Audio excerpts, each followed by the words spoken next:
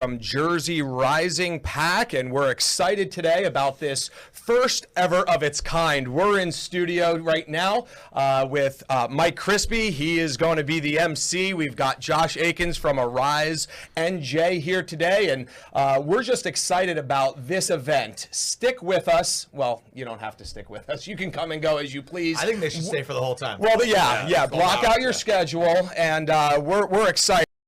We're going to ask you to stick with us, come back, check in. This is going to be a live event for the next 12 hours. So I'm saying hang in there with us because we're staying here all day. There's no way around it for us. Well, you guys are. Yeah. Josh will be out of here in about a half an hour, but Mike and I will be here all day. What we want to do is we want to showcase these school board candidates from the entire state, all 21 counties. We're going to look to raise them some money, get them the resources that we need to help get common sense people of character onto our school boards because really the left has gone absolutely insane and they're undermining the foundations of the next generation. Listen, Phil, we could be doing a lot of things. You know, it's a lovely day, sun is shining, we could be outside, we could be having fun, but we're in a fight. We're in a fight right now because right now in New Jersey, it just came out the other day, I'm sure you saw this, that New Jersey is saying they will punish schools that do not teach the sex ed curriculum. It's a national embarrassment. I always say this, New Jersey's making headlines for all the wrong reasons. So today, let's make headlines for the right reasons. Absolutely. Yeah, that story was promoted on Fox. So yeah, we're getting national attention. We've got some national guests that are going to be coming on because this is such a big deal. And so we're glad that you're joining us. If you're a candidate and you'd like to get us some information, you can go on jerseyrising.com. Fill out the survey. Time is short. We may be able to sneak you in there, but either way, get it in, fill out the survey. If you're watching and you want to donate to these candidates, we're going to take this money, we're going to get them yard signs, we're going to help them with some mailers and some Facebook advertising, whatever they need to get their message out. You can have the greatest message in the whole world, but if you can't get anybody to hear it, it's of none effect. Yes, I guess first things first, if you're watching this out there, make sure to share it, right? Share it with somebody. If you're watching this stream, if you're watching this, or if you have the links, share it out to a couple friends. Let them know what we're doing because the only way that we grow and the only way we have a successful day-to-day is more eyeballs, more ears tuning into what we're doing. So that's our ask to you. First and foremost, if you're watching this, share this stream with somebody who you think might be interested because obviously, Phil, it's an all-hands-on-deck effort for this. Absolutely. And so we're going to have Josh Akins from Arise, New Jersey. He's going to give us some information about school boards, the number of candidates, some detailed information statewide. But before we come back to him, we have a short video that we'd like you to check out. It'll give you some more information so you know what today's all about and how you can help save our schools.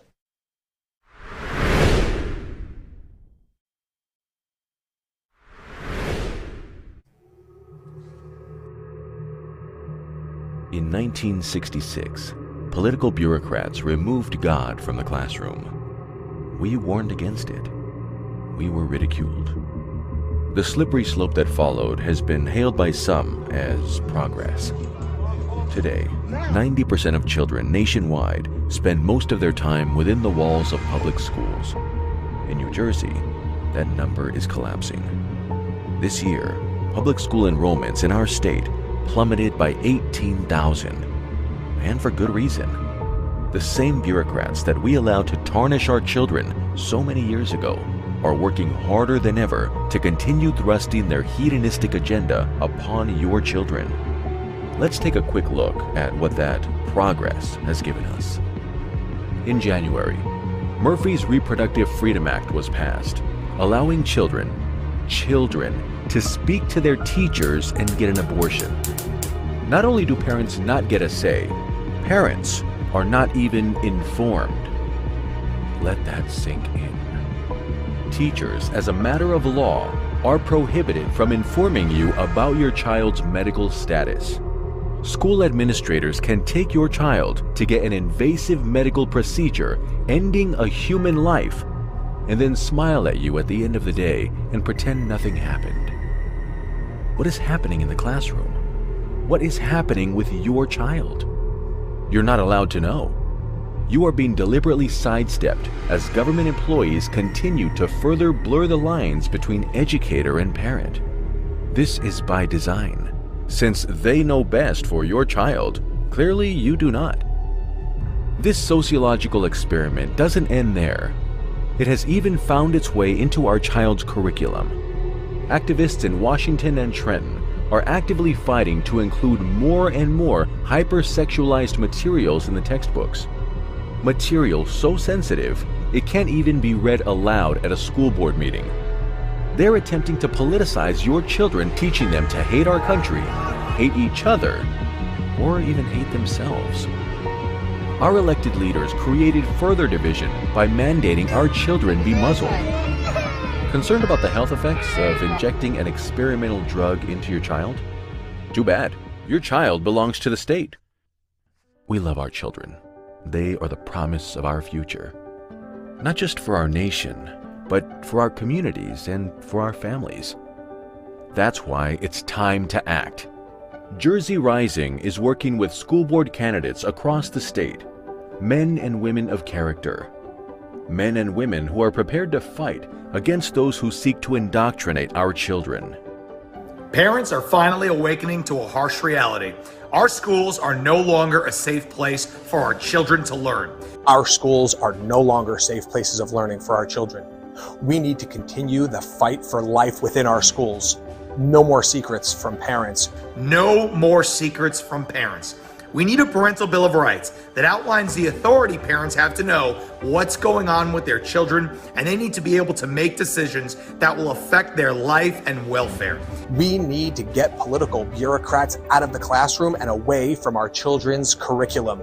No more grotesque sexual content. No more CRT, 1619, or SEL. Kids should be able to breathe when they learn. We need to fight to keep the muzzles off our children. Never should have happened. And no mandatory COVID vaccine. Finally, we need to fight to help get good people on school boards. This is the best place to affect real change. Let's win big in November. Let's save our schools. Would you help us raise awareness and spur action? Your donation today will help get the message of Common Sense Board of Education candidates to the voters. Go to jerseyrising.com now to donate. The fight for the hearts and minds of our children is vital, and we cannot afford to lose. It's time for us to rise up and tell Trenton and Washington that they don't get to decide what's best for our children.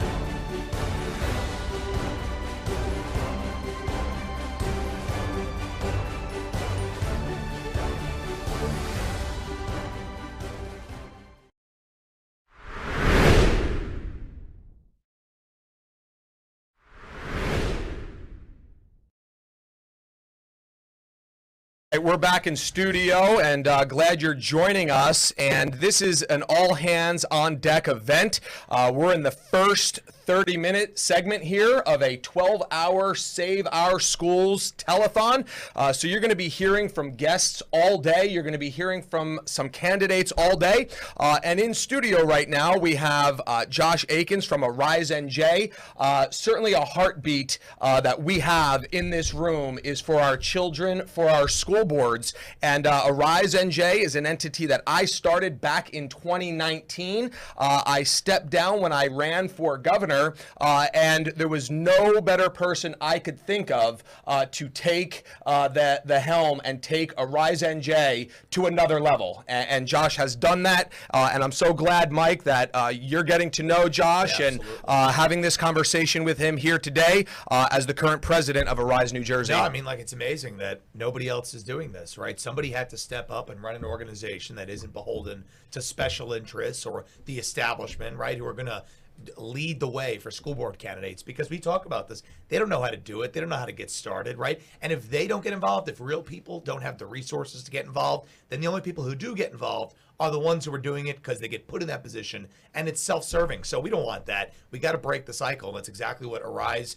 NJ is doing. So Josh, it's great to have you. It's great to have you here. So why don't you tell the folks as we get going, just kind of, what you've been doing with Arise, once you took it over, how you've built it up and what you kind of see for the vision here over the next couple. Sure. Yeah. First off, I want to say thank you guys for running this whole telethon. I don't think I could sit here for 12 hours. I don't know how you guys are going to do it. So I'll check. We're not sure how we're going to do it. I'm going to either. check back in about 9:50 and see how everyone's hair looks and how everyone's sitting here. But so Arise, I think, Phil, once you started it and once, before you even started the organization, you and I were in communication about school boards because I've been on for a couple years now.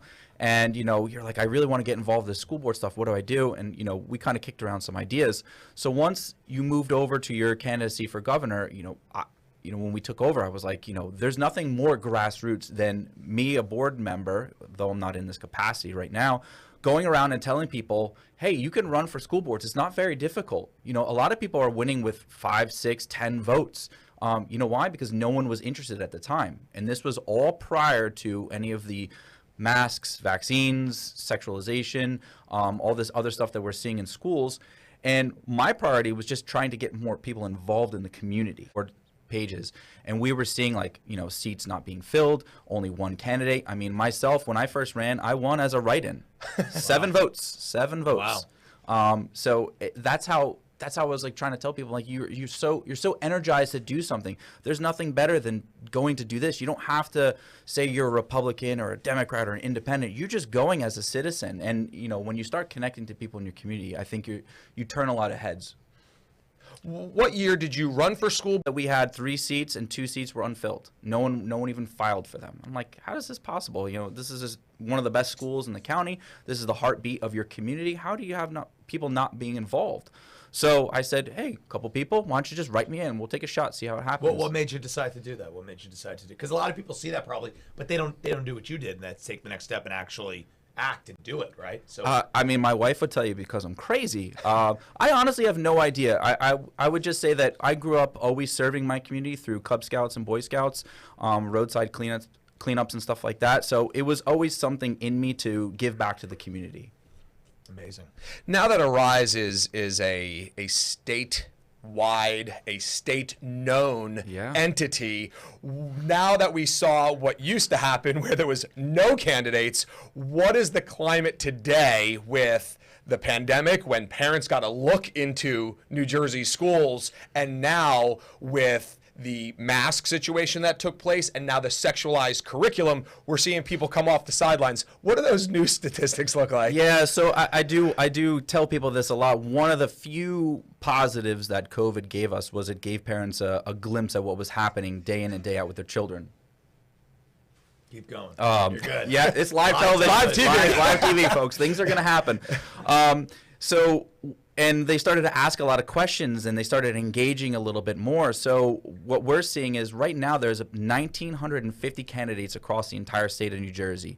That's an incredible statistic. I think that's more candidates than even seats are open. So there's actually contested campaigns happening now, when before there was no candidates for vacant seats. And you're going to hear about them throughout the day. So as you start bringing in some of these candidates, I mean, some of these seats, we have about 16 candidates in one township. 16.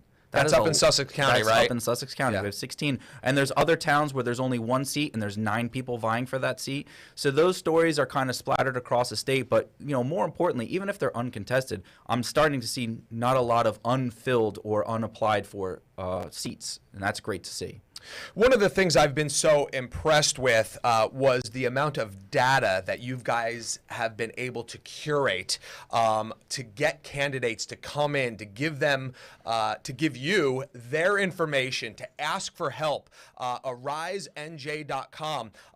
Obviously, with the election coming up in November, if you want to run for school board, you're gonna get bumped back to 23. But AriseNJ.com is specifically designed for school board candidates. Yep. There's a wealth of information there. How to run, how to get on the ballot, all the steps that you need to take. And so if you're out there and you're watching this and you're frustrated about what's going on and you want to be involved, but this year in 22 you missed that cutoff to get your name on the ballot, jot it down now. Go to arisenj.com, fill out some information there so you're in queue because, listen, this is not a one-hit wonder. No. We see 1,900 candidates running for school board this year. I have to think it's going to be 1,900 plus next year and every year going forward after that. If there is going to be a shockwave sent through New Jersey, it's going to start with the school board and it's going to ripple from there. And so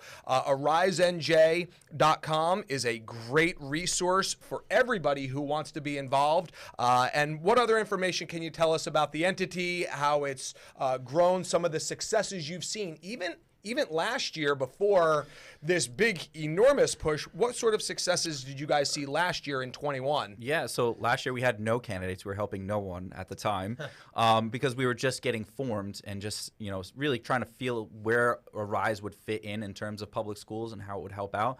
And, last year we ended up helping 300 candidates across the state. Little less than that got elected. However, there was 300 candidates that ran. And most of the ones that didn't win are running again. So now we're looking at close to 700 across the state. Wow. That we've at least talked to, helped out. And we will help you out with the easiest, most simple question ever. How do I fill out a ballot? Where do I even get a petition? I mean, these are the type of questions that we're fielding. So we're trying to tailor the website and our organization to be a one-stop shop for helping people, step out of the shadows of, private life and move to public life and serve their community. And how do you these candidates come to you? How are you vetting and deciding who you want to help? Because obviously it's a lot of people, it's a lot of manpower, so you got to make a determination of who you want to help. So how do you do that? Honestly, I had a couple people last year come to me, a one woman in particular, and she was in tears. I met her at a Moms for Liberty event in Morris County, and she's like, "I'm a Democrat. Will you still help me?" And I'm like, "Well, what do you believe in?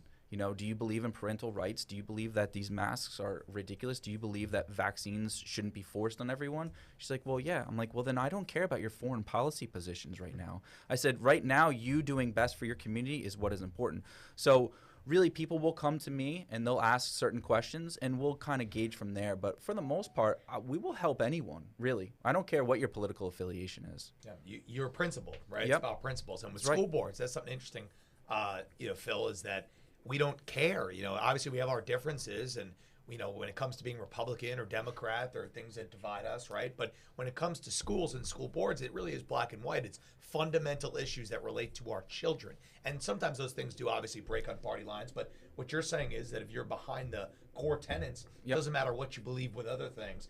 For the sake of this discussion, for the sake of the schools, if you actually have children's interests at heart, then you are a prospective person for Arise. And I think that's good because, unfortunately, Phil, and just the reality of it, and Josh, you probably see this, there's definitely school board people out there who do not, have children's best interests at heart. And that always amazes me. And the question is, why are they doing it? And how can we get them out fast, right?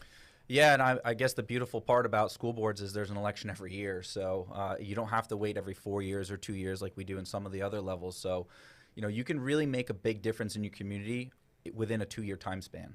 And I mean, you can't do that anywhere else. You can't do that in the state legislation. You can't do that in the governorship. You can't do that anywhere. But you can do that in your school boards. And that's why I think that's important. And that's where you get the most bang for your buck, too, right? So this is a fundraiser, and so you think about it. You throw $100 at a national PAC. That's a drop of water in the ocean. You throw $100 at a school board candidate, and you are bringing real power behind a campaign for yard signs and the sort of things that they need to get their message out. And the great thing about school boards, and you've already mentioned it, both of you, this is really nonpartisan event. Now, yes, you can see some partisan divide, but I would say that many of the school board candidates that are running this year are either independent, unaffiliated, or Democrats that do not want their children sexualized. And so there's a lot of crossover. There's a lot of unity, not only between Arise NJ and Jersey Rising. Our pillars are medical freedom, the Bill of Rights, life, and education. And then you guys are 100% education and school boards. And so you're seeing all of these groups come together. You mentioned Moms for Liberty. Tiffany Justice is going to be on with us today. We're super excited about that. That's a national entity. We've also partnered with Common Sense Club and what Bill Spady is doing, a huge microphone, 1.5 million listeners. And I've spoken with Bill. His audience of 1.5 million listeners every day, 500,000 are Republicans, 500,000 are independent or unaffiliated, and 500,000 are Democrats. And this is the issue of our day that is going to bring us together. There is more unity between groups that would never have unified before, but now we are. And it's the school board issue, because there is no more precious commodity that we have than our children. And so I appreciate everybody that's been involved with this. Any closing remarks as we wind down here? Josh Akins from Arise NJ. And you can go to arisenj.com. If you want to run for school board, figure it out. Any closing remarks, Josh, on how they can get involved and what sort of services you can help them with? Any words of encouragement? Just, if you have any inkling to even run for board or have no idea what you're doing, just reach out to us. We will call you. I will probably personally call you myself and give you any sort of sage advice that you may need or may want to hear. And it may turn you off. It may turn you on, whether or not you want to run for the board. So, just keep watching this telethon. I think you guys have a lot of good people coming, and I'm really excited to hear from some of the candidates from each county. A lot of them I've spoken to throughout the year, so that is kind of the cool part, is you're going to get unfiltered, regular moms and dads looking to do better for their community. So thank you very much for doing this. Appreciate it. Absolutely. Thank you so much for joining us in studio. And I just got word we had some business partners that donated leading up to the event. And now that we're live and we're running, we got our first donation in right through this event. So already change is happening. We got a $100 donation from Sophia. Sophia, way to kick it off, way to break the ice. Sophia Fernandez, thank you so much for that contribution. If you want to join in this battle to save our schools, go to jerseyrising.com right now and donate. Share this feed, because this event is going to run for the next 12 hours, and it's going to hockey stick throughout the day. Listen, 12, we had a lot of stamina, right? Oh, absolutely. And a lot of coffee. A lot of coffee, a lot of stamina. But it's good because we got good people coming in, and what better way to kick off the day than with Josh, right? Absolutely. Thank you again for joining us. We've got some guests coming up in the 11 o'clock hour, and we're going to start with some candidates. We're going to hear from some elected officials, from candidates for school board, some other big names, and so stick around all day. We've got a great agenda, great run of show, and stick around, and we will see you here in just a few minutes. Watch this video. Go to jerseyrising.com and donate.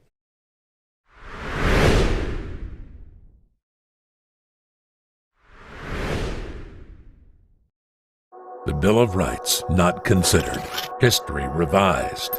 Parental rights trampled. Law and order in jeopardy. How much more can we take? The home is the foundation of any society, and our homes are under attack. Not inside the walls of the house, but with our children when they leave and they go to school. The foundational building blocks that have made our nation great are being replaced with a progressive ideology. I am Philip Rizzo, founder of Jersey Rising, and we appreciate you joining us for this telethon. Over the next 30 minutes, you're going to see some county candidates. You're going to see some people already involved, and the fresh faces that are coming to help fight for your children.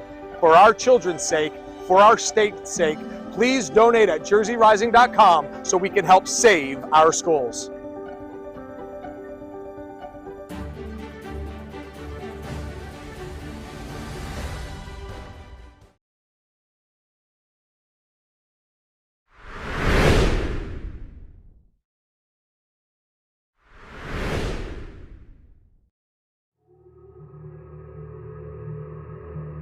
In 1966, political bureaucrats removed God from the classroom. We warned against it. We were ridiculed. The slippery slope that followed has been hailed by some as progress. Today, 90% of children nationwide spend most of their time within the walls of public schools. In New Jersey, that number is collapsing. This year, public school enrollments in our state plummeted by 18,000, and for good reason. The same bureaucrats that we allowed to tarnish our children so many years ago are working harder than ever to continue thrusting their hedonistic agenda upon your children. Let's take a quick look at what that progress has given us. In January, Murphy's Reproductive Freedom Act was passed, allowing children to speak to their teachers and get an abortion. Not only do parents not get a say, parents are not even informed. Let that sink in. Teachers, as a matter of law, are prohibited from informing you about your child's medical status. School administrators can take your child to get an invasive medical procedure ending a human life and then smile at you at the end of the day and pretend nothing happened. What is happening in the classroom? What is happening with your child? You're not allowed to know. You are being deliberately sidestepped as government employees continue to further blur the lines between educator and parent. This is by design. Since they know best for your child, clearly you do not. This sociological experiment doesn't end there. It has even found its way into our child's curriculum. Activists in Washington and Trenton are actively fighting to include more and more hypersexualized materials in the textbooks. Material so sensitive, it can't even be read aloud at a school board meeting. They're attempting to politicize your children, teaching them to hate our country, hate each other, or even hate themselves. Our elected leaders created further division by mandating our children be muzzled. Concerned about the health effects of injecting an experimental drug into your child? Too bad. Your child belongs to the state. We love our children. They are the promise of our future. Not just for our nation, but for our communities and for our families. That's why it's time to act. Jersey Rising is working with school board candidates across the state, men and women of character, men and women who are prepared to fight against those who seek to indoctrinate our children. Parents are finally awakening to a harsh reality. Our schools are no longer a safe place for our children to learn. Our schools are no longer safe places of learning for our children. We need to continue the fight for life within our schools. No more secrets from parents. No more secrets from parents.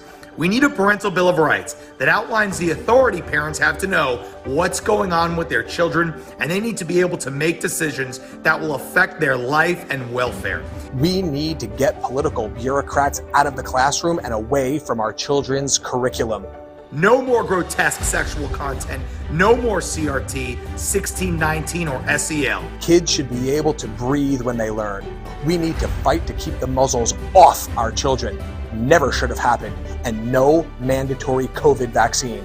Finally, we need to fight to help get good people on school boards. This is the best place to affect real change. Let's win big in November. Let's save our schools.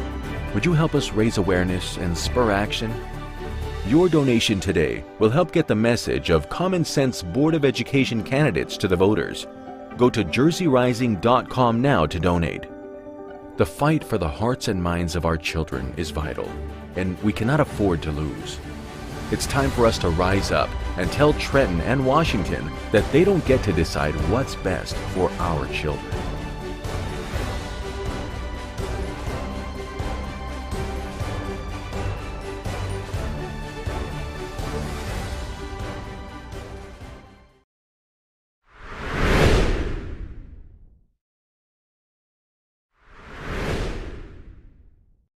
Hey everybody, and we are back live at the Save Our School Telethon, hosted by Jersey Rising today. Mike Crispy, joined in studio by Phil Rizzo. And we got a special guest here. We have Senator Joe Panaccio joining us.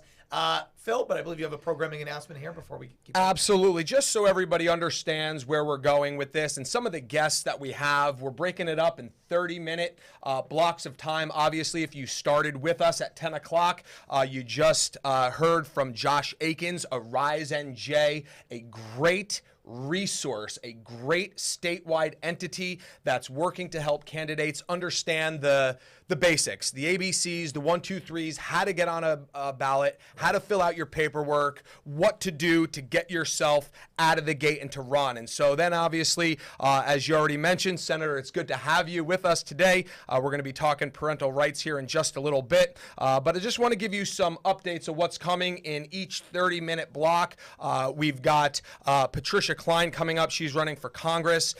We have Gabrielle Brandil. She's from Center for Garden State Families. She'll be with us at 11:30. We've got former candidate Greg Mealy coming in. We have Senator Mike Testa from South Jersey coming in. We've got some other congressional candidates, Paul DeGroot and the absolutely beloved Billy Prempe coming in. We have a time when actually Mike and I, we're going to get a little break. So I'm really looking forward to 2 o'clock. We don't need a break. We got to hang on till 2 o'clock.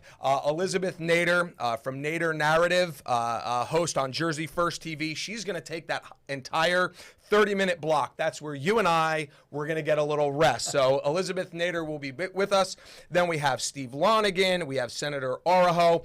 We have Assembly Minority Leader John DeMeo. Ed Durr, Ed the Trucker's coming in. And many more. We've got Katie Gorka coming in, national figure. She's running for school board, which is just absolutely awesome. We've got Chris Baranco coming in, assemblyman, and some messages from Dr. Ben Carson and from Congressman Jeff Van Drew and some other surprises. And the list goes on and on. We're not going to give you all of our special guests. We'll have some surprises as we go. But here we are in our second block of time. People are already donating, and so thank you so much. Please keep that up. Go to jerseyrising.com, click that donate button. All this money is going to go right to these candidates to help affect change, because parents are starting to be cut out. Parents are being cut out. They're no longer allowed in the decisions of their children. And Mike, this is the issue of our day, parental rights, and that's why we brought Senator in, because he has a lot to say about it. We need some legislative muscle if we're going to get anything done on this, right? So, Senator, it's good to have you on, and thanks for joining us in the, we call this the War Room. Right? This is the War Room, yeah. So I guess for starters, just tell us, what's your thoughts lately on what's going on? New Jersey, it seems like they're making headlines for all the wrong reasons nationally when it comes to our schools.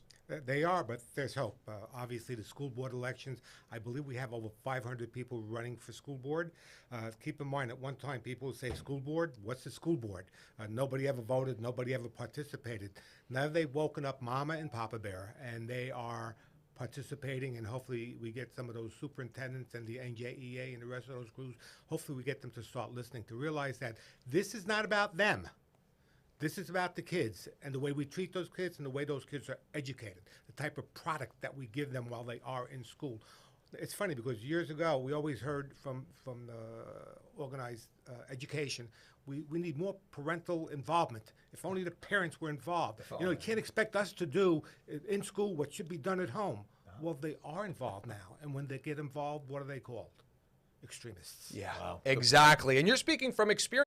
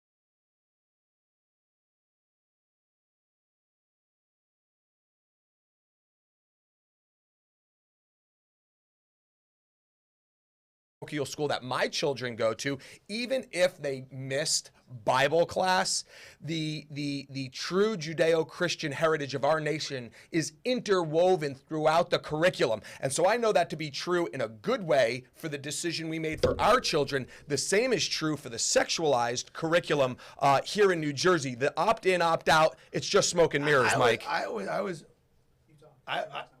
wonder this. I always wonder this. Look, with technical, we got it all live. I always wonder this, Senator. Who are the people, and people wonder this at home, who are the people in power that condone this kind of stuff, right? Because it's sick, right? The sexual education of the children. There are legislators out there, right? I'm sure you might want to name names. You might not want to name names. But people out there who are pushing this. And the question is why? And the question is who are they? And what's their motive? It's the entire legislature to begin with, all those that voted for some of this nonsense. We had a bill in 2020 right in the middle of COVID, and the bill was actually in committee. The bill could have almost been acceptable. They would be teaching these things at a higher grade in high school.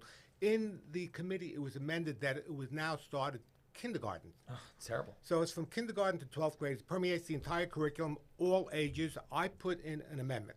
Because I thought it was so incredulous. I said, let me put an amendment in just to highlight a point. The amendment was fairly simple. Under 6 years old, you're not allowed to be taught very specific sexual acts and no illustrations. I'm not going to mention them on air. Right. It's amazing. And I've gone to school board meetings statewide, and you try to talk about what's in the curriculum. They don't want to talk about it. They try to say, isn't it amazing? You can't talk like that. I'm like, yeah, you're not allowed to talk like that in the workplace. You'll get arrested for sexual. But you can show it to the kids. But you can show it to the kids in New Jersey classrooms. The amendment was voted down party lines. So there's a voting record on a number of these bills, okay? Of course, the governor signed the bill. Then this springtime, the governor was challenged on some of these sexual perversions that they want to teach in school. And he said, we really have to have a review of that. And you would think that there would be a timely review. They could look over the material, do the due diligence. Within 2 weeks, the DOE basically doubled down on what they said that they were going to do. And to the exclusion of the parents, which to me is very upsetting. Why do you think they're doing this? I mean, why do you think that they're pushing these things? Because again, you've been around for a while. They haven't been doing this. This is somewhat of a recent phenomenon where they're pushing these things in schools. Why do you think so? There's certain groups, progressive groups, that think that indoctrinating kids sexually will also make them lean towards their political narrative. And I hate thinking that my kids, which are all my kids, by the way, in the state of New Jersey, hate to think that they are being used as pawns for their political narrative. Well, that's true. We see that with the open borders. We know that that's a political agenda. I believe, the sexualization of our children, that is of a political nature. The CRT, critical race theory, dividing our children. If they could just keep watering down voting blocks, it's very simple. Divide and conquer. And that's what they're doing. And to your point, Senator, the most disgusting thing is now they're doing it to our children. 101.5 had a town hall last week, and one of the things that came on, it was a great conversation. If you've not heard that or watched that, I believe it's earmarked at 101.5. You should go watch that. And one of the things that sort of became a lightning rod in the conversation was that this is a grooming curriculum. Right. And they started arguing over whether this was grooming children sexually for immoral behavior, adults with children. And there was major pushback on that. And obviously, we could never know what's happening in the mind and heart of somebody, but you could look at what's being produced. And I would think that if you sort of logically run it forward, if we could start saying in New Jersey that a 12-year-old or even an 11-year-old could decide their own gender, what keeps it from going to the next step that says a 10 or 11-year-old is not allowed to decide who they want to have a physical relationship with or not? It is absolutely grooming. Yeah. It's absolutely disgusting. And so they can lie and say it's not, but it absolutely is. They're already starting to move the goalposts on that. You hear these hidden camera footage of teachers, excusing behavior that would, in any other world, be immoral, wrong, dismissed. That person will be thrown into a psych ward, right? But we don't see that now. Now we see it going. And Senator, what we see Democrats, particularly in the media, say Republicans are overblowing this because they're trying to score political points. So you can obviously directly refute the fact that that's not happening and that this stuff is being put in. And anything that you propose, which the 6-year-old thing, I mean, that's like such a nice, easy amendment, they can't even get behind that. Well, this is how you sniff their intentions out. Ask them if they support NAMBLA, North American Man-Boy Love Association. They will never, ever give you an answer. To me, that's abhorrent. Those people, quite frankly, I think they should all be investigated. They should be thrown in jail because of them, like they did with the KKK. They are a lightning rod in order for all these mischievous and immoral and horrible behaviors that are being thrust upon kids. But again, it's the child consents. Does he really? She really? The adult consents. Historically, the Romans did it. The Egyptians did it. Wow. Everybody did. So and then of course, so long as people are consenting, they can do whatever they want. What's the name of that group? What's the NAMBLA, North American Man-Boy Love Association. and tell people, because I don't really know it, but like we need to know who these people NAMBLA. are. We need to know who these enemies are. So who are these people? This is a homosexual / pedophilia group. Is this man boy? I mean, I'm This is what we're dealing with. assuming. This is what we're up It's- against. I'll get away from some of the characterizations just to tell you that it's mostly it's North American Man-Boy Love Association. Man-Boy Love the Association, The yeah. definition itself is within the word. So Understood. Yeah, absolutely. And so you guys, obviously, I don't even know how I feel about telling you to Google that or go on their website because, you know, the FBI they'll be at parents' doors saying, what are you looking up, right? And so these are issues that we can't even believe that we're talking about now. I think people need to know these kinds of things because people say, well, that's why it's brutal.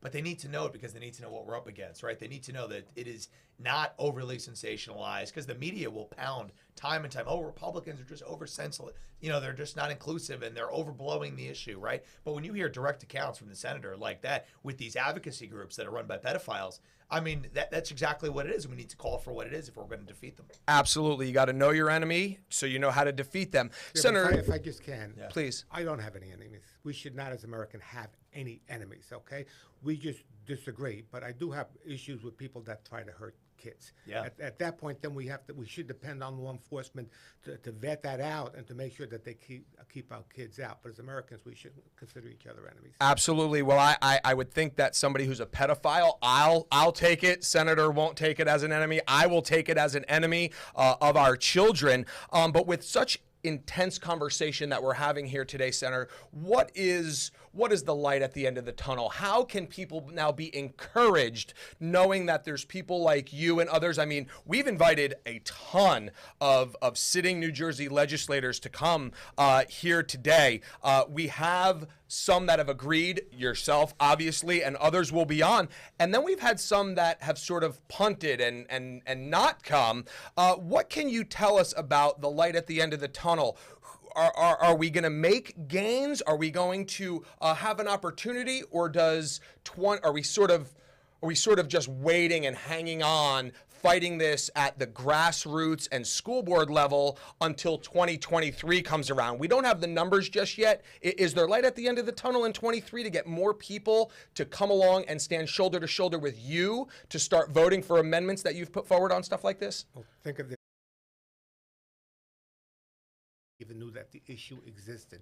It's been percolating to a point now where we're having podcasts and telethons all day long.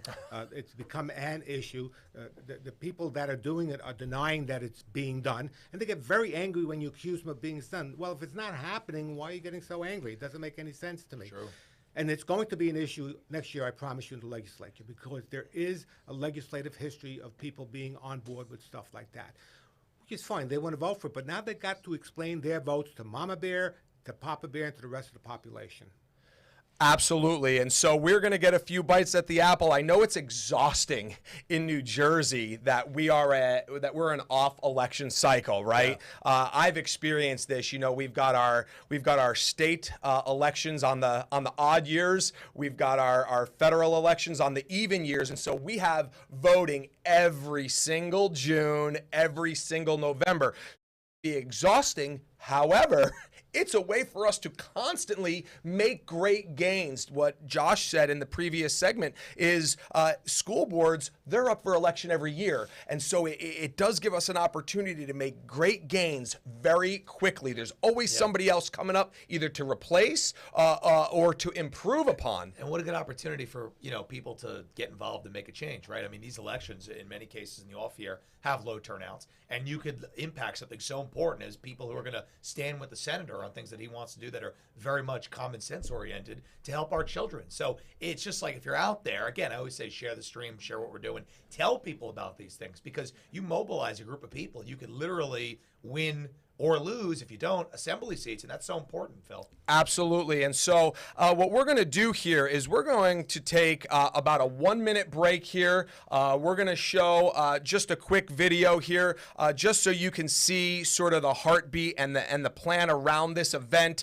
You heard right from Senator Panaccio. He put in an amendment to say that 6-year-olds could not learn specific sex acts, and the amendment was voted down on party lines. Now listen, school boards are nonpartisan. I don't care if you're a Democrat running for school board right now. If you want to oppose this sexualized curriculum, I'm for you. I'm for you, even though you're a registered Democrat, because these school board races are nonpartisan. But we can't deny the truth that an amendment that says a 6-year-old cannot learn a specific sex act was voted down, and it was on party lines. Stick with us. We're going to show a quick video. Go to jerseyrising.com. Make a donation there. Stick with us throughout the rest of the day. jerseyrising.com. A lot more to come. Senator, thank you for being with us. We'll be back here in studio in just a moment.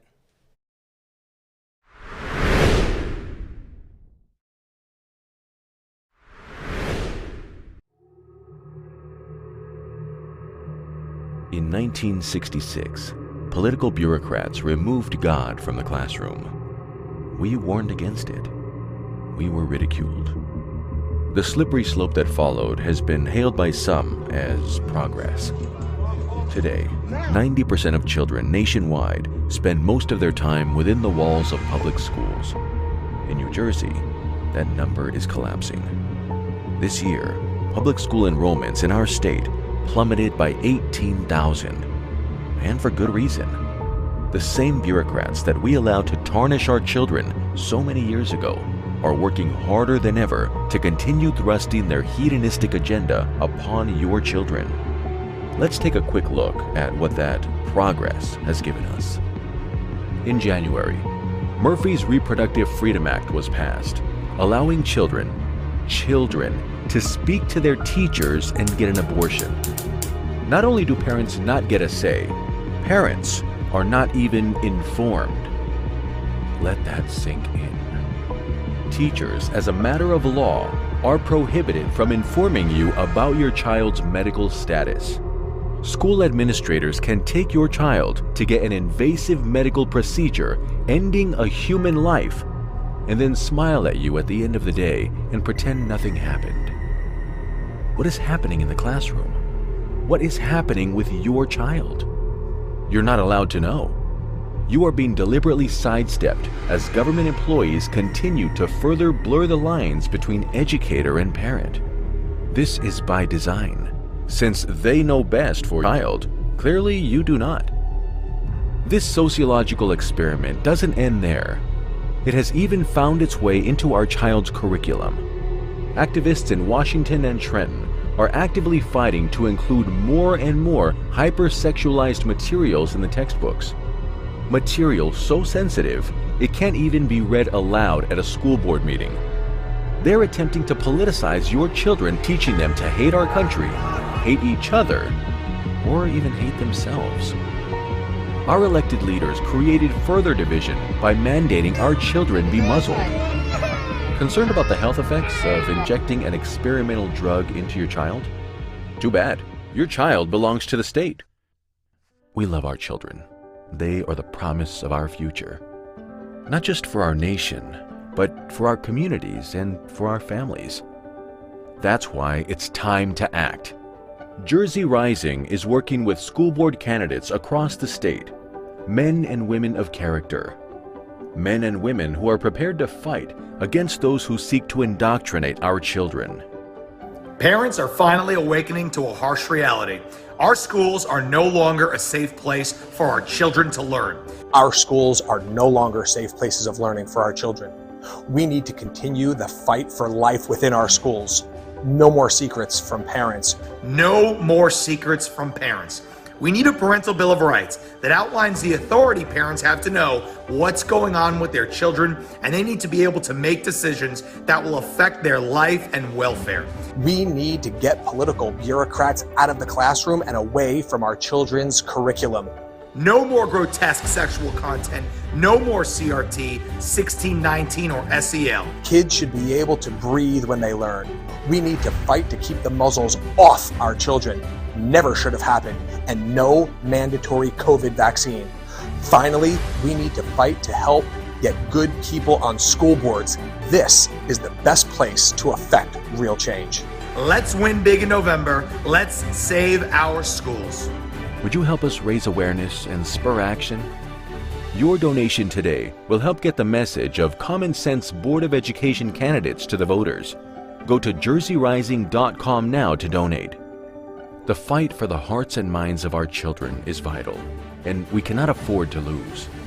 It's time for us to rise up and tell Trenton and Washington that they don't get to decide what's best for our children.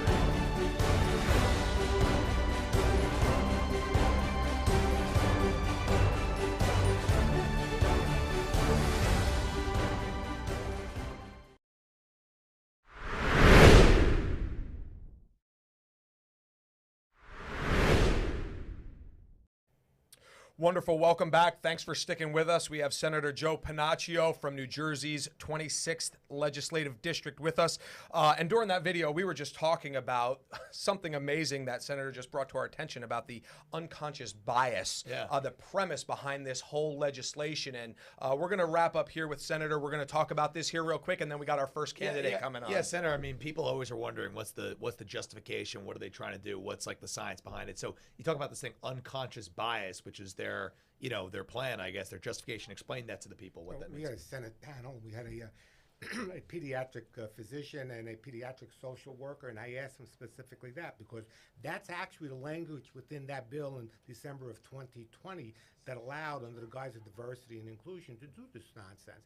And I asked them, 4 and 5-year-old kids, do they have an unconscious bias? Is there a study that we can point out to? And they said, of course they don't know. They don't know of any study. If anything, those kids should be teaching us. We shouldn't be teaching them. These kids are not, that type of behavior, unfortunately, is taught. It's not innate, and yet they use that excuse. That's how crazy this bill is. Even the science that they're basing it on is junk science. Wow, that is insane. And they just want to make up science and make up justification. I mean, that's really what it is. So it's nothing short of propaganda, right? And I encourage people, go look at the bill. It's 2 pages. It's a very easy bill. Do you have the bill? You have the bill number? We can get it for you. Well, all right, we're gonna get that. We're gonna get that bill number. Senator just made a good point. People should go read the bill. We're gonna get that bill number. We'll get that up on the screen there. And the idea that these kids need to be reprogrammed based on this bias, and yet they cannot point to one study. And we know the party of follow the science. Well, when you start trying to follow the science, you end up finding out there is none behind it. And it's just incredible how one simple question can just debunk their entire narrative, and they don't want to speak and account for it, and they want to, as we're talking about off the air, they want to reprogram the children, right? They want to reprogram that at a young age. And I think the worst thing you can do is exploit the most vulnerable, right? And that starts with our children who are just trying to get by and learn. And we didn't do any of that stuff. And I said we all turned out fine as adults, and we didn't have to learn this sex ed curriculum and this kind of stuff.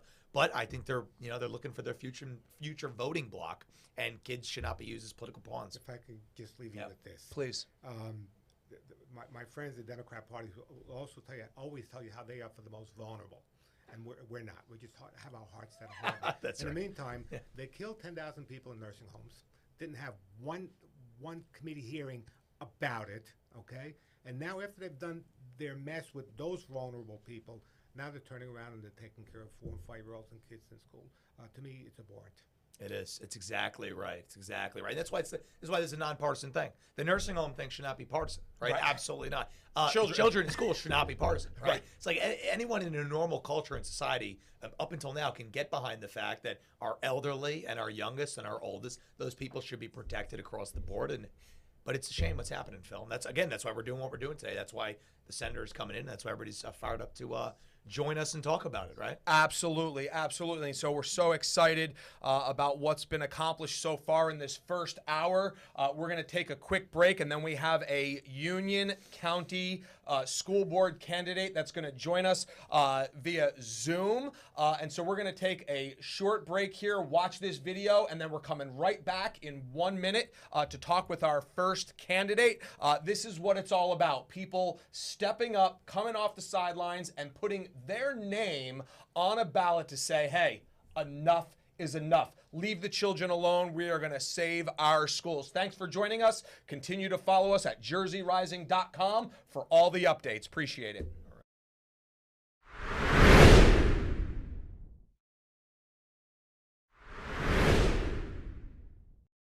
The Bill of Rights not considered. History revised. Parental rights trampled. Law and order in jeopardy. How much more can we take? The home is the foundation of any society, and our homes are under attack, not inside the walls of the house, but with our children when they leave and they go to school. The foundational building blocks that have made our nation great are being replaced with a progressive ideology. I am Philip Rizzo, founder of Jersey Rising, and we appreciate you joining us for this telethon. Over the next 30 minutes, you're going to see some county candidates. You're going to see some people already involved and the fresh faces that are coming to help fight for your children. For our children's sake, for our state's sake, please donate at jerseyrising.com so we can help save our schools.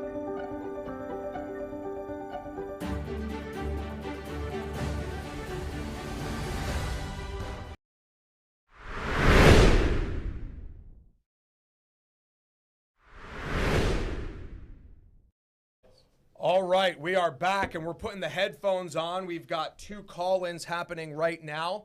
We've got our friend, the host of 101.5, Bill Spadia. I believe he's coming on and he's going to tee up our first candidate coming in from Union County. This is going to be live TV tech. We're going to see if we pull this off. Bill, can you hear me? Are you there?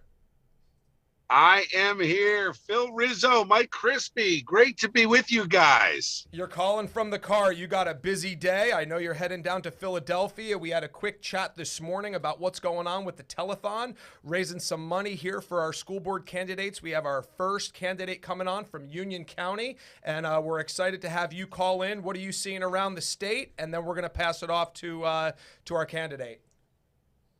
So the great news is this. First of all, let me thank both of you and our friend Dominic Cuso for setting this up, putting this together. This is, as far as I can see, the first of its kind. And as you guys know, from my perspective as a father, a business owner, taxpayer, husband, all of the roles that we all have, we've got a vested interest in making New Jersey the best it can be. And for too many years, we've watched an erosion at the local level. And there were too many people, I think, on all sides of the political aisle that thought for maybe the last 2 decades that the only way to solve the problems in New Jersey that plague our schools and plague our finances and the erosion of rights is top down. You got to elect a guy at the top and he'll fix everything. Well, learn the hard way. That's not the case. The way to solve problems ground up. You know, I run the top radio show in the morning, largest audience in the state, and there's a reason for it. It's because it's all about unfiltered communication at the local level. We're talking about what matters to you at the local level. And what matters to mom and dad is that their kids get a quality education. What matters to mom and dad is that their kids are protected from these sexual political predators, as I call them, who are trying to sexualize grade school curriculums and distort the minds of these impressionable young kids. And the way to solve that, you've got to elect mom and dad to the school board. That's what this is all about. I have been to a dozen counties in just the past few weeks. We had a great event last night in Manchester, in one of my favorite counties. I'm not going to single out all of them, but I love Ocean County. My friend George Gilmore and several other great leaders at the Jersey Shore invited me in. We had a packed house, all about local candidates. When you get a local school board candidate who wants to and understands at the local level what parents are looking for and what needs to change, that is a power that the state can't touch. It's a ground up power that we're seeing. I'm seeing an energy literally everywhere I go, despite the fact that we are entering into an election season on November 8th, that the world and the country are focused on the balance of power in Washington.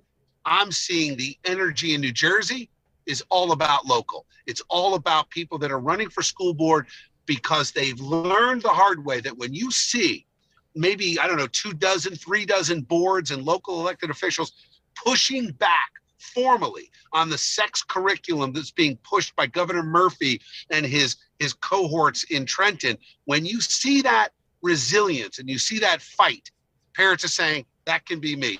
We can fight back too. So I'm sorry, Bill. We just had Senator Panaccio in, and he was talking about that point that this is literally nonpartisan. This is ground up parents. As a father and a grandfather of a 9-year-old, he just shared his heart with us about the idea that they are using our children, his grandchild, as a pawn to bring about a political agenda to undermine really our culture. He spoke very powerful words, and it's right in line what you just said, and we're so excited to see these candidates coming out of whatever walk of life they are, moms, dads, and everybody else, stepping up and putting their name on the line and on a ballot to help turn New Jersey schools upside down. Actually, turn New Jersey schools right side up.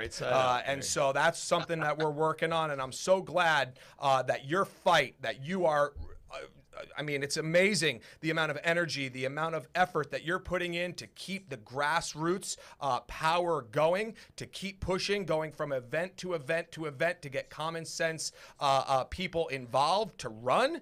And for people to understand, it is about time to say no to party lines and yes to common sense legislation. One thing, Phil, that especially that Bill highlights and has done so well, especially with Common Sense Club, is that with what's going on with the schools, it's a bipartisan issue. And Bill, I know your listenership there's a lot of Democrats who listen to your show too, right? You have Democrats, Republicans, and independents. So just talk about that, because Senator Panaccio was mentioning that. Talk about the independents and Democrats and how they react to what you're doing.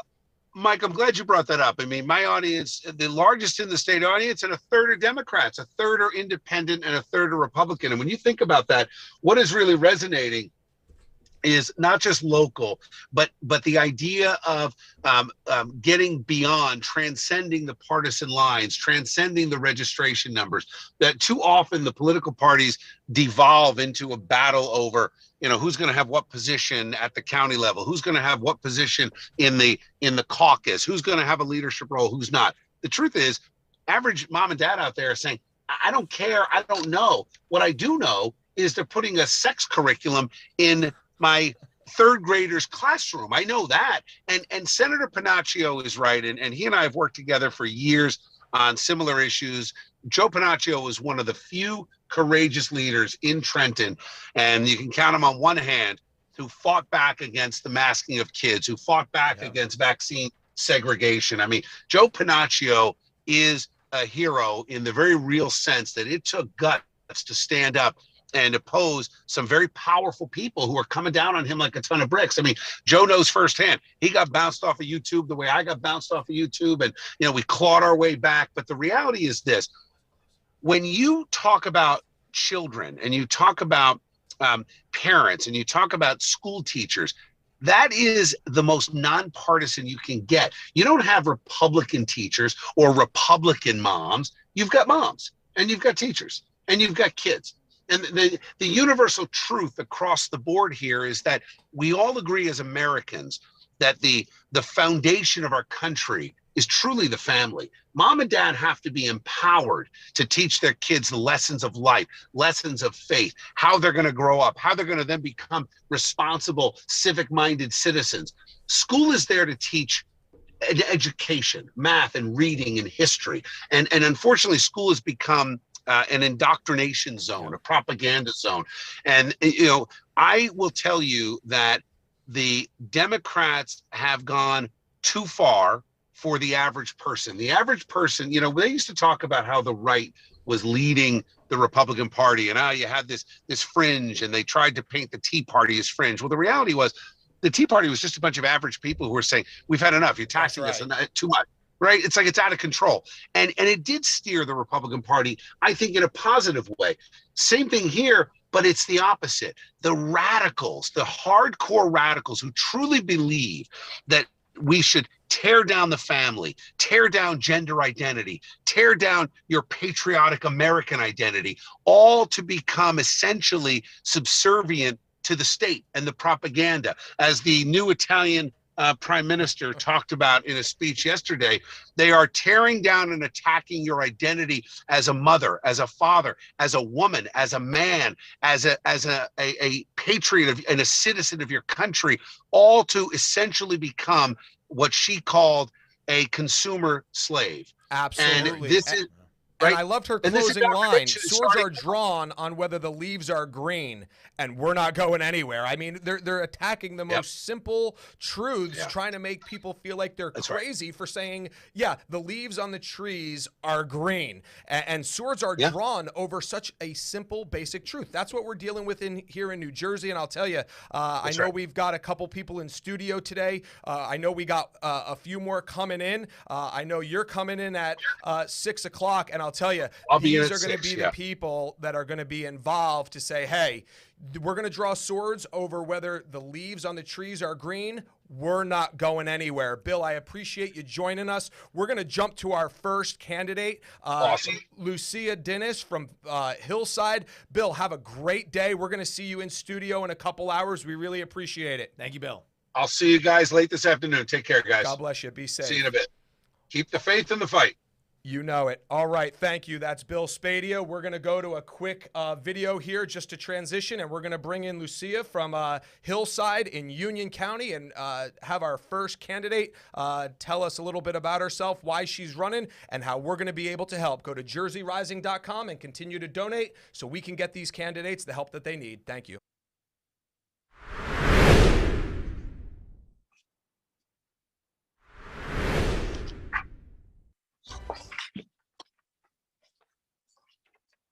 The Bill of Rights not considered. History revised. Parental rights trampled. Law and order in jeopardy. How much more can we take? The home is the foundation of any society, and our homes are under attack, not inside the walls of the house, but with our children when they leave and they go to school. The foundational building blocks that have made our nation great are being replaced with a progressive ideology. I am Philip Rizzo, founder of Jersey Rising, and we appreciate you joining us for this telethon. Over the next 30 minutes, you're going to see some county candidates. You're going to see some people already involved and the fresh faces that are coming to help fight for your children. For our children's sake, for our state's sake, please donate at jerseyrising.com so we can help save our schools.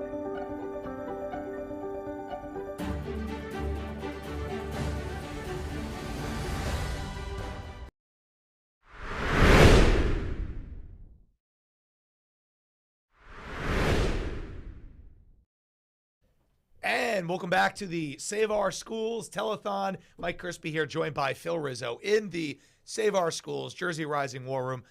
Had Senator Panaccio on, had Josh Akins, had Bill Spady. We're off to a great start this morning, but also something that we're doing here on the telethon is we are highlighting people who are running. So we have our first candidate, Phil, right, coming in, right? Absolutely. Lucia Dennis, right? Yeah, Dennis. Lucia, can you Lucia hear us? Dennis from Union County. Lucia, are you out there? Yes, here I am. Thank you. Hey, Thank Lucia, you how you doing? So, Lucia, for the people out there, we got folks who are donating. You know, we're raising money. We see the donations coming in. It's amazing. So make your case to the people right now. Why are you running for school board? What are the most important issues that you're tackling? And what compelled you to get involved in this race? Well, good morning, and thank you, Jersey Rising, for giving me this opportunity. First, this morning, my condolences to the family of former New Jersey Governor James Florio, who passed away this Sunday. May he rest in peace. Second, thank you, New Jersey Rising, for this amazing platform and telethon to save our schools. As a working mom, I know the struggles of juggling a job, sometimes more than one, and raising a child or several children in society today. With rising costs, we are sometimes forced into the workplace to help give our families the best life possible. In doing so, we have less time to devote to our kids. We entrust them to the teachers that we hope will guide them every day through life's challenges. Recording stopped. And will teach them the foundation that we learned as children ourselves. The foundation of the basics we were all taught in schools: reading, writing, arithmetic, social studies, penmanship, history, athletics, and more. Our kids need a strong foundation to start their early lives. Our kids don't need to know if a teacher is coming out or what their sexual orientation is. Our kids don't need to know their own sexual orientation when they don't even know what their favorite color is yet. They don't need to be indoctrinated, but educated in the basic foundations we were all taught in our early lives. Kids don't need to know about sex, let alone anything to do with sex at such a tender age. That should not be the responsibility of any teacher. Parents do not send their children to school for that. They are sent to school to learn the basics for high school learning and college. In the words of the late American philosopher Alan Bloom, quote, "Education is the movement from darkness to light." The founding father of the country of Turkey said it wonderfully. I quote, "A good teacher is like a candle. It consumes itself to light the way for others." Teachers should be that beacon of light that inspires our children. Another great quote from the late French priest, writer, and lecturer, Ernest Dimnet: "Children have to be educated, but they have also to be left to educate themselves." That means we have to allow them to find their own way in life, not the way a teacher feels they should go. Give them a strong foundation and let them find themselves with our guidance, acceptance, strength, love, and a solid education. I think that's the most important point right there that you make. They need our guidance, right? And the guidance should be coming from the home.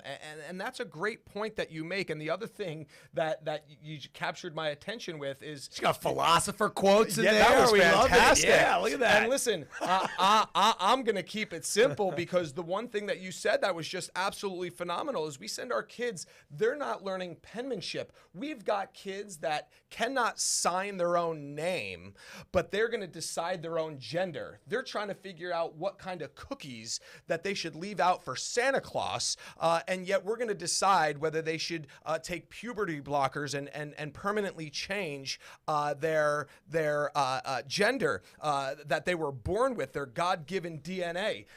You make such great point there that they need guidance. It's no place for the teachers to be coming in and doing that. And so you said that you're a mom.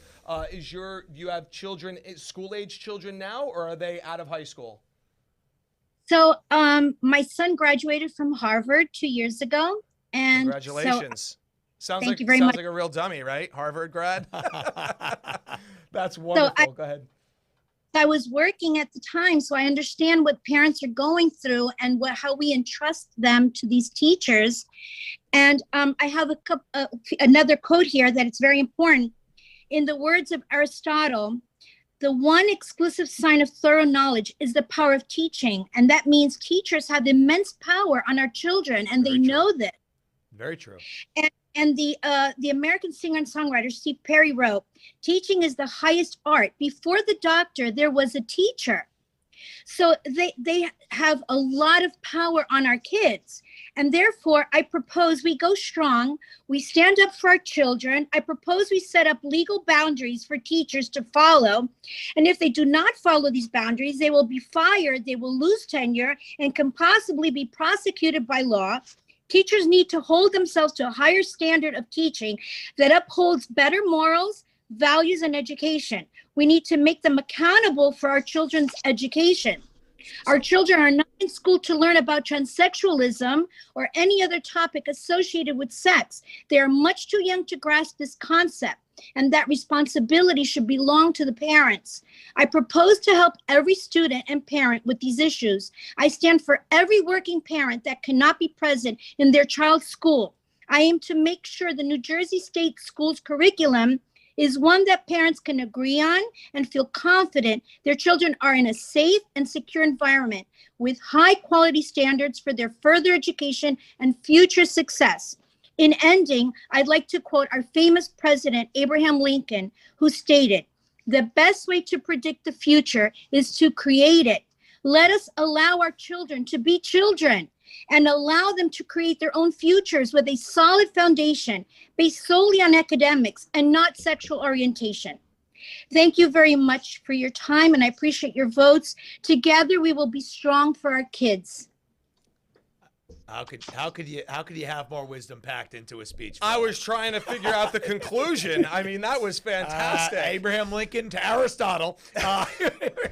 Do you have a campaign website, a Facebook page? How can people find you to learn a little bit more about you? Obviously, we've got some donations coming in, and we're gonna try and help you. Our help is gonna be based on what people give today. But if they wanted to connect with you directly, do you have a Facebook page or a website that they could reach out to you? I have a personal Facebook. Could I give that out? Absolutely, Yeah, sure. So it's Lucia Dennis. Basically, Lucia with my last name, Lucia, D as in David, I, N as in Nancy, I, S as in Sam. Wonderful. Excellent. Lucia Dennis, thank you so much for joining us. We really appreciate it. We are going to do our best. We are putting in the time. We're putting in the sweat equity. And I'll tell you, we're going to have to do something about the air conditioning here, because this is real sweat equity that we got going on early on. We're heating up, theoretically and literally. Exactly, in this telethon. And we're going to do our best to get you resources you need to be able to run and win this campaign coming up here on Election Day in November. Thank you so much for joining us. We've got a few more guests coming up in this half hour of time. Stick with us. We're going to transition, watch this short video, and we'll be right back in studio in about 1 minute. Go to jerseyrising.com and donate to help this candidate, Lucia, and others that are going to be joining us. Thank you so much. Have a great day, Lucia. Thanks for coming on. Thank you, Lucia.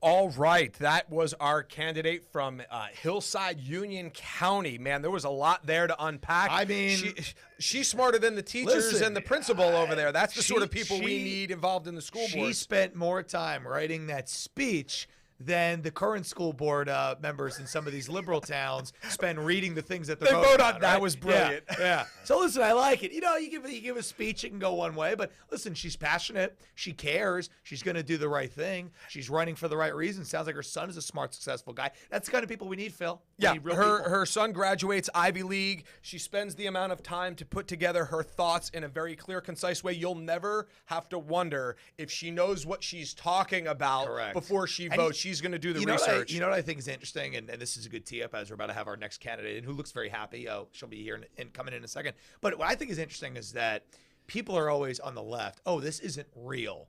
Republicans are sensational. Like literally we see it. This isn't real. This isn't a real problem. Republicans are doing this to score points. Then why are mothers like her and like and like so many of these other people, why are they getting involved? Why are they going through this painstaking work to write speeches and do research and all this? Right? They're not doing it for fun. They're not doing it for leisure. They're doing it because it's a call to action. They feel compelled to do something. So they have to do it. Yeah. They have to do it. They have left enough phone calls on their Democratic representative voicemails. They've left enough voicemails on their Republican representative voicemails, and they're not getting action, and so they're taking action into their own hands, and they're running for office. Speaking of action, let's bring in our next candidate. Absolutely. Patricia Klein running for the House in New Jersey's 1st District. Patricia's on the ballot this November, and she was also a candidate in 2017 in the 4th District for New Jersey's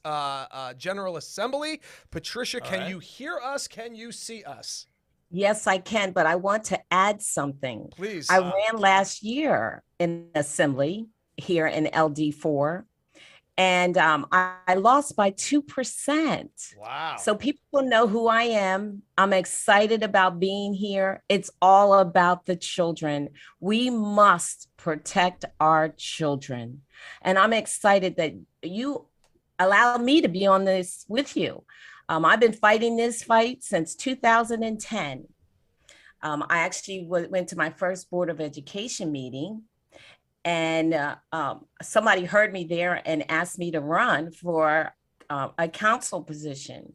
So it all started at the Board of Education meeting, and I'm back again. I have never given up, and I will continue to fight for our children.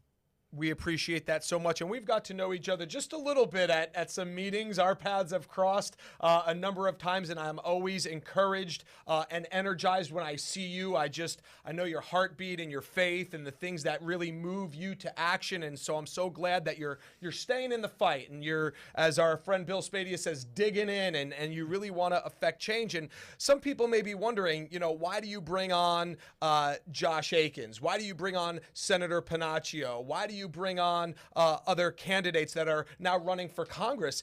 And the reason is because we want people to be encouraged to know that they are not standing alone, that there are other people at every level either being involved in a grassroots effort. They're willing to put their name on a ballot either for a school board or for Congress to start a statewide initiative with Common Sense Club and a Rise NJ, Jersey Rising. There are so many different people doing different things. We want the audience in New Jersey that many times we feel so desperate that it seems hopeless. It is not hopeless. There are great people involved. That's what we're trying to showcase today, and you're one of them. So why don't you just give us a quick heartbeat about now, as you're running for Congress, what you want to see happen in our schools, not only in New Jersey where you live, but also really protecting our children on a national level from the progressive left. Well, first of all, we need to get rid of the filth. I am an educator on the college level, and I am seeing that our students are not prepared for college. We are not competitive in the world. True. Instead of teaching sexual relations, we need to get back to educating instead of indoctrinating our students. So I'm a little concerned. God has blessed me to be able to dissect literature, communications. So when the letter went out on April the 14th, I picked up on some things that maybe others did not. They used words to twist words.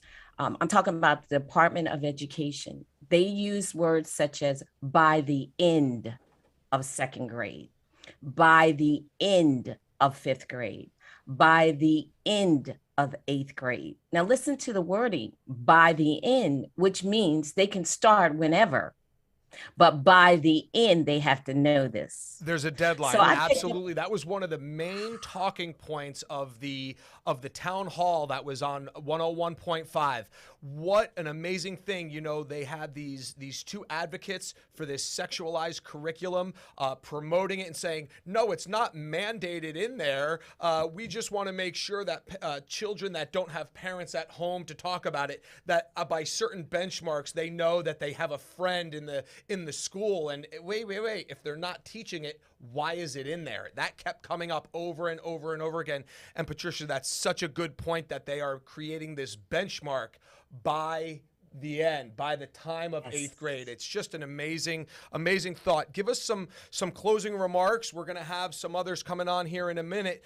Thank you for joining us. Give us just some closing remarks to encourage people to stay in the fight. There is light at the end of the tunnel, and there are people that are stepping up and running for all levels of office, and that they need to be involved, and help is on the way. Well, first of all, thank you so much for talking about the independent. But I had a neighbor, and a neighbor said that she wanted to go on a field trip with her daughter, and her daughter, they told her no. So what she did, she was creative. They were actually going on a boat trip. So she was creative. She bought a ticket and she went on the boat. she was watching her daughter at all times. We must be creative. Get out there, people, and protect your children. I want to leave you with a quote from Dr. Ben Carson, and I know he's going to be on.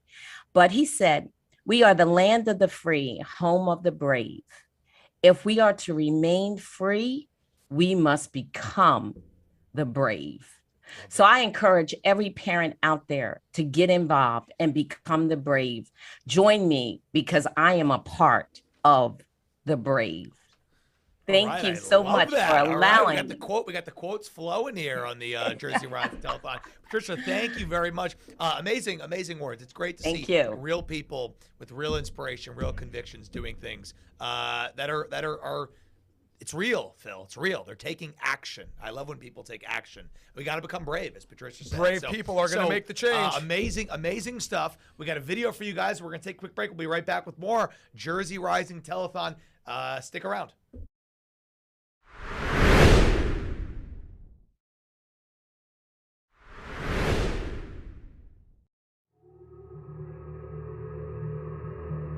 In 1966, political bureaucrats removed God from the classroom. We warned against it.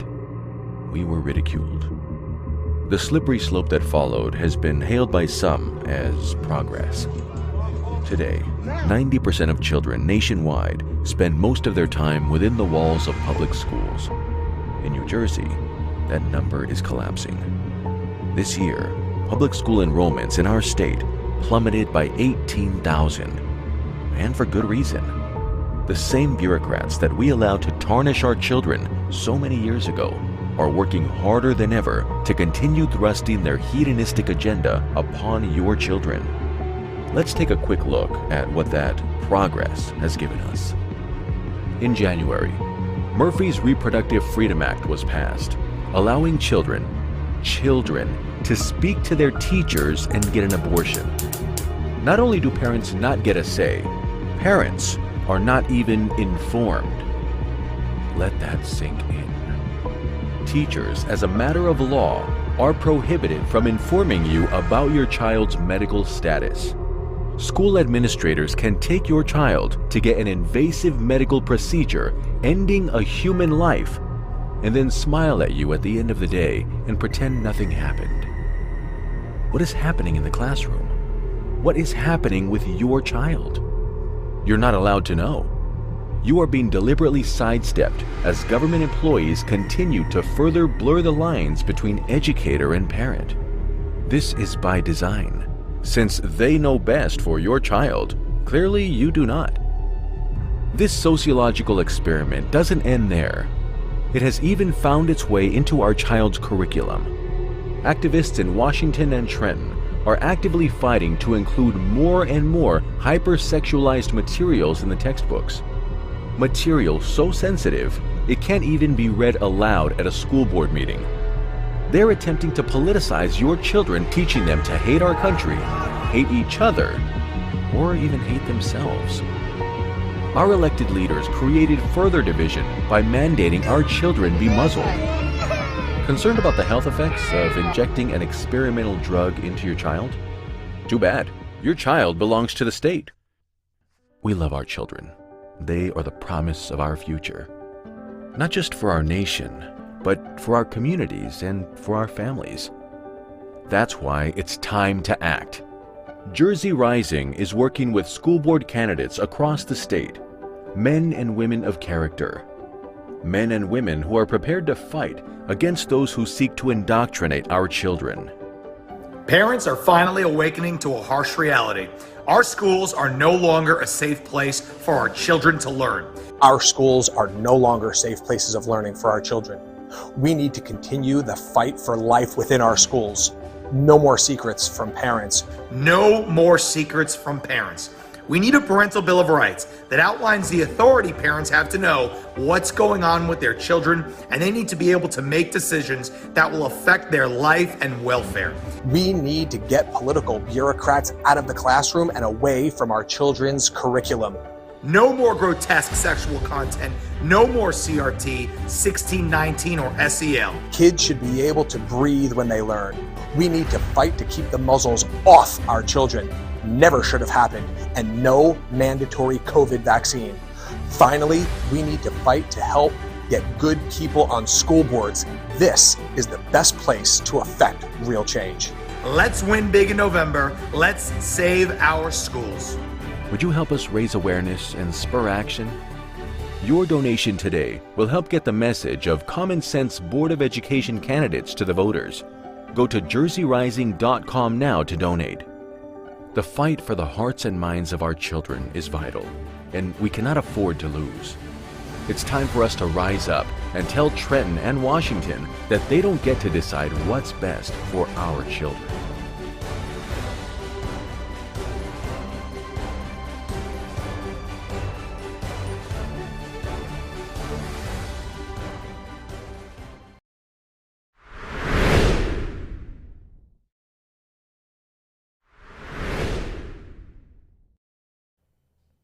Welcome back. We have in studio with us Gabriel Brendeel from Center for Garden State Families. But before we get to Gay, we have Rich from Ringwood, that is Passaic County, 30-year resident and the curriculum chairman for the BOE. Rich, can you hear me? Can you see me?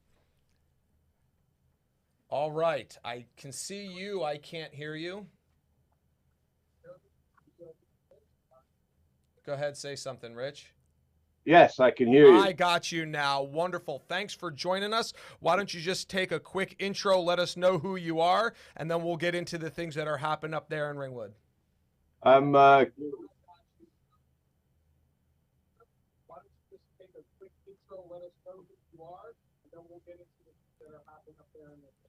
Yes, I am campaign chairman for the kids BOE in Ringwood, New Jersey. We're running 3 candidates who have campaign chairman for the kids BOE. I had to turn that down. So I'm a campaign chairman for the kids. We're running 3 candidates. They've been very instrumental this past month or two in achieving what I would categorize as probably one of the most transparent curriculum platforms in the state. I would challenge anybody to discuss that. We have had a platform called Atlas with a limited search capability, and we have since changed that now to a keyword search. And I think, first of all, I'd like to thank you guys really for doing what you're doing. This has been going on for decades, as many of us know. It's an attack. It's an organized attack on our family values, and I really want to thank you guys for standing up and punching back. We, some of the guys on the campaign, we've had discussions about the origins of this curriculum, and there's a lot of dedicated people to stopping this. And I think the way we need to do that, our experience has been in educating the parents and the residents exactly the extent that this curriculum has been and continues to be embedded in the curriculum. We had we discussed with Senator Panaccio earlier. It was termed in the curriculum parental choice, and it was really an Amaze video titled "What is an Abortion?" which after a cartoon fish categorized an abortion as similar to a dental procedure with gentle suction, it went on to quote unquote meet the state standard and discuss the legality of a minor having an abortion without parental consent. And this was very successful in alerting most people who had previously held the opinion that we're overblowing it. It's really you could opt out, and that was really the key. to having, excuse me, to having a very large showing at the meeting where we were supposed to pass the health curriculum. And we ended up having a 2-week delay, and we were able to get some, I would say, very good concessions with the superintendent. One critical concession was we removed all the Amaze material from the curriculum. Wonderful. We added the keyword search to the platform, the Atlas platform, and I think very importantly, any changes to the health curriculum are now require board approval. Rich, So that's amazing that we're the amount of continuing. information. Obviously, we've had a lot of pushback. I believe the local REA has now engaged and is supporting our opponents, but we're going to continue to in an effort to expose the extent that this curriculum is in this sexual content is in our curriculum, and that seems to have been the key, at least here. So our team is for the kids. Our website is forthekidsboe.com, and Rich, what was that website? I welcome any questions or Rich, can you say that website one more comments. time? And I thank you guys again for doing this. This is so important. Rich, can you hear us? Can you hear us, Rich? I don't think Rich can hear us. forthekids.com, I think. Yeah. I wanted him to repeat it. That's some amazing information there, and we're gonna work on some audio here. I don't know if our audio is going out everywhere, just not to Rich. So if you can hear me, that was an amazing testimony where they changed the way that they were doing keyword searches in the curriculum, and they were able to have a phenomenal Board of Ed meeting to let people know, to let parents know what actually was in the curriculum, and they were able to make effective change. That's what it's all about, being able to get the information. We've said that with candidates. You could have the greatest message in the world, but if you can't get your information out, it's of none effect. And so they were able to curate this data based on what was actually written in the curriculum, because the left is going to lie. Those that have an agenda to sexualize our children, they're going to lie. They're going to say it's not in the curriculum, but it is in the curriculum. And Rich and his team, they've been able to change the way that they curate their word search and bring it, and they made it public, and they got some very substantial concessions in that curriculum. It's amazing. Yeah. Rich, can you hear me? Ken. Okay, I wasn't sure if you were hearing me before. Could you say, so Rich is with us, he's from Ringwood, he's the campaign chairman for 3 candidates. So we're getting a 3-for-1 right here. Could you let us know the name of that website one more time for your candidates? The website is forthekidsboe.com. forthekidsboe.com. Wonderful. That's tremendous amount of information, and thank you so much. Is there a way for people to find the data that you guys curated there in Ringwood with the new search engine to get the Amaze videos out of there? Do you have that information available online? Excuse me? The information that you guys were able to curate for Ringwood with the search the search words, do you have that available to other municipalities throughout the state for them to get your research to bring it to their board members? It's a platform. It's an existing platform. It's on the district website. If you go to menu and curriculum.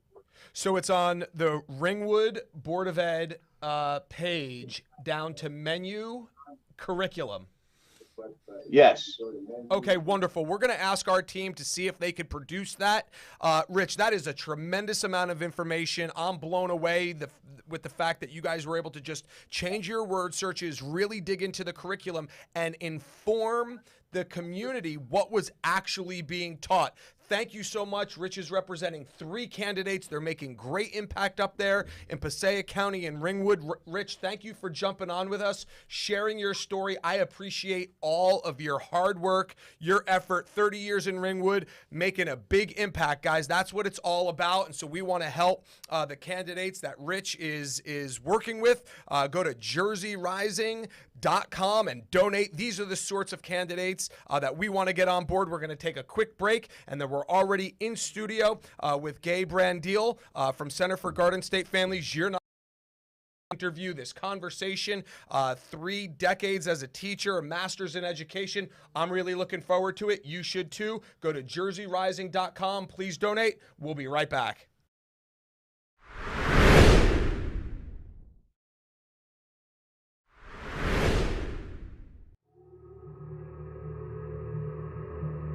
In 1966, political bureaucrats removed God from the classroom. We warned against it. We were ridiculed. The slippery slope that followed has been hailed by some as progress. Today, 90% of children nationwide spend most of their time within the walls of public schools. In New Jersey, that number is collapsing. This year, public school enrollments in our state plummeted by 18,000, and for good reason. The same bureaucrats that we allowed to tarnish our children so many years ago are working harder than ever to continue thrusting their hedonistic agenda upon your children. Let's take a quick look at what that progress has given us. In January, Murphy's Reproductive Freedom Act was passed, allowing children to speak to their teachers and get an abortion. Not only do parents not get a say, parents are not even informed. Let that sink in. Teachers, as a matter of law, are prohibited from informing you about your child's medical status.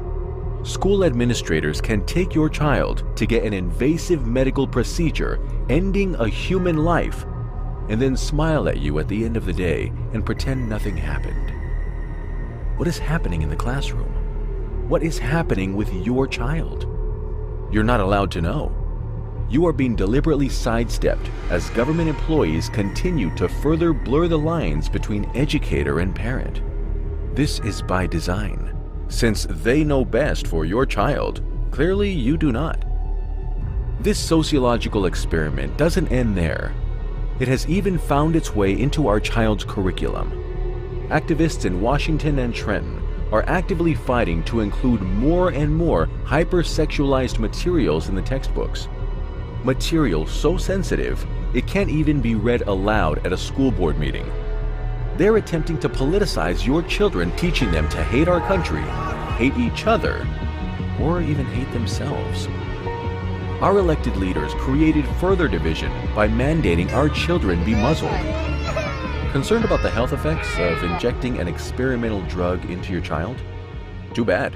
Your child belongs to the state. We love our children. They are the promise of our future.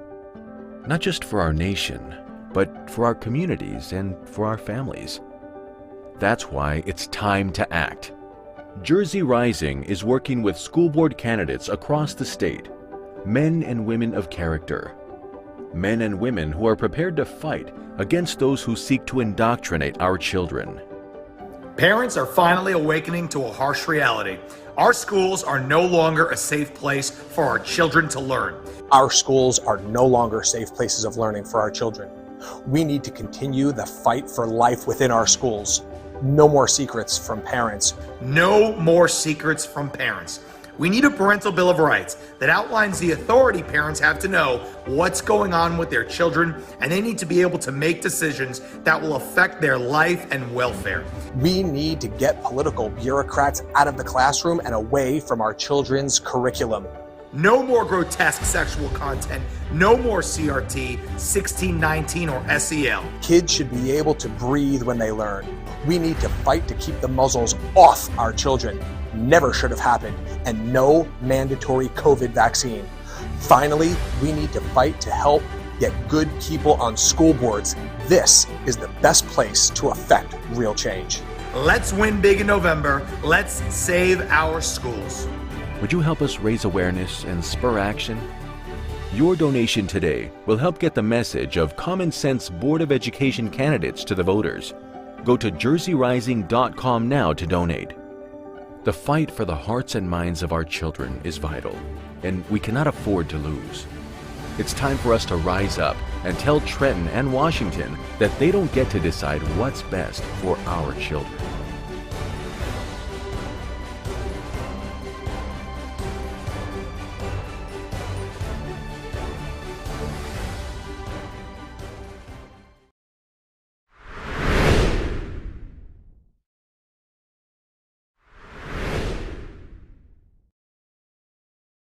Hey everybody, Mike Crispy here, back in the Save Our Schools War Room, joined by Phil Rizzo and special guest. We're excited for this one, Phil, because we have Gabe Brandil, who is the Director of Education for the Center for Garden State Families, joining us. Gabe, welcome to the Save Our Schools War Room. I'll start by saying this. You know, you're a busy woman. You got a lot of notes here. You got a lot of things going on. So what brings you to the studio today, and why are you involved in all of this? Well, thank you for inviting me. It's been a pleasure to be here. I'm very, very passionate about what's going on in public schools, having been a teacher for 32 years, years ago, and having been on the board of the Center for Garden State Families for 6 years. And we are most passionate about letting parents know what exactly is going on in public education on many levels, mostly in the area of sexuality education. But basically, we are concerned about two laws that have been passed, the disabled LGBTQ law, which parents cannot opt out of because it is integrated into every subject area. And what is that for the people? What is that? Very short. What does that mean? Back in 2019, a law was passed in which the contributions, socially, economically, politically, of the LGBTQ community and the disabled was passed so that throughout middle and high school, into every subject area where appropriate, there would be a focusing in on the contributions that these folks have made to the culture. And what has happened, however, is that it's similar in some respects to, for example, Black History Month and Women's History Month and the Holocaust, emphasis. What's happened is that in this particular case, we are not just only dealing with the contributions, but we are dealing with the sexuality. And that is a whole different piece of the puzzle that is really being focused in on. And I think parents should be aware of this.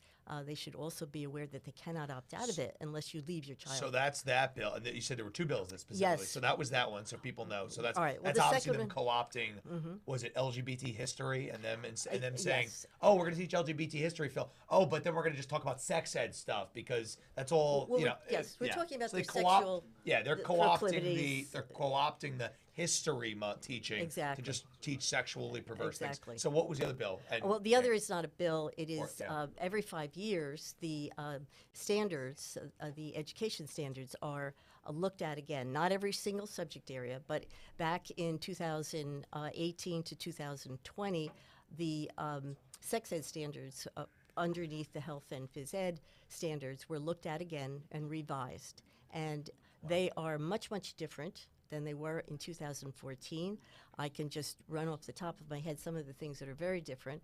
In 2014, marriage was at least mentioned as a part of parenting, whereas I cannot find anything in the 2020 standards that even mentions marriage. Marriage is not mentioned. It's not mentioned, okay?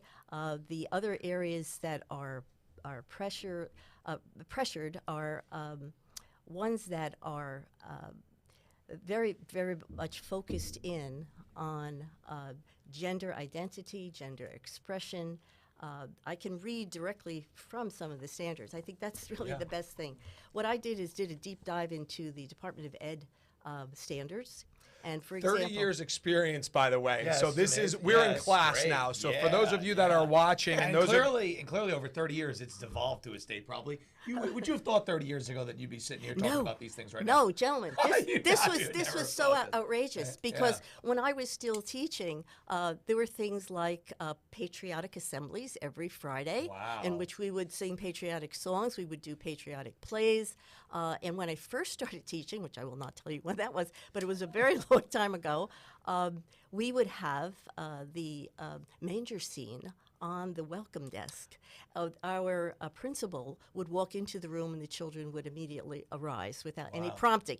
So this is a different world. all my right? mother, I will not share her age, whether she's listening or not. I will not. not share her age, but in public school growing up in Union County, she had to memorize Psalm 23 from the Bible in public education. And so we've come a long, long way. And the thing that blows me away, and then we're going to hear about the language here, the thing that blows me away is the speed at which this stuff is happening. Absolutely. We understand Absolutely. that things move, things change. There's this constant push and pull. Yes. However, it blows my mind at how far and how fast specifically we've gotten into this conversation. I'm so glad you mentioned that because I was with a teacher who happens to teach in a very difficult inner city just a few nights ago, and she was talking about how things are changing rapidly, that within the last 3 years, all of the things that are affecting sex education, affecting any sort of critical race theory, social and emotional learning, those are a couple of things I could just say a few things about. They're vast subjects, but all of that is changing very quickly. But I wanted to get to the standards right away, and in 5th grade, okay, I'm reading directly from page 30, and in the performance expectations under personal growth and development, 2.1.5 PGD, point 4, that means personal growth and development, explain common human sexual development and the role of hormones. And that's very key, because I'll mention a little bit more about how people can get hormones, young people. Romantic and sexual feelings, masturbation, mood swings, timing of pubertal onset. That's in what it is in By 5th grade? 5th grade. 5th grade. But now, at the again, end the of 5th grade. language is by the end of 5th grade. And that was one of the things Patricia just said in the last interview. The standards that they've written, it's by this time. So then they get to make it gray and say, no, we don't say you need to teach it in 2nd grade. No, we don't say you need to teach it in 3rd grade. Exactly. They get to say, we don't say you need to teach it by this time. They don't want to be pinned down. So they make it a broad deadline and say, no, by the end of 5th grade, you could teach it in kindergarten, 1st, 2nd, 3rd, or 5th, but they won't let you pin them down to one of them because it's a deadline. It's by the end of. And this is the state, right? Yes. And okay, yeah. And these are standards. suggestions, it says, because they are in parentheses. However, why would you put things in print for teachers unless you are expecting them to be teaching those concepts, okay? All right, the other one I wanted to kind of press upon you is in 5th grade. If you go down a little bit further, 2.1.5 PGD, pregnancy and parenting, explain the relationship between sexual intercourse and human reproduction, and then explain the range of ways that pregnancy can occur. For example, IVF. And surrogacy. This is now by the think end about of this is 5th end of 5th grade. It's like, Are I they didn't learn this thinking stuff of- ever? Right, exactly. And I'm not that old. I didn't learn this stuff ever in school. You know, I went Exactly. to New York public schools, and I didn't learn any of this coming up. It was just learned on our own. And now it's in the schools, and we'll get to it in a minute. But and you're gonna keep going. But like now, school board members have to fight the state on these things. And now we're making headlines that if anybody doesn't teach it, then they're going to face repercussions. And these are the things that they're going to face repercussions if they don't teach, right? Exactly. And these Essentially, are- right? Yes, and I want you to, they So will, great. although it's not really specific about what those repercussions are going to be financially or legally or anything Right. else. But what I want you to understand is that this is occurring at rapid speed, and that the 2014 standards were really quite different. There were a few things written in the 2014 standards that were to do with gender and gender expression, gender identity, but nothing to the extent that this is. Okay, we're going to go on a little bit. In 5th grade again, this is under social and sexual health, describe gender role stereotypes and their potential impact on self and others, differentiate between sexual orientation and gender identity, and demonstrate ways to promote dignity and respect for all people, sexual identity, orientation, expression, race, ethnicity, socioeconomic status, differing abilities, immigration status, and family configuration. Sure. Now, we are saying that respect for everyone is a Christian concept. It's a universal concept in many religions. We want to be respecting of people, but are we stressing something which is harmful to young children? Right. And that's the key difference. And that's where I think the uprising comes in, because they want to talk about sexual identity and sexual and gender and this fluidity. To teach somebody somewhere by the end of 5th grade that they are possibly born in the wrong body is not only child abuse, but it is scientifically impossible. I am not a biologist. Ha ha ha. I'm not a biologist, but what I can tell you is it is impossible to be born in the wrong body. And so there are candidates that are stepping up, and parents and grandparents, if you have children that or grandchildren that are in the 5th grade or coming up to the 5th grade, listen, I know a lot of people that have pulled their children out of secular schools. They're either homeschooling or they're going parochial school. Listen, we still all need to be involved, because our kids are going to graduate homeschool or parochial school, and they're going to be thrown in the deep end with the sharks that are being taught these things. So everybody needs to be involved. Phil, I would literally, if I was if I was a parent right now, and I was like, all right, am I gonna, making a wage, and it's hurt by inflation, and you have to, you're gonna pull your children out and send them to private school, and parents, we always say send them to private school, but parents sometimes, like when I was running, they'll say, well, I can't afford it. So like, and then the question is, well, do you want to leave them in public school? But that's where my tax dollars go, and I understand parents are upset with that. I don't understand why parents just get up mass exodus, leave the state. And then when there's a mass exodus, who's left? It's just the compliant sheep. So it's such a dangerous. This is demonic. Absolutely, right? It is demonic. It really is demonic. That would be the word for it. It really is. And you're pointing it out, and it's like, why wouldn't a parent just say, you know what, I'm out? Because this stuff right now, this is not representative of what 95% of parents think. Nobody's calling their legislator and saying, this is the curriculum we want. We're not being represented by our legislature. They are not receiving phone calls. People are not knocking on their doors and saying, these are the standards that they want. They're representing their own political ideology. What we're going to do is, Gay's in studio with us. She's going to be here. We're going to take a quick break. We're going to show a video. When we come back from the video, we're going to do our first giveaway. Gay is here. She's not going anywhere. This is the meat of what's going on right now. This is the core of the issue that we're dealing with. And so she's not going anywhere. We're not going anywhere. I hope you're not going anywhere. Go to jerseyrising.com, donate, because we need candidates to help stand up and fight against these things that we are literally reading from the standards. And so we're going to take a quick break. Then we're going to come back. We're going to tell you about a quick giveaway that we're going to have. We see these donations that are coming in. We're going to reward you for it, and then we're going to continue our conversation. I got more questions. Absolutely. I got so many questions. We're going to continue this conversation. So we'll be right back. Don't leave us. jerseyrising.com. Thanks.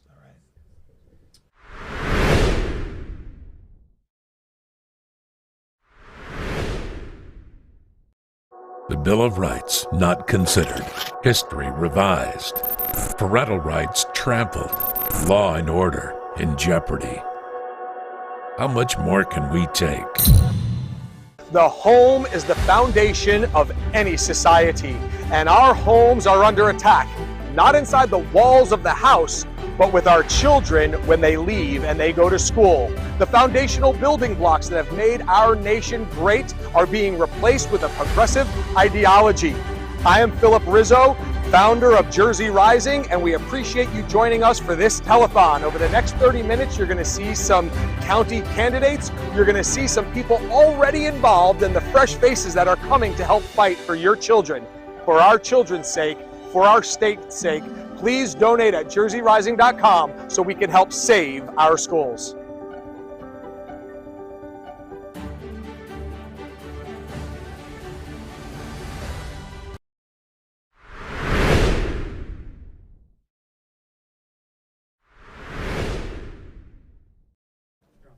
All right, well, welcome back. We are in studio with Gabriel Brandil from Center for Garden State Families, a teacher for 3 decades, and we are getting a lesson on really what is in the standards. She's reading right from that. Phil. Unbelievable. Really It's unbelievable. overwhelming. Like, we know what we're getting ourselves involved in, and then we find out really what we're getting ourselves involved in. It's just been amazing. So continue to stick around, but the point of all of this is to educate the public about what's happening in our New Jersey education. This is about saving our schools, hashtag save our schools. It's a fundraiser, and we do have donations coming in. And so right now we just want to do a giveaway. Right now we are going to give out AirPod Pro to the largest donation until 2 p.m. We're going to have a break. Elizabeth Nader's coming in at 2 o'clock. That's Mike and me. We get a break at 2 o'clock. So when we pass this off to Elizabeth Nader at 2, we are going to give away AirPods Pro to the highest donor. Right now, our highest donor is Real McCoy Plumbing. Real McCoy Plumbing out of Morristown. And so what we're going to do is we're going to throw their logo up there. Real McCoy Plumbing and Water Conditioning. They're out of Morristown, servicing Morris County. And so they're our highest donor right now. They gave $300 just a little while ago. So obviously, Mike McCoy, he's probably going to be upset because he would have won these if we just kept quiet. Listen, Mike can donate again. He can donate again, and I'm sure he will. And so Real McCoy Plumbing, thank you so much for our business partners that have already started giving. And so that'll be until 2 o'clock. AirPod Pros right now, $300. That's the benchmark. Real McCoy Plumbing out of Morristown. So we're going to continue our conversation. We're in studio with Gabriel Brandil from Center for Garden State Families, reading directly from the standards that are by the end of 5th grade, these kids need to be exposed to. And man, you're blowing my mind. And I got a quick question before we go in. Like, so school board, right? So school board members, right? Because it's all about school board members. Absolutely. So what can a lot of them go? Well, we have to, we can't, right? So what can school board members do? Like, what is the solution to this, right? Is it the legislators in 2023 standing up to it in the New Jersey State House? Can school board members that are going to win in November take immediate action? Yeah. Like, because this is like insane. I'm surprised school board members all over the state aren't saying, no, we're drawing our lines. There's over 30 districts that have already voted down this curriculum in some form or fashion. And so you have the school boards that want this mess. They'll tell you our hands are tied. Then you've got school boards that are run by sane, competent non-lunatics. And they're just going to say no. And they're voting it down. And Right. so there's over 30, and there's more to come. And that's the point of this today, is to make sure we are encouraging and empowering school boards to vote it down. And for those that won't, we're going to replace them and put candidates in there that will. But then the state fights back, right? Like they fought back with the COVID stuff, the masks and all that. Like the state literally imposed their will. So it is a serious fight. A battle. It really is a battle. It sure is. I just want to mention that Madison just recently, within the last week, have voted to table the standards for 2 years. Wow, okay, that's and that great. took a lot of negotiating. Madison, and not a lot red town, right? No, It's turned no. very purple, right? Some And rhinos in Madison. Garwood has voted to put them down altogether because they feel they are harmful to children. I think what board members really are responsible to do is to research. They can call me. I can direct them electronically to a lot of resources. They need to research. They need to read these things for themselves. Are these standards right on the website for Center for Garden State Families? They are being changed because we are adding things to our booklet. We are adding other information, and when we speak before groups, which we are, really interested in doing through churches, through American Legion halls, through private homes, whatever, we then distribute our booklets, and we keep on revising them because we find out more You're information. revising your findings, but the standards are not changing No, just the yet. standards are not changing. You can go took me quite a little bit of the effort to go onto the Department of Ed website, but that's what we have found. These are the standards that are still on the Department of Education Got it. website. What we're going to do is we're going to get permission from the president of Center for Garden State Families, if he'll allow. We'll get these standards that Gay is reading from right now, and we'll get them on the Jersey Rising website. We're going to do it with permission because they've curated and highlighted the most egregious parts. And so before we put out somebody else's work, we're going to get permission on that. But this is a phenomenal resource. And so you want to let us know about a few more of the I do. I want to heaviest language in the standards. I want to focus in on 8th grade underneath the social and sexual health. This is on page 34, right from the standard. We are going to read 2.1.8 SSH. 0.7, and that's identify factors that are important to deciding whether and when to engage in sexual behaviors. There's a whole push for young people to engage in sexual behaviors with each other. And also there are concerns about consent, legal consent. If, for example, two 13-year-olds were to have intercourse and the young lady becomes pregnant, does the father of the young boy have a right to prosecute him for rape? So these are a lot of questions that I'm trying to find the legal answers to.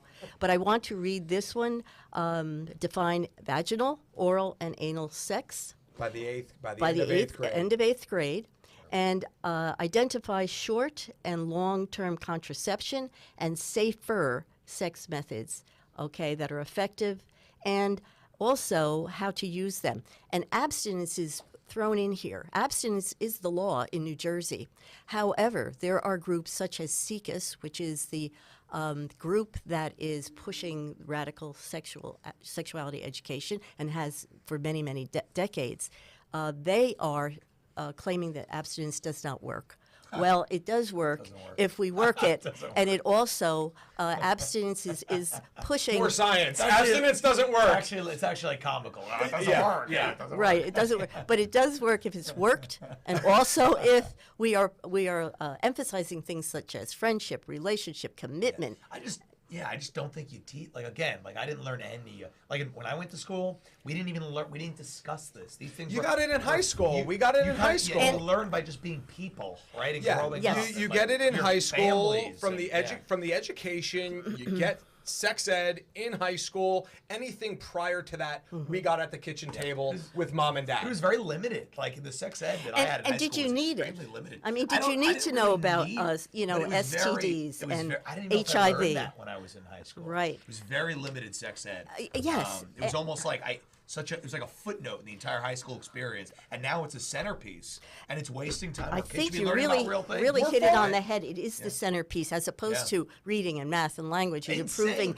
our science competency, our math competency. All of these things are kind of relegated, and the important thing is the sexuality. And around the world, we're going down in our reading and math. That is just what I was going to We're becoming say. a dumb country because Exactly. we're focusing on these things, and we're creating a depraved, perverse Every generation time of Democrat you voters. need to add gender identity, sexual identity, all the different forms of intercourse by 5th grade, by 8th grade, as you have to add these things into a kid's school day, you know what's happening?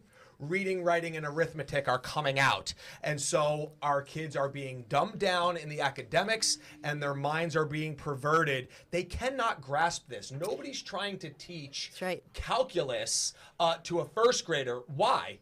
Because their brains is can't not- even comprehend. not even close to being ready, right. The understanding, it's just completely abstract to them. Their minds cannot handle it. The foundational truths of who they are not yet established. That's why we know this is an agenda. Let's get into a little bit more of this. We got about 4.5 minutes, and then we're going to showcase I'll just another give you a few candidate. more highlights. But in 12th grade, abstinence is discussed again. Condoms, emergency contraception, dental dams. Some people have to look that up. You know. that- Oh, okay. All right. Look it up, Mike. I don't know if I want to Google it. I don't know if I want to Google I don't it. want to Google it. If you're out there watching, just don't Google it. Okay. It's going to save you the problem. Just don't In- Google it. I don't know what it means. I don't want to know what it means. Just don't. In 12th grade, analyze societal and personal factors that can influence decisions about pregnancy options, including parenting, doesn't say marriage, Right. parenting, abortion, safe haven, and adoption. So abortion is being introduced at the 12th grade level, and I believe it's even They're at, teaching abortion. And well, they're mentioning it as an option, which means then a child would have to look it up. And if you're looking it up on certain sites, Well, just- yeah, if you it Google- will. yeah, if you like Google on it, Google, or if you use love abortion on databases, which are not, which are supposed to be filtered, but that are not, such as EBSCO and Gale, these databases will pull up not only a definition of abortion, but they'll tell you where the local abortion clinics are. You see, this is just a worldwide push. What we have in this country are national sexuality standards that these are based on, and we have things that are going on National internationally. standards. Yes, national this standards. This comes from the federal government. right now. The Yes. Department of Education.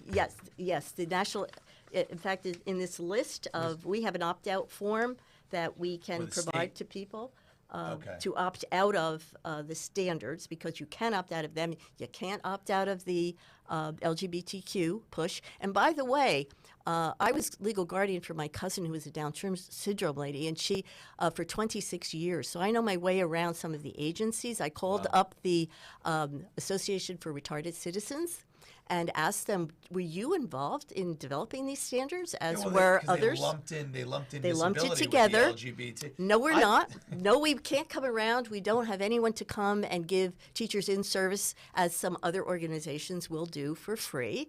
And the whole cost of this, cost in time, cost in teacher training, cost in tax dollars. These are the questions that board people should be asking, and parents will And we also. need, go ahead. No, I was just gonna say this.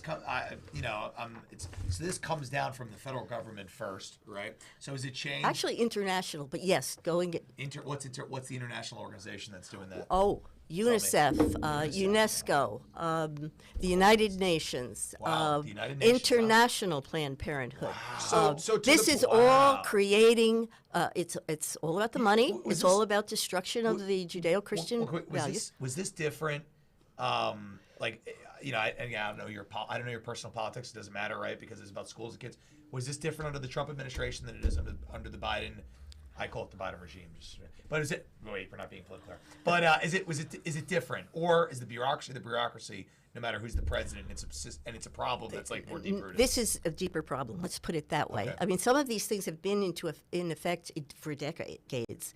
CICUS, this is an organization that has been in operation for decades, and they started back in the 70s trying to unleash and destroy the Judeo-Christian ethic, the moral family, the traditional family, one man, one woman marriage, all of it. So this has been starting. There's so much for me to share. So that's the point of this whole event, right? We talked about the international and the national push. I mean, Exactly. this is bigger. You're not going to go fight some international Exactly. You can't fight entity. the UN. Correct. But what we can do is we can take over our school boards with people with a Absolutely. backbone, people that are rigid to say, we're not doing that here. Yes. We're not doing this to Exactly. our children. And so that's why this is all about the grassroots, pushing up, pushing back the oppressive nature Exactly. coming from the top. We've got a hard break here at 12:30, and so what we talked about a little bit earlier with Rich from. Rich was from Ringwood.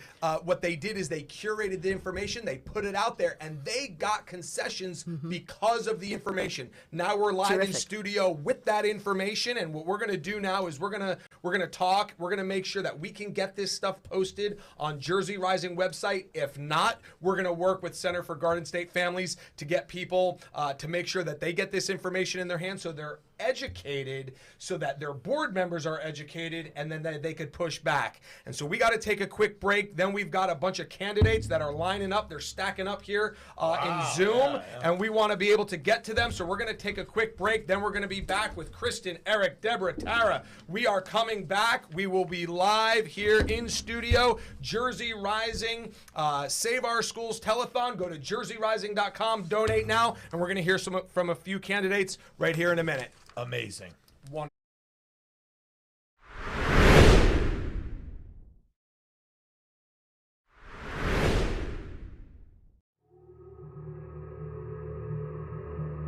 In 1966, political bureaucrats removed God from the classroom. We warned against it.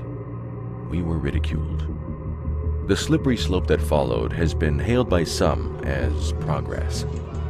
Today, 90% of children nationwide spend most of their time within the walls of public schools. In New Jersey, that number is collapsing. This year, public school enrollments in our state plummeted by 18,000, and for good reason. The same bureaucrats that we allowed to tarnish our children so many years ago are working harder than ever to continue thrusting their hedonistic agenda upon your children. Let's take a quick look at what that progress has given us.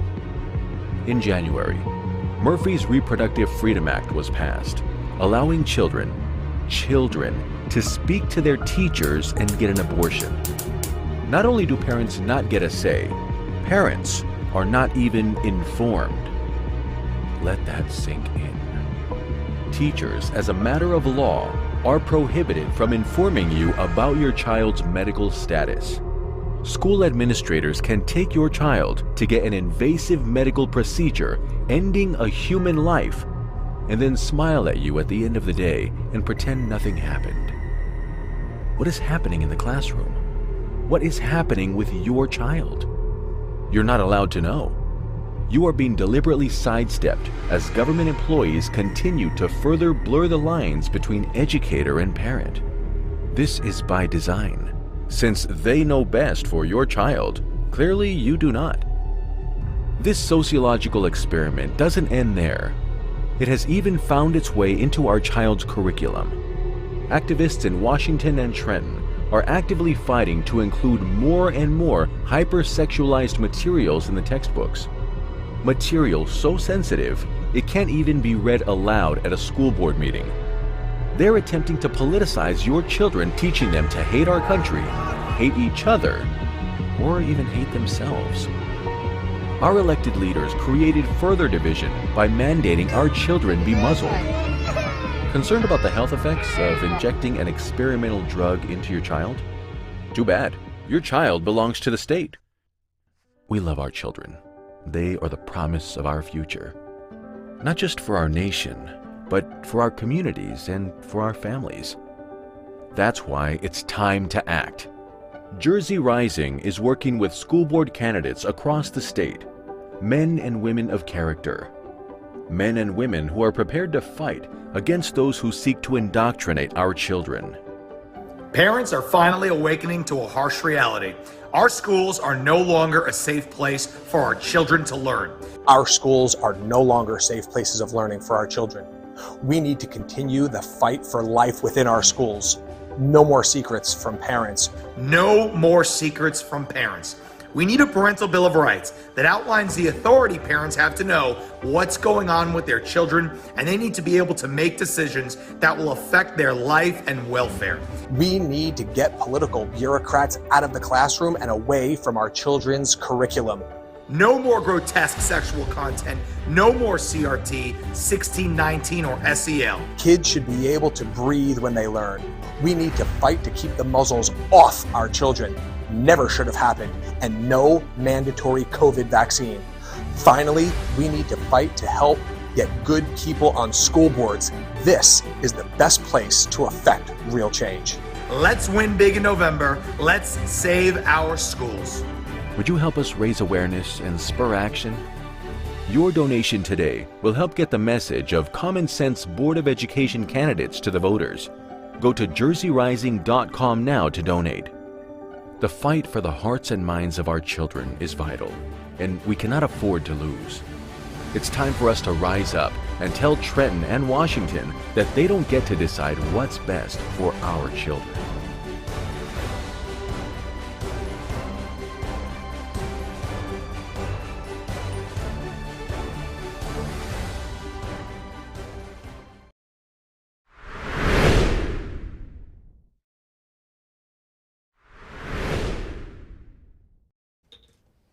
And hello, everybody. Welcome back to the Save Our Schools Telethon, brought to you by Jersey Rising.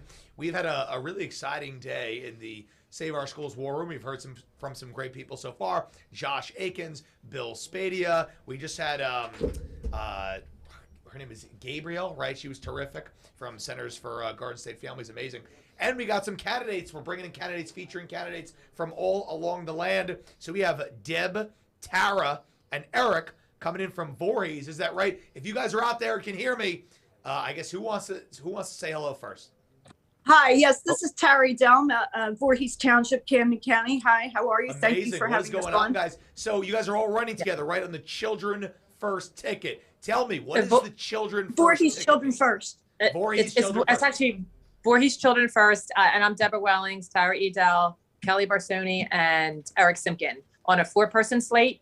We've been going to Board of Education meetings in Voorhees, Camden County for the last 2 years. We've been ignored as parents. We've been asking for transparency, and we don't get it. So therefore, we're stepping up. This is our 2nd year running.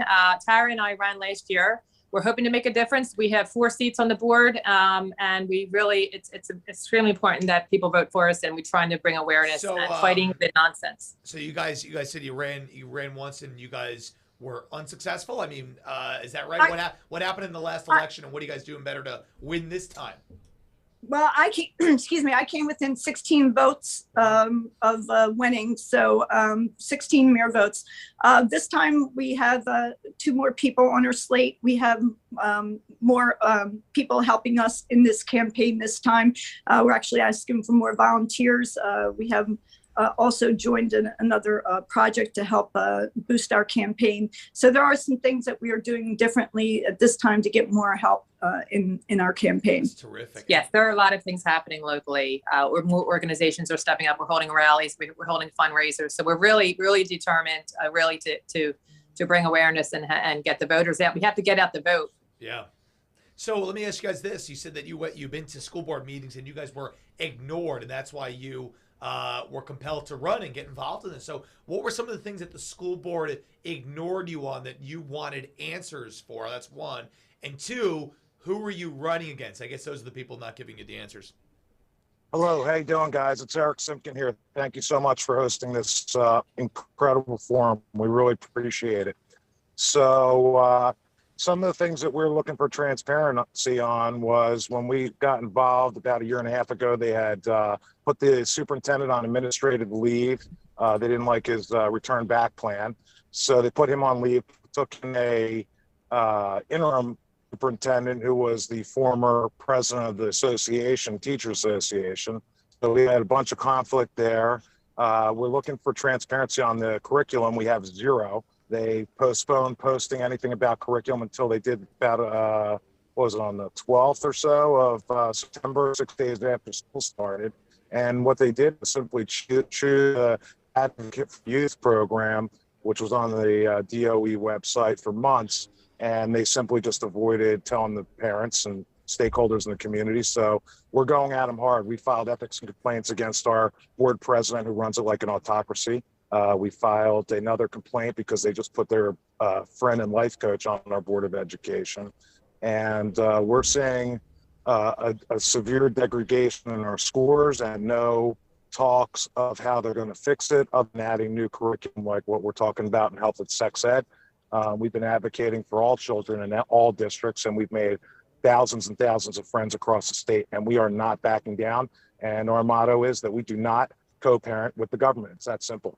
Absolutely. Do not co-parent with the government. I love that line. I love that line because I really think that, in today's day and age, and we were just, had our great guest on talking about the sex ed curriculum. We need school board members who are going to be bold and stand up really unapologetically and unequivocally for the rejection, the repudiation of teaching fifth graders and eighth graders and then high schoolers, just a progression of just very perverse things. So, you know, when you bring these things up, they're very obvious. And I could imagine that 99% of parents do not condone or support that type of nonsense. So like when you're running and talking about these things, is there anybody that disagrees with you? Like what does it look like? Like who actually supports it? And because I know people are pushing it out there, obviously for nefarious means, but you know, when you're out in the campaign trail, how could someone not agree with your message?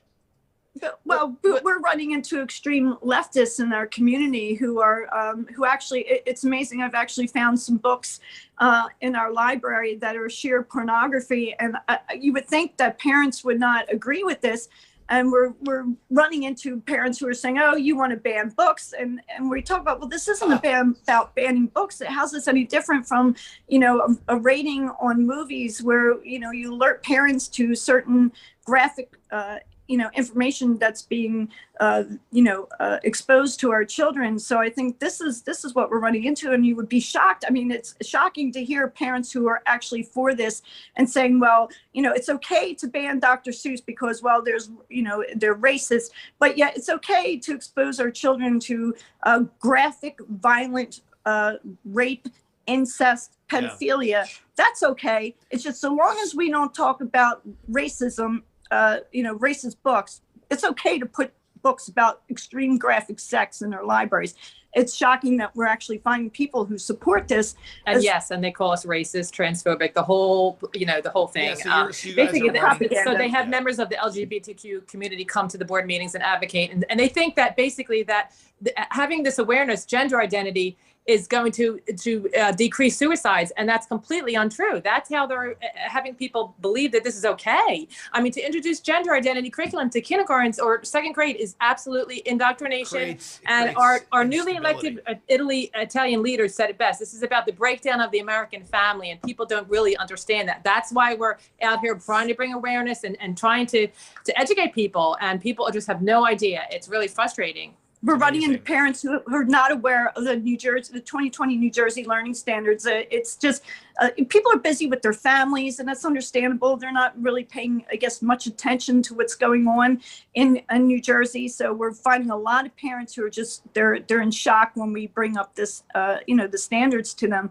that their children, kindergartners, are being asked about personal bodily autonomy. I mean, these are concepts that kindergartners should not have to be exposed to. They should be learning about how to read, how to write, learn ABCs, and they're taking that away. It's no wonder our children in our state are falling behind in literacy and math, because they're focusing on the wrong concepts here. Yes, well, we want to bring back academics. The scores have dropped. The first time math scores have dipped in a decade or 30 years. They're not addressing any of that. That started with the pandemic. So the learning loss is huge. We need to bring back academics in the school. That's why we're standing up and putting ourselves out there. Question for you guys, and this is all obviously great. And everybody, if you're watching out there, support these candidates. And we're going to ask two questions. One, and this is just curious. The people, these leftists, right, that you're up against, that battle, that call you these things, do they have kids? Do they have any of this? Or are these just like depraved ideologues trying to push something like where do these people come from? Who are these people? That's one, because we only got a couple seconds left. So answer that one quickly if you can. And two, do you guys have a website where people can go find you? Hi, yes, very good. VorhesChildrenFirst.com. That's VorhesChildrenFirst.com. You can find us on our Facebook group, Voorhees Children First. There's a few things here. Yes, we're going up against parents, but 3 of the 4 candidates that we're going up against are all attorneys. I mean, I've hired attorneys. The last thing I want is some group of 5 attorneys, will be total if they won, on a board trying to make decisions. We all know, especially when there's no fees involved, they're not going to be too interested in solving our real problems. The other thing is we've taken God out of our schools. We all know it, and we've replaced God and the values and virtues that our families have all inherited for countless generations before us, and we're replacing them with radical ideology. They use companies like the Radical Pedagogy Institute to train teachers how to train our kids how to be political activists. It's beyond out of control. It has to stop. It's going to stop here in Voorhees, and we hope and pray that it stops all over our state and all over our great country. All right, you guys heard it. Deb, Tara, Eric from Voorhees Children First. Appreciate you guys coming on to talk about this. Appreciate you guys running. And if you're watching the telethon, support these candidates. Donate to what we're doing here at Jersey Rising, because all the money that we raise today are going towards amazing candidates like this. So we're going to take a quick break. We'll be right back with more. Don't go anywhere.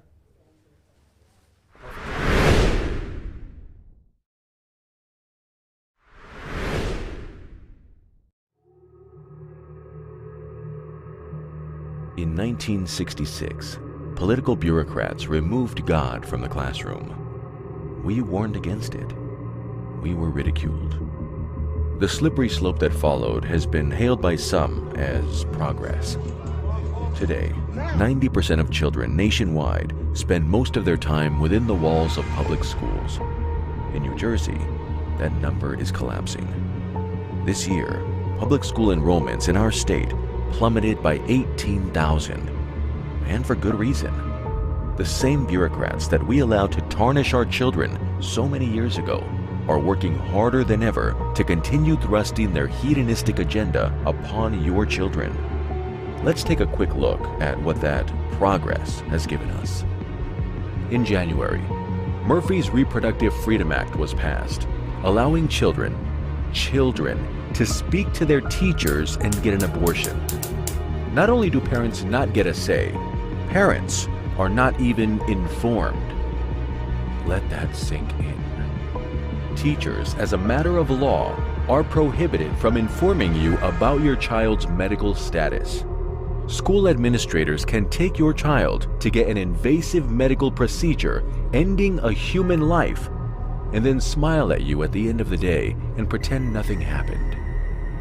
What is happening in the classroom? What is happening with your child? You're not allowed to know. You are being deliberately sidestepped as government employees continue to further blur the lines between educator and parent. This is by design. Since they know best for your child, clearly you do not. This sociological experiment doesn't end there. It has even found its way into our child's curriculum.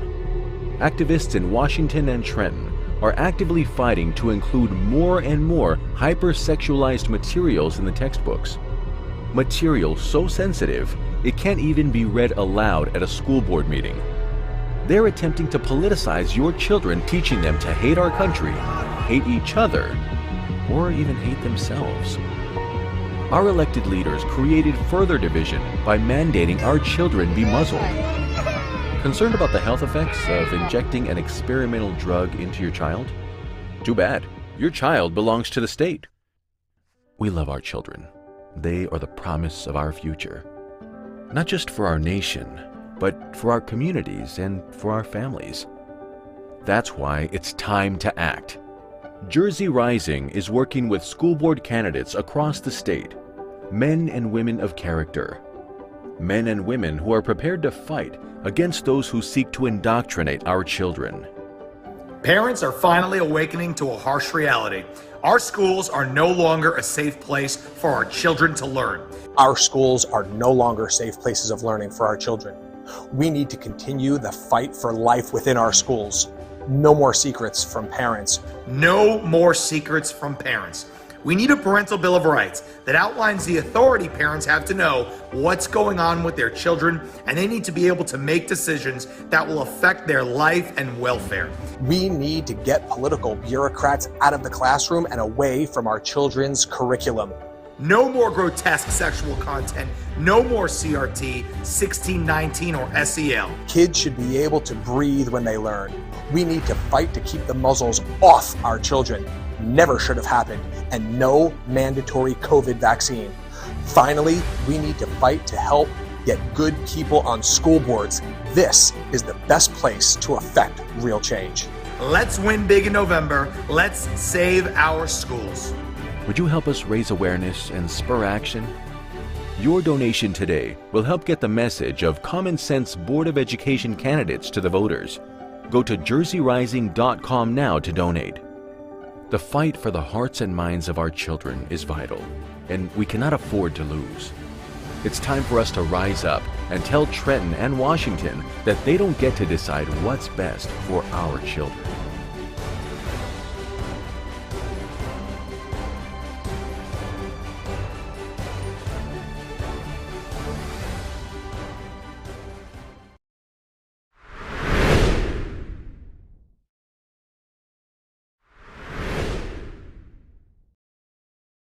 And we're back. Thanks for sticking with us. We are 12 hours of JerseyRising.com telethon to help save our schools. We've heard from candidates that are running for the Board of Ed.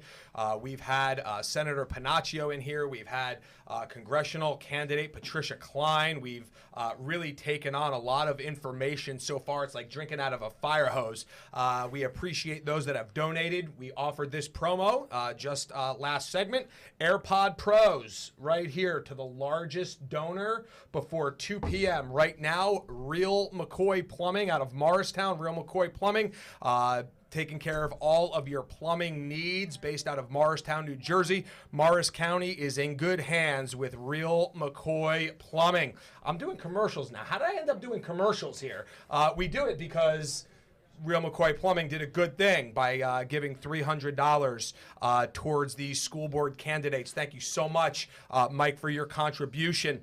We've got a message from our friend Kevin Sorbo, American actor. Ironically, God's Not Dead, that movie that was made about the professor, that atheist professor that really had it out for a Christian student. And by the end of the movie, he really understood that his position as a college professor trying to create more atheists like himself ultimately found out about the love of the Lord through Jesus Christ by the end. And so Kevin Sorbo, he gave a promo video.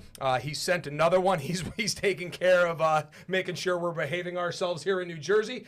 Kevin sent us another message. He'll be live with us a little later, but let's take a quick look at Kevin's message for us today. Hey there, Mike and Phil and all of New Jersey. Thanks for tuning in to the hashtag Save Our Schools Telethon. I'm glad to be part of the awesome work you guys are doing to promote life, medical freedom, and protect parents' rights. I think you know how vital this fight is right now in our country. It's absolutely crazy what's going on. Our children are at stake and we can't afford to lose. So stop what you're doing and like and comment and share this feed on all your social media. Help us get the word out. And of course, go to JerseyRising.com. That's JerseyRising.com right now and donate. Even just $20 will help us get common sense men and women onto these school boards to fight for our children. Let this event be the epicenter that sends shockwaves around the country. Kevin's great, isn't he? We met at CPAC Dallas, and so just a down-to-earth guy, really involved in what's happening, wants to see America get turned around, and he's keeping an eye on what's happening in New Jersey, and so we appreciate that message, and he'll be with us again in studio live at 6 o'clock. And so now in studio, we have my friend Greg Mealy, former gubernatorial candidate running for U.S. Senate in 2024.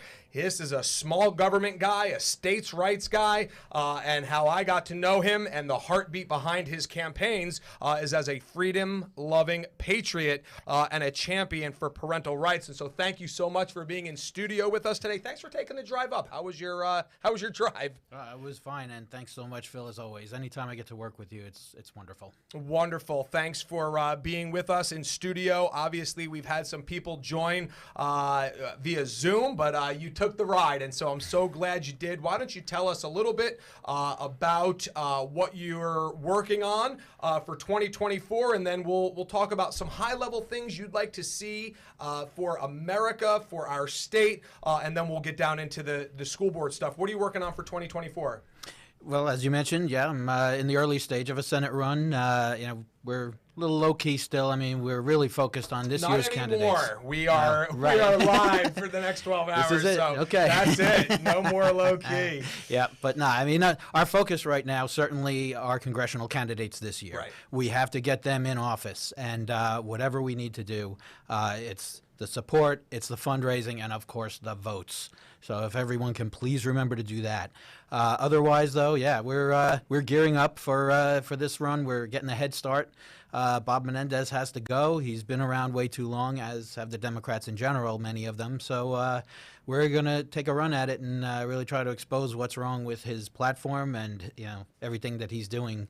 A guy who feels so entitled when he's approached with corruption charges, and he gets around them and says, "I'm going to remember who came after me." Exactly. Instead of the humility of, for example, how the justice system prevailed. I mean, that I could have lived with, but clearly he's not the right kind of guy to lead a group of people. So, absolutely. yep. And so it's so interesting. What we have tried to do is say that school boards are nonpartisan, but as we've had other people in studio already, there was an amendment put forward to this bill, this sexualized curriculum. There was an amendment to the bill put forth by Senator Joe Panaccio. And his amendment to the bill was there needs to be a limit.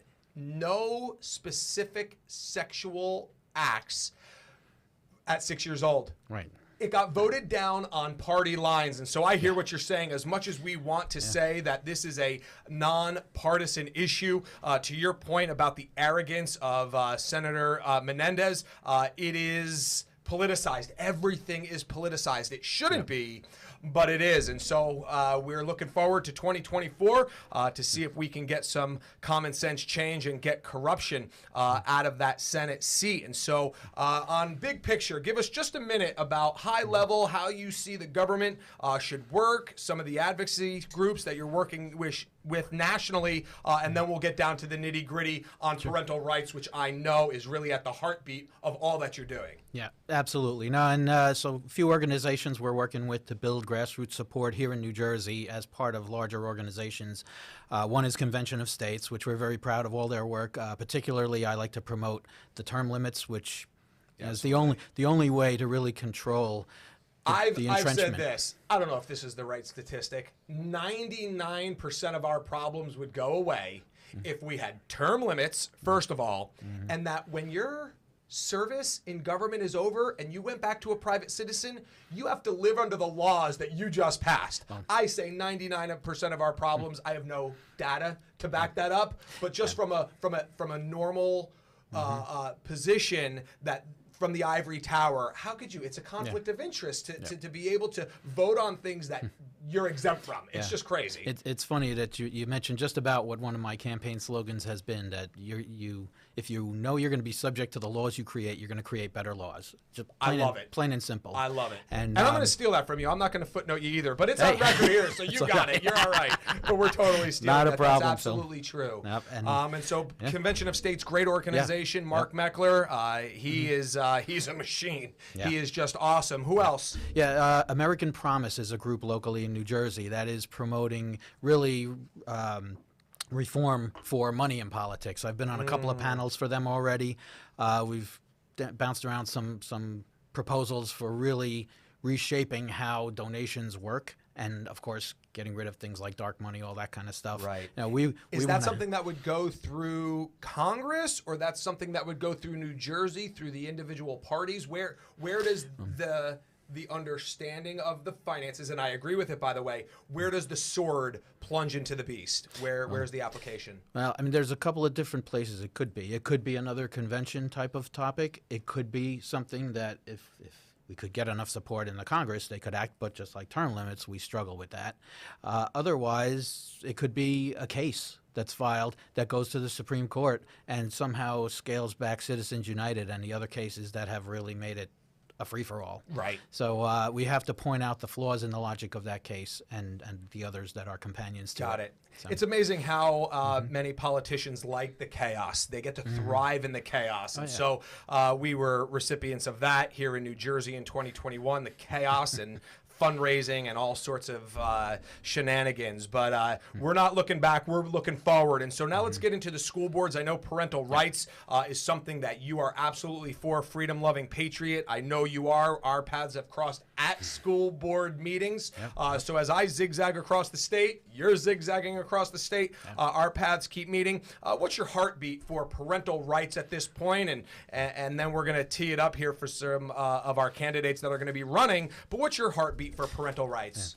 So, I mean, when I started running campaigns, I had a variety of issues, and I still do. But what really got me motivated to take the bigger leap into higher office campaigns and really getting out and promoting virtually daily was parental rights, school problems with initially masks and the vaccine requirements, and now the curriculum, the CRT, and all this other stuff, never-ending, and the right? sexualized stuff. Yeah, It just keeps they coming. always tee up stuff. The thing is, they teed up a lot of this stuff all at the same time, but they've been rolling it out serially. When people think, oh, finally we got somewhere with the vaccines and the masks, then all of a sudden we've got this issue that was already put in the pipeline before, and now they're ready to just implement right off the bat. So we have a battle to fight, that's for sure. I think under the cover of COVID, when nobody was allowed to meet, nobody was allowed to get in rooms, nobody was allowed to find out what was going on, this is when all these deep, dark decisions and the implementation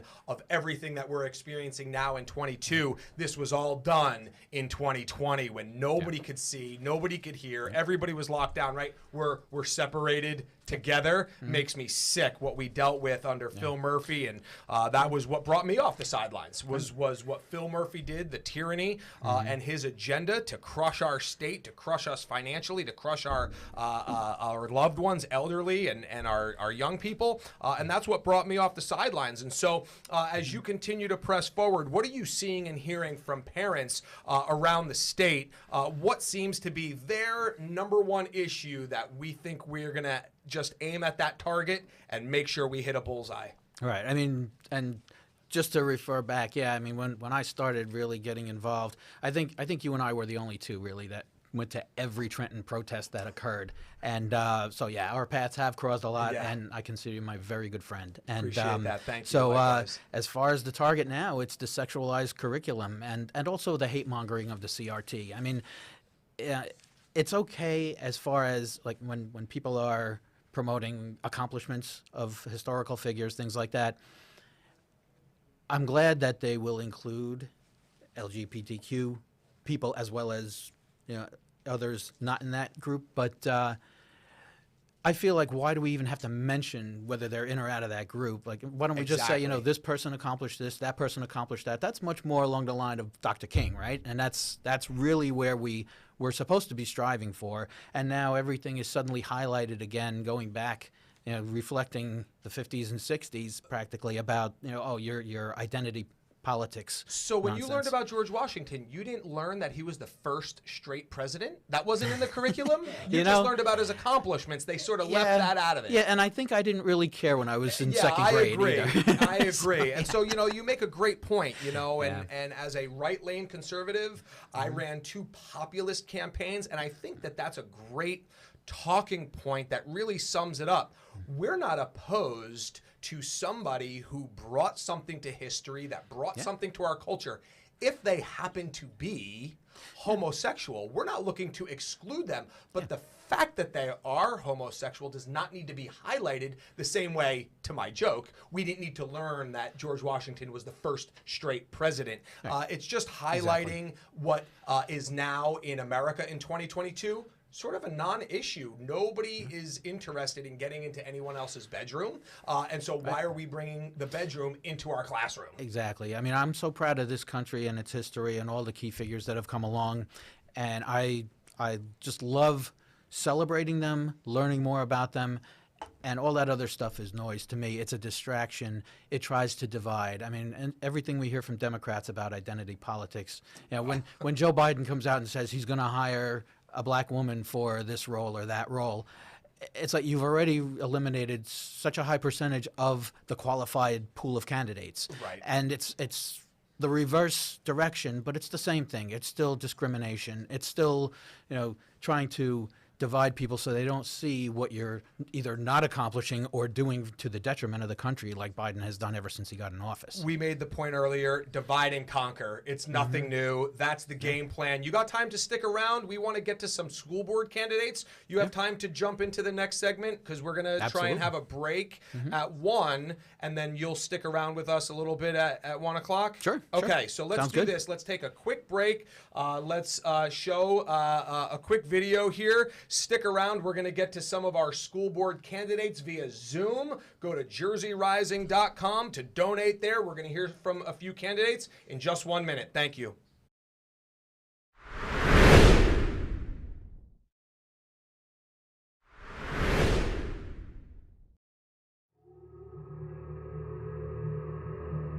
In 1966, political bureaucrats removed God from the classroom. We warned against it. We were ridiculed. The slippery slope that followed has been hailed by some as progress. Today, 90% of children nationwide spend most of their time within the walls of public schools. In New Jersey, that number is collapsing. This year, public school enrollments in our state plummeted by 18,000, and for good reason. The same bureaucrats that we allowed to tarnish our children so many years ago are working harder than ever to continue thrusting their hedonistic agenda upon your children. Let's take a quick look at what that progress has given us. In January, Murphy's Reproductive Freedom Act was passed, allowing children to speak to their teachers and get an abortion. Not only do parents not get a say, parents are not even informed. Let that sink in. Teachers, as a matter of law, are prohibited from informing you about your child's medical status. School administrators can take your child to get an invasive medical procedure ending a human life and then smile at you at the end of the day and pretend nothing happened. What is happening in the classroom? What is happening with your child? You're not allowed to know. You are being deliberately sidestepped as government employees continue to further blur the lines between educator and parent. This is by design, since they know best for your child. Clearly, you do not. This sociological experiment doesn't end there. It has even found its way into our child's curriculum. Activists in Washington and Trenton are actively fighting to include more and more hypersexualized materials in the textbooks. Material so sensitive, it can't even be read aloud at a school board meeting. They're attempting to politicize your children, teaching them to hate our country, hate each other, or even hate themselves. Our elected leaders created further division by mandating our children be muzzled. Concerned about the health effects of injecting an experimental drug into your child? Too bad. Your child belongs to the state. We love our children. They are the promise of our future. Not just for our nation, but for our communities and for our families. That's why it's time to act. Jersey Rising is working with school board candidates across the state, men and women of character. Men and women who are prepared to fight against those who seek to indoctrinate our children. Parents are finally awakening to a harsh reality. Our schools are no longer a safe place for our children to learn. Our schools are no longer safe places of learning for our children. We need to continue the fight for life within our schools. No more secrets from parents. No more secrets from parents. We need a parental bill of rights that outlines the authority parents have to know what's going on with their children, and they need to be able to make decisions that will affect their life and welfare. We need to get political bureaucrats out of the classroom and away from our children's curriculum. No more grotesque sexual content. No more CRT, 1619, or SEL. Kids should be able to breathe when they learn. We need to fight to keep the muzzles off our children. Never should have happened, and no mandatory COVID vaccine. Finally, we need to fight to help get good people on school boards. This is the best place to affect real change. Let's win big in November. Let's save our schools. Would you help us raise awareness and spur action? Your donation today will help get the message of Common Sense Board of Education candidates to the voters. Go to jerseyrising.com now to donate. The fight for the hearts and minds of our children is vital, and we cannot afford to lose. It's time for us to rise up and tell Trenton and Washington that they don't get to decide what's best for our children.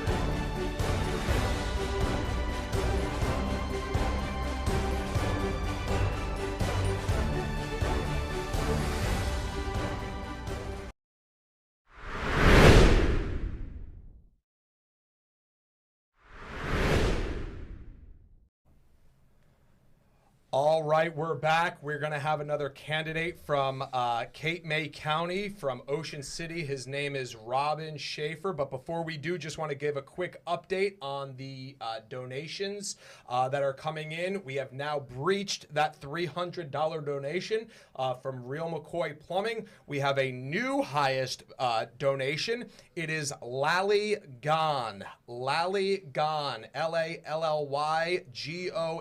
We don't know who that is. That anonymous. That is a company that removes lolly columns. A lolly column is that steel post in the basement. We teach everything here, and I'll give you a little background about why I know what that is. They remove the steel columns in the basement of a house, and the reason I know what that is a lolly column is what fell on my arm in 1980 and crushed the arteries. So I know what a lolly column is. I'm in construction. I wasn't expecting the Telethon to take this turn. Exactly. You never know. Live TV. That's what happens when Lollygon jumps on. Wow. $500 from Lollygon. They serve all of New Jersey. I believe they go out of state. They go to Pennsylvania, Connecticut. They remove lolly columns and structural. I think they should hire you framing. as their spokesman. Absolutely. Because your story now will never forget what a lolicon is. Yeah. Remove lolly columns before this happens to you. That's a good promo. But in any event, before we digress, Guy in the candidate in the waiting room is like, what the hell are these guys doing? Where are we going? How are we bringing this back? So in any event, our new AirPod Pro winner at this point up until 2 o'clock is Lally Gone. And so we'll see. Keep those donations coming in. We could have fun here. Listen, this is an important issue, but we don't need to be tortured through the process. We can have fun while making real change. Robin, are you there from Ocean City in Cape May County running for school board down there? Can you hear me? Can you see me? I can hear you. Can you hear me, Phil? Absolutely. Welcome to the War Room. We apologize. I mean, we are all over the place. We've got elected officials. We've got candidates. We're learning about the curriculum. And so we're also doing construction, and we're making flashbacks back to 1980. I'll tell you something about Robin, Phil. Definitely our most tan candidate. Well, that's what happened. South Jersey, you're in a beach town down there. That's right. We're not quite in the palm trees down here, but it's been beautiful weather. We call this local summer in September, and absolutely extraordinary. And I didn't know what a lolly column was until you mentioned that, Phil. There you go. There you go. And so we're glad post Labor Day you have your beaches back, you've got your restaurants back, you've got your streets back from all the visitors. Why don't you give us a little background about yourself, and then we'll get into why you're running and some of the things you're finding most important in this campaign for your bid for Board of Ed. Sure, Phil. Thank you so much for having me on, and thanks for putting this together. This is an extraordinary opportunity. I'm blessed to be running with an amazing team of candidates. Catherine Panico, Elizabeth Nicoletti, and myself. We're running basically for the school board here because there's been such a void in leadership on our school board. Our school board has skewed more and more liberal as time has gone on. Ocean City was founded back in the 1879, I think, as a Methodist camp. It was it's been a Christian conservative town since its inception. The blue laws were only repealed back in the late 1980s, and we are still a dry town. So we have many church-going folk here on the island, people with strong morals and values. who believe that families should come first, and that's something that we want to do. We want to put families first. We want parents to be back in the driver's seat and have an opportunity, not just opportunity, but like be treated like true stakeholders. Absolutely. Our school board. And when Yeah, you say you put parents back in the driver's seat, I'm just picking up on some of this language that you're using, and it's so true to put parents back in the driver's seat, because as you give us the history of Ocean City, it's amazing. It's conservative heritage, its current conservative standing, and yet we've been asleep at the wheel. It's time to wake up and put the steering wheel and take the wheel back to right this ship. And I'm so glad that you're doing that. And so you're running as a slate. That's something that is not common throughout the whole country. Here in New Jersey, school board candidates can run as a slate. So you've got 3 candidates. You're looking to take all 3 seats. You're looking to... Is it 3 contested seats, or is there an opening as you're running three members at once? Well, I don't want to misspeak. I mean, when I said slate, there's the 3 of us. We're aligned in terms of our platform. But slogan, you share a slogan. We share more than even slogan, but we share values. We share the promises that we're going to keep. One of which is our school board just voted at its August meeting, voted 6-5 to accept the inappropriate new sex and gender ideology standards. So one of the promises that we're making is that if we're seated, is that our first order of business will be to repeal and replace those standards with the 2014 standards. See, we've been testifying against these standards for over a year now at school board meetings, and it's fallen on deaf ears. No one came out to speak out in favor of these inappropriate standards. Nobody did.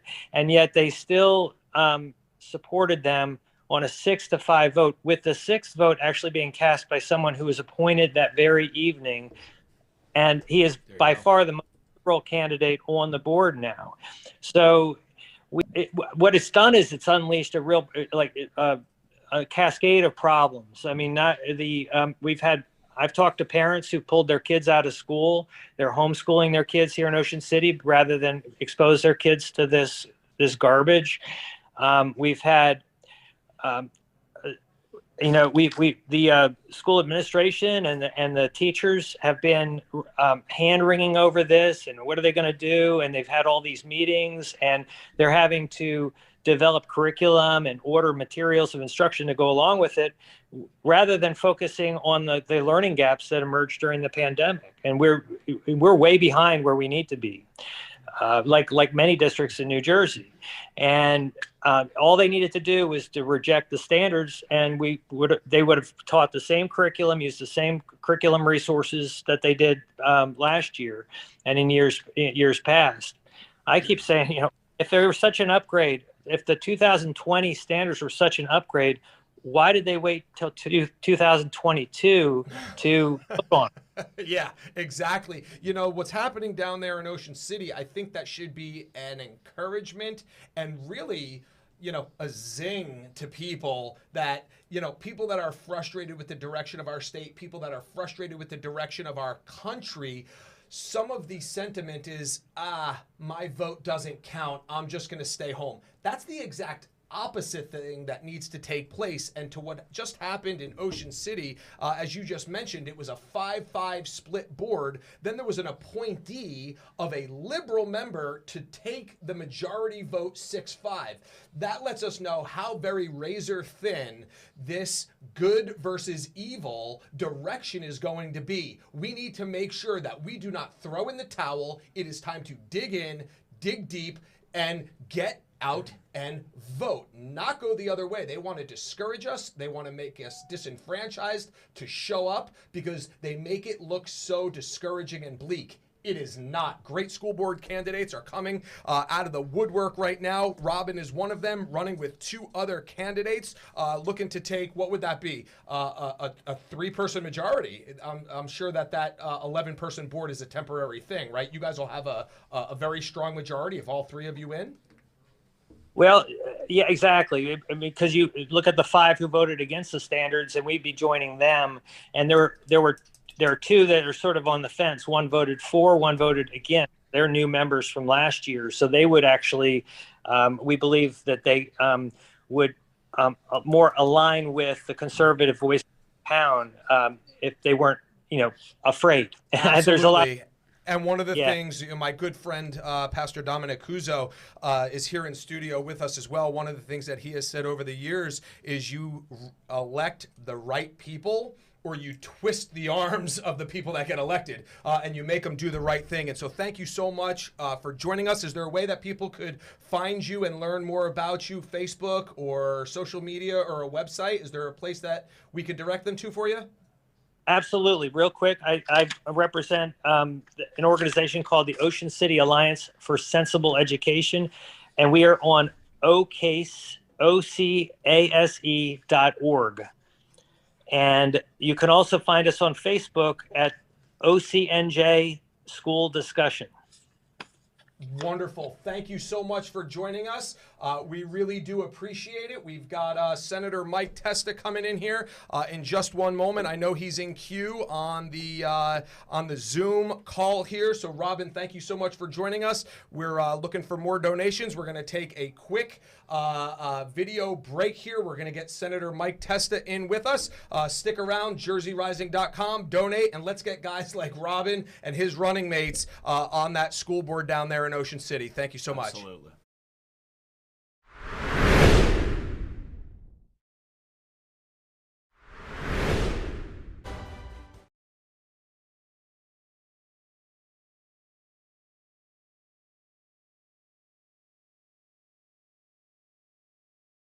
The Bill of Rights not considered.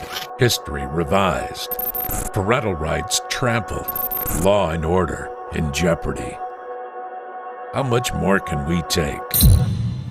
The home is the foundation of any society, and our homes are under attack, not inside the walls of the house, but with our children when they leave and they go to school. The foundational building blocks that have made our nation great are being replaced with a progressive ideology. I am Philip Rizzo, founder of Jersey Rising, and we appreciate you joining us for this telethon. Over the next 30 minutes, you're going to see some county candidates. You're going to see some people already involved and the fresh faces that are coming to help fight for your children. For our children's sake, for our state's sake, please donate at jerseyrising.com so we can help save our schools.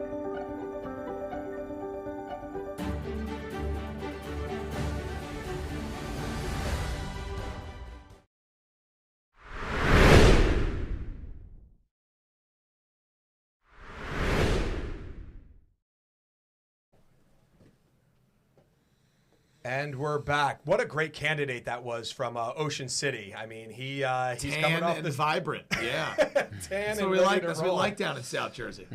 Very good. Speaking of South Jersey, we have Senator Mike Testa on the Zoom call. I think he's in the car. He's running around like crazy, getting things done. I think he might be in his office. And you're back. I thought we were going to catch you in the car, Senator. He's he's the most well framed candidate we've had so far. Well, anybody coming on? Can you hear us? I can hear you now, absolutely. Oh, all right, we're in there. Wonderful. Thank you for joining us, representing the 1st Legislative District, and somebody that has really been at the forefront of parental rights in the area of medical freedom. But we are not going to put you in that box. We understand that you've been doing great work in the legislature here for a couple years. And so why don't you give us a quick background of some of the things that you're experiencing in Trenton, some of the hottest issues, and then we'll get down into school boards a bit more. Phil, thank you so much. And I appreciate that wonderful introduction from my fellow alumnus of Villanova University. Go Cats. Yeah, absolutely. Go Cats. I mean, they do some unfortunate things, as you and I have spoken offline about, but I'm still always going to support my alma mater. but still be critical where she deserves criticism for sure. Look, 2021 was truly, in my opinion, I think misproperly characterized as a red wave. I think it was a parental wave for the most part. I think parents were the most frustrated that they've ever been. Certainly with all of the restrictions that were placed on them and their children by public school systems, by the executive really taking the legislature out of the game, even though, myself, Senator Doherty, Senator Panaccio, Senator Oroho, we were really calling for reforms on that and having the legislature be the true check and balance that we are supposed to be, as envisioned by our founding fathers, as I like to say, from Cicero to de Tocqueville to our founding fathers of the United States. The legislature was sort of looked at as a stepchild of the executive, and we weren't given our full due. And sadly enough, many in the legislature were complicit in that. Every time that myself or Senator Doherty or Senator Oroho or Senator Panaccio had a motion to relieve, as it's called, because they were keeping our bills, stuck in committee somewhere, so we would never get a floor vote. Senator Loretta Weinberg, thank God that she's out of the legislature, in my opinion.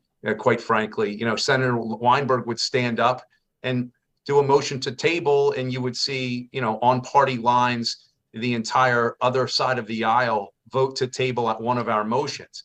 So, that fight, I think, prompted a lot of parents to get involved and say, hey, wait a minute. Number one, what are our legislators doing? Holding our legislators accountable across our state. And we saw some very huge surprise wins, and we saw wins in places that no one thought Republicans could win. And we truly saw that, honestly, I think it gave a lot of people faith in the state of New Jersey. Does that mean that is enough? Absolutely not. There's still a lot of hard work to do. You mentioned how I've been on the forefront of this, and I would be remiss if I didn't mention my colleagues in the legislature.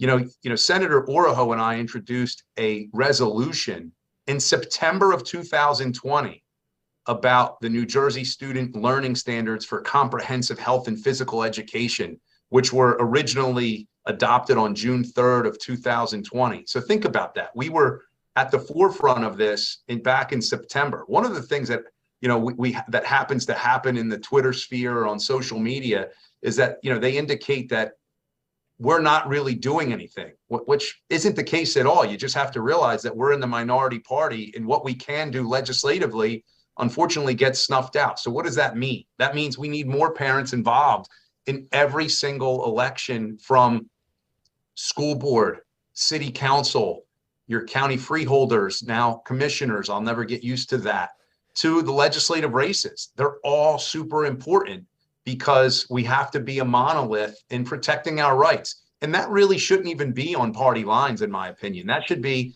the oath that all of us take when we assume office, to support the Constitution of the United States and the Constitution of the state of New Jersey and all of the laws therein. And as I think all of us on this call are aware, so many of those executive orders, in our opinion, were violative of those constitutional protections. Absolutely. And Mike, earlier in the broadcast here, as we started at 10 o'clock and we're approaching 1:15, in studio we had Senator Panaccio and Senator Testa and Senator Oroho.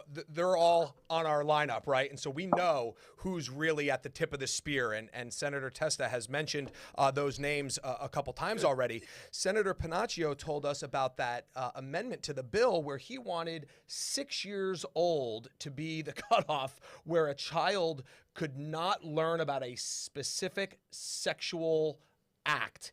And unfortunately, it was voted down on party lines. And so Senator Testa makes a great point. We don't want this to be partisan. It shouldn't be partisan, but it's amazing that the things that they were trying to get voted on kept being tabled by the Democrats. And so, Senator Testa, how do we overcome? Obviously, we've got 2023 coming up. Obviously, we would love to take that majority, but how do we continue to overcome and get some Democrats to put them on notice that says, hey, listen, you are no longer representing your constituents. You are now representing yourself and some political ideology. And how do we get some of them to cross over to stay with us? I know Jamel Holly's going to be with us on the call later this afternoon. How do we get more Democrats to join us in these common sense efforts? Look, I've said it from the very beginning that once people get up, stand up, and speak up, great things can happen. And look what happened. You mentioned Jamel Holly. Look what happened to Assemblyman Holly because of his staunch advocacy on behalf of his constituents and about an issue that he really believed in. And, one of the things that my side of the aisle consistently gets accused of is not following the science. Well, how are we still following the science now? This has been about control for a very long time. And I've given the other side of the aisle a pass for 30, 60, 90 days. But after that, and I want to talk about a specific press conference that I held at Coho Brewing in May of 2020. So this was roughly 2 months after COVID-19 hit our shores and executive orders started to be thrown about from Governor Murphy. And here was Coho Brewing, a small brewery that's female owned by a very good friend of mine named Karen Buckingham, was only allowed to do takeout beer. Right across the street, quite literally across the street in Middle Township, is a Home Depot with over 200 cars at the Home Depot. So, our government played, picking winners and losers in this era of COVID-19. How was that scientific even back then in May of 2020, that it was okay for, I don't want to sound like a misogynist here, but so many of the husbands who were at home from work, who now had this long honey-do list to do all of the repairs on their homes that were, that they were sort of taking the time to do or put off, are now at Home Depot buying all of these supplies. It's okay to go to Home Depot. That's following the science, but it's not okay to go to your local brewery to grab a beer. It made absolutely no sense. The only way I was able to get out of my honey-do list, I had to run for governor. I had to run around the state. That was the only way for me to get out of my honey-do list. So I know exactly what you're talking about. But to your point, on a serious note, that is why I didn't close our church.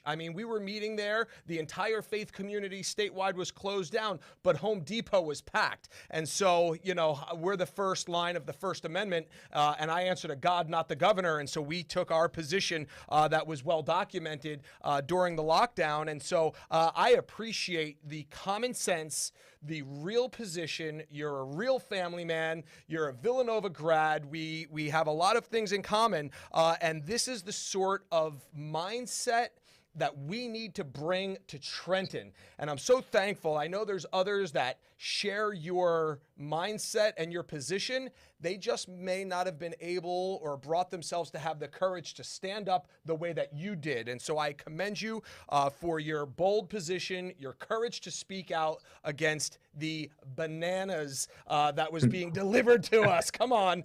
It's just bananas what was happening in Trenton. And I appreciate your willingness to stand up and stand shoulder to shoulder with the people of New Jersey, regardless of their party. And Senator Mike Testa, you've been a leader. We really do appreciate it. We're going to see you running around the state for 2025 or what? Look, I have a race in 2023, and if we learned anything from last year's race, is that you have to focus on the race that's in front of you. And Phil, I really appreciate the fact that, you kept your church open. I spoke about that issue about, when did the Bill of Rights get put aside? And, our governor readily admitted that the Bill of Rights was above his pay grade. It's amazing to me how the First Amendment and the Second Amendment have fallen by the wayside in our governor's eyes. One of the things that really concerned me, and this should be absolutely a nonpartisan issue, think about this, and this is personal to me. I lost someone that was very close to me that unfortunately relapsed. During this shutdown of COVID-19, our governor thought it was a good idea to shut down our 12-step programs. Yeah. So many of the people that we know who were struggling with addiction couldn't go to AA or NA. But remember this, We kept our liquor stores open. We made sure to keep our liquor stores open, but our churches were mandated to be closed. Think about that. So, and I use that term bananas. And I appreciate the fact that you used it, Phil. That was absolutely bananas. You're keeping a liquor store open, but you're shutting down people's places of worship. You're shutting down places where individuals are seeking refuge, who are suffering the scourge of addiction. And I just would love to see the statistics as to how many people, unfortunately, either relapsed or really, unfortunately, potentially lost their lives as a result of relapsing during that period of time when the governor mandated that our 12-step programs were shut down. I found that to be utterly despicable. Absolutely. Despicable is a great word to put on a lot of the things that we've been living under here in New Jersey under Governor Murphy. And so I appreciate your fight. I appreciate you taking time out of your schedule. I know you've been running around. Thank you so much for joining us. We're gonna be here till 10 p.m.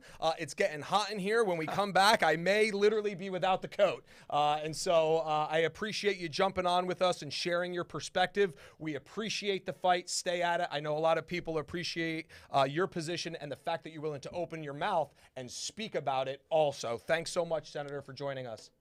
Thank you. Appreciate it. All right, that's Senator Mike Testa. Man, there's a lot to unpack there. I mean, he is in the trenches in Trenton, letting us know about some of the inside track of what happens in Trenton, them trying to get amendments or bills to be voted on, and the Democrats literally just tabling it, not It just voting. amazes me how the Democrats act with utter disregard for what the majority of people actually think. That's how smug they are. That's how confident they are that they're going to win these elections in New Jersey, that people won't step up and fight back or learn what's going on or get engaged in the process. They should be thinking about these issues, talking about them, right? They should be saying, wow, maybe, just maybe, the majority of the independent voters will not like this, so we should do something about it, right? Maybe even just do something, throw some fodder, win some attention, get some brownie points like all the politicians do. They do something right before they're up for election when it's election year, right? The fakeness, then they don't do anything for a long time. The Democrats can't even do that. They can't even throw a bone to the parental rights crowd. They can't even do that. No. Because that's how jacked up New Jersey is now, Phil. So that's how you know it's bad. When they aren't even trying to work with the other side. Well, when they don't aren't even have trying to. to appease independent voters. They don't have to. And to the point I made when I just ran for Congress is the left is playing hardball, and much of the Republican Party is still playing wiffle ball. True. And that's why they don't negotiate. That's why they don't give an inch. That's why they don't lob those grapefruits out there right before election time for anything. They don't have to. So we're going to be critical of our party when we need to. We'll be critical of the Democrats when we need to. We have Greg Mealy in studio with us. We're going to take a quick video here. We're going to take a what? We have. We're going to do an updated We got from finances. executive producer Dominic Cuso here to giving us some backstage direction on our fundraising efforts. You got Dom, a mic how we on? doing? You need a mic? I don't have a mic on. All right, so shout. Here we go. Ready? $1,890 has come in so far. 1,800 over 1,800 come in from the crowd. And so far, the winner is still that $500 donation from Lollygon. So you can give $501. Yeah. $501 and the iPad Pro, the Earbud Pros. Yeah, not that we're trying to undermine Right. a great company that is for your safety and your security by removing lolly columns, but if you donate $501, you win these AirPod Pros. Yes. Absolutely. You got 40 minutes on that. We're going to take a quick break here. We have a message from Congressman Jeff Van Drew. We're going heavy South Jersey right now. Big South Jersey, Big South Jersey. We had Ocean City, then we've got Senator Mike Testa, and now Congressman Jeff Van Drew has a message for us. Stick around, jerseyrising.com. Make those donations. Continue to stay live with us. Keep sharing the link. Let people know what's happening as we save our schools. All right.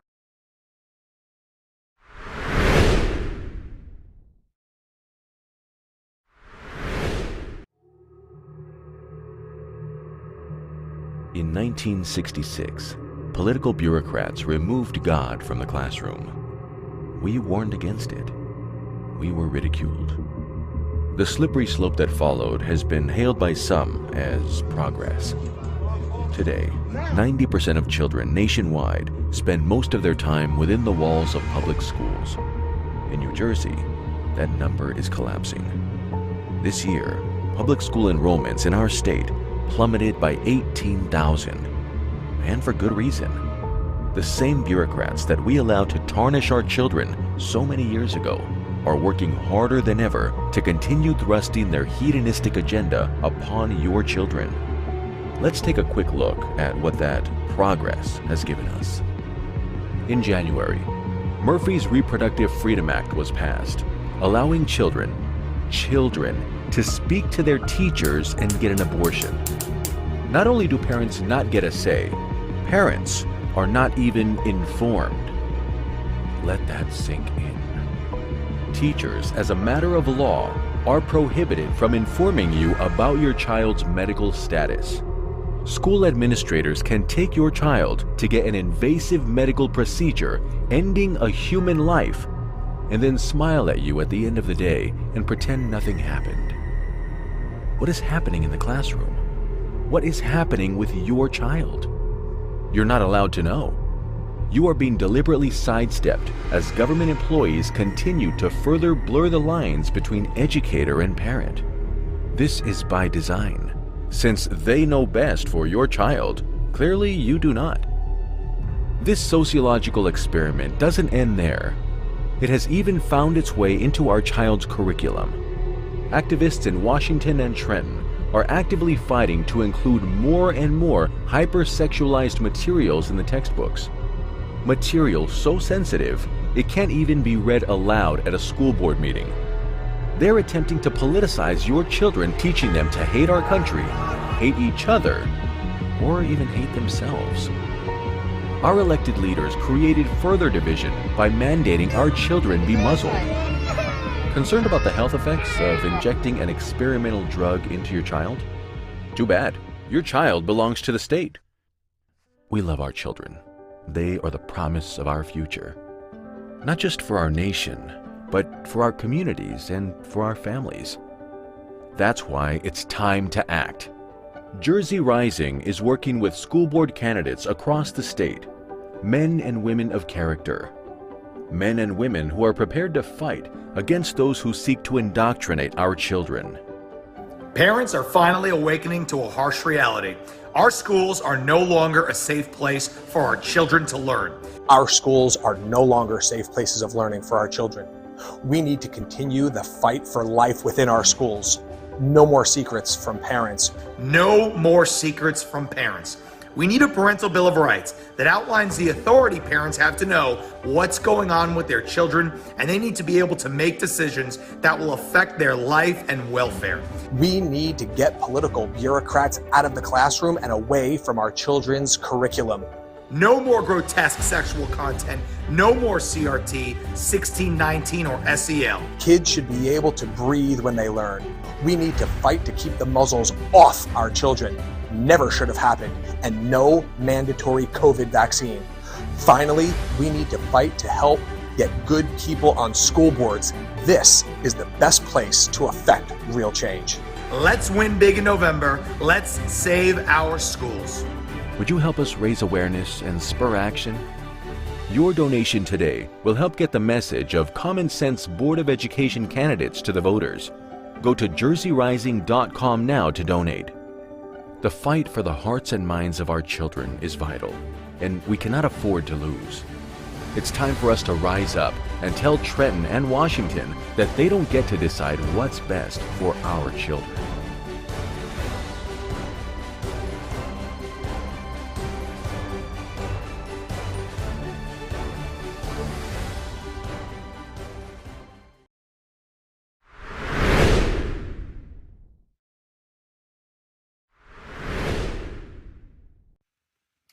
I wanted to commend Jersey Rising and Save Our Schools campaign.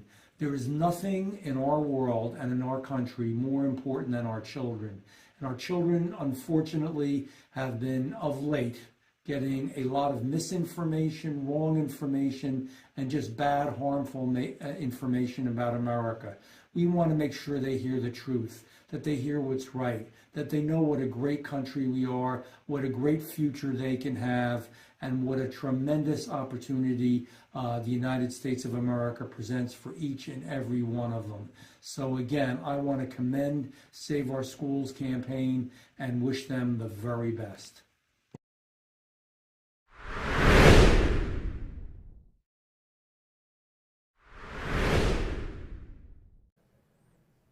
And we're back. Thank you so much. I hope you've been intrigued. I hope you've been informed. I hope you've been encouraged by what's been taking place since 10 o'clock this morning at the Jersey Rising Save Our Schools Telethon.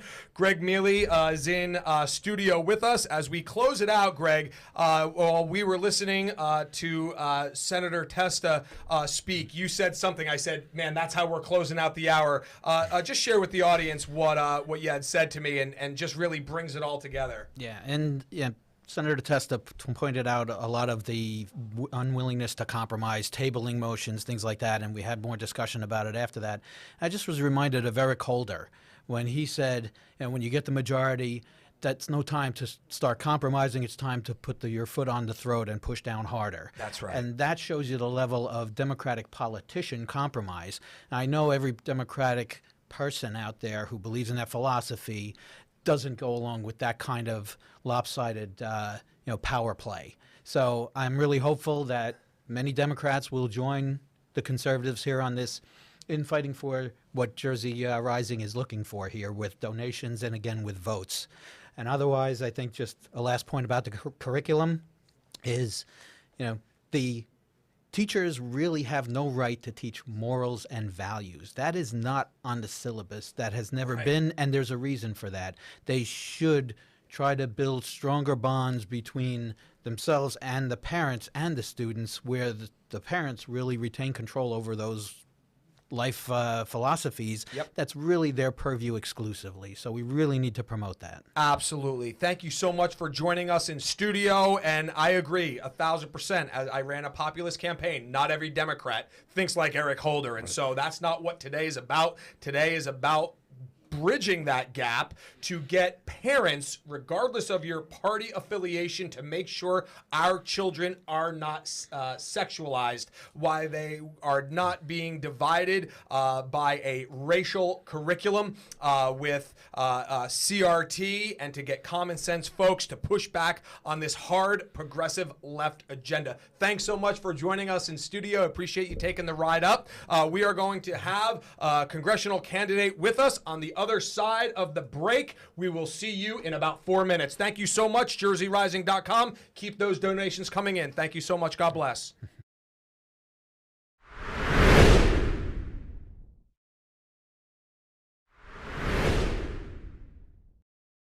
The Bill of Rights not considered. History revised. Parental rights trampled. Law and order in jeopardy. How much more can we take?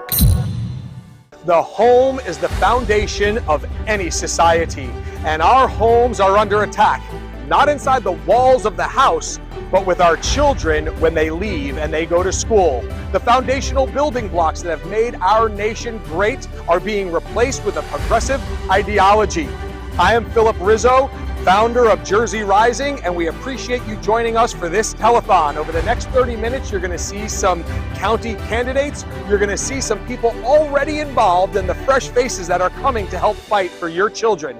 For our children's sake, for our state's sake, please donate at jerseyrising.com so we can help save our schools.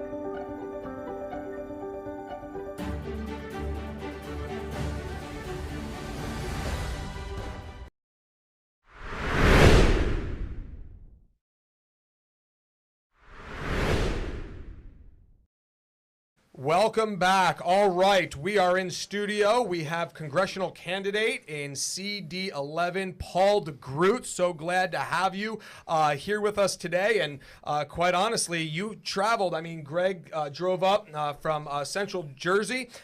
You had a really long commute here this morning to get in studio, right? I mean, it was approximately 14 paces. I mean, how long was it? My office is you can knock 3 times. I'll come running because I can hear you. Yeah, through the other exactly. walls. If you hear any thumping on the wall through our live broadcast, it's Paul on the other side of the wall here. Paul's got to be the tallest candidate in New Jersey history. By far. We've been moving mics around, and so we had to adjust this one for Paul. So, Paul, thanks for joining us as Passaic County Prosecutor's Office for over 25 years. You now live in Montville with your wife, Sharon, and 2 kids, yes? 2 children. I got a 2-year-old. And say it again? 2-year-old Jordan and a 4-year-old Alexander. 2 and 4. I remember those days. And I am, you miss them and you're glad they're behind you all at the same time. It's very weird. Mine are 20 down to 14, and so we're familiar with those days. And so I know that the topic that we're talking about today, yeah, you're running for office, you're running for Congress. We'll talk about that a bit, but as somebody with small children, I know that this is right in your wheelhouse. You do not want certain things for your children, and the point that we've been making time and time again throughout the day, it doesn't matter if you're a Democrat, doesn't matter if you're a Republican, rich, poor, black, white, gay, straight, Democrat, Republican, it doesn't matter. Nobody wants what is being pushed on our children, and so glad to have a conversation with you here today. Thanks for joining us. Why don't you let the audience know a little bit about yourself, and then we'll get into a deeper conversation. Well, I like the Jersey Rising. I'm Jersey born. I'm born and bred in Jersey. So my grandparents came here from the old country. Then my parents. We were in Clifton when Clifton had dirt roads. My father was a firefighter. I had a great childhood, which I want everybody to have. I want all the children that are in New Jersey today to have the childhood I had.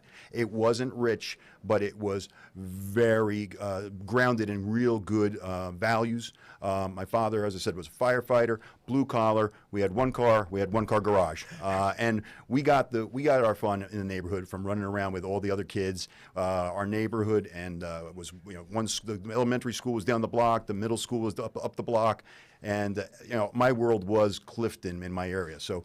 And now I have my own kids, and I want the same for them. I want a good education, good friends, good values. One of the things that I have said over time, historically, Democrats and Republicans, we all want the same thing. We all have the same goals. We want safe neighborhoods.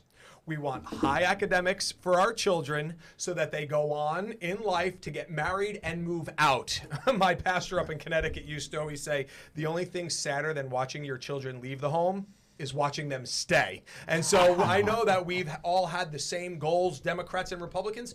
Democrats wanted to go this way to get there. Republicans wanted to go this way to get there, but we all had the same goals. That's not true anymore. There is a group on the hard left that has a different goal for America, and we see them pushing that agenda, Mike, across party lines, pushing around their own party to try to bring this right to our children.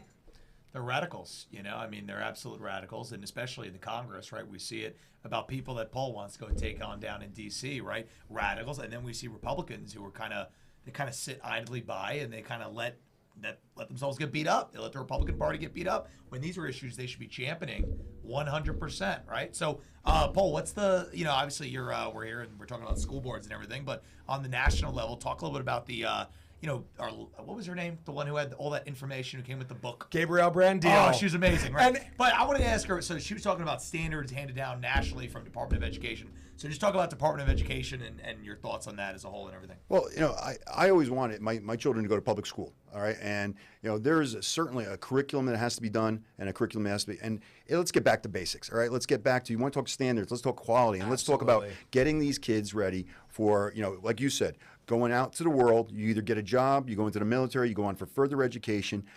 That's what we have. And even teachers don't want more things forced on them, the more obligations that they have to do. So it's not the teaching the problem. It's not the teachers that are the problem per se. True. It's the bureaucrats because they keep forcing more and more and more. And those things they're getting muddled. We need to get back to the hardcore issues, which is English, algebra, science, chemistry, calculus, real history. Yes, not revisionist history. Not tearing down the greatness of America. We need to be building it up. That's why everybody comes here, and that's why everybody wants to come here. And when they do, typically they succeed. They build businesses. They raise families. We've seen it in the Indian community, the Hispanic community, like you just said. Every community, doesn't matter where you are, where you came from, who you are, what color you are, they want the same thing. They want a good education. They want to raise their families here, and we've got to let them do that. And the public education, for the first time in my life, when Governor Murphy got elected the second time, I said, oh my God, I can't believe this curriculum is going to happen. Right. I might have to send my kids to private school. Right. Isn't that crazy? And I don't want to do that. One of the things that kept coming up since we started at 10 o'clock was the confusion, the blurred lines, which you just referenced, and sort of the deception. They won't be pinned down. You're running for Congress in Congressional District 11, and your opponent on the ballot this November is just such a candidate, labels herself as a moderate, labels herself as somebody who's willing to work across the aisle, and yet her voting record is staunch, hard, left. She stood up to one parental issue. Not that I'm aware of. And so what we want to do is we want to give Paul, just give us a quick synopsis here of your candidate, the sort of agenda that Mikey Sherrill is pushing on her constituents, and then we're gonna bring it back to your family life with Sharon and the kids in Montville. Okay. Well, let's start off with my candidacy. I'm law enforcement all the way. All right. Mikey Sherrill wants to. She's part of that movement that sees the police as the problem, not the solution. And what you said earlier, when you have safe streets. I worked Patterson. Patterson is top 100 most dangerous cities in America. We're trying to get Billy Prempe in here. So speaking of Patterson, so he'll back me up. Exactly. And when you have safe streets, and let's give Patterson as an example. I mean, CD11 doesn't have a real urban area, but Patterson's a great example. When you have safe streets, police walking the streets, solving crimes, going after criminals, then children can go to school unmolested. They don't have to be afraid of being dealt drugs. They don't have to be afraid of being gang violence. Safe streets equals better schools, better school systems. And when you have better school systems, you have the ability to get better jobs. You could raise a family in the area. Mikey Sherrill was against the law enforcement. She wants to pierce qualified immunity. For all you police officers out there, you're on her target list. Preach. Sure. Yep. Now, and then I gave her the perfect opportunity, and she should know it because it's right in her own backyard. Cedar Grove. Cedar Grove had a big problem. And why is it me, the first-time candidate, that took a stance on that issue instead of Mikey Sherrill, the two-term congressperson? Did she know about it? If she didn't, she's at fault. Let's tee this up here. So I'm going to look into the camera because this is where we need our audience to hear this story, something that took place in Cedar Grove, and how a congresswoman who has Cedar Grove within her district, she is supposed to be representing these constituents, dead silent. Paul, why don't you let our audience know, and I know we're having a conversation, it's a very fluid, event, and this is sort of roundtable.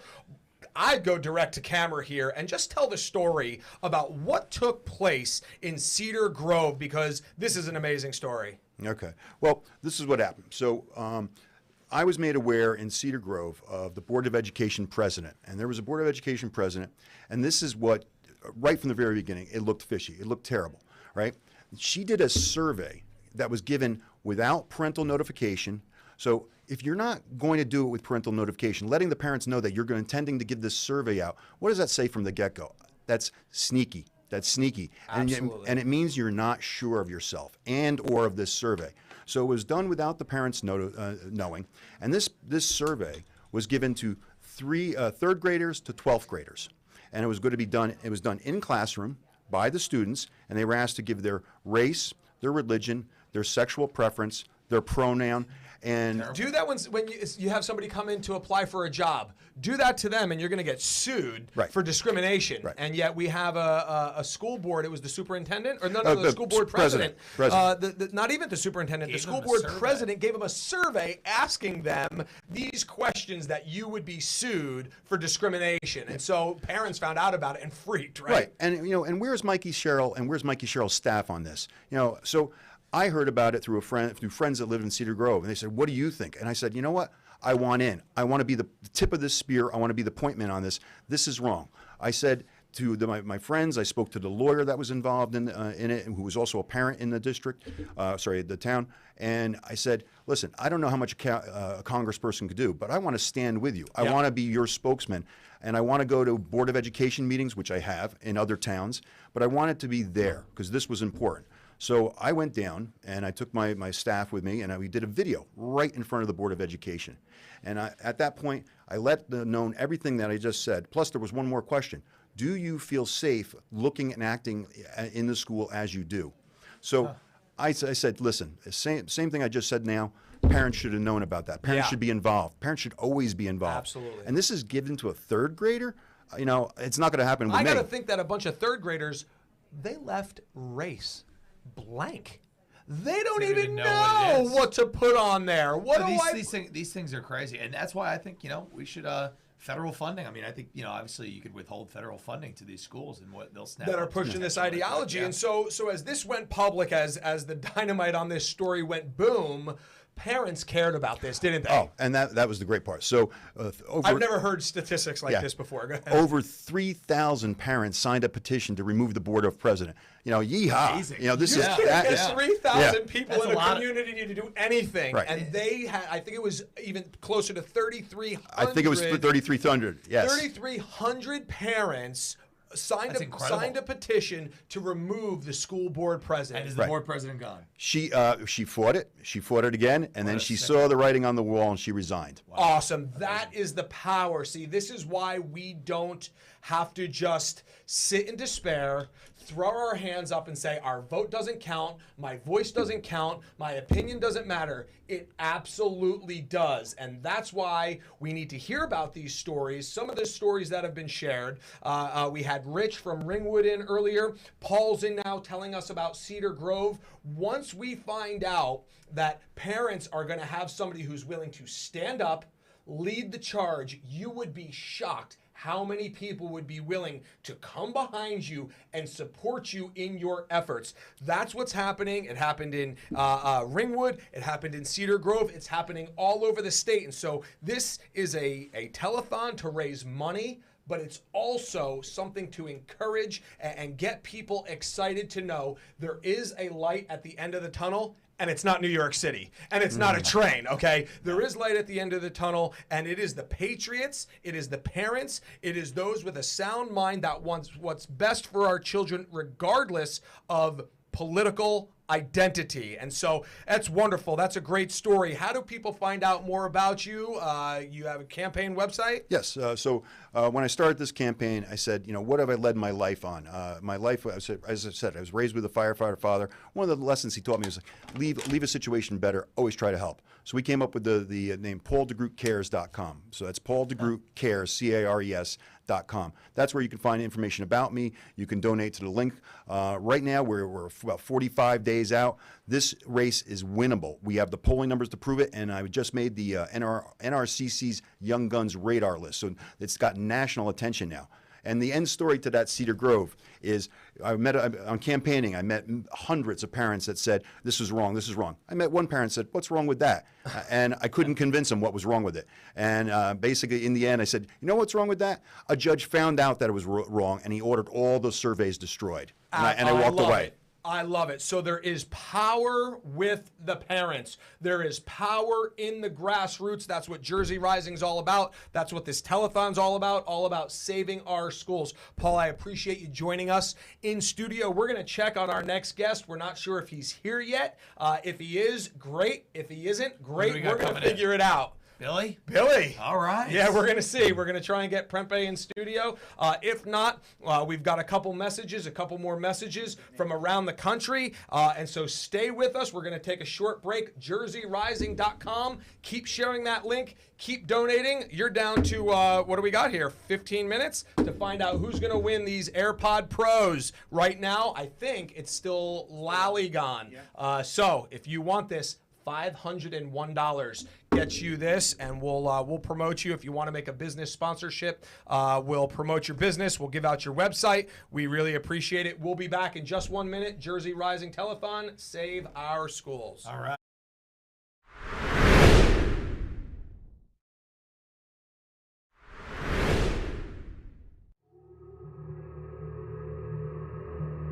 In 1966, political bureaucrats removed God from the classroom. We warned against it. We were ridiculed.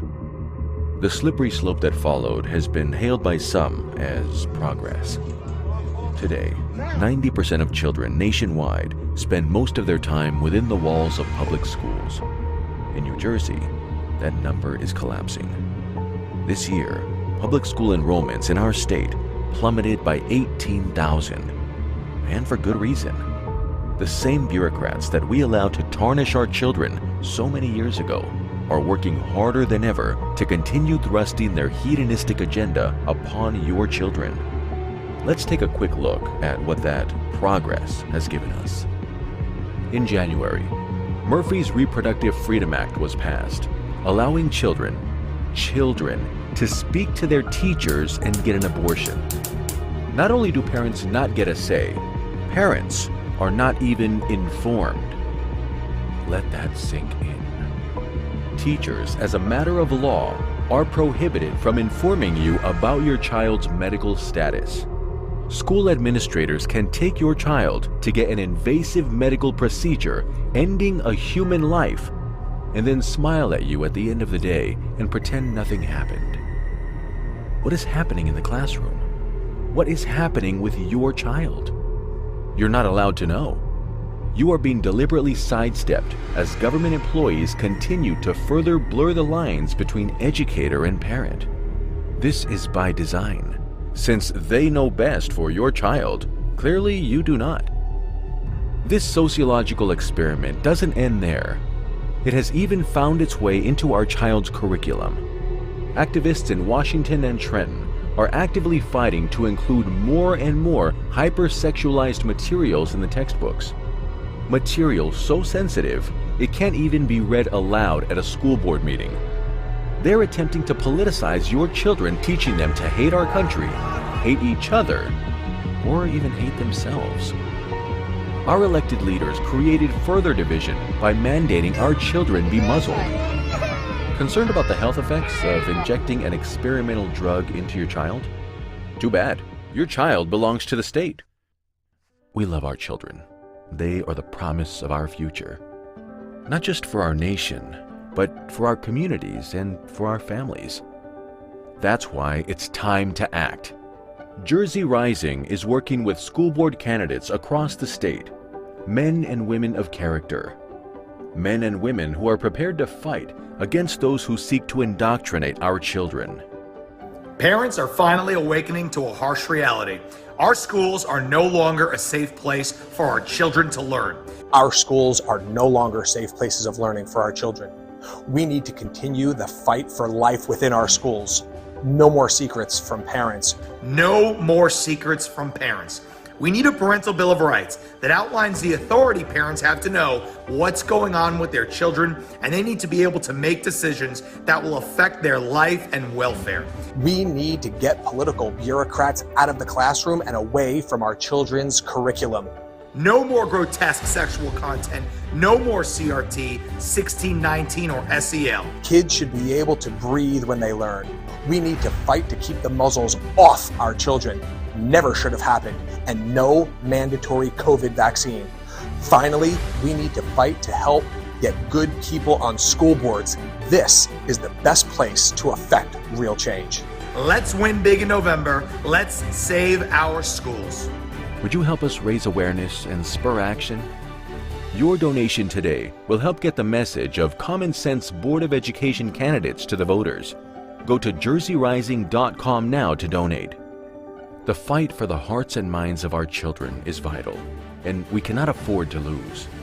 It's time for us to rise up and tell Trenton and Washington that they don't get to decide what's best for our children.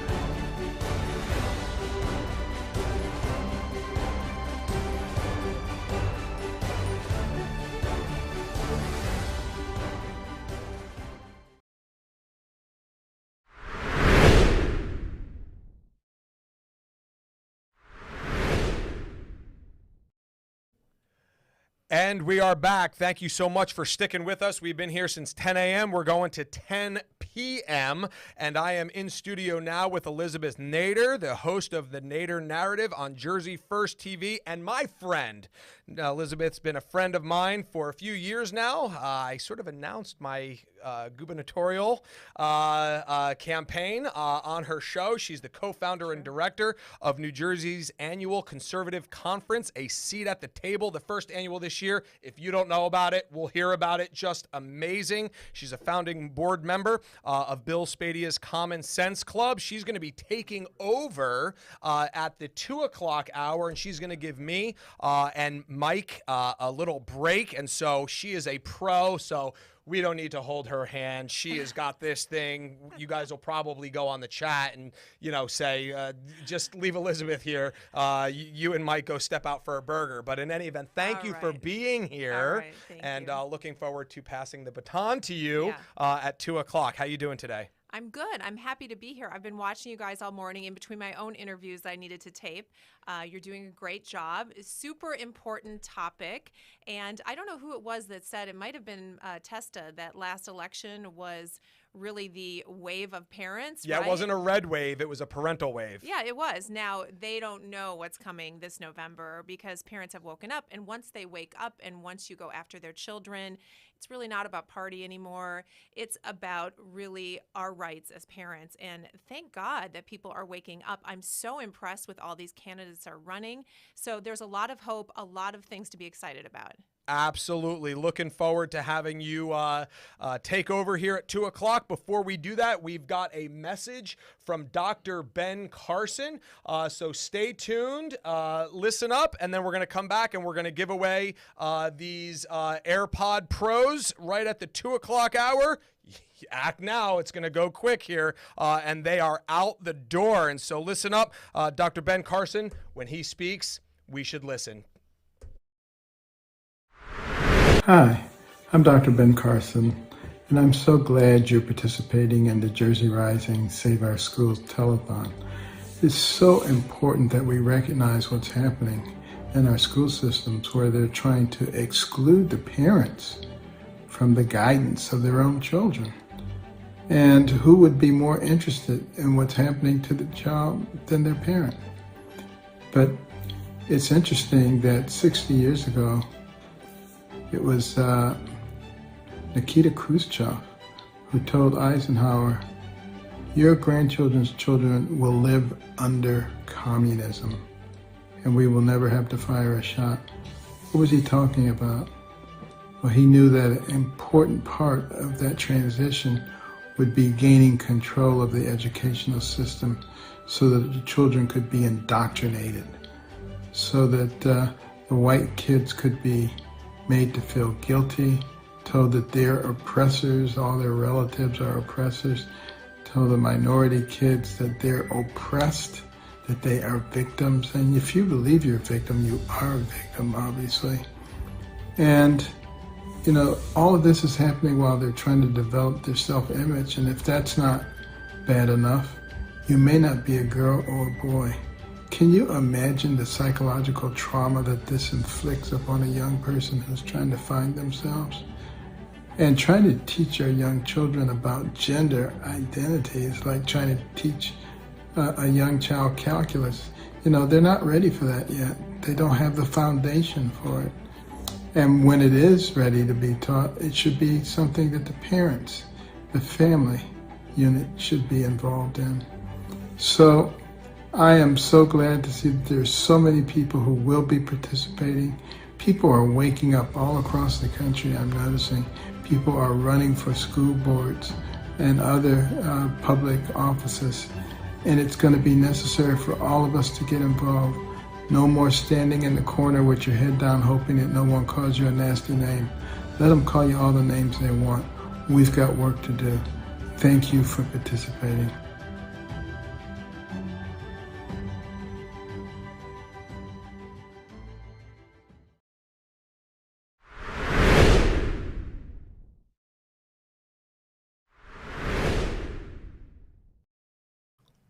And we are back. We are right at that deadline here for these iPod Pro. Now, I got to tell you, a lot happened. So we had a donation from Real McCoy Plumbing at $300. We promoted it. We pushed it. We were letting everybody know about it. And then we had a $500 donation from Lollygon. We got into a little bit of the history. You know, we sort of... Great company, Phil. Great company. Yeah. Phenomenal company. Amazing. Protecting lives and limbs since 1980. That's incredible. So, yeah. Wow. Where were they in 1980? Great American company. Great American Before company. 1979, America was not the same. In grade school, Phil. They were in grade school. So what happened was Real McCoy came in with a second donation to beat out that Lollygon donation of 501, and then something amazing happened. Amazing. Lollygon gave another $100. And so unless somebody donates in the next 20 seconds, which I don't see how that's going to happen, but unless it happens, these AirPod Pros, oh my goodness, I don't even believe it. No. I'm not even going to believe it. So my son is obviously trolling. He's trolling. He just got under the wire. We're going to have to disclose this. 602. We're going to have to disclose. Your son? No, time out. He gave 502. Yeah. But Lollygon gave another 100. Joke's on him. So Lollygon still wins it at 600. And my son, who's trolling the event, we're going to have to do something. My son, he is working diligently. He's a very hard worker. He donated that money? Nick donated $502. With his credit card or yours? With his, because I saw his name pop up. And so he thought he was going to win that with 502, but he did not know. Because Little did he know the people at Lollygon play to win. Lollygon went deep in their pockets. They didn't play the $1 game. No. They didn't play the $2 Classy game. move. They threw another 100 at it. And so that lets me know that Lollygon is really looking to win this. And they did. Nice. And so congratulations, Lollygon. Great company. company. Out of Morris Jinx. County. And so, hey, again, that's live TV. I thought in real time my son won it. He didn't. So I apologize, Nick, but not really. You should have gave a little more money. I know you got it. I'm going to have to beat it out of you later. Nick, So thank you, Nick. we are going Thank to you, take a quick break. And then when we come back, Elizabeth Nader, the host of Nader Narrative on Jersey First, she's going to take the baton. Look at that. She already took my seat. She did. She's ready to go. Yeah. And so she's got her own people that will be coming on, and so we're looking forward to it. Keep sticking around. Great donations, guys. I know this is all fun. This is all going to a great cause. It's not about the AirPods. It's about saving our schools. Stick with us. Thanks so much. JerseyRising.com.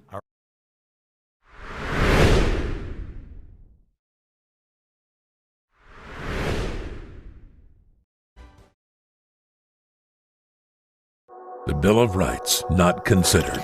History revised. Parental rights trampled. Law and order in jeopardy. How much more can we take? The home is the foundation of any society, and our homes are under attack, not inside the walls of the house, but with our children when they leave and they go to school. The foundational building blocks that have made our nation great are being replaced with a progressive ideology. I am Philip Rizzo, founder of Jersey Rising, and we appreciate you joining us for this telethon. Over the next 30 minutes, you're going to see some county candidates. You're going to see some people already involved and the fresh faces that are coming to help fight for your children. For our children's sake, for our state's sake, please donate at jerseyrising.com so we can help save our schools.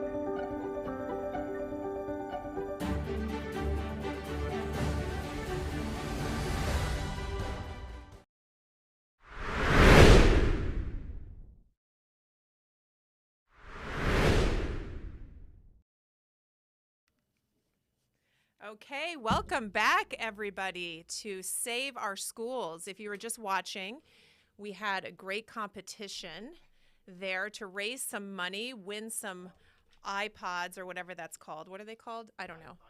iPods, yeah. Obviously, I don't have any, so I should have won those, right? I'm happy to be with you. My name is Elizabeth Nader. I have been watching this all day and so excited for what we're doing here. Lots of great guests still coming up. I want to remind everybody this is about the candidates and the ones we need to get elected, and this is about your kids. So, throughout all of this, do not forget to donate, donate, donate. Even a little bit makes a huge difference. JerseyRising.com. JerseyRising.com is where you donate. So, I'm taking the baton here for about half an hour, and I'm happy to give those guys a break. I am really happy to have on my friend, we're going to bring on here in just a moment, Mark Rizzoli, who is always my go-to when it comes to really intense subjects and fighting for parents and kids and all of that. Is he on, by the way? I can see him. I don't know who he's talking to. He's not talking to me. But let's go ahead and get Mark on live. Mark Rizzoli from Old Bridge, Middlesex County. Mark, can you hear me? Yes, how you doing, Elizabeth? Great to be on. There's my friend. I'm so glad you're with us. Thank you so much for joining. And listen, we got a lot to talk about.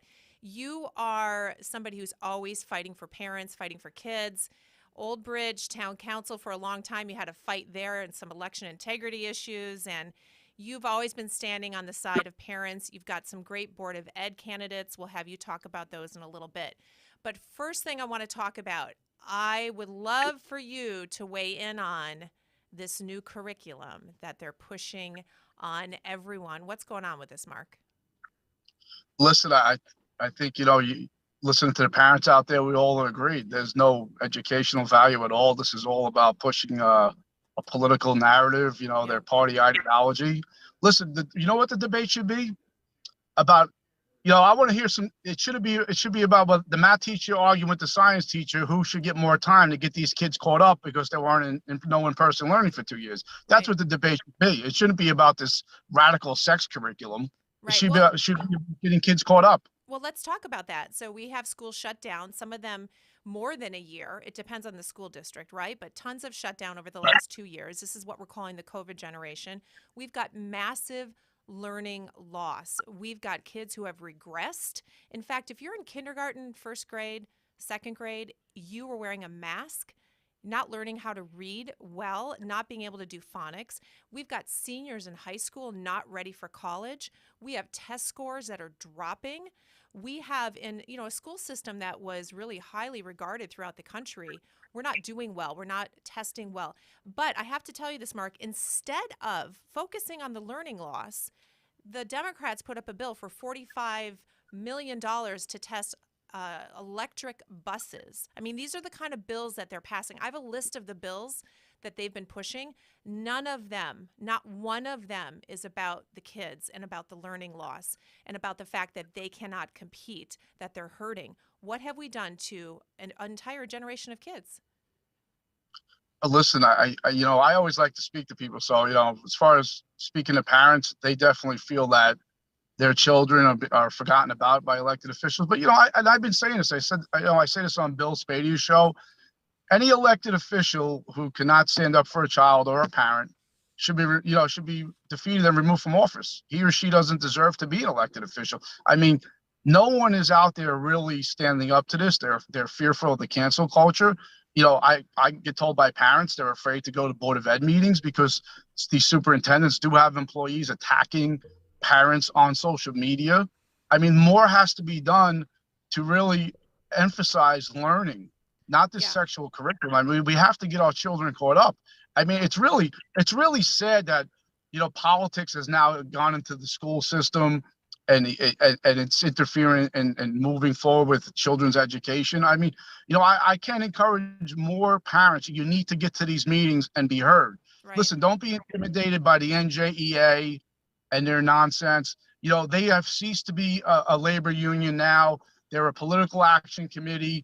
They're more about canceling people, parents, anyone who, who does not approve of their methods or to the political policies that they're pushing, which they have said it themselves. I mean, they have dumped millions of dollars into Phil Murphy. Phil Murphy has basically sold access to his office to guard trade equality and the NJEA, and that's a fact. Well, the amount of money they spend on politics is amazing. I'm going to come back to them in a minute because I'm going to ask production to cue up their video that they did for talking about the parents. So we're going to come back to that in a minute.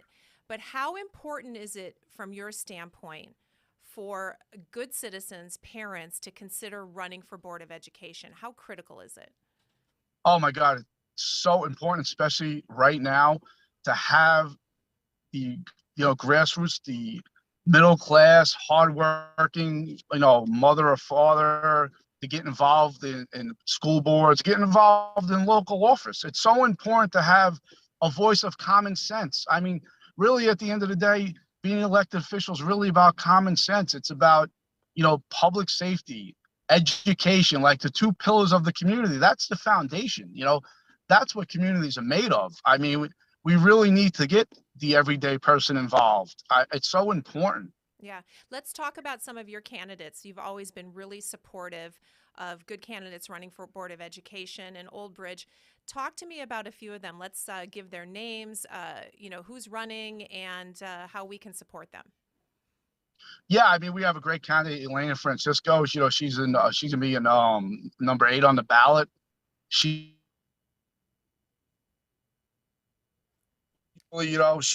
been up there advocating to do the right thing when it comes to the curriculum. She always listens to the parents. She's somebody who I'm supporting out there right now. And that's somebody who we need. We need a mom like that on the school board. I mean, throughout the state, we need moms like that on the board because it's so important because they listen to everyone. Yeah, they do. Has Old Bridge seen a lot of parents showing up at meetings? I remember you in a few protests last year and supporting all of these parents. What has that been like? What's the environment been like around you? Yeah, I think the meetings, early on that they weren't as crowded, but now, from what I understand, there's a meeting coming up and there's over 100 people signed up already to speak, which is great. But there should be 500 people, 1,000 people showing up for these meetings. I really think, the cancel culture has really affected parents. It's kind of keeping them from showing up. Well, let's talk about the cancel culture. Guys, do we have the video ready? Not yet. Okay. I'm getting a yes and I'm getting a no. Give me a sign when it's ready to go. Are we ready? Okay. So I want to show this for people that hadn't seen this. And this is from the NJEA. We are showing the ad. We're not showing the ad. Okay. We're showing another video on the NJEA. So go ahead and roll it.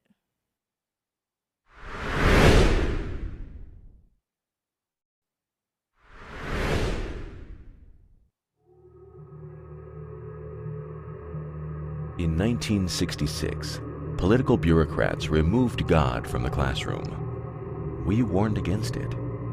We were ridiculed. The slippery slope that followed has been hailed by some as progress. Today, 90% of children nationwide spend most of their time within the walls of public schools.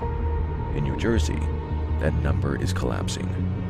This year, public school enrollments in our state plummeted by 18,000, and for good reason.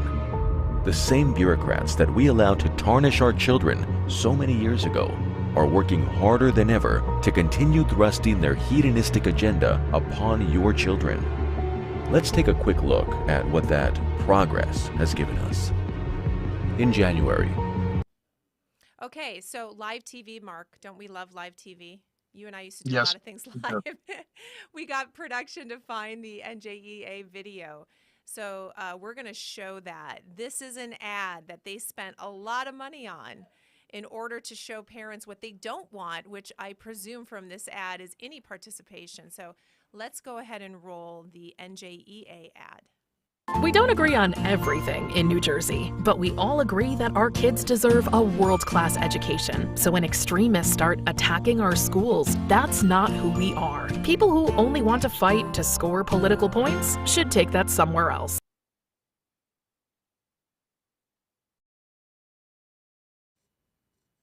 Mark, can you hear me? Okay, hold on. I can't hear you yet. Okay. All right, there Can we you hear go. me now? Mark. Yep, I've got you, Mark. So Yeah. tell me, how do you feel about that ad? Oh, listen, that ad's disgusting. I mean, to call concerned parents, extremists is just unbelievable. Especially like throughout the years, what do we always hear, Elizabeth? Parents need to get involved with their children's education. Now, because they're involved now and they're not supporting their political narrative, now all of a sudden they're extremists. No, concerned parents are full of love. That's why they're speaking out for their children, not full of hate. That, to continuously say that it's just trying to intimidate parents from attending these meetings and speaking out. I recently heard about Department of Homeland Security paying someone a visit because they were critical of the NJEA president. I mean, that is ridiculous. Someone who served in law enforcement, I got to tell you what, that whoever went to pay a visit to that woman should be ashamed of themselves. So, Mark, you should be out there. Mark, Yeah, how I'm much sorry. involvement should parents have? I mean, there's some discussion about parents taking things too far. Is there such a label as taking things too far? Well, listen, I mean, parents going and speaking out is not taking it too far. I mean, listen, you and I both know, Elizabeth, if you're going to do something that a parent perceives as harming their child, they're going to take it to, as far as they can. But with that said, I haven't seen anything where parents are getting violent at these meetings. They're just being very vocal at meetings, which is, we want to encourage that. They should be speaking out. Listen, they masked their children, they locked them down. I mean, no one talks about the mental health crisis that was created from these lockdowns on children. The lack of social experience, just the overall school life. I mean, we should be allowing children to be children and allow parents to be parents. So one of the things that happened, Mark, as a result of COVID is really the transparency. They didn't intend for this to happen, but because kids were home and they were on Zoom, parents were seeing more and more, and they had to get involved, which brings us to today now with this new curriculum. Now, the reality of this curriculum that parents need to understand is that there are standards that the state board set, and that state board is not elected, as you know, it's appointed. And then there are actually the resources that the individual school districts can choose to meet those standards. And then it's the third factor, which are the teachers who are mostly good. These are usually the heroes who have to implement those resources. If we don't have transparency along every part of that path, how do we actually know what, maybe there's an activist teacher, we don't know what they're teaching our students. We need more transparency. Would you agree? Yes. Well, listen, what I think, we always hear about cops wearing cameras. I think it's time to put cameras in the classrooms. Nice. Let's be able to observe and record what's going on every day in the classroom, in the hallways. I mean, it can work both ways. I mean, you always see advocating, cops, body cams. Well, we should have cameras in the classroom. Since we have so many radical teachers now, which we've seen with Project Veritas and everything, I think it's time that parents should have access. And there should be transparency. Yeah, in and the that's classroom. the thing that I think makes a lot of parents nervous is you may have a board of education. We've seen some who have been amazing standing up and pushing back against the curriculum or choosing different resources that are not as fringe as Amaze Ed and some of these disgusting websites. I don't know if you've seen them. They're just horrific. But you don't know when it gets into the individual teacher's hands what they're going to teach on a given day to your child. We're really turning our children over to them, trusting them. And we've been doing this for the past 50 years. It's like been this slow march towards almost Marxism, Mark, and we have trusted the school systems. We've been busy making money, trying to keep up economically. You have two-income families now. People haven't had the time to watch the school system. And before they knew it, suddenly everything had changed. And I think that's why, in many ways, the only blessing I'm going to say that came from COVID is the fact now that the parents are focused on the school boards, are focused on what the teachers are teaching. Let's talk about the funding a little bit, because we have a budget that passed. And I don't know how much you know about the details, but like 200 districts lost money. I looked at it today, and most of the counties that lost money in Murphy's budget just happen to be Republican. Think there's any connection there? Of course not. No, listen, Phil Murphy's all about purchasing votes with taxpayer money. He's not concerned with the well-being of these communities. He's all about his political aspirations. I hashtagged him Evil Phil because, as far as I'm concerned, concerned, anyone who targets children is evil, whether it's through radical curriculum or masking them up or locking them down. I mean, listen, when you look at these districts where they're pumping money into, I mean, a lot of them are failing. Look at a district like Newark, you know, I mean, how did removing the Christopher Columbus statue make that Newark safer and their school district better? It didn't. So, I mean, you know, when you see money going into, you know, Asbury Park, I mean, I was reading earlier in the football season, they couldn't field a football team because they were ineligible. Didn't have enough players eligible to play. So, you know, that the Board of Ed overall, there needs to be a total, reboot of it. The system is broken. I mean, there's no accountability when it comes to money. I mean, Jersey City passed a $1 billion Board of Ed budget. I mean, that's insane when you think about it. Yeah, and they're an avid district. I mean, and how about these towns that are avid districts where they have booming economies, you know, on their waterfronts and everything? Right. So, I mean, really, you can see where politics is really playing a role in this. And it's unfortunate because, you know, the only people that get hurt are the children. Well, you know, it used to be back in the old days when I was young, a long time ago, that it was home rule. You heard that saying, home rule, where the local Board of Educations would make the decisions for their community. And it really wasn't about the state and it wasn't about the federal government, but that's eroded over time. So we've seen the federal government grow bigger and bigger and bring mandates down right from the Department of Education. And now we're seeing the state mandating. Home rule has somewhat been lost. The idea that your Board of Education should decide what's right for you is something that we need to reclaim. Now, you talked about politics. Board of Education is supposed to be nonpartisan. And by the way, let me just tell everybody why we're talking here. Go to jerseyrising.com to donate. It doesn't take much in these races. It doesn't take much. Mark, you know that. It doesn't take a lot of money to really be able to get the signs out and get the flyers out. It makes a huge difference. So please donate. All that money is going directly to the Board of Education candidates who have been vetted. But when we look at the stats, now again, we're supposed to be nonpartisan, right, Mark, in the Board of Education. Do you even think that's true anymore? No, the NJEA right now is backing candidates in my town. One of them is a board president, I believe, in Roselle. His name is Lance Hilfman, and the local union, the NJEA, are supporting him. I mean, the last thing we need is him on the board. We don't need any NJEA interaction on the school board. And I agree with you. Listen, no one knows better about the community than the people, right? So it's allow the Board of Ed to make important decisions like that. And I'll be remiss I want to get this out there. Please, everyone, regardless of how you feel about the vote by mail, if you get one, please send it back. If you don't vote, that's how we lose. The same thing, if you have a small window on election day to vote, go use the early voting. I mean, we have to use the tools that are in place to help us win. But yeah, I mean, go ahead, Elizabeth, I'm sorry. I was just going to say, I'm so glad you brought up early voting, the ballots. That's something that we do need to talk about. You know, we have fought that, but it's not helping us to fight that anymore. Election integrity is important. There are different things we can do, but we have mail-in ballots. They are here to stay for the foreseeable future. So we need to use that wisely. Now, they've already gone out, Mark. A lot of people have already gotten those ballots. So people need to pay attention. Don't throw them away. If you have one, you didn't request it, you can call your county clerk or Board of Elections and figure that out, but don't throw it away. Actually vote early if you can, but we've got to stay engaged. It doesn't help just to talk about this. Now let's go into a little bit of the political realm here for a moment, because again, Board of Education is supposed to be nonpartisan, but Josh Akins, who runs Arise New Jersey, gave me some interesting stats here. And I give these to you for a voice of hope, because I think there is so much hope and so much to celebrate from the last election, which was clearly a mandate from the parents. We had so many parents win down ballot last November, and also what I think we're going to see this November.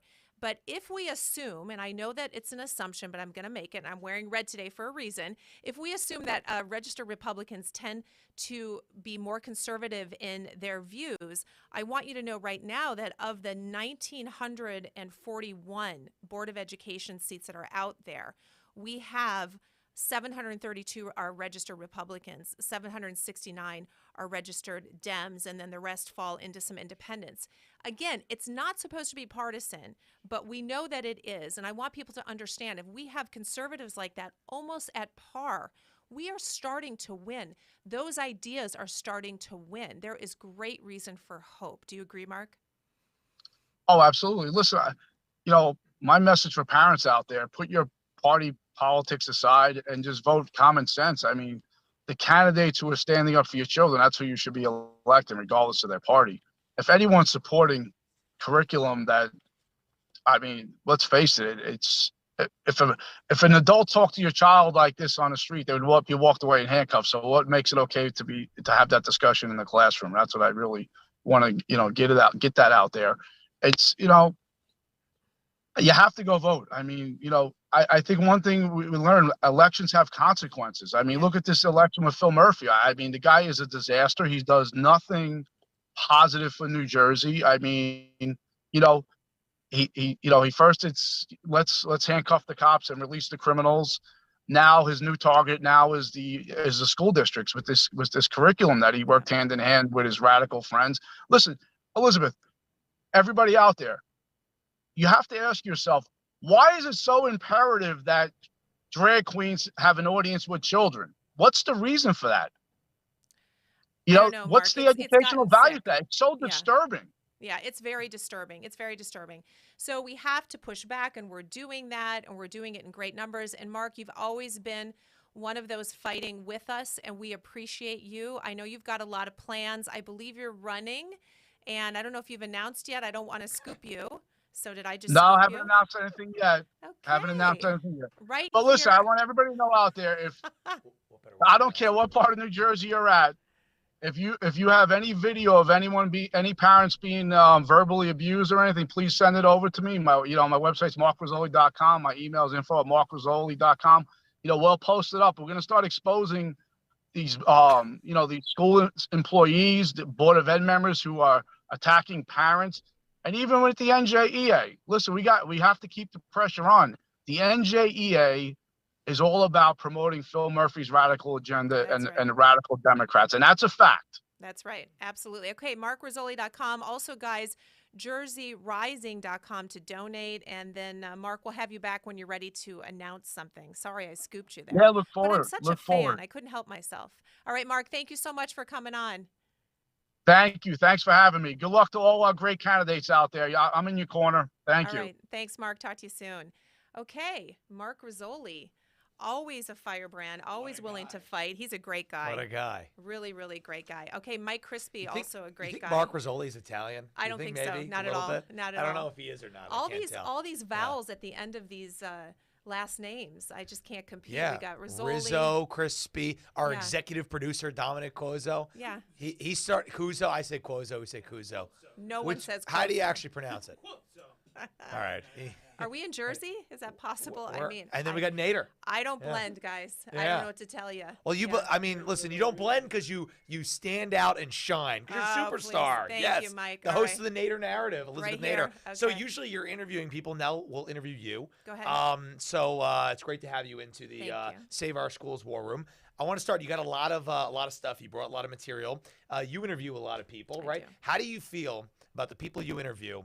How genuine they are about these parental issues? You think some of them are just giving fluff because they think, oh, I'm just trying to win in a swing state, so I got to capitulate a little way. You don't have to name names, or maybe you want to. But how many do you think are just giving fluff versus actually giving substance? And maybe you can give some examples without getting in trouble. Yeah, I won't get in trouble and I won't name names. But Yes. since you also host your own show, there's a certain ability you develop intuitively. And as a woman, I probably have more of that than you do. No offense. It's okay. Uh, I where- love women. I cherish women, said President Trump. Right. Where we just Good know quote. when someone is over-prepared, speaking sound bites, there's a huge difference. And so the answer to your question is yes. Look, when you have an issue as powerful as parental rights and what's going on in our schools, and you look at that and understand that is the leading issue, look at what Youngkin did. He won on that issue. Yeah. So if you are a politician who simply wants to win, you're smart if you look at the polls and say, how that's the issue du jour. Let me run on that. But I got to tell you something, parents are getting smart, and we know when it's not authentic. And we know the difference between someone who uses that in a campaign and then gets into office and legislates differently. And that is something that I think people are getting more sophisticated about. We're done with putting people in office who say one thing to us Isn't to that get amazing? our vote. Yeah. turn around and do something else. It is. Those are the worst people. Worst. Those people are. I always say those people are worse, and this is a nonpartisan thing. School boards, but typically the ones who make the promises and then don't deliver on these things are Republicans. Yeah. And nothing worse. The only thing worse than a Democrat. Bad Democrat, right? Because we got good Democrats who are watching. We do have the only thing worse than a bad Democrat is a bad Republican who says they're Yeah. going to do something and then they sell out the people. So, Yeah. what's your take on these school board races? I mean, obviously, it's so important. The thing that Josh said at the beginning about what was it, like most seats were unfilled and now there's like thousands of candidates. So you've been covering Jersey politics for a while. Do you think it's reaching a breaking point to where it's finally going to come back to the center, or do you think, like when I'm listening to I keep forgetting the poor woman's name. The great one. The one who gave all the information. Gabe Randeel. Gabe Randeel. Yeah, Gabe Gabe, Randeel she's had great. all this information. Yeah. And I said to myself, wow, it just makes you kind of want to leave the state. It does. Right? Because like, these people are demonic. I'm out of here. Yeah. Right? So do you think, you've been covering Jersey politics for a while, do you think that the breaking point will come back now, or do you think that it's gone? I don't think it's gone, or I'd be gone. So I am looking at land in Tennessee, but I'm giving Jersey a little more time. I think we're on about a 3-year. That's a warning. Yeah, that Jill. is a warning, guys. Warning shot. I think we're on a 3-year cycle here. I think we need to look at what happens here in November with the midterms and the races down ballot. I think we're going to see some good results down ballot for sure. And next year, all 120 seats are up. And I say to Jersey, guys, hold these people responsible. Every seat in the Senate and Assembly is up next year. Now, remember, Mike, we live with those senators who win next year for 4 years. Right. Senate is on a 4-4-2 cycle. Assembly is every 2 years. So this is a critical election for New Jersey. And once we do that, we head towards the governor's election in 25. So I'm giving Jersey 3 years to start to turn it around. And I have a lot of hope, and I'm putting a lot of time, treasure, and talent into seeing that happen. I like that. Question. Digging there you in. Go. Look at executive producer Quozo here getting comfortable with the liners from behind the stands. They can't hear that. He said, yeah, I'm digging in. I'm digging in. One more question. I guess we have a guest in the lobby, right? But we'll ask one more question. A seat at the table. The people out there who may not be familiar with that. That was a pretty good thing, right? Pretty good, pretty historic. Yeah. How about the Republicans that didn't participate in it? And what's the future of that movement that you started? Because that was amazing. Yeah. And I don't see, a lot of NJGOP people getting the grassroots in. I don't see Democrats getting the grassroots in, right? So you clearly found out a way to connect grassroots to, all these people you brought in. So what's the future of that look like? Hey, listen, we were inspired by CPAC, incredibly inspired by CPAC, and we said we've got to bring that to New Jersey. There's really no conservative conference in New Jersey. So it's called a seat at the table. So we opened our arms to everyone. Yes. Everyone. Not everyone hugged us back. Not the first year, but enough did to make it an incredibly successful event. And I continue to say to the NJGOP, please come to the RNC. They did send someone on a panel, which was nice. But the NJGOP, I think this year, hopefully they will come. Phil laughing? I don't know what Phil's doing off camera here, but. Anyway, everyone should go to asattnj.com. We're doing it again. We had incredible national voices that came in to say Jersey is worth it. We convinced them to fly in here to New Jersey, 30 national voices, all names that you know, yes, because they understood that Jersey is on the precipice of a breakthrough. And I always say, if we can stop the cancer here, it won't spread throughout the nation. If we can do it in New Jersey, we can save the country. So we're doing it again. It's important that everyone get involved. And I believe we're starting to get the attention of national figures who understand we are not a lost cause. For years, they didn't come here, and they're starting to pay attention to us. Amazing. All right, so I think you have an interview here, so I'm going to let you you take it back. I guess, all right, I don't know. Thanks, Mike. Do you know who you're interviewing? Oh, I'm interviewing? Oh, I don't know. Well, I don't know. Who's next? Oh, well, you know what we're going to do? You know what we're going to do instead? Video on the we're break? We're going to cut to commercial. Great. And then we're going to come back and sort this out. I appreciate everybody who is tuning into the Save Our Schools Telethon all day. Are we just getting started? Are we in the middle? We don't even know. Time doesn't even matter because we're going all day, all night. So stick around, quick break, and we'll be right back with more.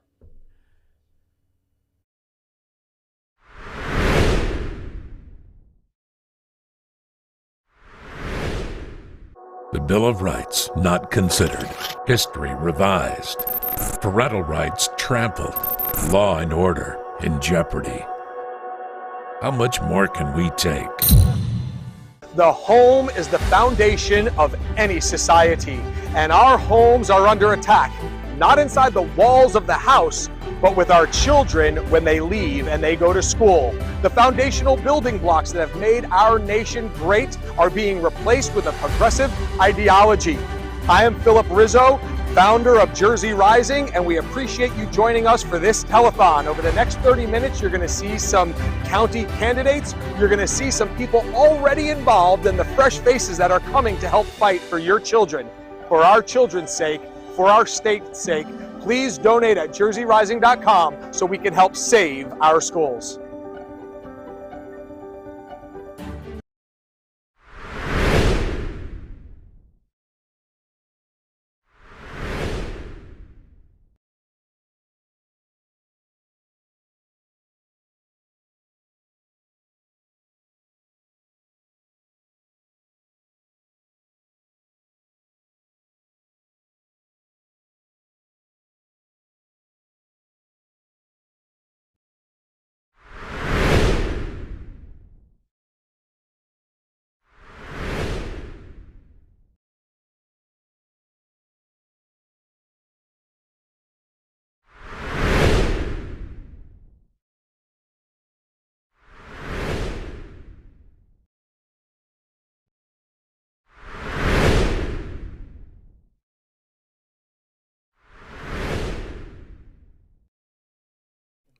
All right, well, we're back. We are live in studio. Elizabeth Nader, thank you so much. You gave me an opportunity to catch my breath, to cool down a little bit, and take a little break here. We are plugging away here 12 straight hours on the Jersey Rising telethon here to save our schools.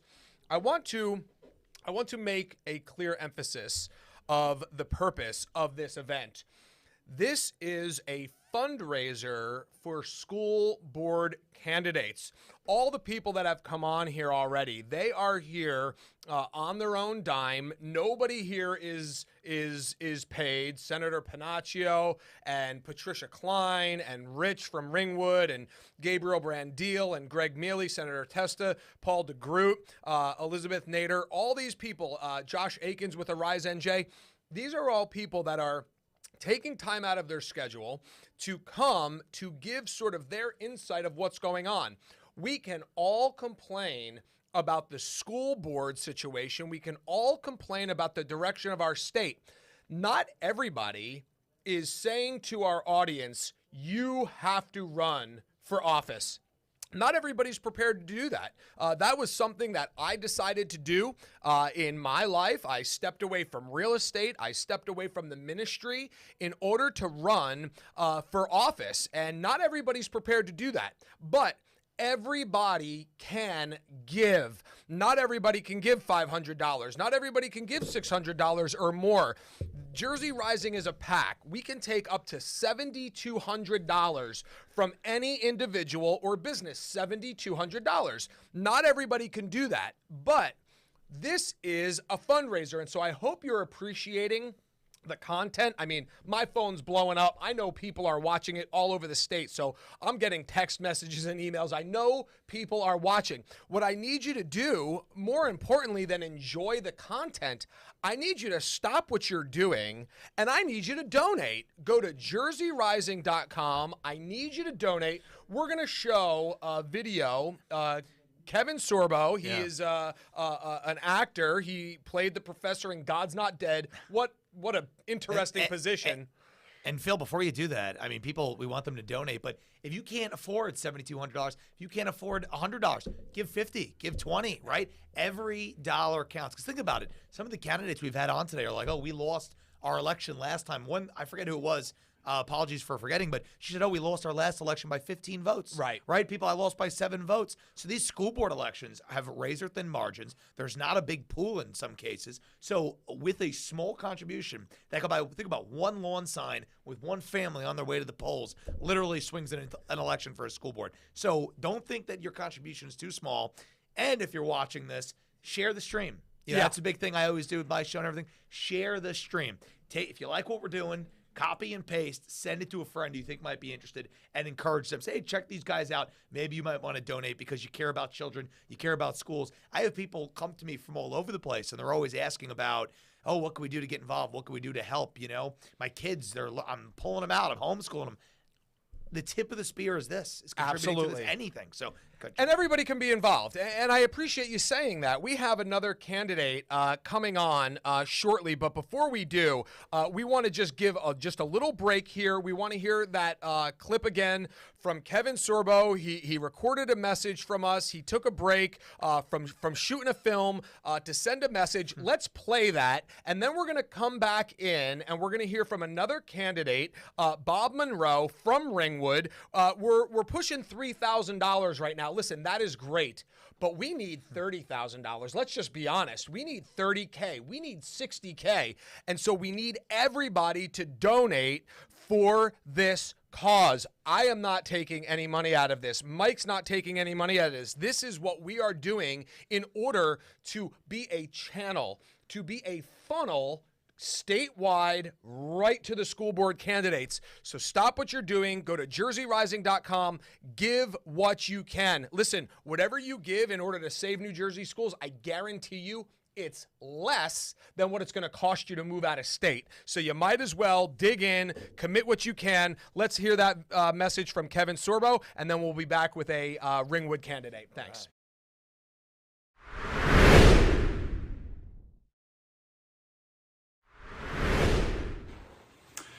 Hey there, Mike and Phil in all of New Jersey. Thanks for tuning in to the hashtag Save Our Schools Telethon. I'm glad to be part of the awesome work you guys are doing to promote life, medical freedom, and protect parents' rights. I think you know how vital this fight is right now in our country. It's absolutely crazy what's going on. Our children are at stake and we can't afford to lose. So stop what you're doing and like and comment and share this feed on all your social media. Help us get the word out. And of course, go to jerseyrising.com. That's jerseyrising.com right now and donate. Even just $20 will help us get common sense men and women onto these school boards to fight for our children. Let this event be the epicenter that sends shockwaves around the country.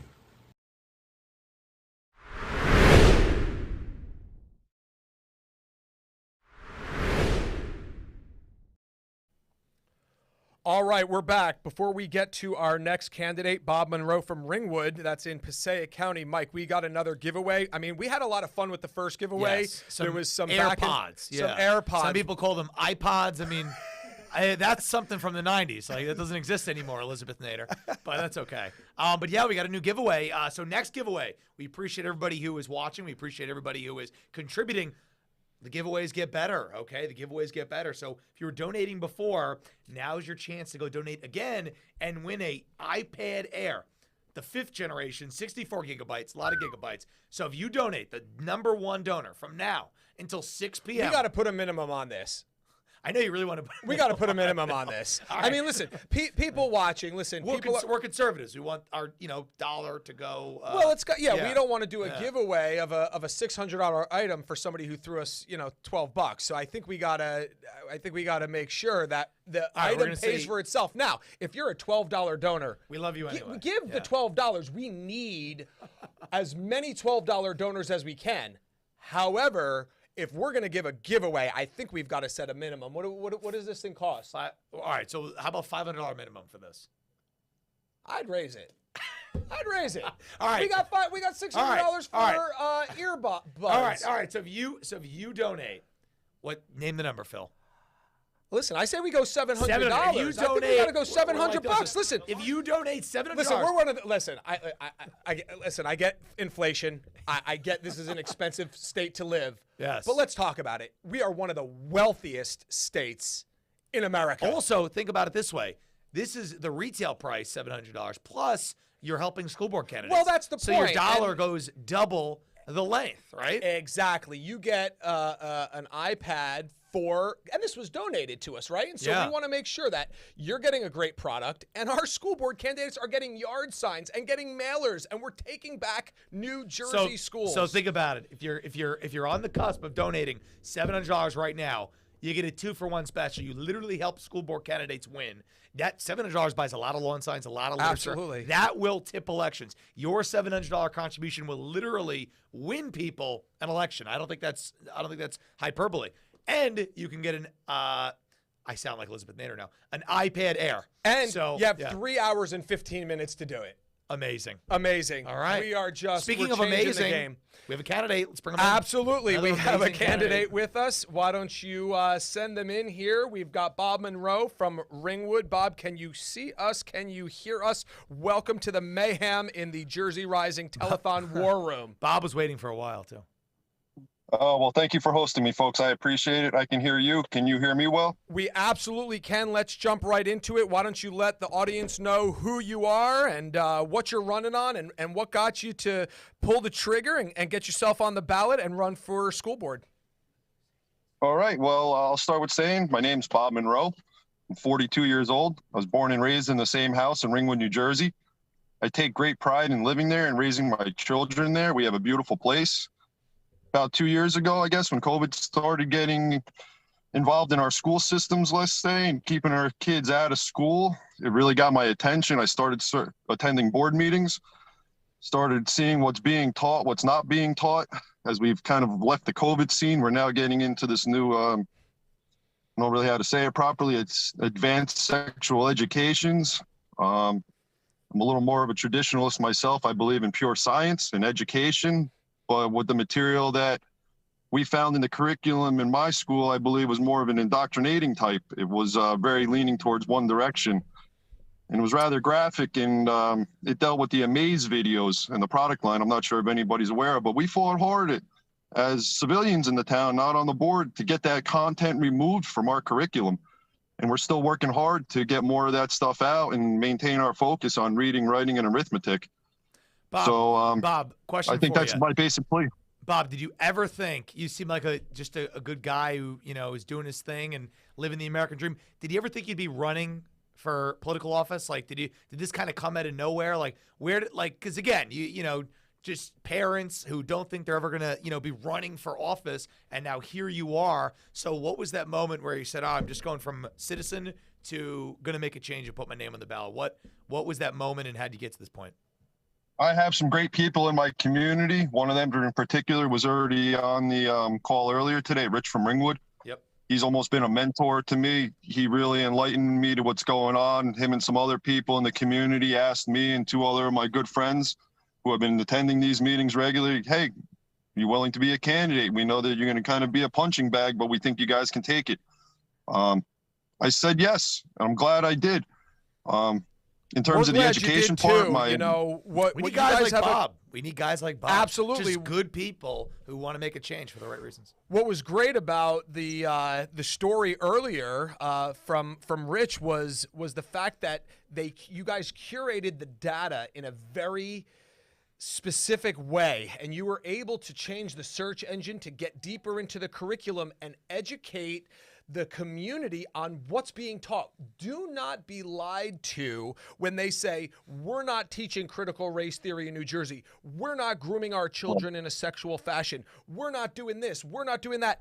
Absolutely they are. We had Gabriel Brandil from Center for Garden State Families here literally reading the standards. Do not be gaslighted and be told you're not your children are not being taught these perverse things, these divisive things. They absolutely are. And so, you made a point there that I'm glad Rich was honest with you and said you're going to be a punching bag, because sometimes that is what happens. Unfortunately, that is what happens. I've experienced that as I've run for office. You're experiencing it on some level.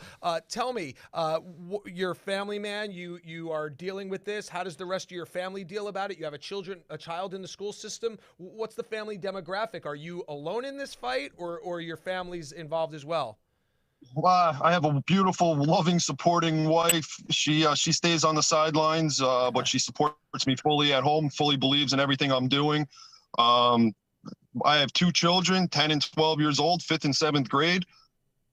this is the third year. I hate to say it, they're in private schools. That's another reason. One of my motivations for kind of cleaning up what's going on in our public schools and getting them back on track, and maybe someday getting my kids back in these public schools. Amen. I never thought I would say that I'd be there, but yeah, some things changed recently. You know, it's amazing, Bob, because and I talk to people and they have to make a hard decision, and it's, do I pull my kids out of public schools and eat the fact that I'm paying all this money in property taxes that goes to fund the schools, and then I can't even put them in the schools that I'm paying the money to fund the schools with? It's like ridiculous. So when you say that you know you're running to hopefully be able to get your kids back in, I think that's a great campaign message, Phil. I think that's great. Right? Well, one of the things, listen, we're very transparent. I've said I've got 4 kids. I've pulled my kids out of secular education a long while ago, and I put them in parochial school. We're transparent about this. I don't even have a dog in the fight, right? And so that's such a powerful testimony. And Bob has the same one. Right now, he doesn't even have a dog in the fight, but what we need to realize is whether you have children or grandchildren in the school system or out of the school system, or your kids are grown and you don't have a dog in the fight at all, we need to make sure that they're not polluting the entire next generation. Because whether my kids are in New Jersey public education or not, the New Jersey education system is cranking out this perverted, twisted mentality because they're going after them. That's all of our children's peers if they get pulled Exactly out of the school, right. you know? So, Bob, don't be ashamed about pulling your kids out. You do what you need to do. And I think it's actually potentially even a more powerful testimony to say, hey, my children, I've already did what's best for my family, and now I'm fighting for your children. Don't apologize for that. That's great. I would double down on that message, and we appreciate that. So, Bob, now till Election Day, what do you got planned to take this election home? What are you doing? How's the campaign trail look? You know, what do you need the most to help you succeed? Talk a little about that. We're trying hard. We're in high demand for our lawn signs of all things. They're expensive, as we all know, right? So we got our first couple batches, and it was a positive thing because it sparked a lot of attention and a lot of demand for those signs. We're supporting local events. We're doing meet and greets. This weekend, a couple of my colleagues, they went and they walked around town, knocked on some doors. We're trying to get a phone chain going on. We're looking to do another meet and greet event. We're trying to, tonight alone is our Ringwood Republican Club meet and greet. We're going to go meet with those folks, try to get some tighter ties in there. That's fantastic. How can people find you? Do you have a campaign website, or do you have Facebook? How do people connect with you? For the Kids, BOE, as in Board of Education.com. That's great. Wonderful. We had that web address up there a little bit earlier when Rich was on, and they're representing up there in Ringwood 3 candidates, and it's great to have you on. Thank you so much for sharing your perspective with us. And again, stay in the fight. You know, you're doing the work. You're doing that hard work. So thank you so much. I know we had you on hold there for a little bit. Thanks for sticking around with us. And we're working hard to raise some funds to get you the resources you need to make sure you win. Mike, let them know one more time, you know, how important it is for a campaign to have money. You just ran. You just ran for Congress. One of the things that's so important, it's the lifeline. It's the bloodline to the campaign. Stuff costs money. People say, oh, well, we're going to win because we got, you know, all this enthusiasm and excitement and rah, rah, rah. And listen, I love that because you got to have enthusiasm and excitement to win. But you also have to be real, you know, and the reality of today's day and age is that the people who are on the other side of us, they are organized, they are mobilized, and they have money, right? And the money is the life engine that drives their advertising, and it drives the lawn signs, and it drives the pamphlets, and it drives the TV commercials and everything else. So, you know, when people say, oh, you know, we're just enthused and we're going to win this based on just sheer momentum, I get that. That's great. You got to have momentum. But in order to realistically win and take back our school boards, take back our legislative seats, take back congressional seats, et cetera, you have to have money. So if you're out there, again, one more plea for the people here. We'll have many more pleas, actually. But if you're out there, donate right now, jerseyrising.com. Go donate to what we're doing so you can support candidates like Bob and all the other great people we're talking to. Because like I keep saying, the crazy thing about school boards, Phil, is that a little money goes a very long way because Congressional races aren't decided by, 10 votes. Right. But school board elections are. And school board elections are extremely consequential to everything that we're going to see in the future. If you haven't been scared about what's going on after listening to this stuff today with the great guests we've had in who have talked about what's going on and what's being taught in the schools and the curriculum, if you're not, if you have kids or if you don't have kids, you have relatives, if you're not encouraged to donate, if you care about the direction of our culture, how could you not donate with what's going on? So if you're watching this, guys, jerseyrising.com right now, donate to this fight, and every dollar goes towards supporting candidates to get them lawn signs, to get them pamphlets, palm cards, whatever they call them these days, maybe to do some mail, right? All sorts of things, right? Just to support them, because that's what's necessary to win an election. So, yeah, Phil, we're certainly, we have the right mindset about all this. Absolutely. You just need to be smart too. You got to have energy, but you got to be smart about it. Absolutely, and we want to help these candidates. We're going to take a quick message here. Can we cue up the can we get Congressman Van Drew's message? If you are just logging on, I know we've been going since 10 a.m., so you've maybe missed some content. We have Congressman Jeff Van Drew sent a message. We're going to tee that up, so let's play that word of encouragement from Congressman Van Drew, and then we're going to get into our next caller here in just a moment. Thanks so much.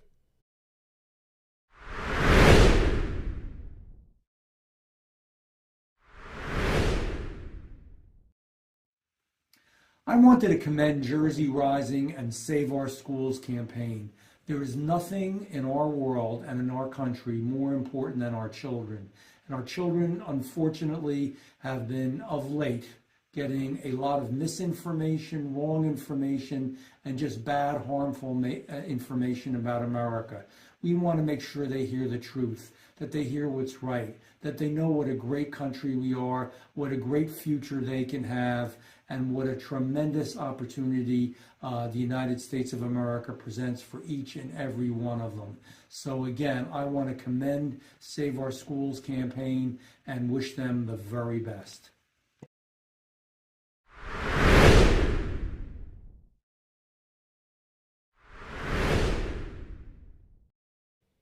All right. Thanks for staying with us. We are coming up on our next segment that'll start here at 3 o'clock. So in the next 4 minutes, what we'd like to do is I'd like to give a shout out, actually, by name, those that have already donated to this event. And I apologize if I mispronounce your name. But listen, we are really making a push now for those dollars. This is a great event. We're delivering great content for you to be educated so you can speak intelligently, so you can get involved strategically. And without the dollars, this election cycle is going to come and go, and then we'll complain about it in December that nothing has changed. Phil, the enemy that we have, and they are, listen, I know people want to be nice, but these people who want to push the sexualization of our children are the enemy, okay? Yeah. They are literally...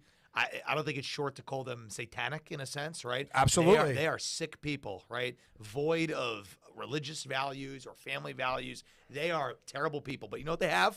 Hate to say it, they have money. They have yeah, unfortunately. money. These people have money. So we got to fight back. We don't need as much money as them because they need a lot more money to get a terrible message out. Well, that's because we have the issues on our side. Correct. We're standing with truth, so we need less money, but we do need some. So we're halfway there, okay? We're halfway there. We have the winning message. When you have a winning message, you don't need as much money, but you still need the money to get it out there that the other side is no good and that your side, all the great candidates we're talking about today, actually are standing for the right things. If you can't get the word out, so many voters, and again, it's not the voters' fault because people are just trying to struggle to make ends meet. They're going to their job every day, right? Sometimes working several shifts, 2 working parents, kids from school, right? Kids playing sports. They don't have time to research the issues. Exactly. They don't have time to know what's going on. So you know what they do? They make an election choice based on the last thing they saw, a pamphlet, a commercial, a lawn sign. So that is why the marketing aspect is so important. And that is why raising money for candidates is so important. And that's why what we're doing here today, Jersey Rising, is so important because we need to be able to support these candidates. And a lot of them have the right ideas, but we got to help get them over the finish line monetarily. Absolutely. And it's a team effort. So we make the pitch one more time before we go into our next guest. If you are watching this stream, 2 things we need you to do. 1, share it with somebody who might be interested in what we're talking about here. Share it with somebody and encourage them to help or to check us out and make a decision for themselves. That's one.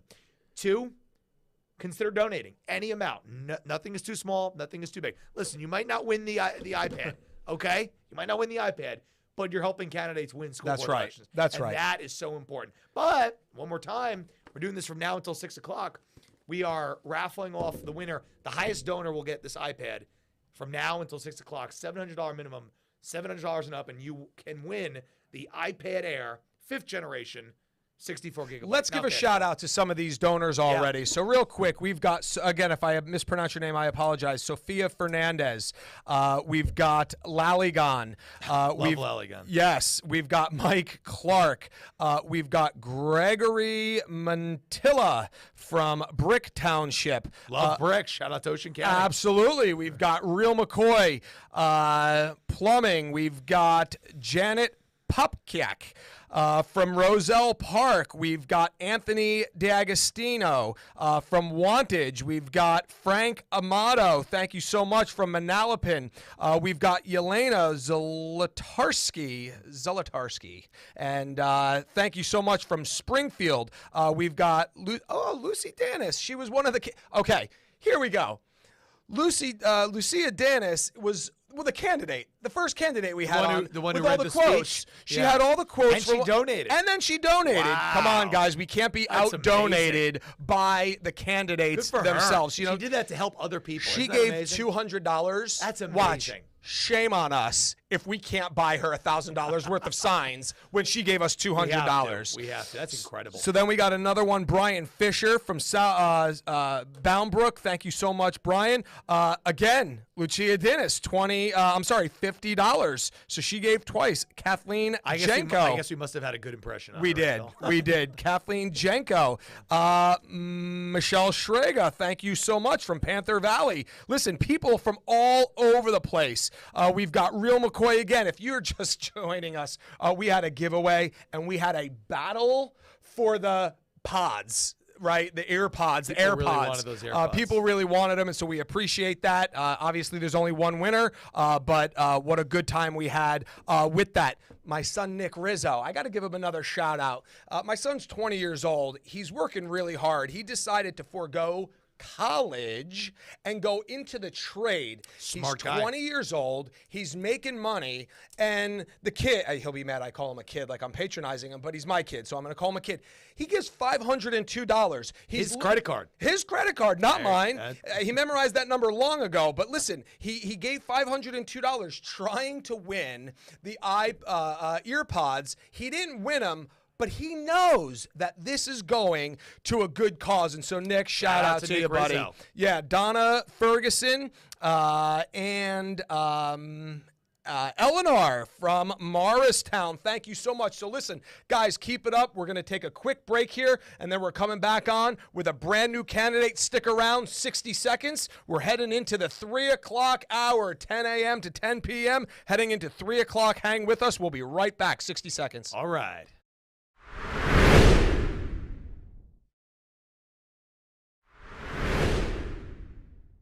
The Bill of Rights not considered. History revised. Parental rights trampled. Law and order in jeopardy. How much more can we take? The home is the foundation of any society, and our homes are under attack, not inside the walls of the house, but with our children when they leave and they go to school. The foundational building blocks that have made our nation great are being replaced with a progressive ideology. I am Philip Rizzo, founder of Jersey Rising, and we appreciate you joining us for this telethon. Over the next 30 minutes, you're going to see some county candidates. You're going to see some people already involved and the fresh faces that are coming to help fight for your children. For our children's sake, for our state's sake, please donate at jerseyrising.com so we can help save our schools.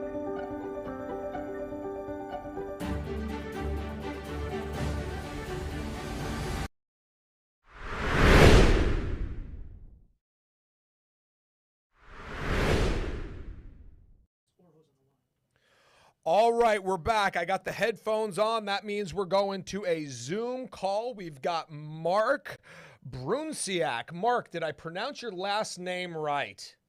Yes, sir. Can you hear me? Can you hear me okay, Phil and Mike? I absolutely can hear you. Mark Brunsiak from Clifton, running for school board. Mark, thanks so much for jumping on. Thanks so much for jumping into the fight to help save our schools. Let our audience know a little bit about you and what got you to run for school board. Yeah, basically, I've been a lifelong resident of Clifton, and over the lockdowns, it just opened up my eyes. I became disenfranchised at that point in time. Last year, I ended up giving it a try. The only thing is, there were 9 of us running for 3 seats, and 2 of the incumbents ended up winning, and somebody else ended up squeaking it out. I ended up losing by about 100 out of about 3,700 votes. Clifton is the 11th biggest district in the state, so there's a lot of funding that's going into it. Used to be once a beautiful city, and the opposition has been destroying it slowly. They have had a stranglehold since probably around the year 2000, and we're doing everything that we can in order to change that. And it starts at the bottom level. Here at the Board of Ed, 2 of my kids attend Clifton Public Schools. I've been going to almost every single school Board of Ed meeting since about August 2020, and I continue to do that to this day. And this time I'm running again. There are 8 of us running for 3 seats, and it's going to be a competitive race. But I've been fighting these education standards since about April this year, and I can't thank Nick Stouffer and Nikki Stouffer and patriots like Kristen Sinclair for getting ahead on this. If we had made this one of the campaign issues last year, I think it would have been a wrap for Governor Murphy, but we got to move on, and we got to fix these things now as soon as we can, Phil. Hey, Mark, one of the things that you said that got me so encouraged and fired up, and I'm here with Mike Crispy in studio. One of the things you said, I don't know if the audience picked up on it, you ran last year for school board and you lost. And I got to tell you, I'm so fired up to see people that are coming off the sidelines. They're running for office, and even if they lose, they are doubling down, they're tripling down, and they're staying at it. You know, I ran for governor in 2021. We held the GOP nominee, Jack Ciattarelli, under 49%. I think that told a very big story, that the party got it wrong at conventions, and the people got it right in the primary. And so if you can't win 50% of your own party's nomination, it's going to be a tall order for you in November. And so we stayed at it. I had a lot of people surrounding me, a lot of people encouraging me to run again. We had the same exact situation come up, ran for Congress in the 7th district, kept Tom Keene Jr. We pulled him down to 45%. And again, same thing with your Board of Ed race. There was just so many people in the race. I was the runner-up for the 2nd time, even having our nominee at 45%. If he can't win the nomination with 50%, he's got a tall order here in November. I'm not rooting against our own party, but I'm just saying we've got to get very strategic and politically smart to make sure we're getting candidates that are willing to put their neck on the line like you, get them across the finish line, and if we don't, when they're willing to double down and triple down and stay at it, there should be some reward for those that are willing to keep at it. Mike, you just had a similar situation as you just ran for Congress. There's a great quote. They say, a man is not defeated when he loses. He's only defeated when he quits. So hats off to everybody out there. And this is not the first one we've heard today where a school board candidate who loses is coming back to do it again, right? You understand how to do it. The first time you run for office, very confusing, a lot of things, a lot of administrative things. So when you go back and do it a second time, you know exactly what you need to do. You know exactly what you need to improve upon. So hats off to, everybody who we have on today who says they lost and they're doing it again. You will win in your second race. A lot of people out there, they lose 4 or 5 times, then they win. So hats off to people who are doing it time and time again because it's a lot of effort, right? Forget the money side for a minute. As a candidate, the money you spend in your own campaign. But the time, energy, away from your family, all these things, again, it's not leisure. If they wanted leisure, they'd go to the beach, right? Right. But running for office and doing this, it's because they're called to do something, right? So I'll let you get back into this with our fine guest here. Yeah, Mark. So tell us a little bit about this second race. I feel like the issues are the same, but maybe under parental rights, larger umbrella. What do you see? Without question, fellas. I mean, this is the thing. Last year, I got into the race. These are nonpartisan races. I didn't know what I was doing. I didn't have the help of any party whatsoever. I was essentially on my own. I was a non-politician. I got some information from both sides of the fence, but my messaging continued to say the same. I fiercely advocate for children's education and for parental rights. That's where we're at. Don't tell me the same people that are running for re-election, you made all the decisions that destroyed so many tens of thousands of kids' lives, and now you're saying you got the answer? The issue is in politics, name recognition matters, fellas, and to everybody out there. So if you didn't know that, you essentially build your brand, or you hook up with some team that has some political operatives that they know. And it's especially harder in cities as large as Clifton they have populations of like 100,000. So these are very difficult races to win, especially if there are this many people on the ballot, and the bar is set so low. In order to get on the ballot, all you need is something like 10 signatures of registered voters. This year, it's all about the education standards. I had done that for months, and I don't even have to do that anymore. You move on to pivot to other issues, such as the safety of our kids and affirming the physical and emotional well-being and safe travels to and from school. It's very simplistic. Yeah. It's very simplistic, everybody. Yeah, let's not complicate the matter, Mark, right? I mean, that's a great point. Are you running? I got some friends in Clifton. I've got some very good ministry friends there. People's Baptist Church right there. They are doing the work in the community. They are doing a great job. They've been in Clifton there for a number of years, and they're dear friends of mine. Are you running with any other candidates? I know there's a few candidates running. Are you slated with not any on of this them, ticket, it's not on this ticket, but number 6 on the ballot is Carell Law. I hope he doesn't mind me telling you this, but we need Carell on the board. So Carell Law is number 6 on the ballot. He won't mind. I am number 1 on the ballot. Please consider voting for Carell Law as well. He is a member of the church he's a parishioner of the church that you just referenced, Phil.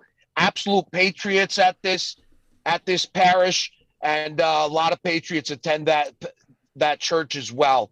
It's wonderful having the diversity that we have, and to everybody out there, these education standards, it's for nonpartisan. We got patriots out there like Jamel Holly, and he's on the other side of the fence of a lot of the people watching this right now. He stands with parents on us on issues like this, guys. Right. Absolutely. Jamel's going to be with us. He's going to be coming in studio with us. He's going to close it out. And so I thank you for that shout out there. And so, yeah, you and Carell, would you say column 1 and column 6? Yep. Yes, that's correct. That's correct. And the rest of them, there's known entities or unknown entities. There's one incumbent on the ballot, but it's very dangerous. The city's been moving to the left very swiftly, along with their policies. And now they swear that they have had power in the county for over 2 decades. Now they swear they're going to fix it.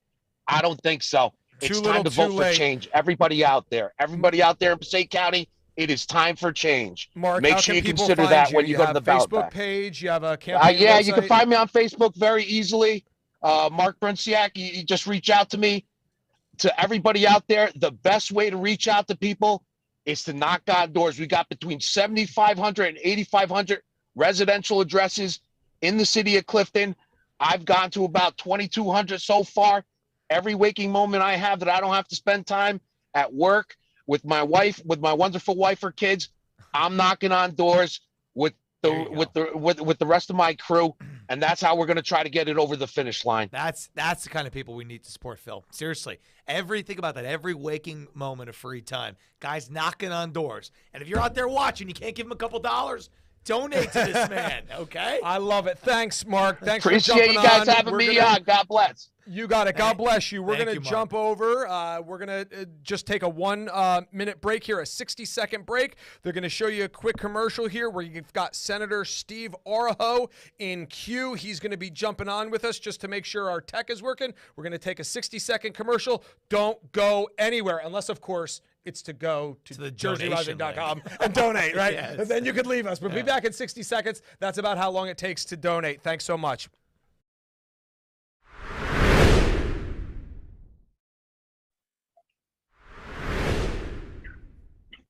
The Bill of Rights not considered. History revised. Parental rights trampled. Law and order in jeopardy. How much more can we take?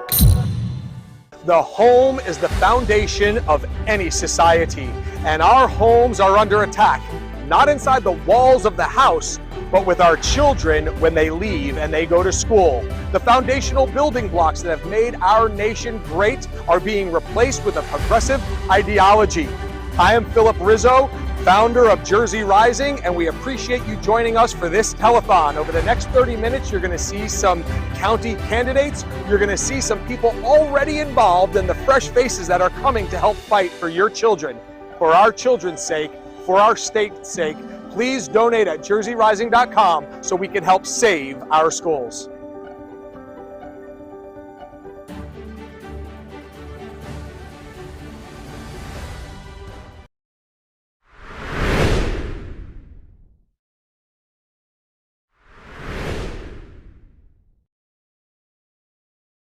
Thank you for sticking with us. We are in the 3 o'clock hour. We've been rolling since 10 o'clock this morning. Yeah.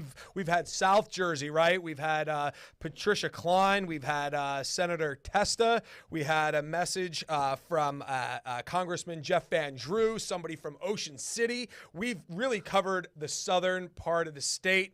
We are going to swing it all the way around now. We're going to go up north. That's right, Sussex County. Sussex County to the 24th district, most of Sussex County. I think that's the lion's share of this district. We have Senator Steve Oraho. I believe he's in his 5th term up there. Senator, can you hear me? Yes, Reverend. Hey, Phil, how you doing? And Mike, how you doing? Can you hear me? We can hear you, Senator. How you doing? Very good, very good. And thank you very much for doing this. And you had my good friend Senator Testa on and Congressman Van Drew. That's great. I was just listening to Mark, and thank you very much for doing this because this is extremely, extremely important.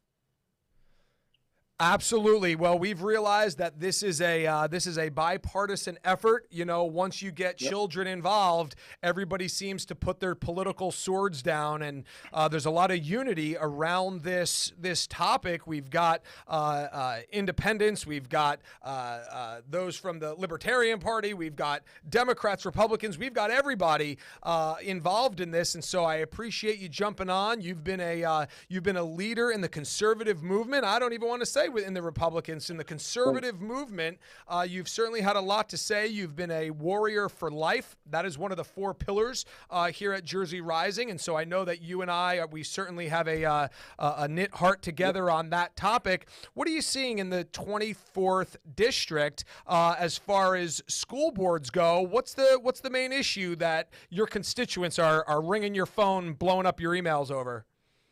Well, Phil, I got to tell you, and Mike, obviously the one that we're hearing all about is this new curriculum standards. And, you know, Andy Moverhill was on the state school board, and he mentioned he was one that voted against it. He voted against these new standards. I think there was either 3 or 4 that voted against it. But when you look at it, as more and more parents get to understand what is actually in the standards, they're saying, whoa, hold on. This is way, way too much government overreach. We've had way too much government overreach for a long time. And now you're dealing with my children. You know, Phil, Rita and I, our daughter just had our 9th grandchild, right? Oh, We're that's expecting. Wonderful. Amen. Yeah, thanks. Thanks. And number 10 is due in December. And stacking them up. I like it. It's just, yeah, I know. So, there you go. But when you look at how important the education is, and we came through the period of this pandemic, and you got the issues of learning loss and everything like this, and yet we want to deal with, you know, sex education in almost every subject where, they said, okay, the parents can opt out. The parents, but they haven't even told parents honestly what is in these standards. So I have, terrific, senators on our side who held a YouTube live streamed, and we've tried to get as much out as possible. Senator Panaccio, Senator Testa, Senator Corrado, Senator Peasy, and we had so many parents come on and talk about, and experts, they talked about these education standards, and quite frankly, many people have no idea how to opt out or anything like that. So quite frankly, I even had an interview on a radio station, and I said to him, are you going to say define, which is an 8th grade standard, define oral, vaginal, and anal sex?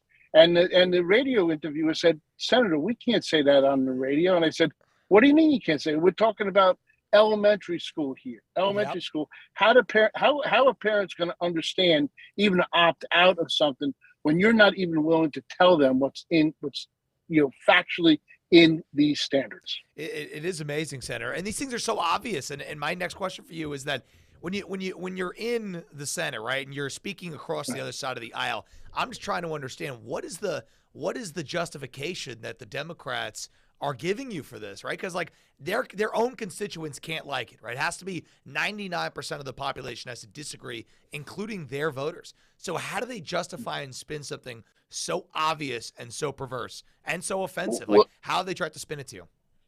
Well, Mike, some of it is, Mike, is that the administration, the Murphy administration, has pushed this so much, whether it be the sex education curriculum, or having the client change kind of curriculum through all kinds of subjects and everything.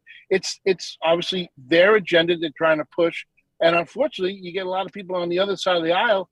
They don't like it. Well, we just talked about a Senator Jamal Hawley who's coming on.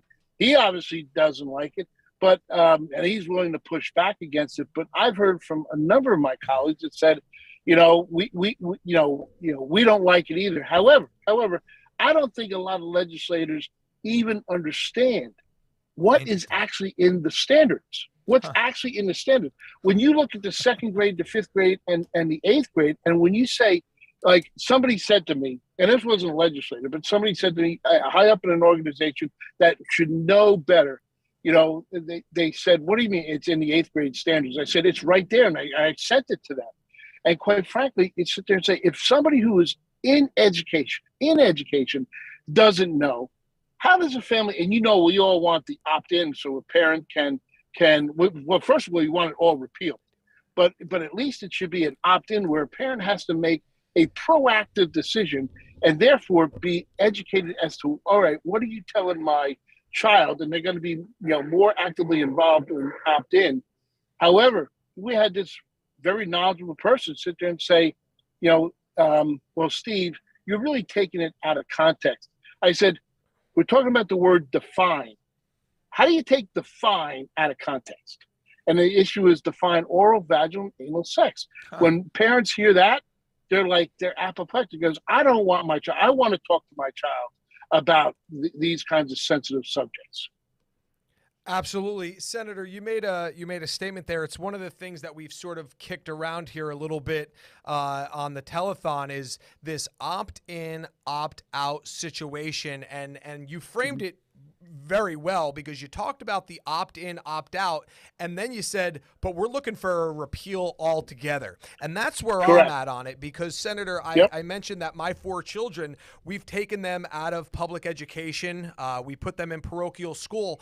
And I know from our side of education that my kids go to Christian school. If they opted out of Bible class, they're not opting out of the fact that God in Judeo-Christian values is thoroughly interwoven throughout the entire curriculum. So they could sit out of Bible class or they could miss chapel, but they are getting the worldview of the Judeo-Christian worldview interwoven. So I appreciate you framing it in such a way that the opt-in, opt-out, that's actually secondary. And where we really need to head is a full repeal, because I think the opt-in, opt-out is just smoke and mirrors. And I think you framed that perfectly. I agree. I could, because the Senate Republicans, we came out with the 3 R's: repeal, replace, and restore. Repeal completely. Replace it with truly age appropriate kind of stuff that the parents will actually, and restore parental control over what their child is learning. And Phil, you said 100% right. And it's just not in health classes. Right. They have put this into math classes and somehow obviously in science classes and stuff like this, but in English class it's throughout the curriculum. So it's not the idea that it's in the health education side, it's throughout the whole curriculum. And things like you're doing today, and things like how many people are running, and thank God we have all these people running for school board. And we all know, the three of us all know how hard it is to run for office. It's difficult on your family. But God bless the people who are willing to put their name on the line and stand up and say, hey, listen, we want our parents to have the ultimate control over, and we don't need this government overreach. And let's make sure that, hey, the parents are being educated as to what is in the curriculum, as well as obviously our students and stuff like that. But it's completely having this kind of momentum that has been built up through through Jersey Rising, through Josh Akins. Josh Akins very well. He He's was done in a terrific studio. job. He kicked it off with us at 10 o'clock this morning. Josh has done a great job in recruiting candidates. And listen, we all know these candidates or these positions are extremely high paid at zero, right? Yeah. So they know it's completely, so they're passionate about it, and God willing, we'll have a huge impact in November. Amazing. Senator, last question for you. One thing as we're talking about it, there's a lot of hope, obviously, because we see these candidates, we're supporting them. But a lot of people are down right now. They're saying, wow, the fact that, the legislature, the Democrats are just, pushing this through, ramming it through with no regard for the other side. What's your message to people out there who are saying, you know what, I'm just going to leave New Jersey, right? They've lost all hope. So what is the plan? Obviously, there's elections next year in the state house. What's your message to everybody out there who's like, oh, I'm kind of giving up on New Jersey? Tell us about what it's going to look like when you take it back in 23, how you guys are going to reverse this stuff. Give us some steps to get the people hopeful. Well, I got to tell you, Mike, you said the great words. And the poem that I keep in my office, I've done it ever since I started working in New York. I've always had it. My mom gave it to me. And the poem is "Don't quit," right?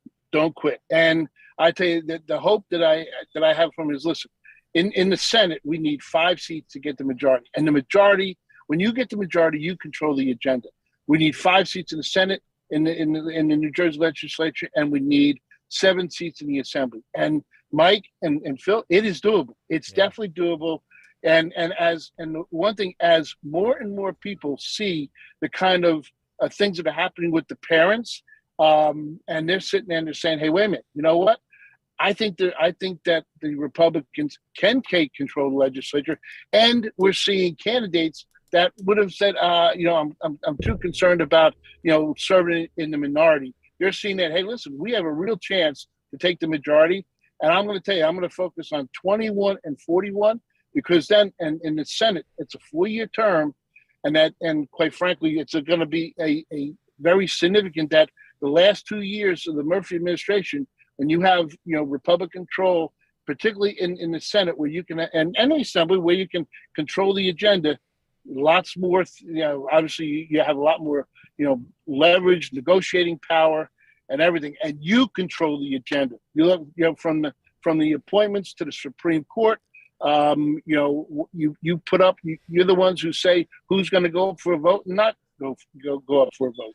Exactly right. Senator, I appreciate you joining us, and I know you're on the road. And, our friend Senator Testa down in South Jersey, he made this statement. He said, in 2021, we did not see a red wave. We saw a parental wave. And I'll tell you, in November 2022, they have no idea what is coming for them on the parental wave. And then in 2023, I think a lot of Republicans are going to be shocked because those Republicans that are willing to negotiate with these lunatic Democrats, the Republicans that are willing to say, hey, let's put our differences aside, let's not fight, let's unite. Listen, we're coming for those Republicans too, because parents have had it. Both sides of the aisle, if you want to talk about perverting our children, we're coming for all of them. The parental wave is bigger than any red wave, and don't get me wrong, I am a right-lane conservative Republican,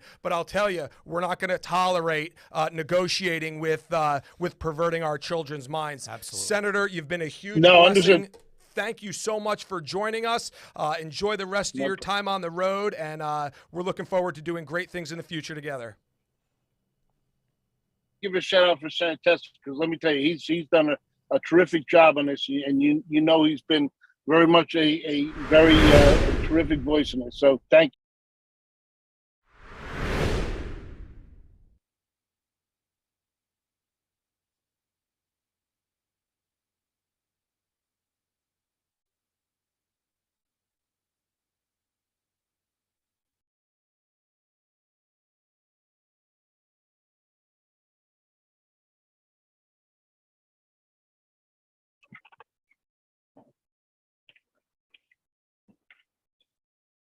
Hello.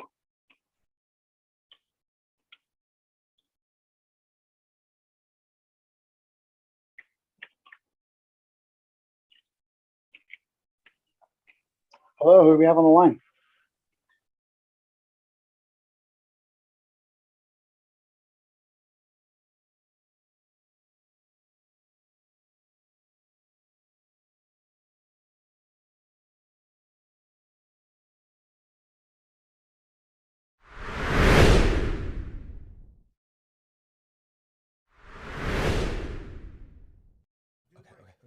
All right, we're back. So real quick, this is what we're going to do. It is 3:30.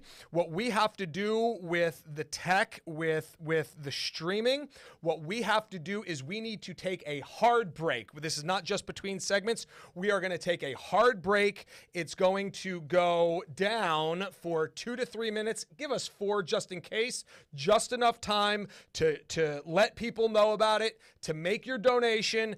We thank all the donors. We're going to come back in about 3 or 4 minutes. We got to reboot the feed. It's tech stuff. It's above my pay grade. Not the Bill of Rights, though. Phil Murphy. That above my pay grade line is ruined forever because of this dope Phil Murphy. I know. We can't even make a joke anymore because of this knucklehead. It's a good expression until he ruined it. Yeah, exactly. He's ruined everything. So in any event, we'll be back in 3 or 4 minutes. Make your donation now. Thank you, Senator Oroho. We really appreciate you jumping on with us. We will be back in 3 or 4 minutes.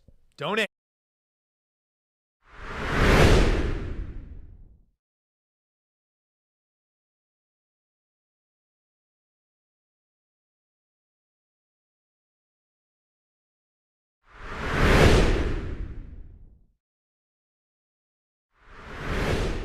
The Bill of Rights not considered. History revised. Parental rights trampled. Law and order in jeopardy. How much more can we take? The home is the foundation of any society, and our homes are under attack, not inside the walls of the house, but with our children when they leave and they go to school. The foundational building blocks that have made our nation great are being replaced with a progressive ideology. I am Philip Rizzo, founder of Jersey Rising, and we appreciate you joining us for this telethon. Over the next 30 minutes, you're going to see some county candidates. You're going to see some people already involved and the fresh faces that are coming to help fight for your children. For our children's sake, for our state's sake, please donate at jerseyrising.com so we can help save our schools.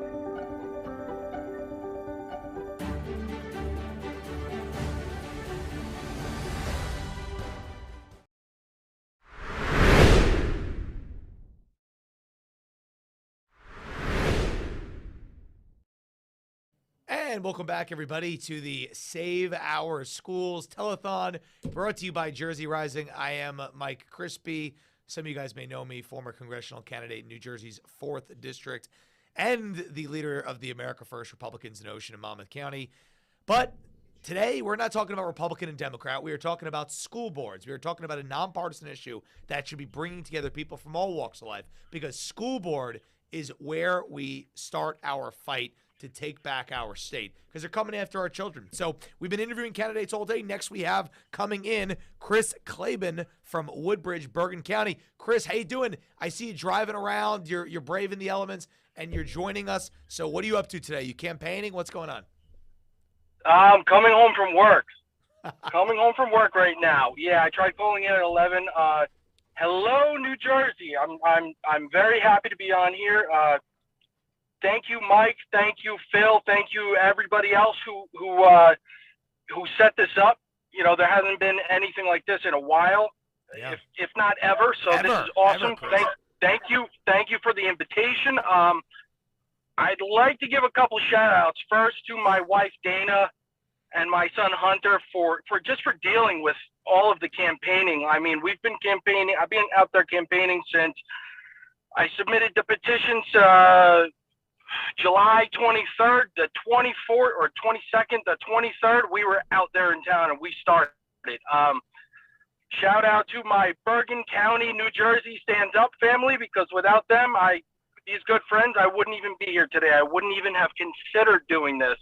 Shout out to Billy Prempa, my buddy Billy, and his entire volunteer people, because, again, without them, we wouldn't have the word out in town. So really, I don't know where we want to start. My platform, we want to start how I got here. Let's see. Well, first of all, your shout outs are great. That's a good way I love it. You're doing the shout outs, right, for the people out there. I guess I want to start out with this. You mentioned you shout out your family first, because they're going along with this, and it's not easy for a family when you're running for office, right? It's not easy. You got so many things to do. I always say this about the candidates. You could be doing so many other things right now than running for school board. So I always like to start off.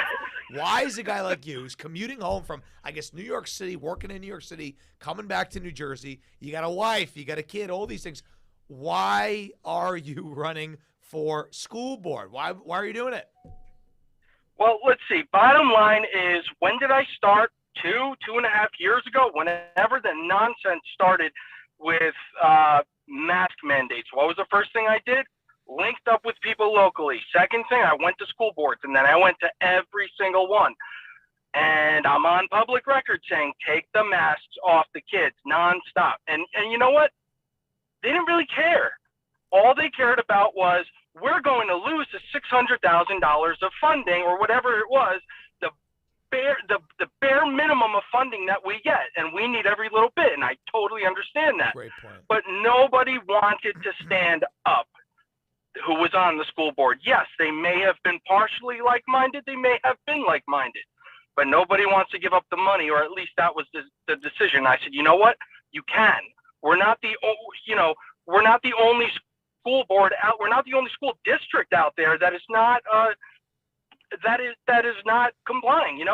Why can we not comply? Why do we have to comply with this? This should be illegal. So anyway, I want to make a difference. I want to be a voice for those kids who are having the rashes on their faces. That's how it started.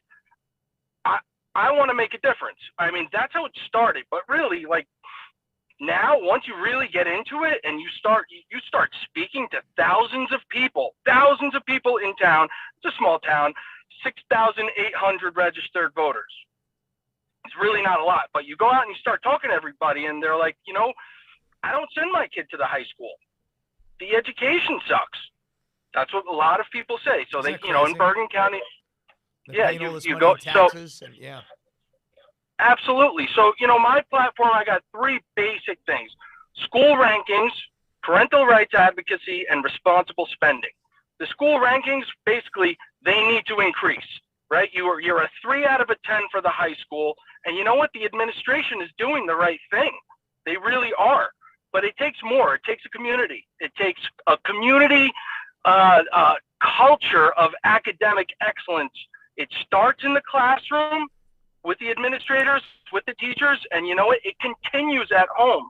If people go home and they don't really care about the academics, then I don't think the students are going to care about the academics. Therefore, the grades aren't going to go up. Therefore, more people are going to be going to all these private schools. So, I'm not sure how we get there, but I want these school rankings to go up. That's one of my number one things, right?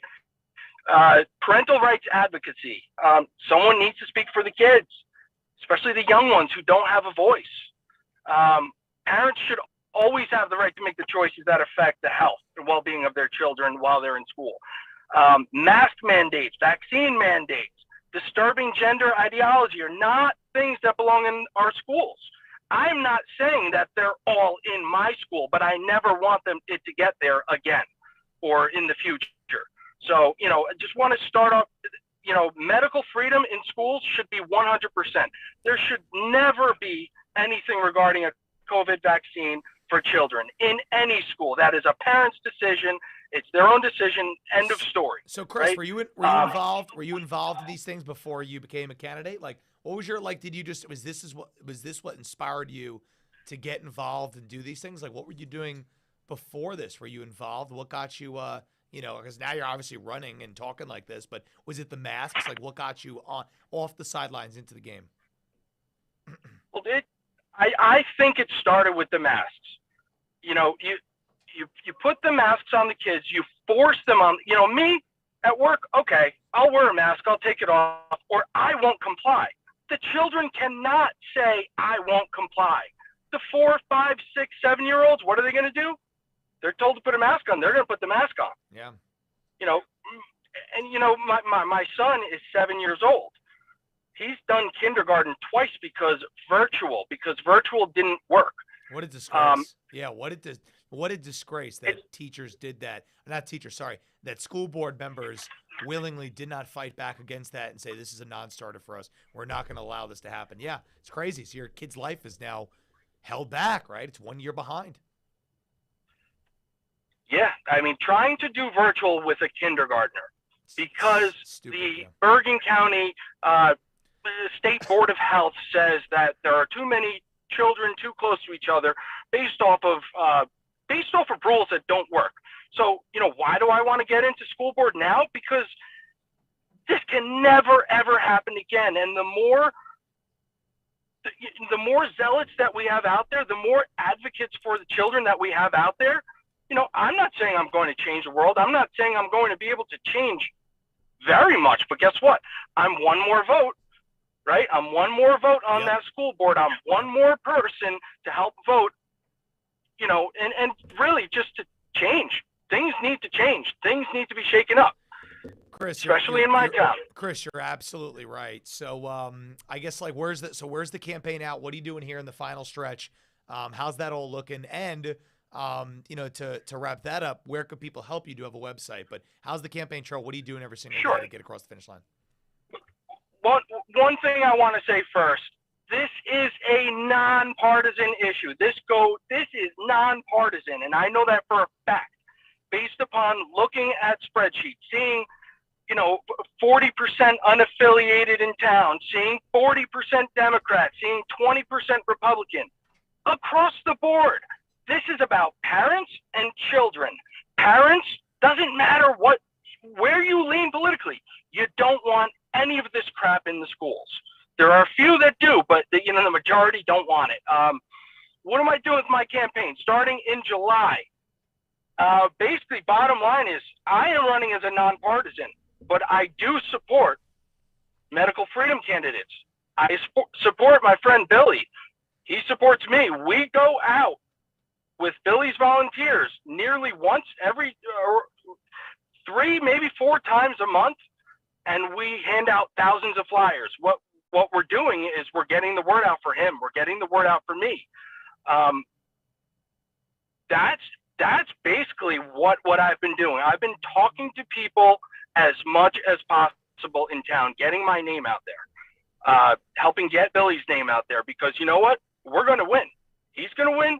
I'm going to win. And you don't get that from social media. You do not. I don't think you get that from Facebook. If anyone does want to follow me, it's very simple. Facebook.com/Klebon for BOE. KLEBANFORBOE. What am I doing now in the home stretch? I'm going to wrap up. It might even be a little too late, but I still have some vote by mail people I got to get to, and then really the home stretch. It's going to be continuing going door to door to door to door, hitting everybody within the age range who has students and people who are likely to vote for me. It's a lot of boots on the ground. Excellent. I mean, I'm talking like 10,000 flyers out in a town of 6,800 voters. That's incredible. And the idea is to get the name out there, to talk to people, and really to find out what people think are wrong with the schools. You know, you have an idea of what goes wrong in the school. So do I. But I don't have kids in the high school. I got to talk to everybody.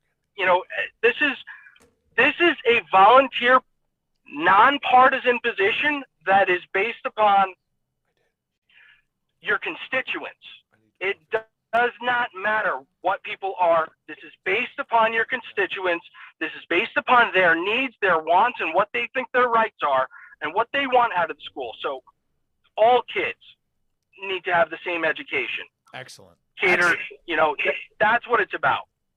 Listen, you're absolutely right. And something I like, and Phil just walked back in. Something that I like are people that are young parents getting involved in this, right? People engaged in the process who have the energy, the tenacity, the drive. Their child has just begun, and they got a long way to go. And they don't want those sheep muzzles to be put in their children that are unscientifically proven, that literally harm their future and their development. So if you don't draw a line in the sand against that, I don't know what would make you draw a line in the sand. We appreciate you coming out, Chris. Thank you for waiting and joining us. Thank you. And everybody go support great candidates like Chris, jerseyrising.com. Donate now to help these candidates. We're going to take a quick break. We'll be right back with more. Don't go anywhere.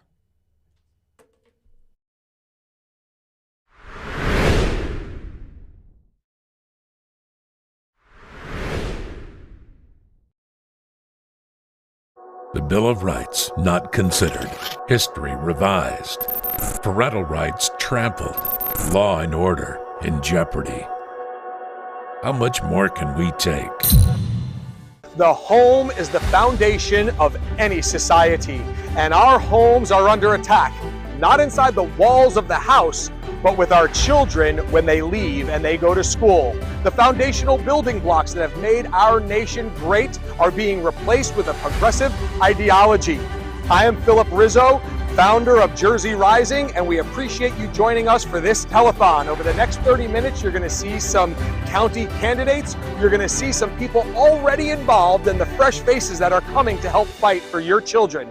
For our children's sake, for our state's sake, please donate at jerseyrising.com so we can help save our schools.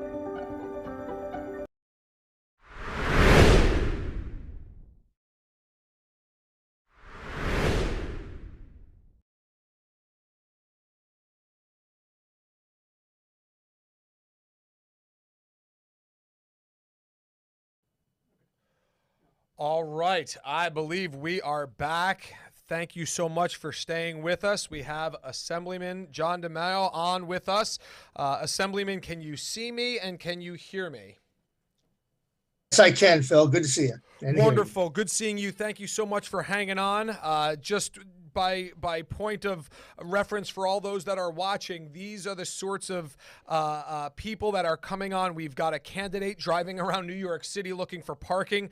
We've got the Senate Minority Leader, Senator Oroho, traveling the country. He's calling in. Assembly Minority Leader John DeMaio staying on hold with us. And I'll tell you why all these things are happening is because this is the most important issue in our state right now. I think big picture, this is an issue. This is an agenda on the national stage. We've dealt with that a little bit earlier in the show. And so as we started at 10, we're moving right along. Assemblyman, thank you so much for jumping on with us, representing the 23rd District, Hunterdon, Somerset, and Warren counties. Thank you so much for joining us. You've been a solid conservative, arguably the most conservative legislator in New Jersey for a while. Thanks so much for coming on. What are you seeing in your district, and what's the issue that seems to be moving the needle the most? Well, I can say this, Phil. There's a lot of conservatives in our caucus. We've grown our caucus by 8 members over the last 2 election cycles, and we're trending right now. And people are waking up. They've done some things at the school level that has affected children.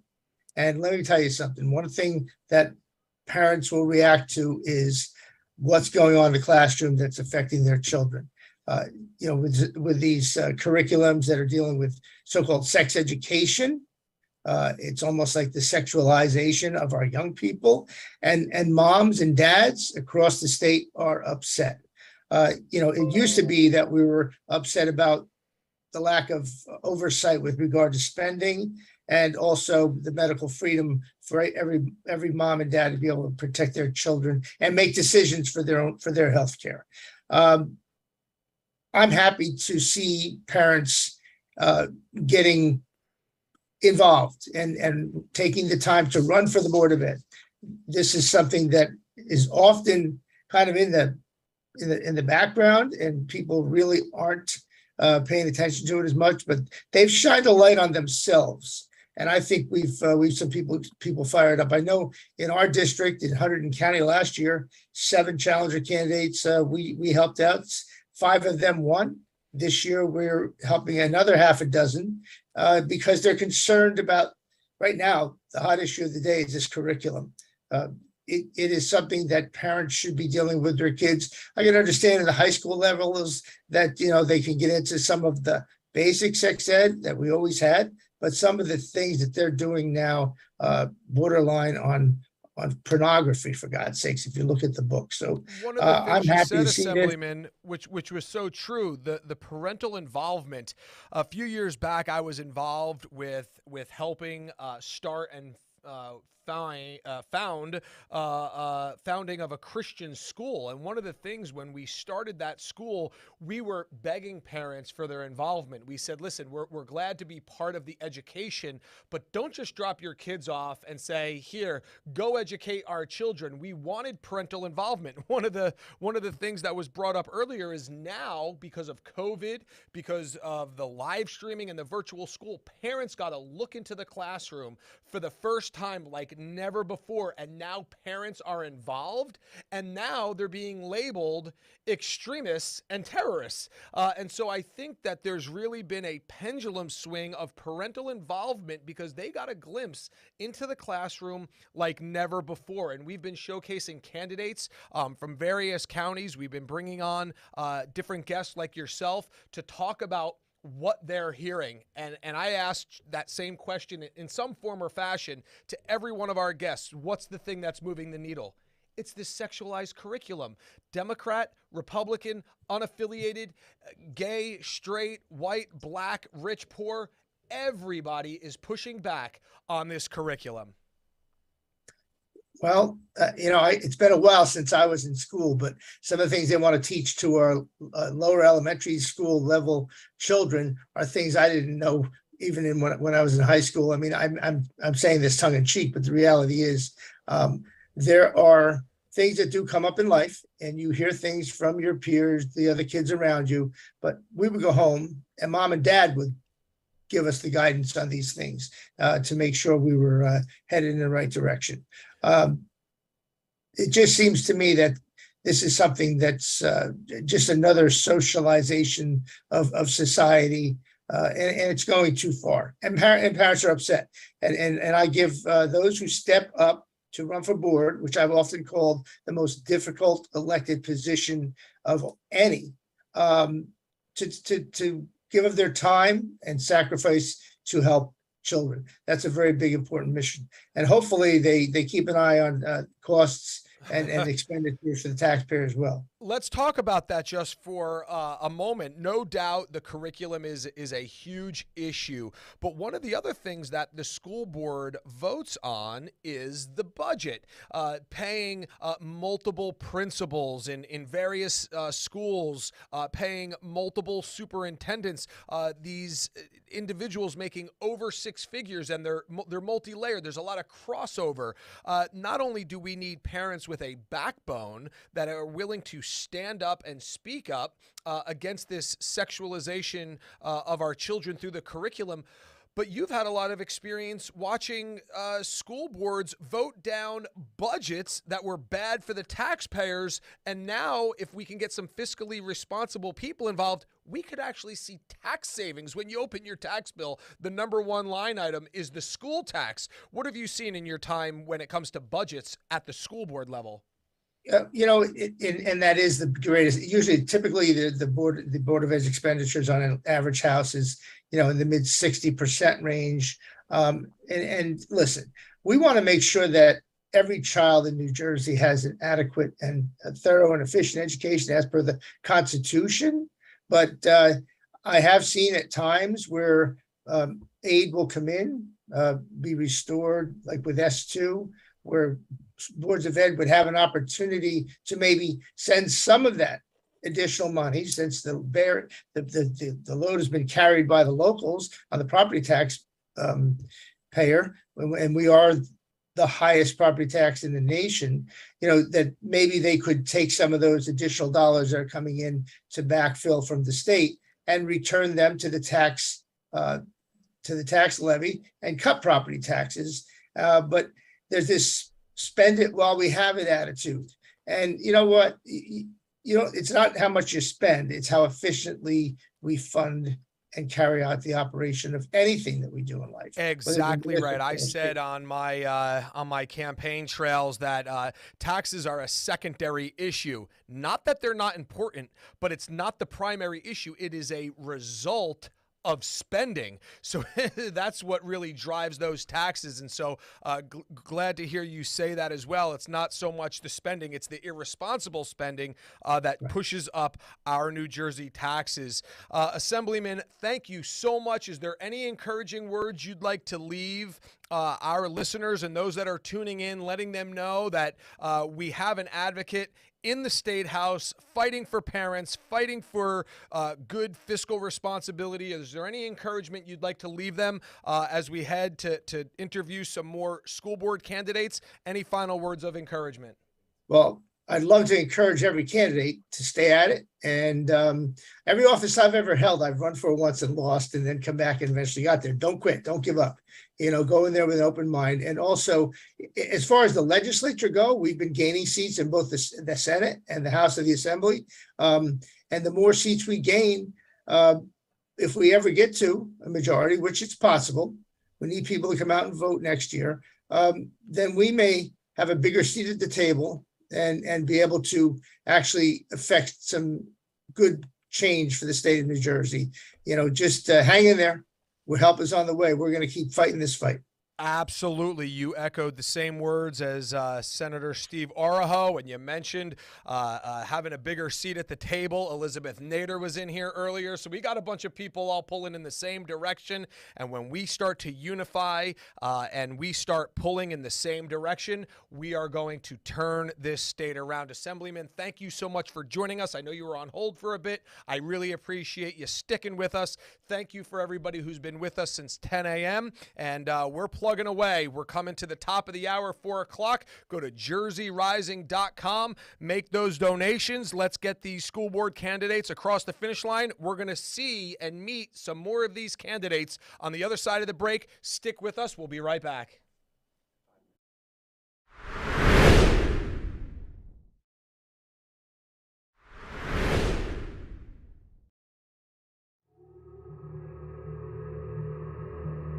In 1966, political bureaucrats removed God from the classroom. We warned against it. We were ridiculed. The slippery slope that followed has been hailed by some as progress. Today, 90% of children nationwide spend most of their time within the walls of public schools. In New Jersey, that number is collapsing. This year, public school enrollments in our state plummeted by 18,000, and for good reason. The same bureaucrats that we allowed to tarnish our children so many years ago are working harder than ever to continue thrusting their hedonistic agenda upon your children. Let's take a quick look at what that progress has given us. In January, Murphy's Reproductive Freedom Act was passed, allowing children to speak to their teachers and get an abortion. Not only do parents not get a say, parents are not even informed. Let that sink in. Teachers, as a matter of law, are prohibited from informing you about your child's medical status. School administrators can take your child to get an invasive medical procedure ending a human life and then smile at you at the end of the day and pretend nothing happened. What is happening in the classroom?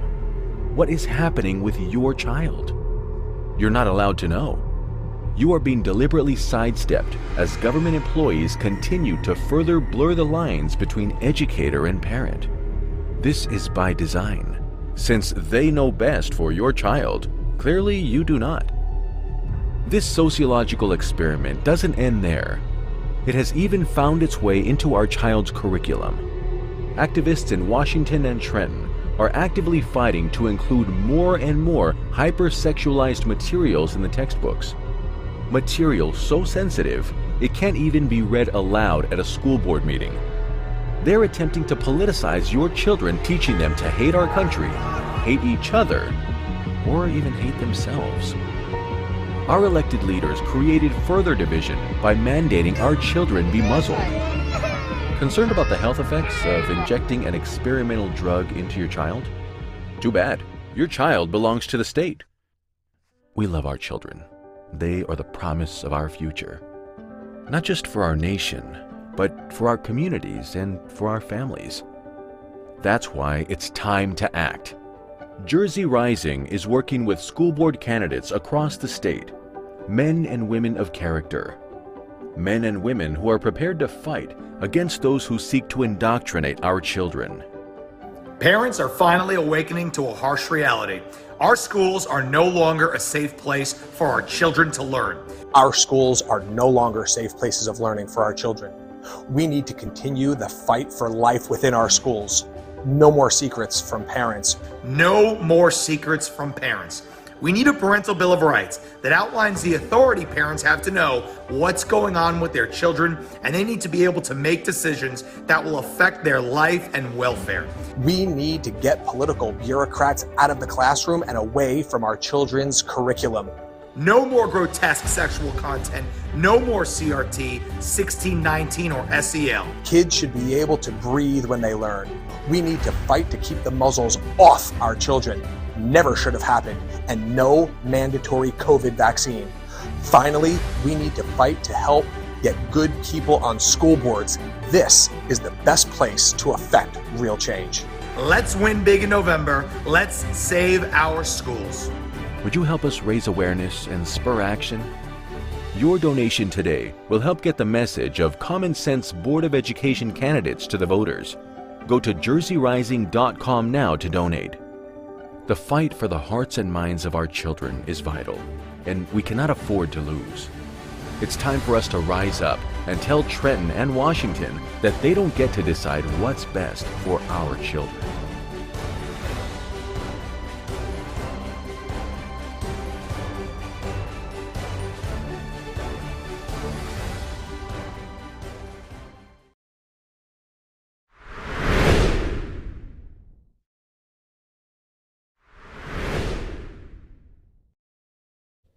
And hello, everybody, and welcome back to the Jersey Rising Save Our Schools Telethon. Mike Crispy with Phil Rizzo. Neither of us are tired in any way, shape, or form. What's Phil. tired? Yeah, absolutely no. We can't be tired when we have a state to save and a country to save, and it all starts locally here at the school board level. So, here in the 4 o'clock hour, we're going to be doing, people are getting out of work. Their kids are getting off of school. We're going to start what's called the 4 o'clock candidate rapid fire. Okay, so we're going to bring in candidates. We have tons who are in the waiting room right now. Tons, like 8. But you're going to come on. You're going to tell me. That's a lot in 30 minutes. And by the way, as we're going to try and truck through this 30 minutes, we also have Ed the Trucker. Senator Ed Durr is, yeah, he's in here. Yeah. He's in there. Senator Ed Durr's in there somewhere. What happened? Lonigan's coming on. Oh, wow. You got all these great people. So, we also have great candidates. But before we bring in our first candidate, guys, if you're watching this stream, go to jerseyrising.com right now. Stop what you're doing and donate any amount that you can afford. Because every dollar you contribute goes to these great candidates that we're about to have on.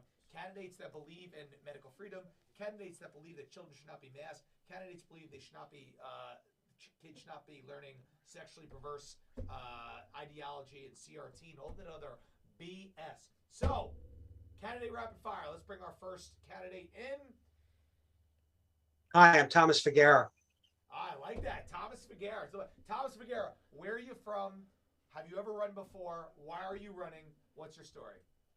Well, I'm not running before. I'm running because I'm so shocked at the deterioration of the schools in Lawrence Township. This is something that is a kind of a cause for me because I'm an educator. I'm a professor at Rutgers. In fact, I'm a distinguished professor of classics and of ancient history there. And I've been involved in outreach, inclusivity since the 1960s. My own children went through the Lawrence schools at both ends of the spectrum. I had two girls who were brilliant. One of them was a valedictorian. They're now well-established attorneys working in the public sector. They have had marvelous careers, graduated summa cum laude from a Ivy League university. I had another child at the other end of the spectrum, an autistic child who was well served by the school. Now I see that the schools in Lawrence, which once were rated in the high 30s out of the whole state, Lawrence High School in particular, are now rated well below the middle of the pack, as low as in the 190s. And so the young people in Lawrence who once were afforded upward mobility, a fair chance at a meritocratic outcome in their lives are now being deprived because of all the wasteful diversion of assets and time toward ideological posturing and bizarre educational byways.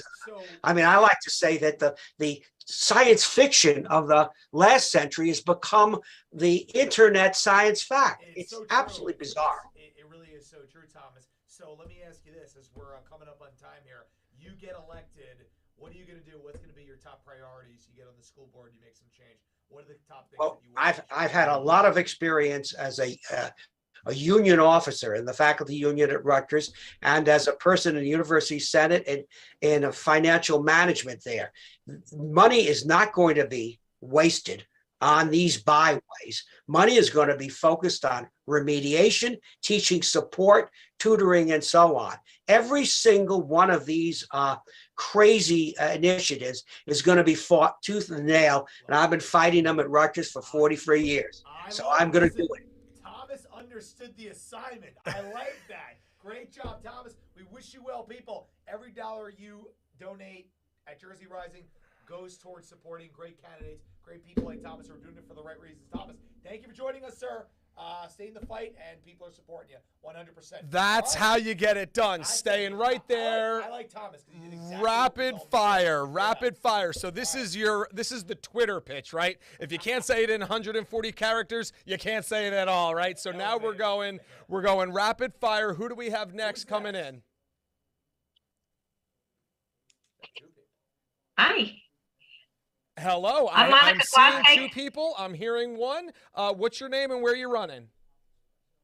I'm Monica Quaste, and I'm with my running mate, Stacy Byrne, and we are in Hamilton Township in Mercer County. Wonderful. Monica and Stacy, correct? Yes. Correct, and our sign is Byrne and Quaste. That's our slate. Byrne and Quaste. I like it. All right. Are you both first-time candidates, or is this a second bite at the apple here? This is brand new for both of us. Exactly. I love it. Why don't you guys just ping pong back and forth? Let us know a little bit about why you're running, what brought you off the sidelines to get you to do that terrifying thing to put your name on a ballot, let your name, your life be in the spotlight when you know they're going to be coming for you and try to disparage your character, call you some sort of lunatic extremist. What was the thing that you said, I don't care, I'm coming, you're not going to stop me? 100%. And it's absolutely terrifying, this process, but anything for the children, anything to save our children from the dangerous curriculums that are being sent their way. It's just really sad. And I never even realized what a school board did. As a parent of 4, I never went to school board meetings because I was always too busy parenting. So when I realized what kind of influence and the important school board is, it started questioning, well, who runs for this? Why would anybody run for school board? And my kids are grown, they're out, I have time. And I heard my parents' voice saying, if you're not part of the solution, you're part of the problem. And I wanted to be part of the solution. So I was willing to risk it all in order to make a difference. I love it. I'm 45 years old, and I still hear my parents in my head saying things when I was younger. It's amazing. I guess that never leaves you. And I guess that's the whole point of what we're talking about. The parents are to have the biggest influence in their children's lives. I think it's a terrifying thought to have somebody at 45 years old be sitting there and saying, my teacher's words ringing in my ears about the puberty blockers that I took when I was 7. I mean, that's despicable. That's disgusting. That's a great point that your parents' voice is still ringing in your ears and in your mind and in your heart as an adult. Wonderful. Next. Monica and I are running as parents, not politicians. I'm also a parent. I have 9 children, and it's hard to follow the professor, but I'm going to try. One of the reasons that I personally am running, Abraham Lincoln said it best.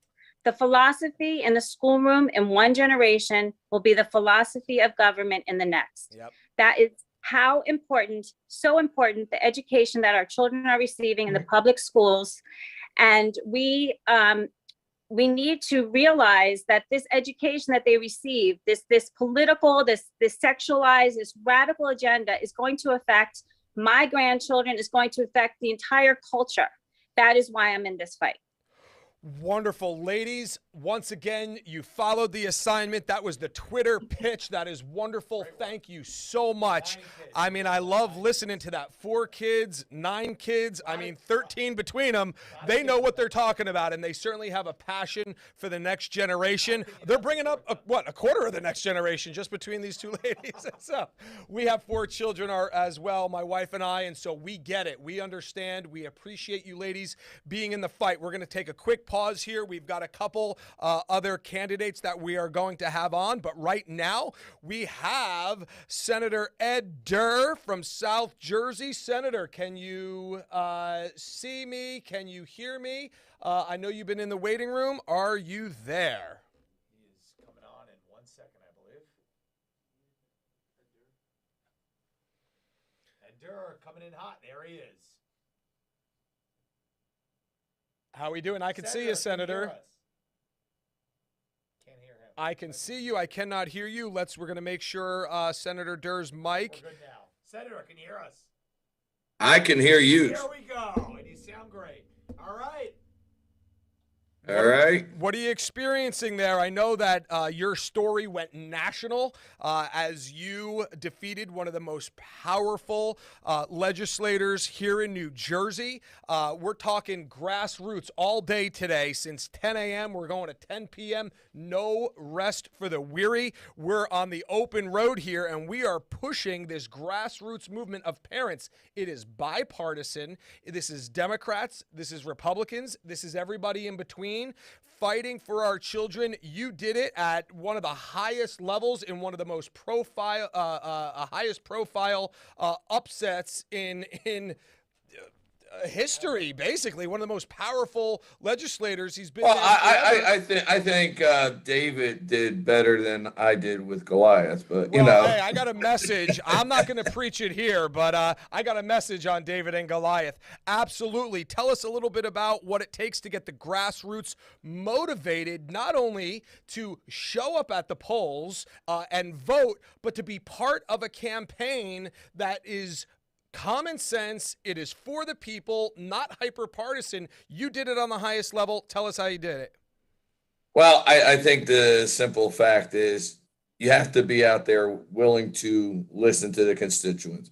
You know, too often, you know, you'll see these politicians, they get out there and they tell you, I'm going to do this and I'm going to do that. That's not what the people want to hear. They want to hear what they want to tell you. This is what I need from you. This is what I expect from you. You know, exactly what you're supposed to be. You're an elected representative. So you're there to represent, not to rule, but to listen and represent the voice of the people. And that's exactly what I did. I went door to door. I had volunteers. I had Gloucester County Commissioner Nick DeSilvio, who knocked doors with me, Commissioner Chris Conwell, who also got elected. I went out with Jonathan Salmons, who also was elected here in Gloucester County. We knocked doors together and we listened to the people. I had probably maybe a half dozen to a dozen volunteers between, I had a woman named Maureen McCabe, had Norm Donaldson, Tilly Schaffenzer, and just different people came out and they worked hard. They asked, we listened to the people, we reached out to them. We didn't push a message. I didn't push, hey, look at the bad Democrats, look at the great Republicans. I said, I'm here to represent you, because they weren't being represented. When everything got shut down in 2020, people, were ignored. I know my co-host Mike Crispy here. He's going to have a question for you in a minute. But to your point that you made, it's getting out there and asking for the voice of the people to tell you, not you saying, I'm going to do this. That's what we're fighting against. We're fighting against a push from the progressive left. Nobody's knocking on their New Jersey legislators' door saying, we want this curriculum. Nobody's asking for this. This is being pushed on us, and that's been a sentiment that's been echoed since 10 a.m. this morning, that this is an agenda of the radical left that is being pushed on us. Nobody's asking for it. Yeah, and the craziest thing, Senator, and we're talking about this with everybody who's coming on who's in the legislature, is that the left right now is not even trying to pretend like they have impartiality, right? They are just going full steam bulldozer, teach the sex ed. Whenever I talk to people, I always say to them, who do you think the most courageous legislator is right now? And listen, and it's nothing against, because we've had great people on this telethon today, Phil, but everyone always goes, Ed Durr is getting it done the right way, right? So, Senator, why are they saying that about you? Highlight some of the things you've done, because you've done some great things in the legislature and put some things forward. So talk about some of the things you've been most proud of that you've introduced and that you've been. Well, I think that there's several bills that I have a lot of pride in. With speaking of the school curriculum, for one, since we are talking about school boards, and I put forth the S2648, which is the school curriculum bill, which requires that the sex ed not be taught from grades K through 6, and then from 7th on up, it would be a parent's decision to have their child, opt into it. And I don't like that the school's saying, well, a parent can opt their kids out. I don't like that negative connotation of a kid removing itself from a class, because then everybody says, look, hey, Johnny left the class. Why? Why can't he be in the class? When you had certain things you did in school, it was always an elective. Why can't this be an elective if the parents want it to be? Then you're not, because I've never said I wanted to ban it. I just wanted to restrict it for age appropriate, because I have grandkids and I don't think that this stuff should be taught to them. But, speaking about one of my bills I'm most proud of moving forward isn't even my bill. It was a bill that was part of the legislature for the last 2-3 years. It actually passed the assembly last year. It's called the Billy Cray Law. And Billy Cray is a special needs individual. He died in 2017, was beaten to death and found in his closet in a group home. Now, his mother asked to have electronic monitoring devices, which are cameras, installed in common areas. What is the problem? Common areas, police wears a body cam, hospitals have video cameras, schools have video cameras, and you could have the cameras also installed in the rooms if the guardians of the individuals wanted so forth. I can't get the bill moved. I have the votes in the committee. I have the votes on the floor, but the committee chairman will not move the bill. Unbelievable. That lets you tell us everything you need to know about these people. Yeah, let your mind wander into why. Why would you not put a camera? Why would you not get video and audio in common spaces? And it's so funny. That's exactly what happened in New Jersey schools. Instead of putting the camera in the school, which they would freak out if we ever tried to do that. But because of the lockdown, that's what we had. The classroom came into the living room, and that is when parents freaked. And so make no mistake about it, the progressive left does not want audio and video anywhere. Listen, just personal opinion. Cameras in school, how great would that be? Should totally be. There should be cameras. Well, cameras you see, in the classroom, right, Senator? I've heard them argue about the cameras. Well, you don't want to put the juveniles on the camera. Or you put it to their back and have the teacher on camera. Hey, every nursery school and every daycare, they literally promote their daycare because parents can log in and watch their child in real time with audio and video. That's how these daycares are increasing their attendance, because they're transparent with the parents' most precious commodity, and that is their child. And so to say that we can't give it to minors, no, that's the way to increase attendance and accountability. Senator, you are a breath of fresh air, no doubt about it. When you ask who's getting it done, Senator Ed Durr, Ed the Trucker, getting it done. Thank you for staying on hold with us. Thank you for tuning in and giving us your perspective and the things you're working on in Trenton. It's much appreciated. Thank you, Senator. Thank you, gentlemen. I just want to implore upon people to get involved. School board is very important. You take control of the situation, because right now, the left believes that they are the rulers and the guardians of your children. No, they're your children, and you are your children's best fighter. Amen. So stand up and fight for them. Amen. Common sense. That's what we love about Senator Ed Durr. Appreciate it, Senator. Thank you very much, everybody. Hey, if you're tuning in to this telethon, and you've been tuning in, do me a favor right now, everybody. Share this stream with somebody who you think might benefit by seeing this, right? And if you haven't donated yet, you heard Senator Ed Durr. He's saying get involved, run for something, do something. But at the very least, donate a couple of bucks and help the candidates who are doing it, right? Because those people are true patriots and fighters. We're going to take a quick break right here on the telethon. Stick around. Jersey Rising, Save Our Schools, right back after this.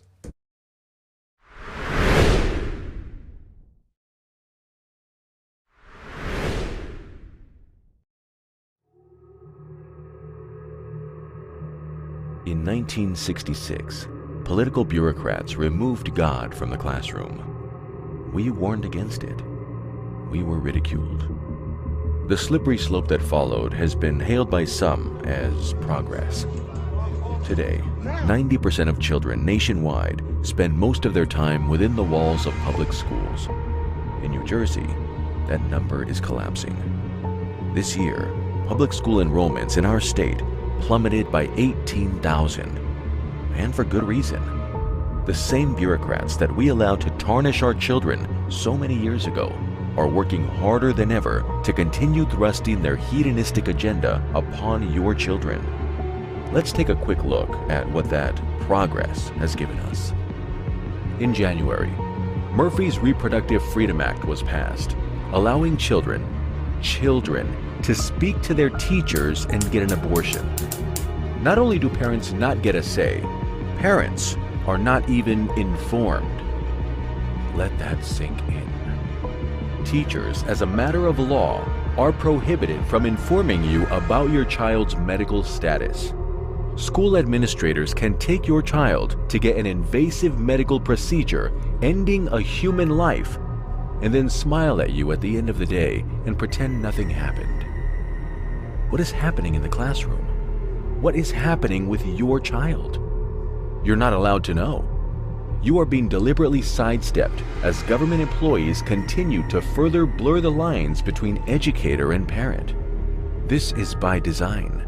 Since they know best for your child, clearly you do not. This sociological experiment doesn't end there. It has even found its way into our child's curriculum. Activists in Washington and Trenton are actively fighting to include more and more hypersexualized materials in the textbooks. Material so sensitive, it can't even be read aloud at a school board meeting. They're attempting to politicize your children, teaching them to hate our country, hate each other, or even hate themselves. Our elected leaders created further division by mandating our children be muzzled. Concerned about the health effects of injecting an experimental drug into your child? Too bad. Your child belongs to the state. We love our children. They are the promise of our future. Not just for our nation, but for our communities and for our families. That's why it's time to act. Jersey Rising is working with school board candidates across the state, men and women of character, men and women who are prepared to fight against those who seek to indoctrinate our children. Parents are finally awakening to a harsh reality. Our schools are no longer a safe place for our children to learn. Our schools are no longer safe places of learning for our children. We need to continue the fight for life within our schools. No more secrets from parents. No more secrets from parents. We need a parental bill of rights that outlines the authority parents have to know what's going on with their children, and they need to be able to make decisions that will affect their life and welfare. We need to get political bureaucrats out of the classroom and away from our children's curriculum.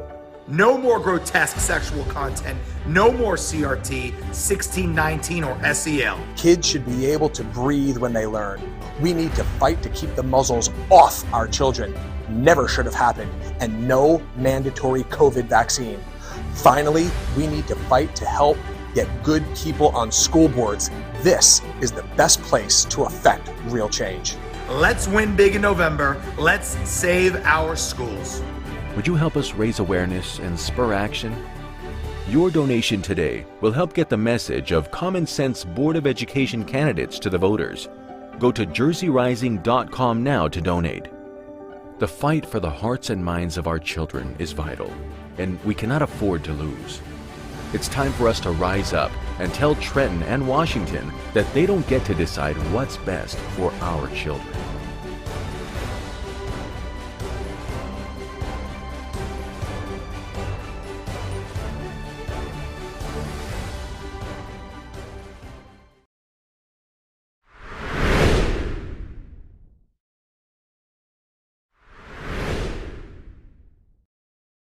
And hello, everybody, and welcome back to the Save Our Schools Telethon. Mike Crispy here, joined in studio in the war room, we call it, right? Joined by Phil Rizzo. We've been here all day since 10 o'clock in the morning. We're not even close to being tired yet because we got hours and hours to go. And we got a special guest in studio. Steve Lonigan. Steve Lonigan is in the house.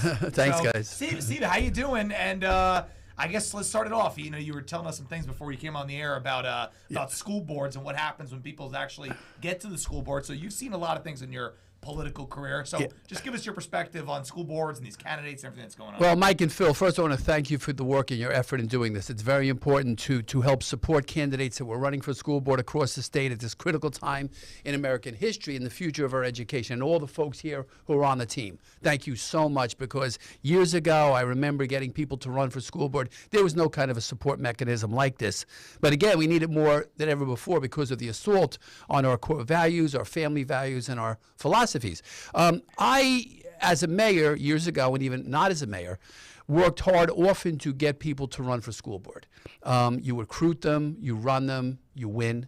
But more often than not, what I've learned the hard way is when you get your guy elected, they become their guy. Well, the reason is really, you can't really blame many of the candidates that we work to get elected, because what often happens is you work very hard, you get somebody elected, election night, everybody's happy, they win, and the support ends there.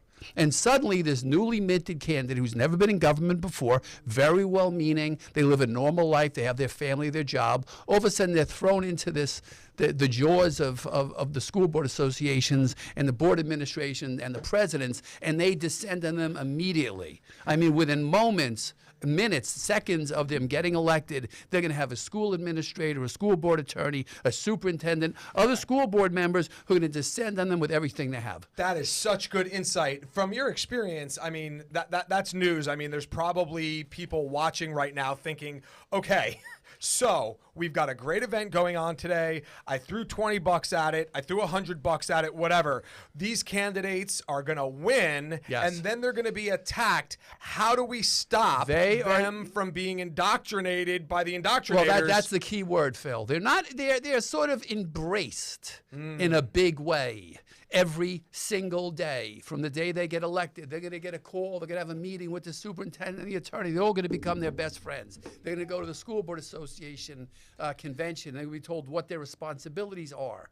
Their responsibilities to the children and to parents. That's who their responsibility is, and that's something that gets pushed by the wayside. They're going to be told, and you're going to hear this a lot, by school board lawyers, you have to vote for this. If you don't vote for this, we're going to get sued. Well, whoa, whoa, whoa. Why are we voting, guys? Why are we voting if we have to vote for something we don't want to vote for? Yeah. Don't vote. But you hear this constantly. There's harassment, there's intimidation in subtle and sometimes overt ways. People will be told things like, you can't talk about your meeting on Facebook. Of course you can. Right. This is America. You can talk about anything you want. Don't put up on Facebook and tell people to come to the meeting. Of course you do. You want all the people you can to come to the meeting to support you in your position. It's a war. It is a war. And they're using every trick in the book to indoctrinate, as you said, Phil, to embrace, to make hey, I'm your best friend. We're here to help you. We're going to be a team. We're all on the same team. We need you to be part of the team. Well, they become part of the other team. It's And you amazing can't to blame hear them. you say that because, my sister was in public education. She was a teacher, and I know that the NJEA did the exact same thing to her as a teacher. What an interesting perspective to know that it's happening as the Board of Ed people, the members of the Board of Ed are dealing with that too. We've got some here on the line, and so we want to get to some of them. And I'm glad that Steve Lonigan's in studio with us. So what we're going to do now is we're going to get our headphones on. We've got some candidates in the waiting room, and we're going to bring them in. And so again, we are on the backside here of school. We got some people getting let out of work early. We got a bunch of candidates stacked up in the waiting room, and so as you tell us who you are, understand the expert is here and he has given you warning. And so we're going to be not only keeping an eye on you, but we're going to give you resources. Phil, when these candidates get elected, if they sell out, Steve Lonigan's coming after That's them. it. Here's the thing, guys, is they don't sell out. We abandon them. Yeah, great point. Often the people who get them elected, hey, this was a great party tonight, we win, everybody goes home and they're left totally on their own with no guidance, no insight, no leadership. It's very much the fault of us for not giving that support every day. All right.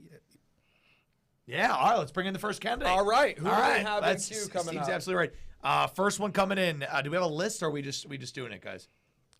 All right. I'm sorry? Brian Lopez.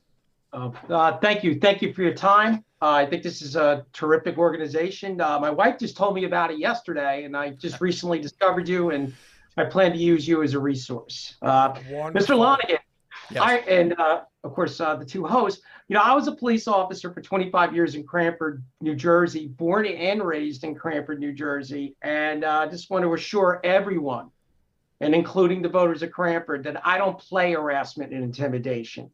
Bring it. I love it. I like it. We like it. Just right out of the gate. So, Now you were inspired along with the rest of the people that are watching the new Prime Minister of Italy, right? Yeah. She has fired. Oh, what a everybody beautiful up, speech that was. It was that speech fantastic. was marvelous. Thanks for coming out of Brian the Lopez gate is hot. my favorite guy. Brian's coming out of the gate hot. He's not taking any nonsense. So Brian, is this your first time running for Board of Ed? My second time, and I don't stop. And I lost the first time. And if I lose this time, guess what's going to happen the next time? I want to give Brian, I'd like to give you some advice, and to all the people running for the school board, when you win, the first thing you want to do is read Robert's Rules of Order and learn how to use Robert's Rules of Order to your advantage in running a meeting. Very important tool. And Mr. Lonigan, if I may cut you off, and I apologize, sir, I know Robert Rules of Order. I was Cranford Police Benevolent Association president for my local chapter, Local 52, for 2 years. Good. So I ran a pretty efficient meeting, and and I know the rules. They will play by the rules. I love it. Cranford, Union County. Listen, they are not messing around in Union County. Are you running alone or are you running with a slate? I'm running alone. I'm running alone for the 2-year unexpired term. There's a couple of reasons why I'm running. I know this is almost like real quick, and I don't want to waste your time. I'm running for a couple of reasons, right?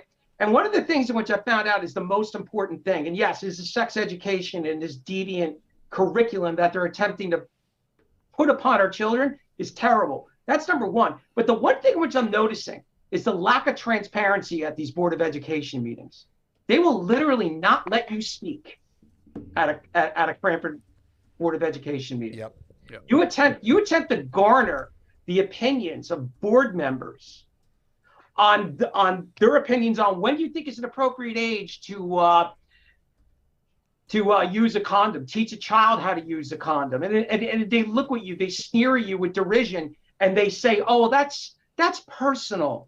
That's personal." No, that's not personal. I need to know your personal opinions.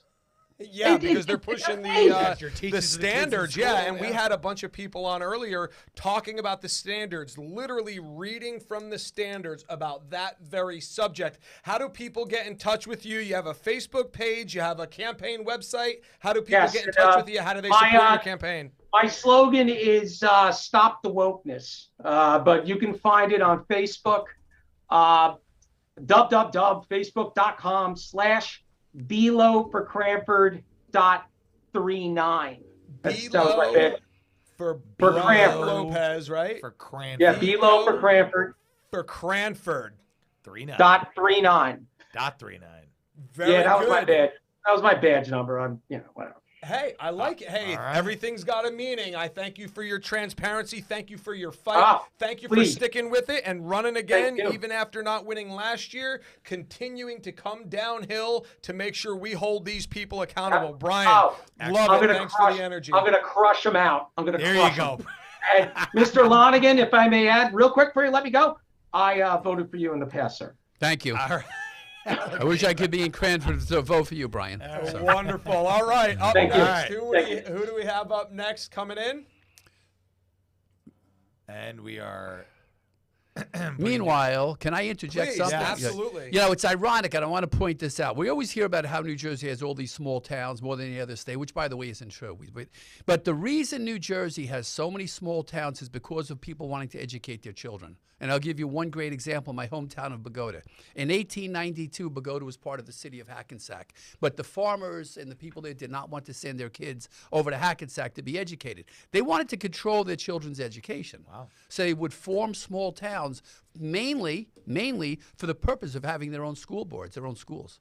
And this was something that was rampant in the late 1800s. People wanted to educate their children. They picked the textbooks they were using. They picked the curriculum. They picked what role God may or may not play in their education because they wanted to have hands-on control of their kids. We've abdicated that, yet that's the history of the state of New Jersey. That's what the state is built on. And we need to get back to that kind of local Absolutely. You know, I hear a lot of times people talking about condensing districts. And, you know, the reason they say they want to condense districts is they always make it a financial windfall, right? It's going to save us money. Why not have 21 districts, 21 counties, 21 districts? And it's to the point that Steve just made. People don't want to give up local well, Phil, control. you know, if consolidated school districts were so great, then Newark, Camden, Jersey City, and Trenton would have the best school districts in the country. He went there. The gauntlet has been dropped. All right. Thrown down. We're All going to right. bring in this next candidate here. Who do we have joining us? Rocco. Rocco. Hello. All Can right. you guys hear me? All right. Yes, we can hear you, sir. Tell us your name, where you're running, where you're from, and why you're running. Okay. How do I look, by the way? You look terrific. Fantastic. And I like Oh, the warm thank Someone sign. get him on large screen here. He's looking so good. Get him up there. Oh, thank you. Thank you. Great name, go. too. Rocco Riccio. There you go. Oh, that's a name made for Hollywood, that's for sure. Listen, I'm a lifelong resident of Mercer County. I'm a husband to a beautiful, beautiful wife, Janice. I'm a father. I've been in education for 12 years. I am a high school CTE teacher. So I am also certified in 2 content courses, and I'm also a certified school business administrator. So when it comes to the dollars and cents, I know quite a few. Rocco, that's so important. You know, we've made that point just recently. You know, we want people that are going to stand up to the curriculum. But when we had Assemblyman DeMaio on, we talked about the fiscal responsibility that goes along with it, that so much of your taxes, when you open your taxes, the school board tax is the largest line item. And so to have somebody who's fiscally responsible, somebody who understands this funding, it's so important to make sure. Is this your first time running? If you had said, I missed it. I'm sorry.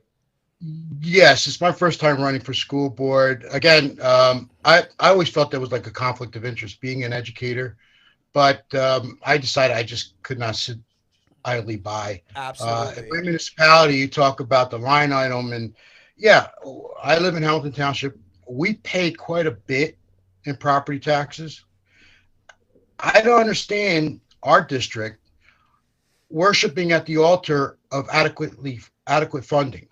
Why do we need to have the state impose their will upon us, take on curriculums that obviously are not popular, that are not wanted? And I mean, it's not just the sex ed. It's not just the sex ed. This is a 30-year drip that started where no school will fail mentality. It's passed on. It's that mentality, Reverend, of everybody gets a trophy. Yep. You know, No like doubt. in our district. And I've said we need universal school choice. You know, that will infuse capitalism into education. Let the bad schools fail. Let the good ones excel. Steve, you hear this question, you know, it's somewhat of a rhetorical question, but for those that are listening, why is the funding so messed up? You have any insights as to why the school funding is so messed up and how they're using money to stranglehold the districts? Well, I think, first of all, if a school fails, that the money should be able to go to the parents to take their children to the school of their choice. I mean, that is the big answer to everything. We have the most expensive school districts in the United States of America, the Abbott districts. We mentioned some of them earlier. Newark, Camden, Jersey City, Trenton, Irvington, and others are the most expensive school districts in the country, probably the world. And yet they continue to fail generations of kids. Give those parents control of their education, make them compete. Competition is the answer to driving efficiency every part of life, including education. Absolutely, absolutely. Rocco, how can our viewers find you? Facebook page, website, what do you got?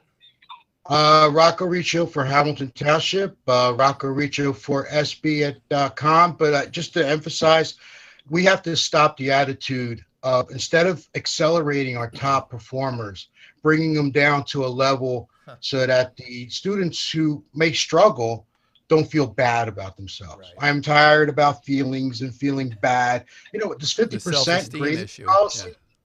You know, we have a policy in Hamilton Township where no one will receive less than 50% on their grading system. That is just padding. It's not the real world. Yeah, what if they're really No, exactly. Yeah. Oh, Mr. Lanigan, let me tell you about this one. You'll love this one. There's actually a math curriculum. Get it 30 seconds. Go ahead. There's a math curriculum that's called Guesstimate, where all you have to do is guess, and you'll get partial grading or you get full grading for it. I don't want to live in a house where an architect just guesstimates the angles.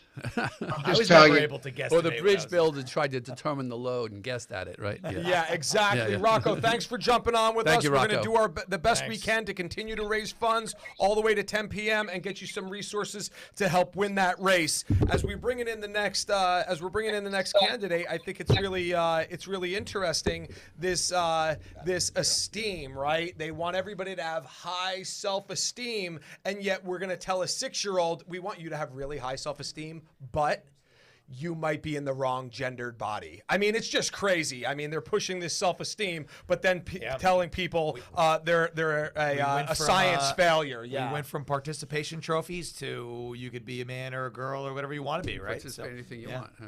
Exactly right. All right, next candidate coming in. Sir, we see there on the porch, looking very comfortable on this lovely autumn day. So tell us who you are, where you're from, why you're running, and talk a little about your campaign. Sure. My name is James Lavin. I'm running for school board, obviously, in South Brunswick in Middlesex County. I myself am a teacher, been a teacher for 15 years in high school.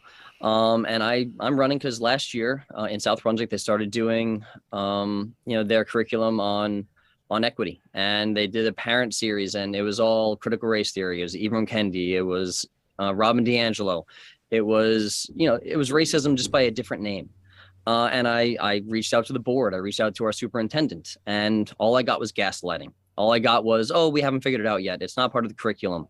We won't give you answers. And that's what made me want to run.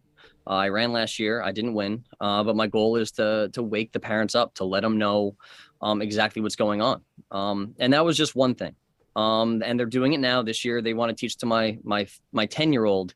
They want to read Ibram Kendi, and they want to teach them anti-racism, which really just means, you know, getting the right mix of skin color. And they're willing to harm little Indian, Asian, and white children in the name of equity. And I think racism, no matter what color you are, is always wrong. It's interesting too, that you know, down to this. it's interesting that you brought in their method of dealing with you, not even as a school board member, and using that, what you described as gaslighting and having these unclear, vague responses. That's what they do to school board members who are elected. So you're seeing it now. You're going to see it even more from the administration when you get elected to the school board. You're going to have to be courageous in standing up against this.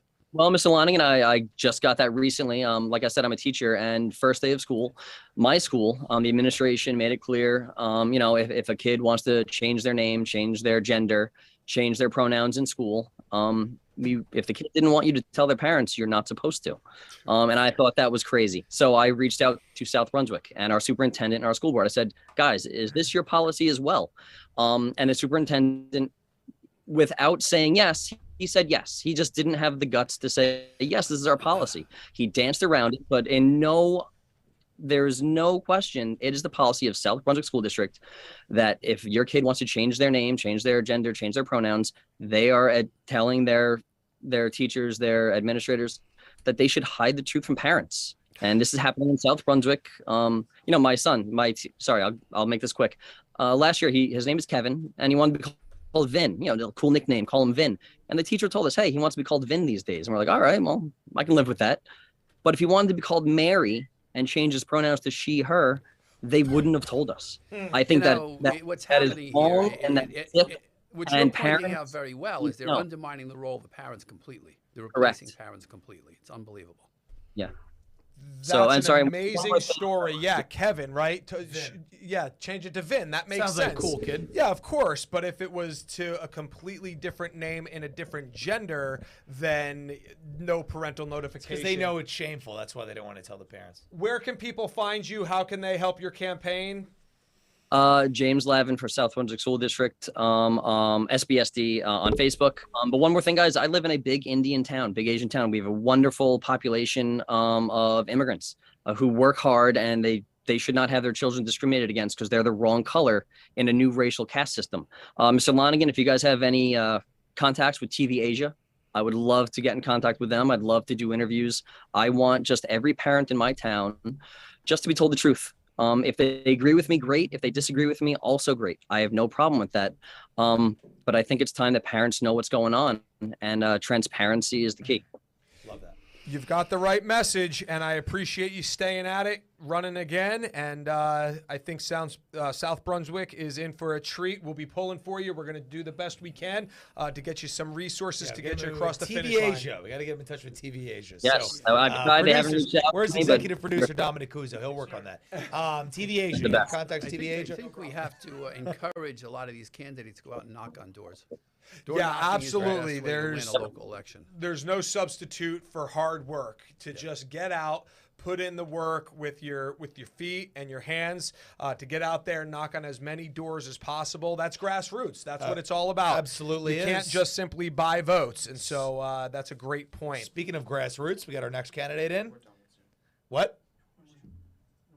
Oh, all good. right. So All right. let's do this. We've got about 9 minutes until the next break. Well, let's we'll talk take about quick our programming announcement. If you guys are out there and you have not donated yet, stop what you're doing. Go to jerseyrising.com right now. Donate whatever you can afford. And as we said, if you donate more than $700, you are automatically in the running to win this iPad Air. So whatever you donate, $700 over, the leading donator, is that a word, Phil? The leading donator will win this iPad, and their money will go, 1, to getting a new iPad, 2, and most importantly, to helping candidates like the ones you're hearing from actually get across the finish line, because guys, we said that they need money. They really need money. Having the right message is good, and that's the first thing to win, but you got to have the money to get the message out. So these people we're hearing from, they 100% have the right message, but it's now on to us. They made the decision to put their name on the ballot and go through all these hard, painstaking things to become candidates. Now we have to support them, and you do that by going to jerseyrising.com. And hey, you might just win an iPad. Absolutely. We're going to take a quick break here. We've got what are we going to do here? Are we going to do a message? Let's do the message in case people missed it from Dr. Ben Carson. Right. And when we come back we're going to give Steve Lonigan the balance of this segment. He's a wealth of knowledge. He's been around the block. He knows the ins and outs. So we're going to give him the final minutes here. He's going to close out the segment. Let's hear from Dr. Ben Carson. Thank you.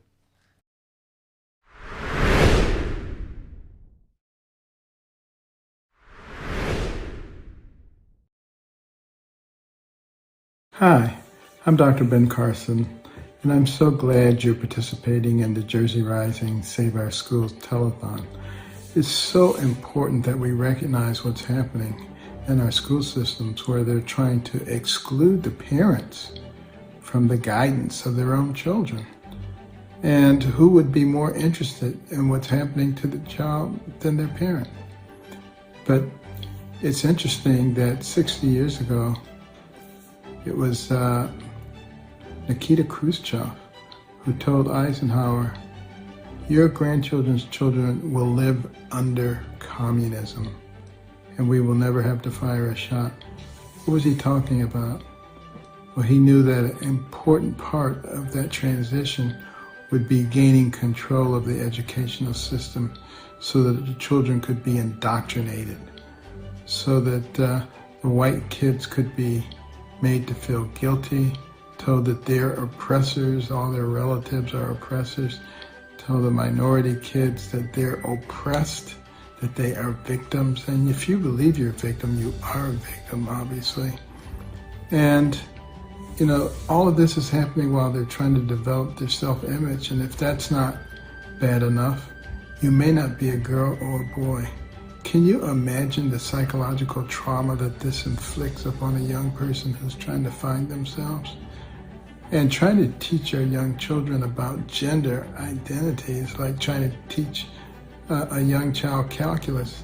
They're not ready for that yet. They don't have the foundation for it. And when it is ready to be taught, it should be something that the parents, the family unit should be involved in. So I am so glad to see that there's so many people who will be participating. People are waking up all across the country, I'm noticing. People are running for school boards and other public offices. And it's going to be necessary for all of us to get involved. No more standing in the corner with your head down hoping that no one calls you a nasty name. Let them call you all the names they want. We've got work to do. Thank you for participating.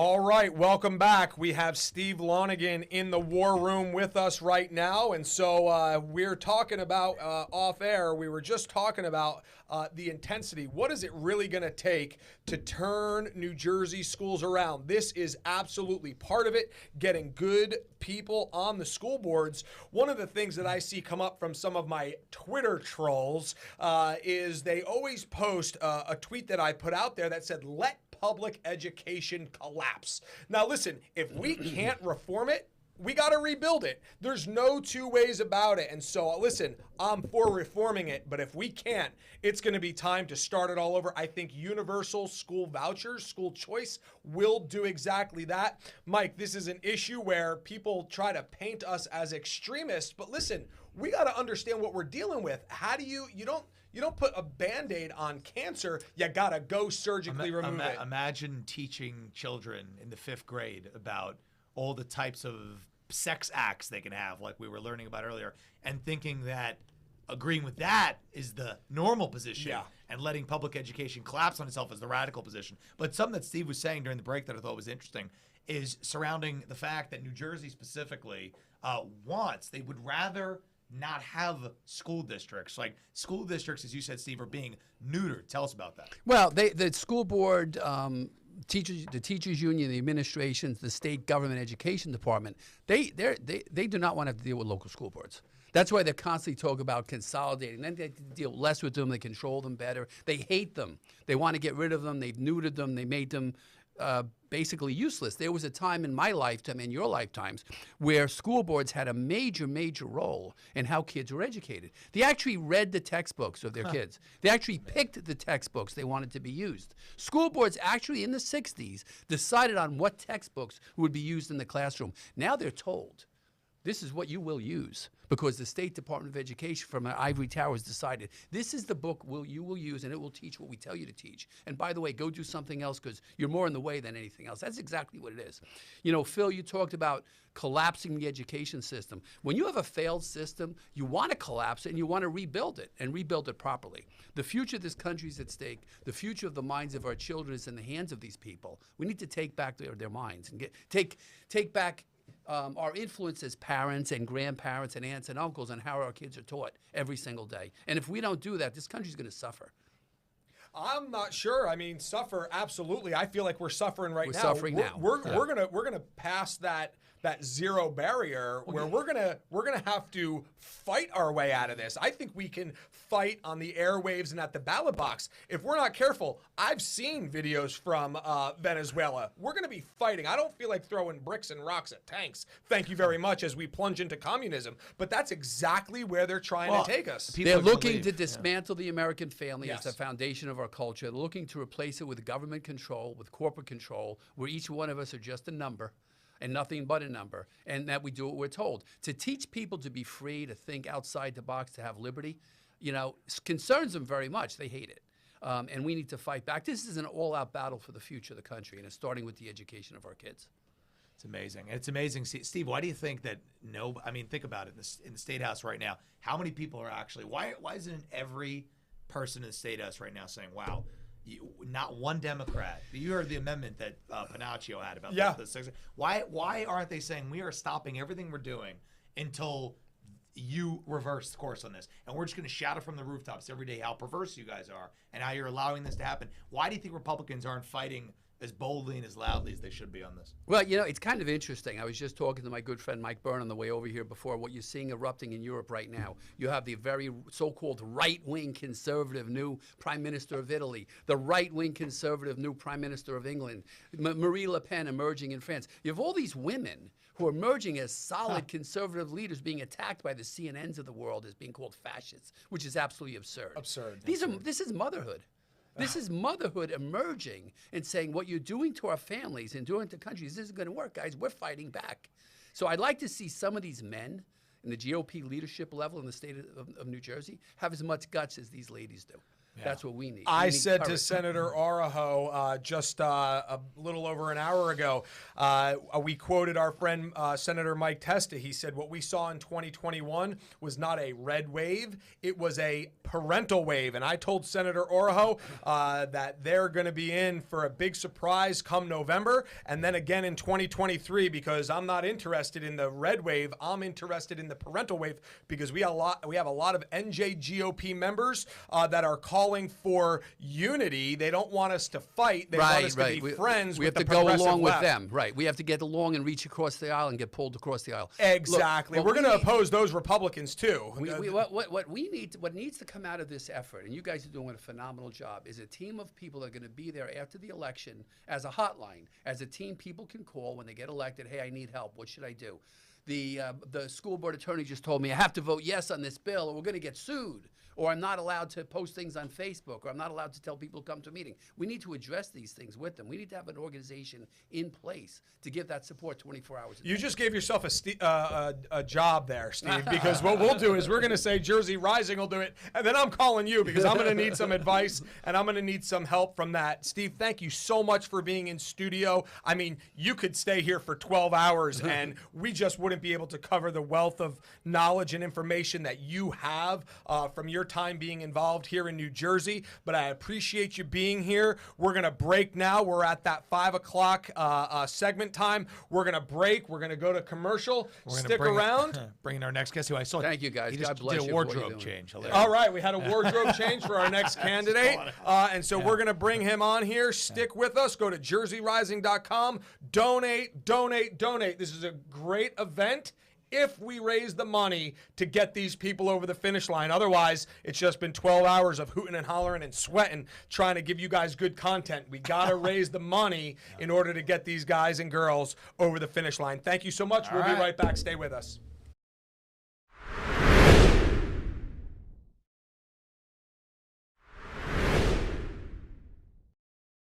The Bill of Rights not considered. History revised. Parental rights trampled. Law and order in jeopardy. How much more can we take? The home is the foundation of any society, and our homes are under attack, not inside the walls of the house, but with our children when they leave and they go to school. The foundational building blocks that have made our nation great are being replaced with a progressive ideology. I am Philip Rizzo, founder of Jersey Rising, and we appreciate you joining us for this telethon. Over the next 30 minutes, you're going to see some county candidates. You're going to see some people already involved and the fresh faces that are coming to help fight for your children. For our children's sake, for our state's sake, please donate at jerseyrising.com so we can help save our schools.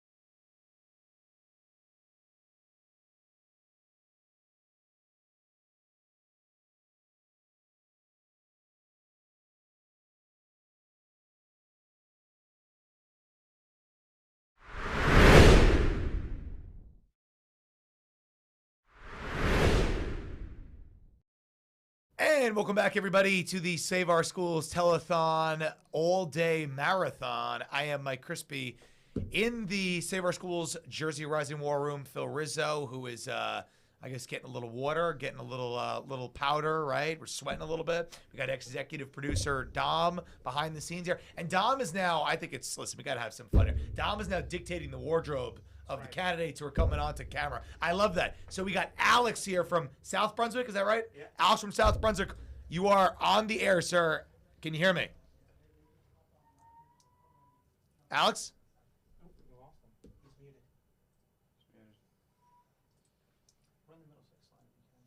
Okay. There you are. Alex? Can you hear me, Alex? Yes, I can. All right, Alex, you are on the air. So tell everybody, first of all, why you're running.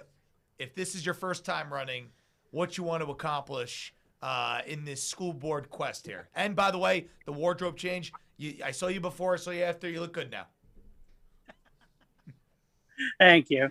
Yeah, so this is my first time actually running for a Board of Education. And mainly one of the main reasons I'm running is because of what we were seeing in regards to COVID-19, the lockdowns, and how it really affected the children. And we're still seeing them really suffer when it comes to their academic prowess, and how being away from the classroom really, really hurts the social interactions, their emotions, and basically anything that it is to be a child growing up in that school environment. And to completely change that is to radically change that child's perspective of the world. Interesting.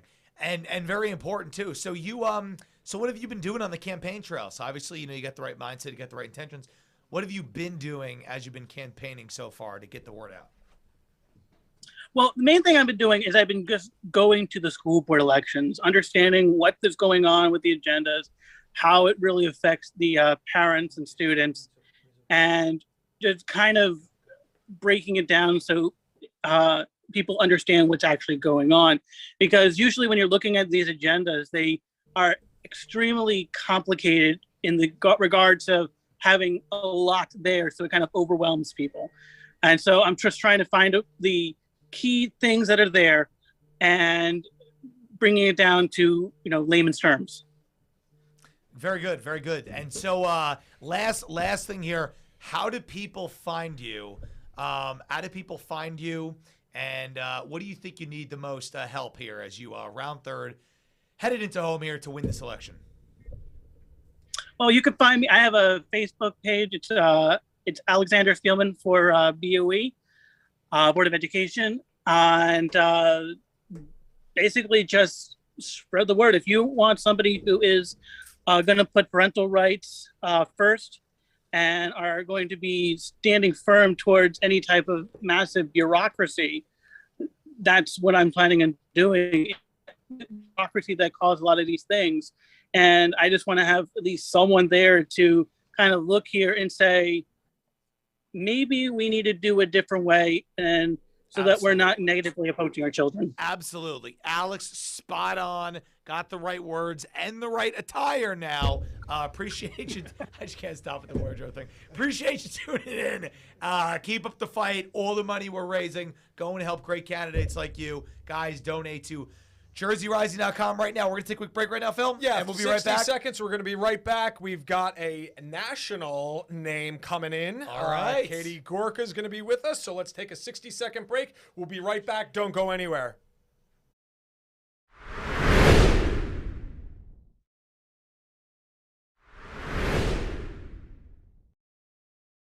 The Bill of Rights not considered. History revised. Parental rights trampled. Law and order in jeopardy. How much more can we take? The home is the foundation of any society, and our homes are under attack, not inside the walls of the house, but with our children when they leave and they go to school. The foundational building blocks that have made our nation great are being replaced with a progressive ideology. I am Philip Rizzo, founder of Jersey Rising, and we appreciate you joining us for this telethon. Over the next 30 minutes, you're going to see some county candidates. You're going to see some people already involved and the fresh faces that are coming to help fight for your children. For our children's sake, for our state's sake, please donate at jerseyrising.com so we can help save our schools.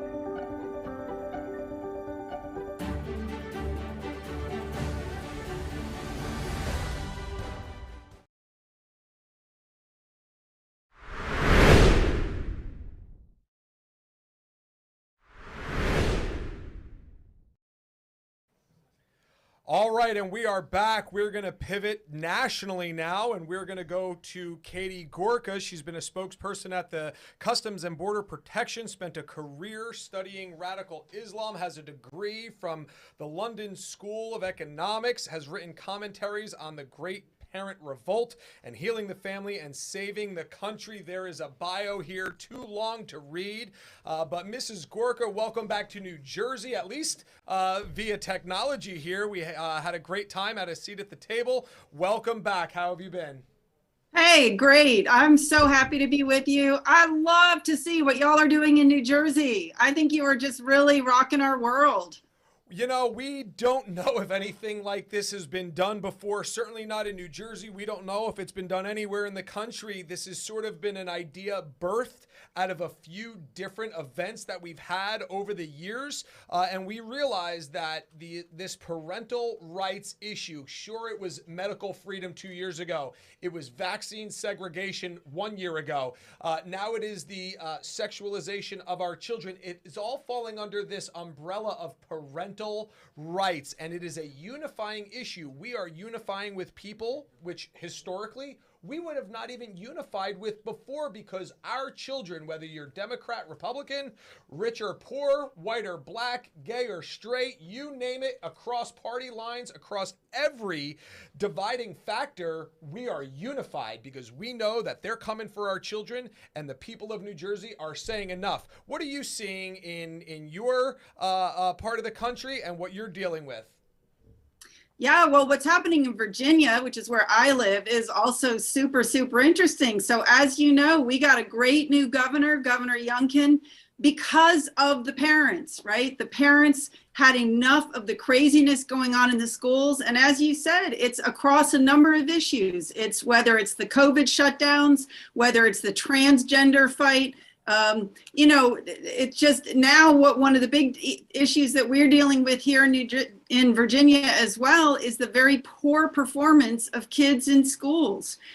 So it's a whole range of issues. The parents mobilized. They brought in a governor who ran on a ticket of saying parents come first. Parents are entitled to direct the upbringing and education of their children. Now, what's happening here right now is actually super interesting, because just a couple of days ago, the governor delivered on his promise to parents, and he came out with new guidelines to schools on the transgender issue. So he came out and he said, this is going to be the guidance now to schools. They said, no bullying, no harassment of anybody, regardless what the issue is. Amen to that, right? We all support that. But he also said in the new guidelines that no counseling of children on gender transition without looping in the parents. Amen. Amen. Common sense. But here's the crazy thing. All day today, we've been having hundreds of kids walk out of their high schools in protest of this new guidance. So, you know, all I can say is there's a lot of insanity in our world right now. There are a lot of, I think there are a lot of insidious groups at the top funding these kinds of activities, organizing these kinds of activities. And you know what drives me the most crazy about all of this is that I see the radical left using our children in their culture war. And we as parents have got to step up and say enough. And the only way that's going to happen is if we're running for school board. And I love to see all the candidates that you've been featuring. We got to run for school board. We got to fund those school board candidates. And we got to get out there as well and knock on doors for them and make sure that our friends are getting out and voting as well. It's the only way we're going to turn this around. You know, I hear the story about all these kids walking out of schools, and I 45 years old, I'm old enough and mature enough now, I can look back with clearer vision. And as, you know, many high schoolers, they don't want that parental oversight. I can kind of see high schoolers walking out in protest because their parents have to be involved. You know, it's the very non-cool thing to do. But once you become a parent, once you have a little bit more maturity and a little bit more experience in life and understanding, I'm so thankful that when I sort of resisted my parents' oversight, they sort of smacked my hand and said, knock it off. We know better than you. We're here to help you because we love you. And the Bible says, a child left to himself bringeth his mother shame. We should not leave these children to themselves, and we shouldn't leave them alone simply because they don't want their parents' involvement. I'm so thankful for Governor Youngkin to take that position and to help parents regain control over their children's lives and at least be involved and informed about what's going on. Here in New Jersey, we've had this recurring theme all day that there was an amendment put forth on Governor Murphy's mandate on this curriculum. We had a New Jersey senator Senator Panaccio. He wanted to add an amendment. Very simple, you know, keep it simple. That's what they tell you. He kept it simple. He wanted to add an amendment that said a 6-year-old cannot be taught specific sexual acts. Do you know that amendment got voted down right on party lines? So here we are, we're trying to bring the masses together, saying we are fully united, Democrats, Republicans, and yet those that are in Trenton are voting down the party line. School boards are not supposed to be partisan, and yet we see it time and time again. They just can't help themselves. Do you see that with the Democrats in Virginia? Oh, 100%. And I agree with you. I don't think the issue is so much left and right as it is radical elites and everyday Americans. Yes. And I think the radicals have really overstepped, and I think they have woken up the beast. I get to work with parents around the country, and it is extraordinary to see the way parents are stepping up. They're getting engaged. They're finding solutions. They're not waiting for somebody to come in from Washington to save them or to save their children. They're coming up with their own solutions. And it really, really encourages me, because let me tell you, what comes out of Washington these days is pretty darn scary. Absolutely. And you have governors around the country, Governor Youngkin, your governor, obviously Governor DeSantis. Down in Florida, you've got some of these common sense executive branch holders resisting what's coming out of D.C. And then you got guys, globalists like Phil Murphy in lockstep with what's going on to pervert and pollute the mind of our young people. We don't want to keep you on here all day, but we do want to thank you for joining us. And if there's any word of encouragement that you can leave parents and some of the candidates that we've showcased here today, we're trying to raise them money. What can you let us know to encourage them as they continue in this fight leading up to Election Day in November and beyond? I just want to say there is no issue more important than this. I mean, our children are being radicalized in our schools. It's terrible. These are the children who are going to one day grow up and take over our corporations and our newspapers and our TV outlets. If we don't get a handle on this, if we don't re-engage with education and get our children to understand what this great country is about and to love this country and to understand how profoundly privileged they are to live here, then we are going to be in deep trouble. And all I can say is, if you're thinking of giving $25, make it 50, make it 100, make it 200, make it hurt a little bit, because there is no important for the future of our country than getting the right candidates on these school boards and getting education back to where it needs to be. I'm just so grateful for what y'all are doing. I commend you. You're doing God's work. It's beautiful. Katie, thank you so much for joining us and sharing perspective from Virginia, and you have a pulse on what's happening nationally.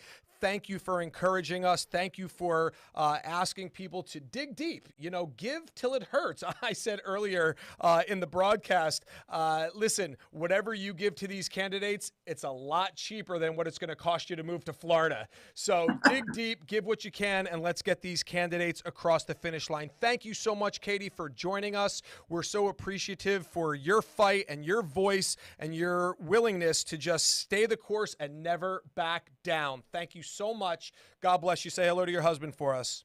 Thanks, Will. All right, that is Katie Gorka joining us from Virginia, somebody with a national pulse of what's going on. Listen, parents are the same all over. We are all watching this attack on our children. It's coming out of D.C., and then there are some individual states where their governors are stepping up and they are opposing this radical agenda coming out of D.C., and then you got guys like Phil Murphy who are advancing that agenda. You know, that's what they do. Marxists, communists, that's what they do. They continue to push. They never compromise. They are unrelenting in their push to divide, divide, divide until there is nothing left. They are looking to destroy the fabric of America. We cannot let them.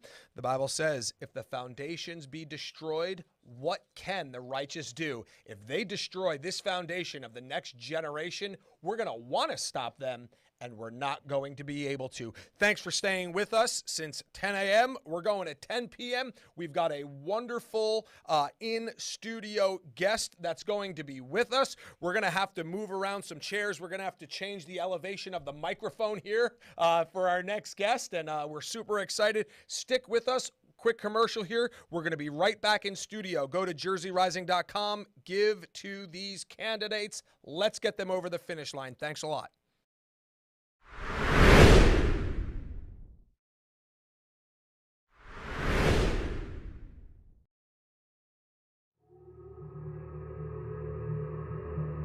In 1966, political bureaucrats removed God from the classroom. We warned against it. We were ridiculed. The slippery slope that followed has been hailed by some as progress. Today, 90% of children nationwide spend most of their time within the walls of public schools. In New Jersey, that number is collapsing. This year, public school enrollments in our state plummeted by 18,000, and for good reason. The same bureaucrats that we allowed to tarnish our children so many years ago are working harder than ever to continue thrusting their hedonistic agenda upon your children. Let's take a quick look at what that progress has given us. In January, Murphy's Reproductive Freedom Act was passed, allowing children to speak to their teachers and get an abortion. Not only do parents not get a say, parents are not even informed. Let that sink in. Teachers, as a matter of law, are prohibited from informing you about your child's medical status. School administrators can take your child to get an invasive medical procedure ending a human life and then smile at you at the end of the day and pretend nothing happened. What is happening in the classroom? What is happening with your child? You're not allowed to know. You are being deliberately sidestepped as government employees continue to further blur the lines between educator and parent. This is by design, since they know best for your child. Clearly, you do not. This sociological experiment doesn't end there. It has even found its way into our child's curriculum. Activists in Washington and Trenton are actively fighting to include more and more hypersexualized materials in the textbooks. Material so sensitive, it can't even be read aloud at a school board meeting. They're attempting to politicize your children, teaching them to hate our country, hate each other, or even hate themselves. Our elected leaders created further division by mandating our children be muzzled. Concerned about the health effects of injecting an experimental drug into your child? Too bad. Your child belongs to the state. We love our children. They are the promise of our future. Not just for our nation, but for our communities and for our families. That's why it's time to act. Jersey Rising is working with school board candidates across the state, men and women of character. Men and women who are prepared to fight against those who seek to indoctrinate our children. Parents are finally awakening to a harsh reality. Our schools are no longer a safe place for our children to learn. Our schools are no longer safe places of learning for our children. We need to continue the fight for life within our schools. No more secrets from parents. No more secrets from parents. We need a parental bill of rights that outlines the authority parents have to know what's going on with their children, and they need to be able to make decisions that will affect their life and welfare. We need to get political bureaucrats out of the classroom and away from our children's curriculum. No more grotesque sexual content. No more CRT, 1619, or SEL. Kids should be able to breathe when they learn. We need to fight to keep the muzzles off our children. Never should have happened, and no mandatory COVID vaccine. Finally, we need to fight to help get good people on school boards. This is the best place to affect real change. Let's win big in November. Let's save our schools. Would you help us raise awareness and spur action? Your donation today will help get the message of Common Sense Board of Education candidates to the voters. Go to jerseyrising.com now to donate. The fight for the hearts and minds of our children is vital, and we cannot afford to lose. It's time for us to rise up and tell Trenton and Washington that they don't get to decide what's best for our children.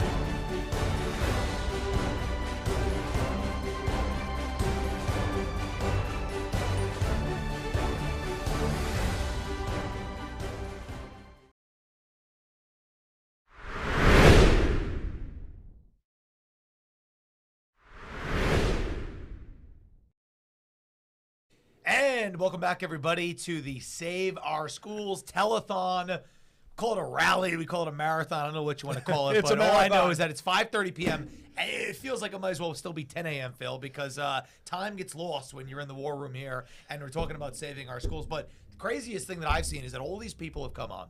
They've all talked about things that the radicals on the other side says aren't happening, right? Oh, there's no such thing. They're not doing that to our schools, right? Absolutely not. But we have heard time and time again, not just from candidates, not just from parents, but legislators about what's going on and the real challenges they're facing. And we got a great one in studio with us, Phil. Yeah, Christian Baranco. Welcome, New Jersey State Assemblyman. How are you today? Thank you, guys. Thank you. Thank you. 26th legislative district, yes? 26. Yeah, we just got redistricted, so going to 25th next year if I'm able to, get into the election and be nominated. So Absolutely, very humble on your part. Yeah, he's I a humble- appreciate. Yes, humble guy. I appreciate Yeah. that. Well, Say, I'm going to smack my opponent down. Right, right. it's- Well, Chris, he's got a great story coming out of the electrical world. Chris is an electrician and decided that he needed to get in and get amazing. involved, and that's sort of been the theme of what we've been carrying today. And so, Christian, thank you so much for being with us today. You've really taken the bull by the horns. You and a few others. You have co-written, co-sponsored, submitted a parental bill of rights. I mean, right in the heartbeat of what we're working with today. Tell us a little bit about that. So the legislation that we put forth was sort of built on what came out of the Florida legislature. Which was subsequently signed into law by Florida's Governor DeSantis. It's very, very similar to that, maybe slightly tailored to sort of a little more of a New Jersey feel. But it just sits now in OLS, and the majority does with it what they wish. That's been a recurring theme. We heard that they were tabling things. We heard that they just sort of just push things aside. They don't want to. They don't want to vote on it. I got a question on this that we haven't asked for. Is every single Republican in lockstep as on board and enthusiastic about the Parent Bill of Rights as people like you are? Did you say they all? I would say that the Republicans in the caucus are all supportive of a Bill of Rights for parents. Right. Now, what that Bill of Rights looks like and sort of the ins and outs of the terminology and what sorts of rights or how, more importantly, how sort of restrictive those rights may be to certain other areas of society or government. There's people that differ. Okay. But for the most part, people in the caucus are very supportive of the rights of parents. So you definitely need unified front on something like this. If you're going to, obviously in the minority, but, not very far from the majority, right? And it's almost like you would need that all to be kind of like lined up for when you take the majority. Yeah. It's not that far off to have that ready on day one. Because how much longer can these parents wait, right? So, what's the, I guess. Well, basically, they've said we can't wait any longer, which is why they're all running for school board. And we've said, a lot of parents are tired of leaving voicemails on their Democratic legislators' voicemails and emails without a response. Yeah. And listen, we're going to be fair. A lot of people are tired of leaving voicemails and emails for the Republican legislators as well. And so they have taken matters into their own hands and they are running to save their own school district because a lot of times in Trenton, they're not getting the response that they want. And that's why we sort of started there with Assemblyman Baranco. Taking the bull by the horns, newly elected, going right at it, going right to that parental Bill of Rights. And so what sort of... I always answer my phone calls, Mom. I love it. Do you want to give out your phone number right here for those that are in the district? 973-1873. That's pretty nice. Look Just at that. like that. Didn't even hesitate. No, and that's our job. That's why we're here. Exactly. That's why we're here. I've been in the assembly now for a year, since January. Not even a year, 10 months. And I'm not a sort of an engineered politician. I'm just a dude. I love it. Who said, "Hey, I need to get involved because I'm done complaining. I don't want to complain anymore. I want to know why and how."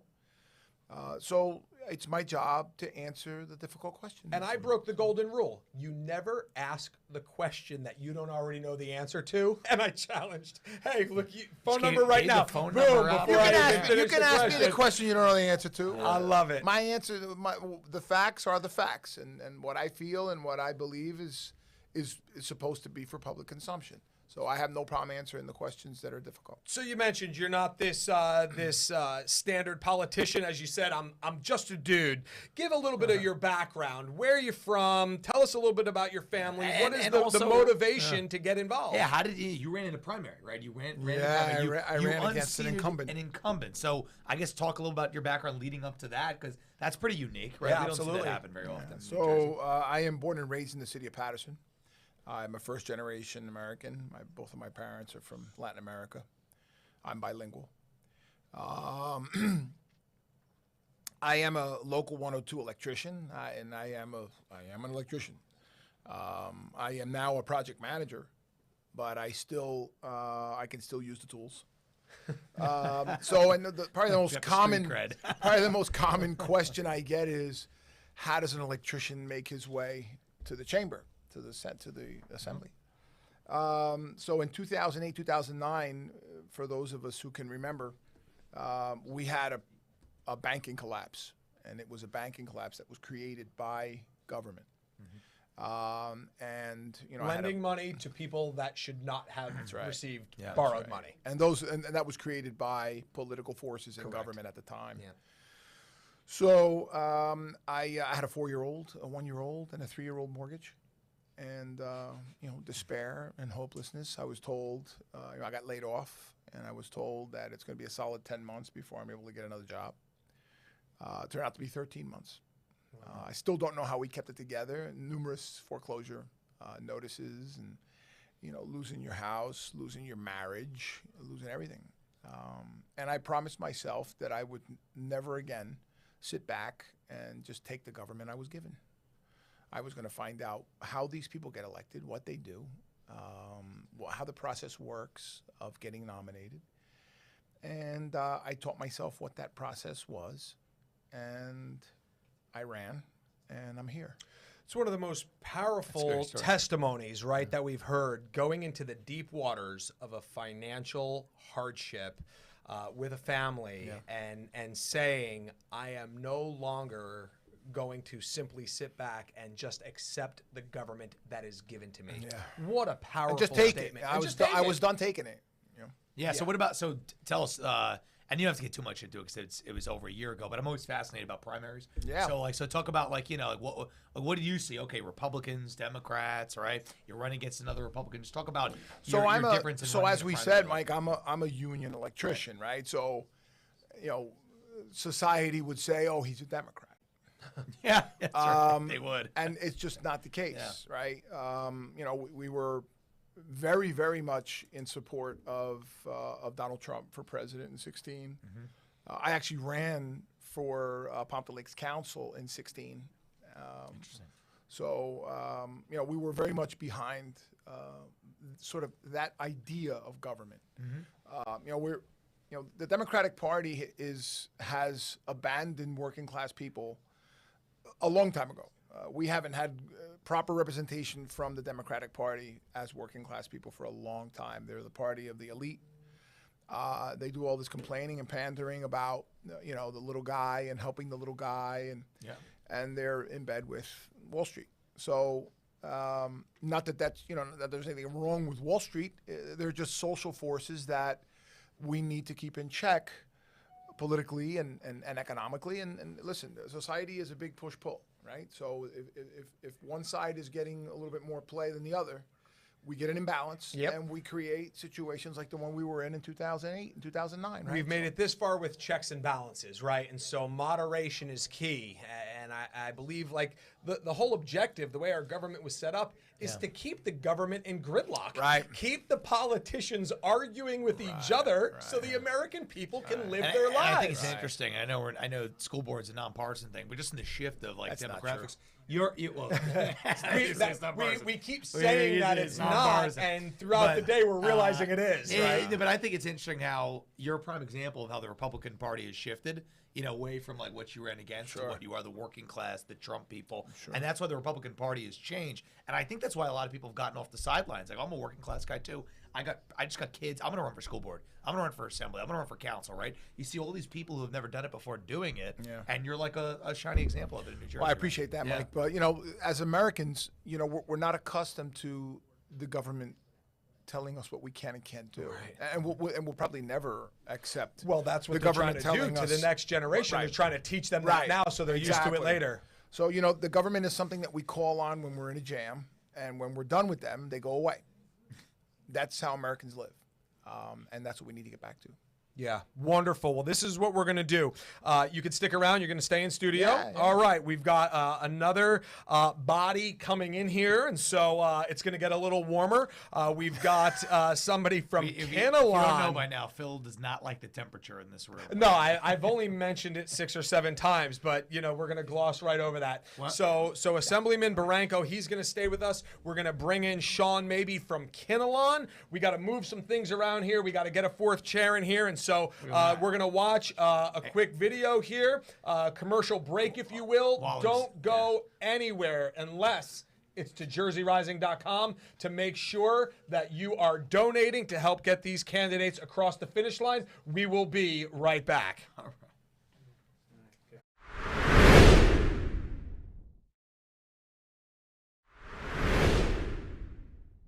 The Bill of Rights not considered. History revised. Parental rights trampled. Law and order in jeopardy. How much more can we take? The home is the foundation of any society, and our homes are under attack, not inside the walls of the house, but with our children when they leave and they go to school. The foundational building blocks that have made our nation great are being replaced with a progressive ideology.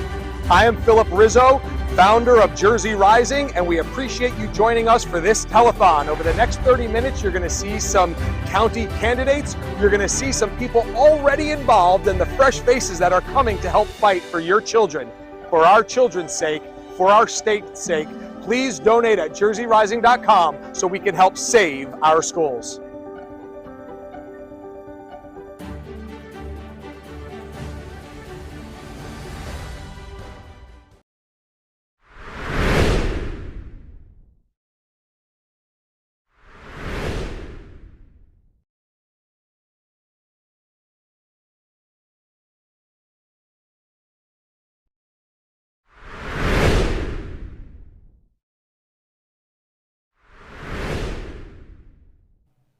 And welcome back, everybody, to the Save Our Schools All Day Telethon, brought to you by Jersey Rising. We've had quite a day, Phil. We've had quite a day. It's been long, but it's been fulfilling because we are making changes and getting great people supported. 4 hours and 20 minutes left. Who's counting? Who's counting? Oh, there you go. But we're finishing each other's sentences now. It's been so many hours we spent next to each other. But guys, we're going to take a quick break. We're going to be back in studio with more interviews. But I just want to tell you before we do that, how much time is left? 20 minutes left. 20 minutes left. So if you haven't donated, I always say this, I need you to do 2 things as you're watching this. I need you, 1, to share it. So if you're watching the stream and you like what we're doing, you like what the people are saying, these candidates who are putting their names in the ballot, lives on the line, take the stream, copy the link, send it to somebody who would be interested in seeing it also. In addition to that, I need you to go to jerseyrising.com right now. Again, these people, Phil, they're putting their whole lives on hold to run for office. The least you could do out there is throw them a couple bucks, right? And if you donate over $700, you will be in the running to win this beautiful, there's no iPad in it, but this beautiful iPad Air. So we're raffling it off to the highest donor, right? The highest donor will get it at 6 o'clock. You get 20 minutes left. So if you have not contributed, now's the time to contribute because in 20 minutes, we will announce the winner of this iPad. So we're going to take a quick break. We'll be right back with more. I think we've got a 1-minute message here in case you missed it. Congressman Jeff Van Drew from South Jersey. He's going to give us a quick word, and then we're going to be back in studio. Don't go anywhere. All right.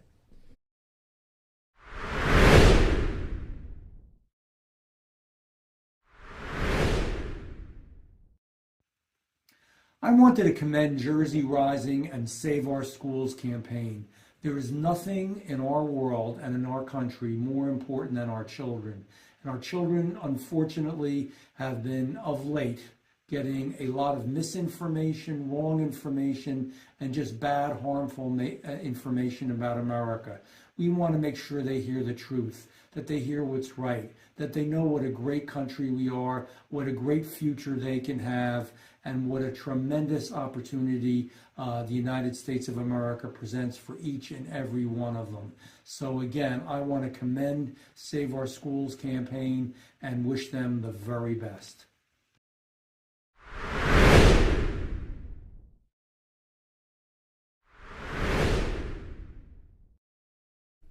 And welcome back to the Save Our Schools Telethon all-day marathon, raising money for great school board candidates and having so many great people who are coming into studio, who are joining us via Zoom, talking about these issues that are so prevalent. And I love when the left, Phil, says, oh, this is a made-up thing. Well, then why are we getting together for 10 hours and having all these people coming through our studio? And we've actually had in studio literally reading directly from the standards. So do not be gaslighted. Yeah. Do not be told they are not teaching CRT. Do not be told they are not teaching your children masturbation and anal sex. I blush just saying it, but it's literally in the standards. Don't have anybody tell you they are not teaching it. We are reading directly from the standards. Do not be gaslighted. And so we're so glad to have Assemblyman Christian Barranco in studio with us, and also Sean Mabee.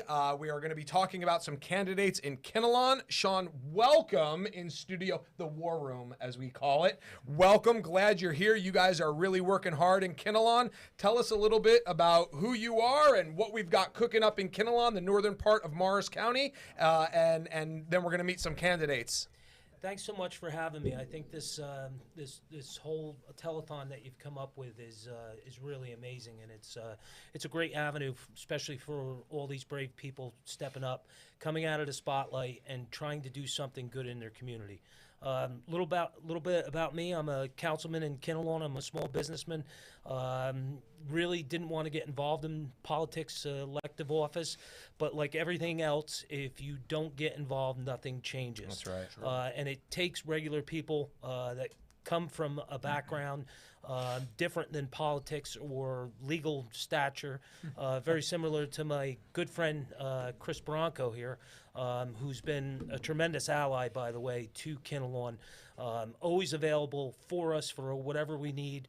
He's come to school board meetings before. He's a great representative and really paints a picture of what it is to actually serve the people. And, you know, I kind of try to model myself the same way in Kinnelon. We've had the same toxic things going on in Kinnelon just like anywhere else.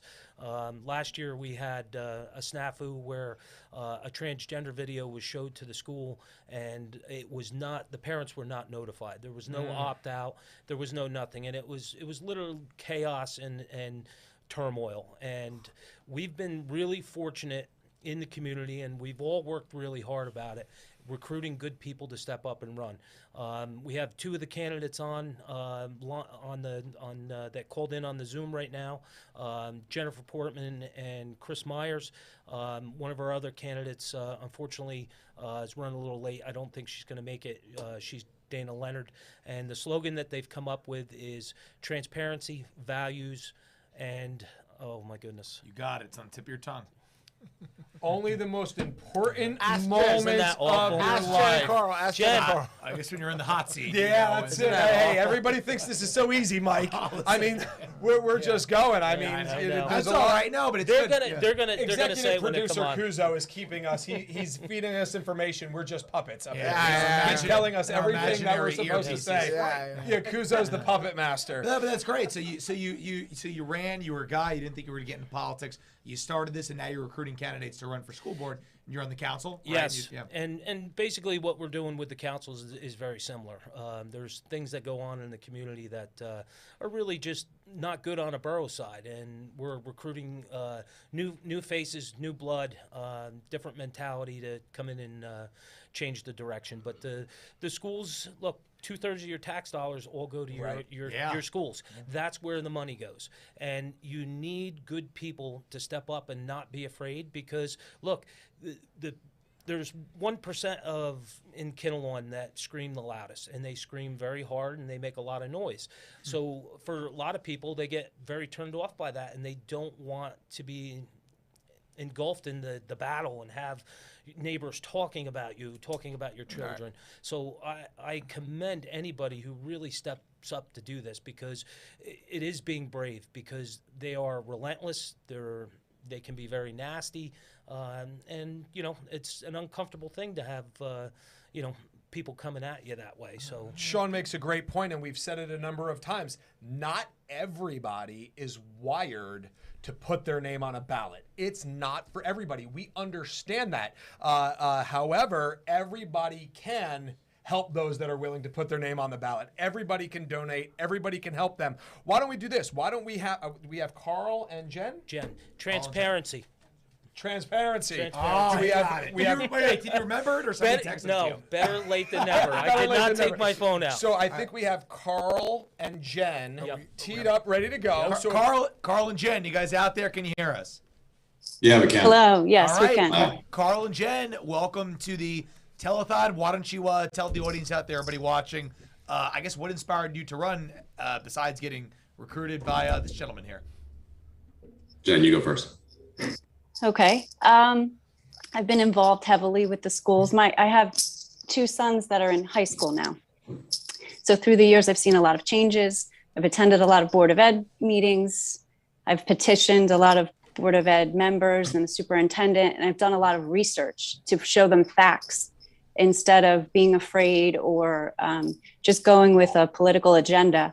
And I get a yes and nothing else. And I'm tired of that. I realize that we need to actually be part of the board to have positive change and affect positive change. And it takes a lot of courage for parents to stand up at board meetings. So I feel like it's just as much courage to be on the board and do the right thing. Jen, that's such a great point. I've zigzagged across the state to be in different Board of Ed meetings in all different districts. And what I realized is after I get up and speak, all the parents start coming right after. Somebody's got to be the first, and a lot of people are afraid to be the first. That's why I've committed to getting to as many places as I can. I'm not in the district. I just want to sort of break that ice, because I know the parents are chomping at the bit. They really want to let their mind and their heart be heard, and everybody's it's just who's going to be first. And so I enjoy breaking the ice. But Jen, that's such a great point. It is nerve-wracking. People are afraid to step up. I'm so glad you did. Carl, tell us a little bit about yourself. Yeah, sure. So I'm a little bit different. I moved to Kinnelon about 2 years ago. We moved here for the schools, and my son actually just started kindergarten.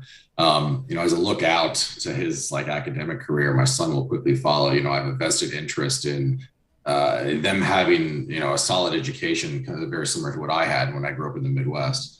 I enjoy the politics. I enjoy those things, right? But of course, I never thought I'd consider running for anything until I got connected with Jen and Dana and Sean. And they needed someone with a more conservative, angle on this these kind of topics. So, gladly threw my hat in the ring as well. And it's kind of a surreal moment, honestly. But I'm looking forward to it because, I do think that, parents should have an active role in their kids' education. In any way that they can, either by, like you said, supporting those that are running or, stepping up and doing it themselves. So hoping to make any kind of contribution I can toward a solid system for them. It's amazing. And so what do you guys, you guys get elected?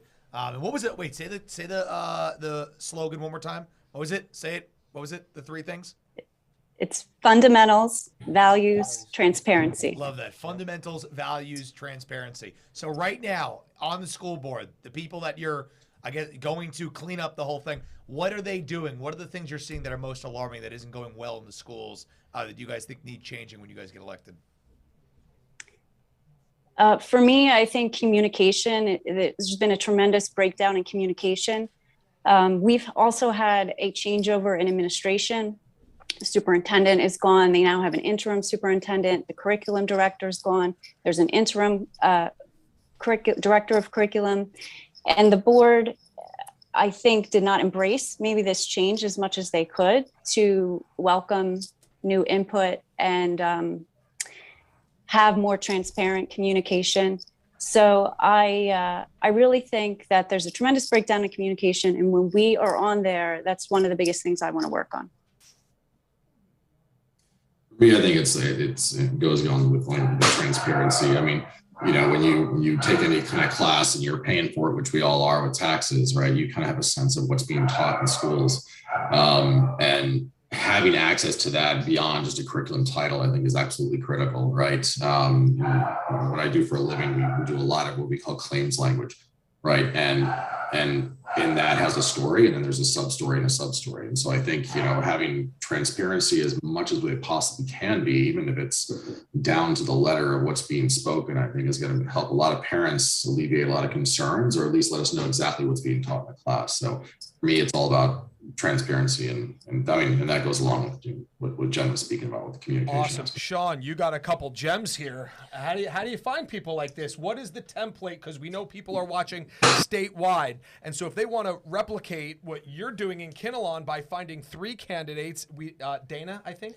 Dana's not here. Yeah. But you have 3 candidates running together, completely unified. How do you go about helping find these candidates and get them organized to stay unified to help take 3 seats all in one shot? So Jen and Dana have been highly involved, and I mean to like not missing a meeting. We've been communicating since COVID had hit, you know, periodically through group text, through people in the community. Some people are more involved, but even slight involvement at this point, you take whatever you can get. You know, and it was just a lot of communication. And when we had the snafu last year, I think that seared into everybody's mind. This is critical that we get good, solid, you know, conservative people to serve on the board. And, you know, just through communicating with everybody, talking to Dana, talking to Jen. Carl was actually friends with a former school board member who she put me in touch with Carl. We all kind of connected with the 3 of us, and, you know, basically told them whatever it takes, whatever you need, I'm here to aid, help, whatever it takes. Wonderful. So, if I may say something, Bill, you know, there's also a part of this that I think everyone here should know. You know, there are 3 standing Board of Ed members right now who don't necessarily agree with our point of view here, that have decided not to run against these 3 people. That is a political victory. Yeah. And those are the types of political victories that we need to see more of in New Jersey, because in many ways, you know, we're going against established candidates. We're going against candidates who have sort of drank the Kool-Aid and bought the narrative that is putting us where we are. Right? So we have these 3 people who are willing to say, no, the narrative is not right, and this is the direction we need to go in. So Kinnelon is a perfect example with these 3 people. By the way, I know Dana very well. I'm sure I'll get to know the 2 of you at some point. 3 people who said, okay, we're going to do this, and you're going to lose, and we're going to win. So you can either run or you can get out of the race. You can either they got out of the run race. or get run over. Yeah, but that's what these cowards do. You know, if it's easy, they'll stay in there. They'll implement their agenda uninhibited. But if real people step up and challenge them, they're backing down from the fight, right? So they're out. Yeah. It's a win. It's great. That's awesome. How do we get in touch with Carl and Jen and Dana? Do they have a website, Facebook page? How do we get in touch? Obviously, we're doing what we can here, but how do people connect with them directly? So we're working on a couple of things. We do have an email address if anybody has any questions, and we can follow up with that directly. It's pml.kinnelon, KINNELON .2022, so 2022 at Gmail. Mike, you were going to say something. Repeat that again. We both leaned in at the same time. We both leaned in to say what great candidates, and they're going to clean up Kinnelon. There you go. Hey, guys, and wait, one more thing. Got to do it every 5 minutes. If you're out there, listen to these candidates, right? You want to help them get off to a good start. You want to help them secure their victory. JerseyRising.com. Go donate. Fantastic. We are going to close out. We got 4 minutes here till we close out who wins this iPad. We're going to take a quick 60-second break. We're going to come back. We're going to close out the 5 o'clock hour, and then we got a special treat for you at 6 o'clock. Assemblyman, thank you so much for coming in, sticking around a bit. You gave us quite a bit of your time. Thank you for that parental bill of rights and your involvement there. Sean, you got a couple gems up there in Kinnelon. Thank you for your involvement in the council and in the school board. I mean, coming downhill like a freight train in Kinnelon. Get out or get run over. I mean, those are your two choices. And so we'll be right back. 60 seconds. We'll have an update on the iPad. All right. Awesome.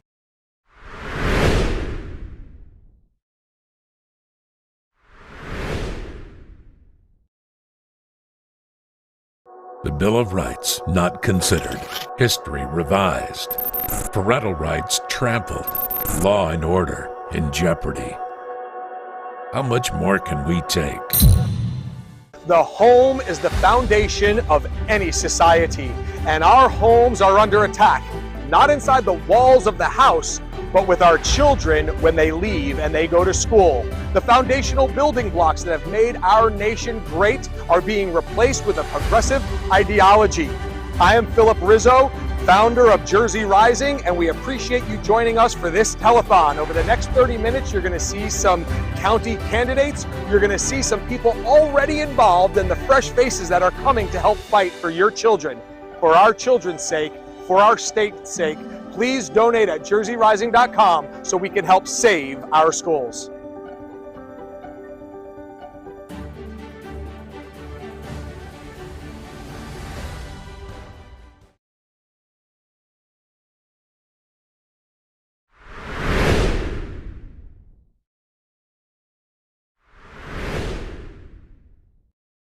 And welcome back to the Save Our Schools all-day telethon presented by Jersey Rising. Phil, it's 6 o'clock, so we have a winner. We do. I bet, and we said we were saying, oh, should it be 500, 600? You said it has to be 700. Somebody came in with an $1,000 donation and exceeding our expectations. And I'll tell you this. Technology is working to our advantage. Our donor is $1,000 from Florida. Incredible. And so what a reach that we have in order to make sure that these school board candidates are getting elected. Somebody in Florida is interested in Kinnelon. Well, because or wherever. I mean, Ocean City, wherever. It's because they see what's happening in Florida. They see Ron DeSantis, who's getting involved, and he's endorsing school board candidates. You saw that this past cycle. That was great. They're rolling down there, so they're willing to send their money out of state. That's right. I love it. Sending some They help don't need it. Help from the Jersey. Sunshine They got State. some relatives in New Jersey that are here, right? They're stuck with this education system as it is. So why not throw a couple dollars? So if you're out there and you're in another state, help New Jersey. Help New Absolutely, Jersey. That's Lori. right. Help Thank get you the parental so bill of much. rights in there. Exactly, Yeah. Lori. Thank you so much for your $1,000 donation. It is going to go to a great cause, to great candidates as we save our schools. Thanks for joining us. We're going to take a quick break. We're coming back at 6 o'clock. Executive producer Pastor Dominic Cuso. He is coming He's on the raring other to side go. of the camera. He He's wants been to waiting get- all day for this. Waiting. He He put on his jacket. Yeah, oh, he's all fancy. Oh, my so goodness. here we go. We're going to take All a right. quick break.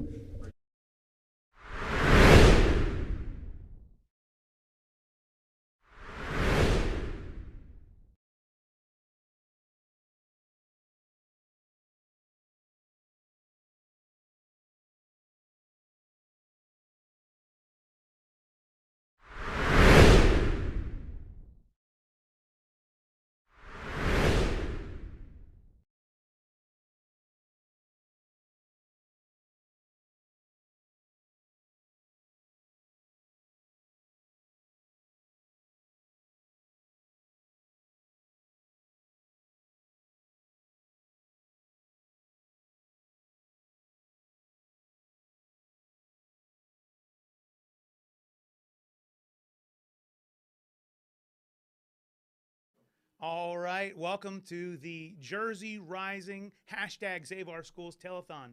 And we're so excited for this hour because we're joined by actor, influencer, and you should know him from his role in God's Not Dead. You should know him for his role in Andromeda. And then, of course, those of us that grew up in the 90s know him from his role as as Hercules.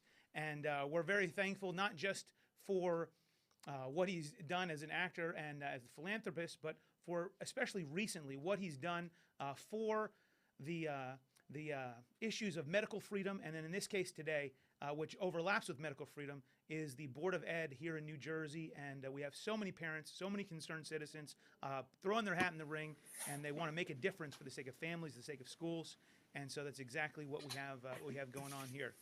And Mr. Kevin Sorbo, how are you tonight? Give us a greeting. I think that we have a good amount of volume here, but I see myself there. I can't hear a thing. Yeah, we can hear you. I believe we can hear you, but he's having trouble hearing us. All right, very good. I'll keep on talking. It's a little different to be on this side of the camera. So all morning since 10 o'clock, I've been on the other side of the camera, kind of producing, making sure the guests were lined up all the way through. And man, we've had some great guests. Not only have the candidates been able to come on board, some guests of national recognition have jumped on. We're so thankful for Dr. Ben Carson coming on. We're so thankful for sitting Congressman Jeff Van Drew putting together something for us to be able to view and throwing their support behind the Board of Ed candidates. So it's I don't know if he's unable to hear me, if you can chat with him or give him some kind of a signal that we can hear him on this side, and he could just go ahead and give his greeting. All right, very good. There he is. I gave you such a wonderful introduction. I'm sorry that you didn't get to hear it. I'm bummed I missed it, man. But so glad to have you on. Thank you for helping us promote this event, and thank you so much for coming on tonight. Go ahead and tell us, how did you get involved in kind of being an activist for medical freedom, for the school board things, for conservatism in general? Because that is usually not the political persuasion of those that come from Hollywood. Tell us about that. Wait a minute. Are you telling me that actors are liberal and they believe in socialism and communism and Marxism? Sadly, that's the case. I love the hypocrisy though, because they work in a capitalist business. I mean, they're there to make money. You don't think Disney and Universal want to make money? I mean, the hypocrisy drives me crazy. I've been a Christian and a conservative all my life, so I just became more vocal about a dozen years ago with it. My wife warned me. I think I was one of the first victims of cancel culture. My agent and manager over a decade ago called me in and said they couldn't work with me anymore because of being a Christian and a conservative, which is like being a double leper in Hollywood. Yeah. And I just said, I don't care. I'm tired of it. I'm going to fight back. And as I say a lot when I do my speaking events, I'm here to wake up the lions, the sheep. You're on your own, because I'm so disappointed in them. But we need more lions out there, not to be afraid to fight the good fight. That's true. You know, one of the interesting things, that the time I got to meet you, we met down at CPAC down in Florida, and you were wearing a vest, and you had this made. Tell us about that vest, because it has special significance. Well, actually, he's a very amazing suit designer out of Estonia, and but he's made about 7 different suits for me. And the one I had on at the event I met you at is my Twitter jacket. Yeah. I still have a lot of followers on Twitter, even though I know they've shadow banned. They've taken away probably 2 million followers on Twitter. I still have 1.2 million. Facebook took me down a year and a half ago because I was speaking the truth. And as we all know, that the left and the atheists and agnostics of the world, too many of them out there, they hate the truth. They don't want truth being, thrown out at them. But it's just it shows on my Twitter. I hope people can follow me. Check it out. It's KSorbs, KSORBS. My last name is Sorbo, but people call me Sorbs. And I try to post a tweet out there. President Trump actually retweeted me 10 times during the election year, which I thought was pretty fun. But I post stuff like, you have any more theories out there that aren't because mine keep coming true. So. We get called conspiracy theorists, right? We get called conspiracy theorists, but they're not conspiracy theories. They're actual factual and history now, and it's kind of crazy. So tell us, when it comes to the intersection between some of the issues you've been taking a hard stand on in a good way, medical freedom, the sake of the mandates and the forced things, and then even the fact that there should be morality and family and parental involvement in the education of children. Those things intersect directly with the Board of Ed candidates. So what could you say as far as encouragement for the Board of Ed candidates? I mean, they're going to be going in the lion's den. They're going to go into systems.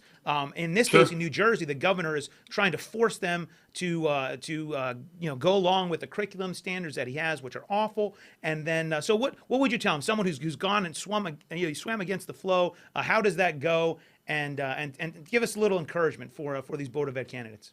Well, they got to stick with it. Don't let other people set your limitations. Don't let people stop you from telling the truth. It gets ridiculous to what we're doing right now, the way we go after people. Freedom of speech only applies apparently to people on the left because it's all a one-way street with them. And we are losing freedom of speech. We have been losing it for decades, but now it's just accelerated these last 3-4 years. Don't be afraid. Go out there and fight. Tell the truth. And everything. Look, when one of the blessings of COVID was to show how crazy our public school system is. And the universities, we kind of already knew. Yeah. But we have here in Florida, I believe they knocked out 12 out of 15 school districts were taken over by conservatives that said, enough is enough of what you're doing to our kids. Teach what you're supposed to teach. Don't sit there and tell people how to vote. Tell people to not believe in God. Let people have their own lives. If you're a math teacher, teach math, for crying out loud. Shut up. We don't want your opinion on all those other things. And I think that we need to not be afraid of that, not be afraid of going after the medical community, because that's what Facebook took me down. And I was posting things from other doctors because I do a lot of speaking at medical facilities. I've interviewed at least 500 doctors out of the thousands I've met. And they all said the same thing. Masks are useless, but they can't say anything about it. Because I know people double mask, shield, triple shot, and they still got COVID. Yeah. You're not going to hide from this virus. You need to go after. You need to protect the people, the elderly, people that are overweight, people that are out of shape, people that have pre-existing conditions. It shows over and over again what COVID did and who it attacked and who got killed by it. And even Johns Hopkins University came out and said that the numbers are exaggerated. Was it bad? Yes. It was probably 3 times worse than the average flu season. About 150,000 people died. It wasn't a million people. These are inflated. We were paying doctors to say COVID. I mean, it was crazy. It's a terrible situation, and I'm thankful that you're speaking the truth.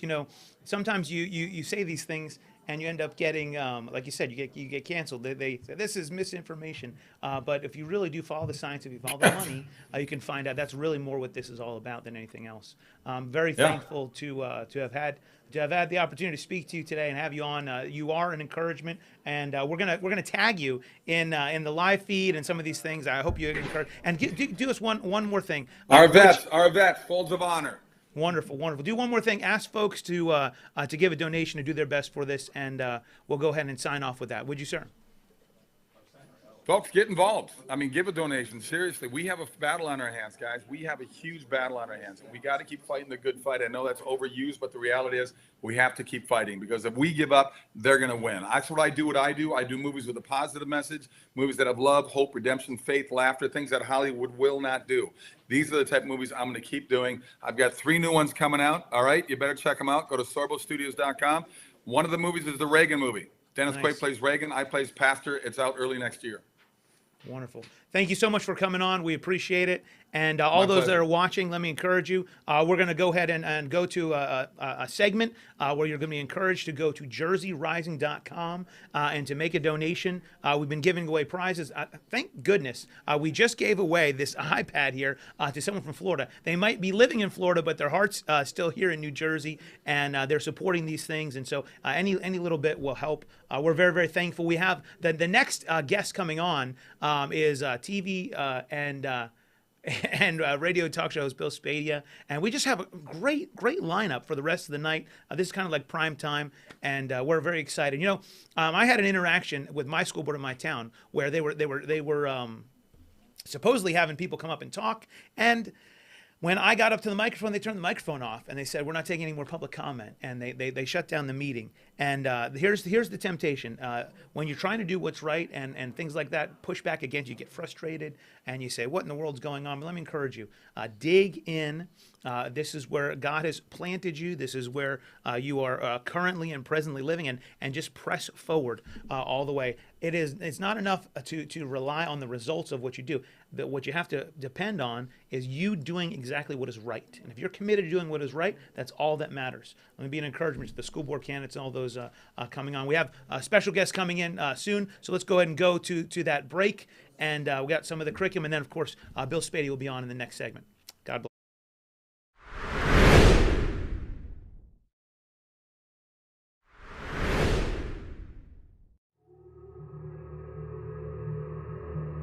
In 1966, political bureaucrats removed God from the classroom. We warned against it. We were ridiculed. The slippery slope that followed has been hailed by some as progress. Today, 90% of children nationwide spend most of their time within the walls of public schools. In New Jersey, that number is collapsing. This year, public school enrollments in our state plummeted by 18,000, and for good reason. The same bureaucrats that we allowed to tarnish our children so many years ago are working harder than ever to continue thrusting their hedonistic agenda upon your children. Let's take a quick look at what that progress has given us. In January, Murphy's Reproductive Freedom Act was passed, allowing children to speak to their teachers and get an abortion. Not only do parents not get a say, parents are not even informed. Let that sink in. Teachers, as a matter of law, are prohibited from informing you about your child's medical status. School administrators can take your child to get an invasive medical procedure ending a human life and then smile at you at the end of the day and pretend nothing happened. What is happening in the classroom? What is happening with your child? You're not allowed to know. You are being deliberately sidestepped as government employees continue to further blur the lines between educator and parent. This is by design, since they know best for your child. Clearly, you do not. This sociological experiment doesn't end there. It has even found its way into our child's curriculum. Activists in Washington and Trenton are actively fighting to include more and more hypersexualized materials in the textbooks. Material so sensitive, it can't even be read aloud at a school board meeting. They're attempting to politicize your children, teaching them to hate our country, hate each other, or even hate themselves. Our elected leaders created further division by mandating our children be muzzled. Concerned about the health effects of injecting an experimental drug into your child? Too bad. Your child belongs to the state. We love our children. They are the promise of our future.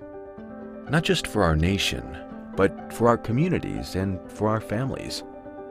That's why it's time to act. Jersey Rising is working with school board candidates across the state, men and women of character. Men and women who are prepared to fight against those who seek to indoctrinate our children. Parents are finally awakening to a harsh reality. Our schools are no longer a safe place for our children to learn. Our schools are no longer safe places of learning for our children. We need to continue the fight for life within our schools. No more secrets from parents. No more secrets from parents. We need a parental bill of rights that outlines the authority parents have to know what's going on with their children, and they need to be able to make decisions that will affect their life and welfare. We need to get political bureaucrats out of the classroom and away from our children's curriculum. No more grotesque sexual content. No more CRT, 1619, or SEL. Kids should be able to breathe when they learn. We need to fight to keep the muzzles off our children. Never should have happened, and no mandatory COVID vaccine. Finally, we need to fight to help get good people on school boards. This is the best place to affect real change. Let's win big in November. Let's save our schools. Would you help us raise awareness and spur action? Your donation today will help get the message of common sense Board of Education candidates to the voters. Go to jerseyrising.com now to donate. The fight for the hearts and minds of our children is vital, and we cannot afford to lose.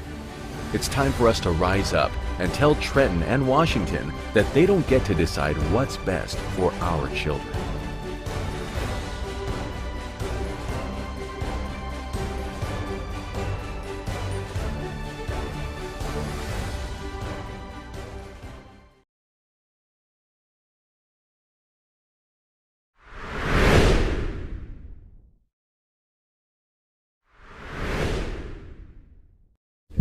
And welcome back, everybody, to the Jersey Rising Save Our Schools Telethon. Phil, what time is it? I don't know. I don't know. It doesn't even Does it matter matter? what time it is. It doesn't even matter at this point. And this is the fourth time where Phil and I have finished each other's sentences now, because this is what happens. You just spend time in a room interviewing all these amazing candidates. And that's what this is all about, Phil. It's all about these amazing candidates who are inspired to run because they go to a school board meeting. They might listen to a guy named Bill Spady on the radio and hear about what's going on. And Maybe. Oh, there Maybe. he is. And here I am. And here he is. So, big day. Let's recap a little Yeah, I mean, it started with a few phone calls into the show this Yep. morning. We know Josh called in, and I called in, and then you came in live here via call when you went on the road. How'd your Philadelphia meeting go? Well, by the it way? went great. It was a great meeting. It was on the movie side of my life, with the films that we produce. But you had to cut me off because I kept going.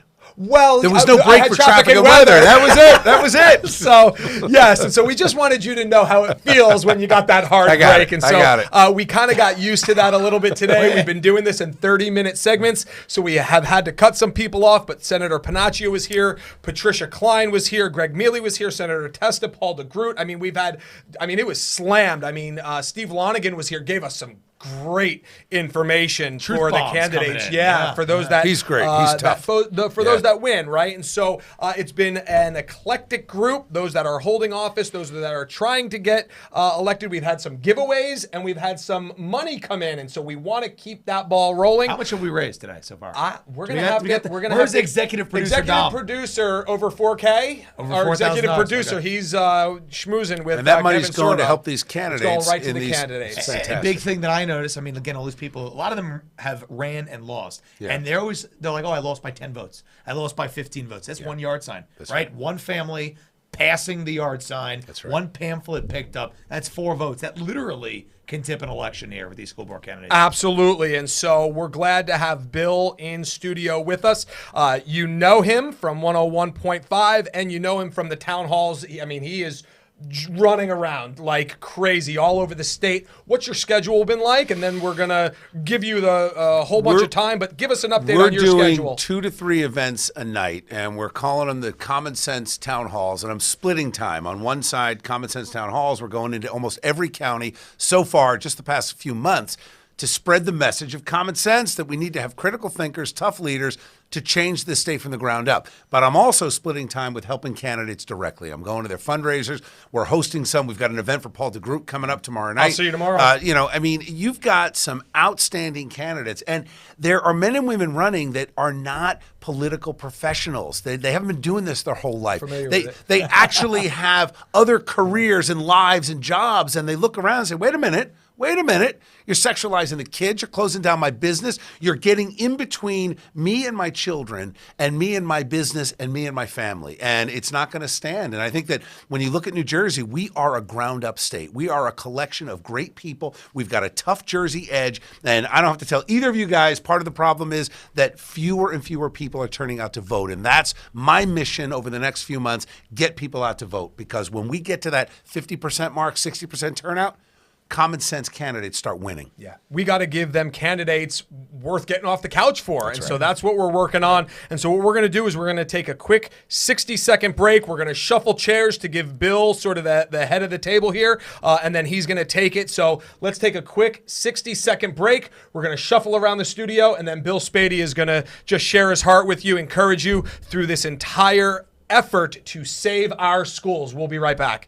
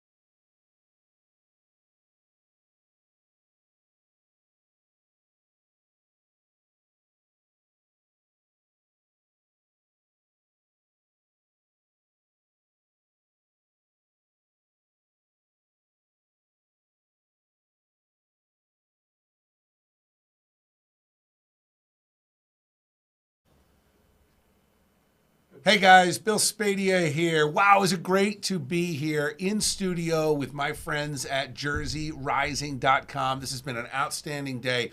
As you know, if you've participated in this over the past, since 10 o'clock this morning, you know that the amount of effort that was put into this is huge and the payoff is even bigger. Why? Because we've got candidates that are going to be aided by this. We've got folks that are running for school board across this state. They want the help. They need the help. And we have decided that we're going to get this together and we're going to help them. I'm joined by my friend Elizabeth Nader. Elizabeth, good to see you. Hey, Bill. How you doing? So Elizabeth is sort of a partner in the cause when it comes to Common Sense Club. And I know you've got some questions from the audience, because the first thing I ask, being used to the talk show every morning, is I love the phones to ring. But with this, it's a little different. You have to join the Zoom call and get in. But we've had dozens of people that have reached out and said, here's the question I have. Some are specific for me. Many are just, how do I get involved and how do I help my local candidates? Okay, so we have a lot of questions for you Okay, and not good. enough time, but let's Great. start. So I know you have a lot of candidates on hold, and this is about school boards. So why is this so important, and how does the enthusiasm for this movement help steer our state in a better direction? That's a great question. It's kind of a setup question. I love it. The idea, first of all, let me start at the beginning here. And those of you who know me, those of you who listen to the show in the morning on 101.5, or you stream me on the free app, or you've just been at one of my town halls over the past 6 months, New Jersey is not a top-down state. New Jersey is a bottom-up state. And the reality is that we saw this in 2021. A lot of people were super upset saying, oh my goodness, Phil Murphy got reelected. We're going to have the masks on the kids and the vaccine segregation and all of this stuff happening. And yes, that did continue. But what we've learned is that there was no way we were going to reverse course even if we beat Phil Murphy. And the reason?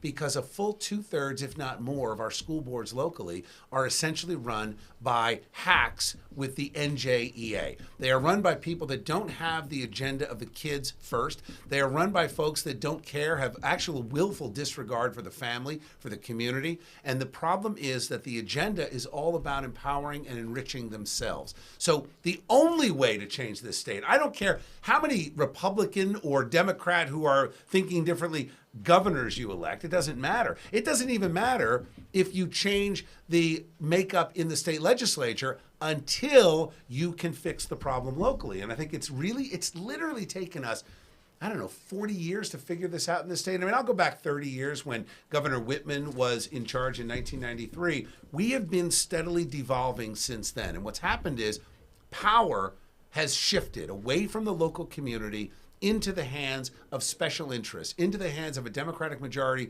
since the early 2000s that has done nothing but line their pockets and help their friends, all at the expense of the people, the real people, the moms and the dads and the families who all they want is to be left alone. All they want is their kids to get a real education. So when you look at a state mandate, I'll give you an example. If you've got a mask mandate that has been handed down by the Department of Health, even though there's no science on that, there's nothing to back it up, but they say it.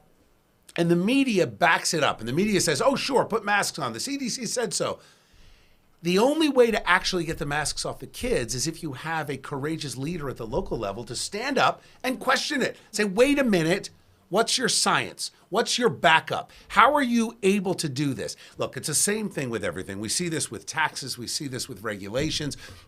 Ultimately, no matter what the state does, when you're building a new house or buying a house, what really determines the fate of your sale, the fate of that construction?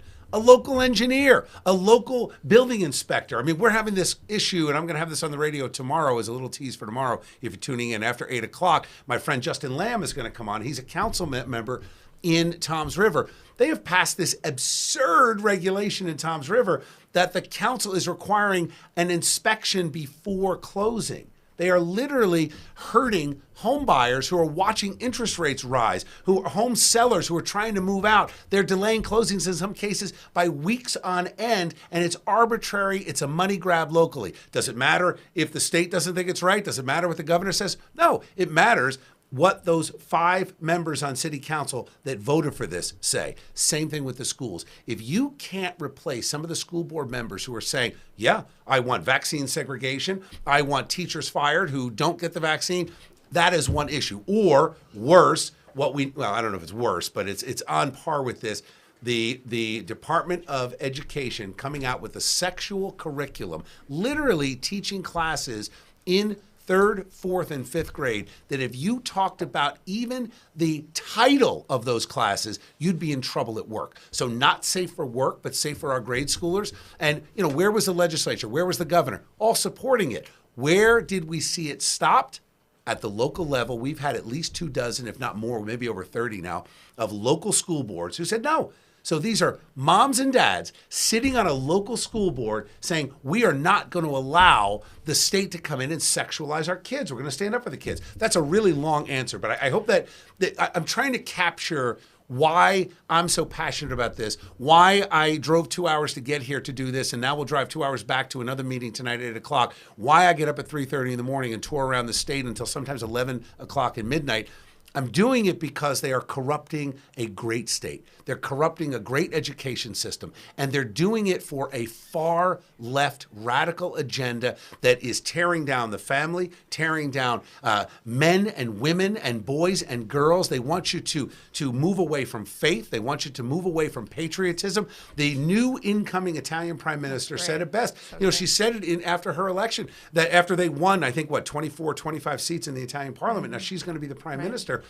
She said there's a war, I'm paraphrasing, on the family. Why? They want to take away your identity as a patriot, as a family member, as a father, as a mother, as a man or a woman. They're taking away that identity so you can become what she labeled, I thought it was brilliant, a consumer slave. Right.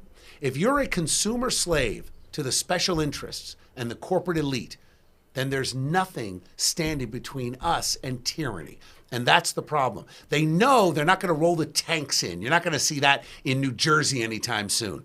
But what they can do is get into the heads of your children and convince your 7-year-old son that he might have been born in the wrong body.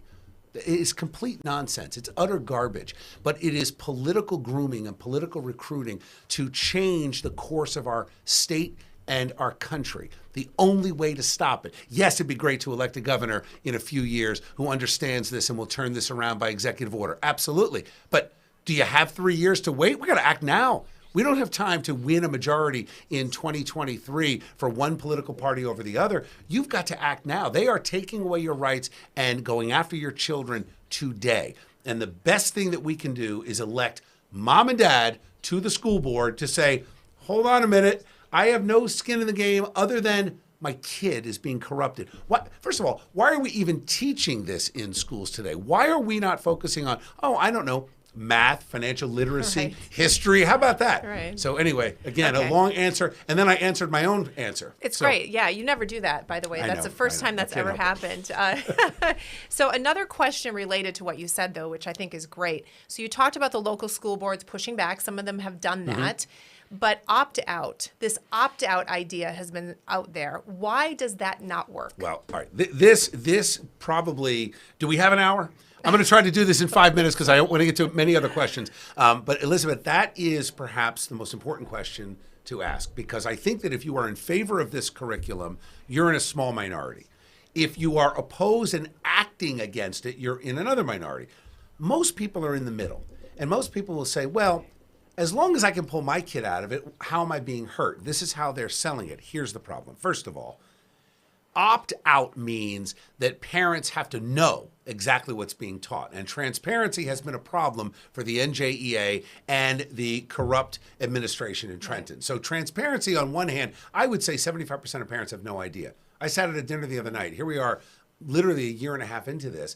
And I was challenged by one of the folks at the dinner saying, there's no way they're actually teaching that.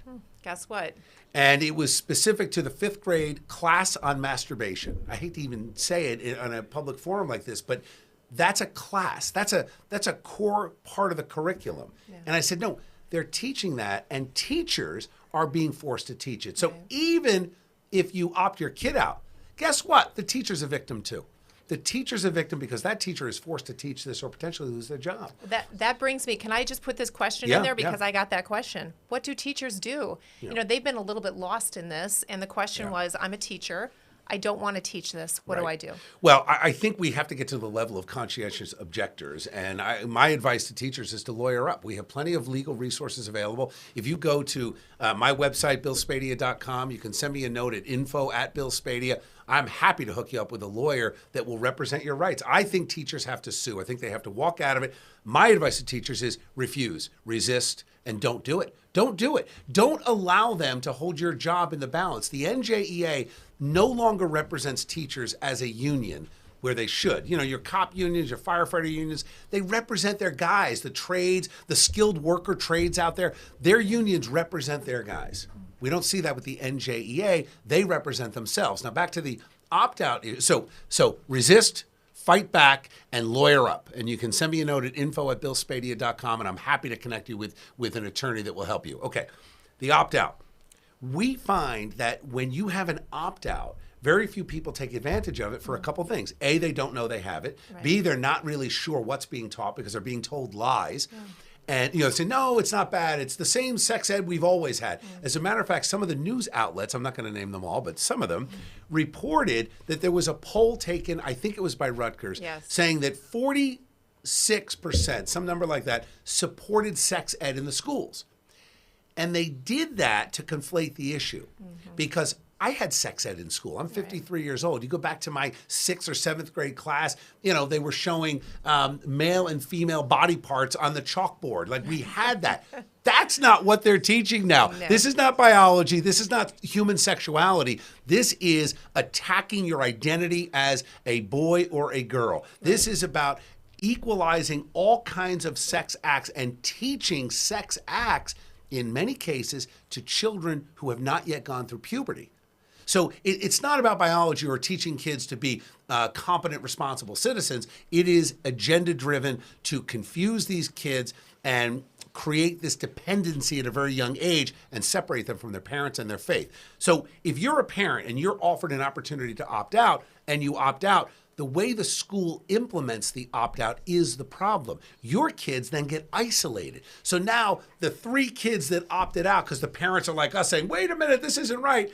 They're now forced into a separate room, isolated. So you're now taking the most awkward time in a child's life, and you're exploding it exponentially. So you're hurting these kids. And furthermore, beyond that, the idea of an opt-out means that we accept the premise of the education.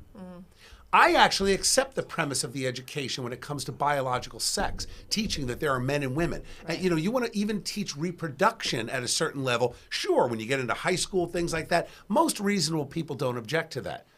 We're teaching sex acts and gender identity in grade school. This is completely over the top. So the only option, someone said to me the other day, they said, well, would you be in favor of an opt-in? And I said, no.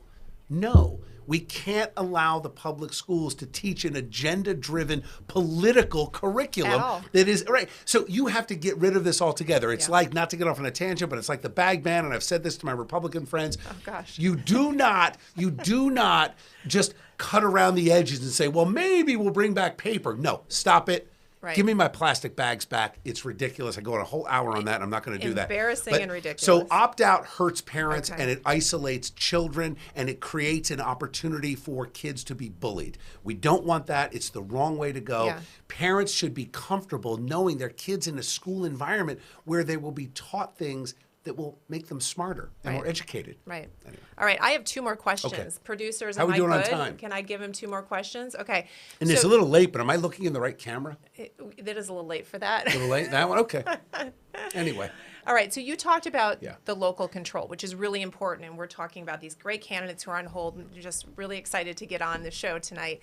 But there is a possibility for us to provide cover from the legislative standpoint, right, at the state level to help parents. And to that end, I've got a question about the Common Sense Club Parental Bill of Rights that was introduced last spring. Of course, we know that that came out of Common Sense Club, and then there was a flurry of parental rights bills that were introduced. So give us an idea of really what's in that at a high level, and will that really help protect parents, and does it have any chance of being passed? So it doesn't have a chance of being passed today, because you've got a Democratic majority in the Assembly, a Democratic majority in the Senate. And it's the Democrats have been radicalized in their leadership. So this is not to make it partisan, because quite honestly, I think the Republicans have done a terrible job over the past few years of articulating the opposition. Now, we've got some great leaders rising up now, and I think there's an opportunity to take a majority in the Senate. Now, again, if you're a Democrat, you got to look back over the last 20 years and say, well, what has the Democratic majority done? Well, they've made it worse. Taxes are worse, debt is worse, and the quality of our schools far, far below where they should be based on what they're now teaching. So here's the hope. Here's the positive. If we get enough resistance at the local level and enough of the school boards start to flip, where you get common sense, critical thinking parents to say, we're not going to have this in our town, we're not doing it, then the legislature can come in, and where the legislature can be strong is to provide the balance. If you get another radical governor in there like Murphy, who wants to push the sexualized agenda on kids, it's the legislature that can fight back. We learned this during the lockdowns. And I'll give you two quick examples. The Pennsylvania legislature fought back against Governor Wolf. It took them 6 months, but they won. They actually sued, and they won. Right. In Texas, they did it politically. People praise Governor Abbott. He's great. Look, Governor Abbott was full on with lockdowns, et cetera, until the legislature stood up and said, hold on a minute. You're not going to rule by fiat. Who are you? You're not a king. You're an elected member of our government, and we have 3 branches. So the challenge in New Jersey is we have 2 branches of government, really 3 if you add the Supreme Court in, that work against the people. Under this trifecta here, we've got these 3 branches in New Jersey. They've all essentially pushed the exact same agenda. Right. So the court doesn't keep the legislature in check, and the legislature doesn't keep the governor in check. Right. So the only way to do it is to start at the local level. For 20 years, we discounted. Maybe not we, but essentially parents were discounted, local businesses were discounted. And what happened during COVID? All of a sudden, shut out of schools, your churches were closed, and you were forced to stay home. I mean, it's the height of absurdity. The legislature was down in their job. The courts did nothing to challenge the governor, and the governor just kept ruling by executive order. What our plan is, from a common sense perspective, win at the local level first, then change the majority in Trenton. Once you have a Senate majority that is of the other party, you'll have the Democrats in charge of the Assembly, maybe, we'll see what happens, and the Republicans in charge of the Senate in 2023. Now, for the final 2 years of Governor Murphy's reign, he's in check because he has to deal with a balance of power instead of this one-party state. But I contend the only way to actually elect a Senate majority, which can then codify some of these ideas. I mean, Elizabeth, you mentioned the Parental Bill of Rights. There are 10 points in the Parental Bill of Rights, 10 points in the Small Business Protection Act, and others that we are crafting that will potentially become the basis for individual laws that will protect our rights. What do you need the legislature to really do? You need them to say, okay, guys, you fought the great fight at the local level, but we can't count on 611 school districts in this state to all do the right thing. And just because you live in a school district that didn't do the right thing doesn't mean you don't have the same rights as someone in a school district that did do the right thing. The legislature comes in top down and says, okay, we are going to protect the rights of children. Even if the compromise is an opt-in, at the very least, you now know that as a parent, you're protected. No parent should have to go through the stress of, how am I having this conversation with my kid? How many parents I've talked to, and again, I do a live radio show, right? So I get calls all the time, parents saying, you're not going to believe this, but my 8-year-old boy came home today and said, Dad, I may be a girl. That's not a conversation that the school should be pushing on an 8-year-old kid. They're confused enough. Wait till they get to puberty. They're going to be confused even more. So I think that the long answer to the question, maybe I should say the short answer to that question is, the power has to come locally. Yes. And when the power comes locally, the legislature can follow and then protect all of the other folks out there. Because no matter where you live, whether you live in South Jersey, North Jersey, Cumberland County, Warren County, Hunterdon County, Ocean County, Somerset County, or where I am in Mercer County, we all have the same rights. We have the same rights as parents. The Constitution guarantees that. New Jersey can't legislate and rule beyond the Constitution of the United States. That's but true. we've got to force the issue because, as my friend Ian Smith, who I think joined us at some point today, said, no one is coming to save you. You got to do it yourself. Well, and before I ask you this last question, I want to thank you for encouraging people to do that. You have been the leading voice in getting people to step up. Last election, we didn't win at the top of the ticket, but we saw incredible gains down ballot. This election, we've got the midterms and, again, more Board of Education. So important. A lot of these incredible candidates are on. If I could just say a quick thing, Elizabeth, to that point, not winning at the top of the ticket was all about not doing exactly what we're talking about here. Had the top of the ticket challenging Murphy said, we're going to issue an executive order to protect kids and not allow this horrible segregation and discrimination that's going on, the exposure of people's medical files, all of these things, if this candidate had said, I'm going to do that, he would have won. The problem is that we've got the same old, and what we're all about, from Common Sense Club to Common Sense Wins to Common Sense New Jersey, Arise NJ, Jersey Rising, all of these groups, Jersey First, all of these great groups coming together. We're saying, you know what? We've had enough. And we're going to build this from the ground up. We're going to empower mom and dad. We're going to empower local businesses. We're going to empower teachers and cops and everybody in between to say, we're going to take our state back. So for me to be here is such an honor because I know there are literally hundreds of local candidates out there that have never run before. We are here for you. We are here to help you, to empower you, to give you the guidance that you need, to give you the air support that you need. You feel like you're all alone. You are not alone. I can tell you this really quick. My market share doubled during the 2 years of COVID. Now, why is that? Because even though the government wanted you to think you were completely alone and what's wrong with you, you might be a bigot if you don't buy into all their nonsense.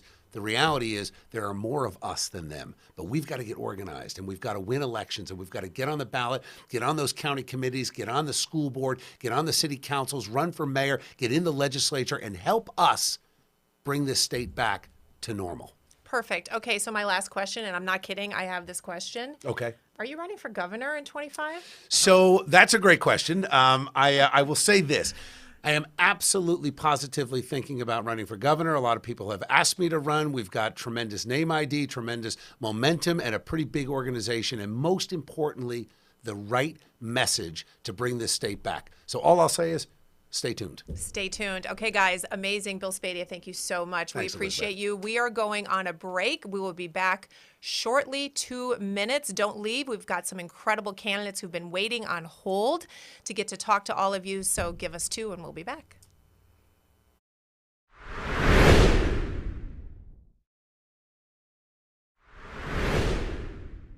Hi, I'm Dr. Ben Carson, and I'm so glad you're participating in the Jersey Rising Save Our Schools Telethon. It's so important that we recognize what's happening in our school systems where they're trying to exclude the parents from the guidance of their own children. And who would be more interested in what's happening to the child than their parent? But it's interesting that 60 years ago, it was Nikita Khrushchev who told Eisenhower, your grandchildren's children will live under communism and we will never have to fire a shot. What was he talking about?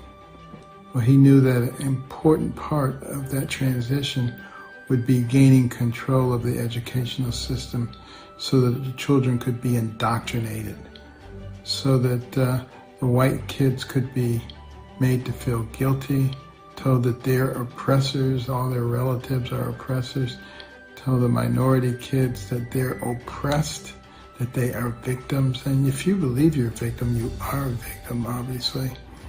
And, you know, all of this is happening while they're trying to develop their self-image. And if that's not bad enough, you may not be a girl or a boy.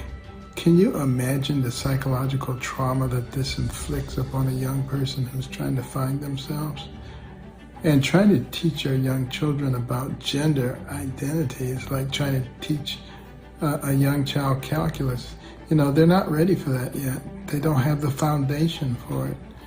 And when it is ready to be taught, it should be something that the parents, the family unit should be involved in.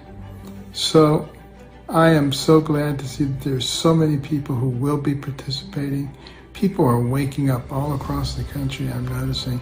People are running for school boards and other public offices. And it's going to be necessary for all of us to get involved. No more standing in the corner with your head down hoping that no one calls you a nasty name. Let them call you all the names they want. We've got work to do. Thank you for participating.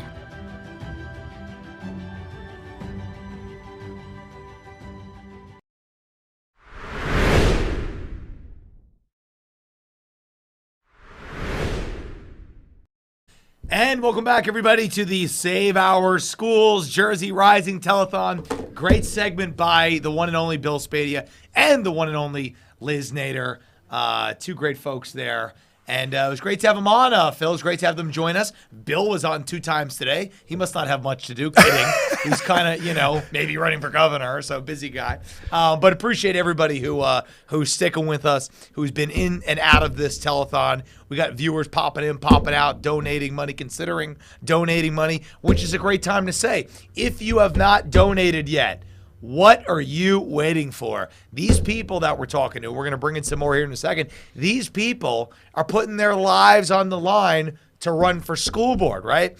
It is such a tough process to run for office. Phil and I have both ran for office a time or two. We understand how tough it is. And these school board members are doing it truly for the children, truly for you guys, their neighbors, right? The next generation. It's a thankless job being on the school board and these bully bureaucrats trying to intimidate you, Phil. So these people are heroes. And if you haven't donated, go to jerseyrising.com right now and donate a couple of bucks. Absolutely. The first evidence that these people are hardcore is the fact that they're waiting on hold all this time. So let's jump right back into it. We've had some candidates here on hold, and so we want to get right into it. This is really all about them. Obviously, the content, rapid fire. Obviously, we have these guests come in, and we want to keep that energy and momentum going, and it is for these candidates. And so as we jump in, who are we going to speak to here first? We know you've been on hold for a long time. Welcome. Who do we have? Oh, twofer. Hi, how are you? My name is Greg Skiff. I'm from Hanover Township, and I'm running with my running mates, Christine Egbert and Gita Johnston. Our slogan is Hanover Education First.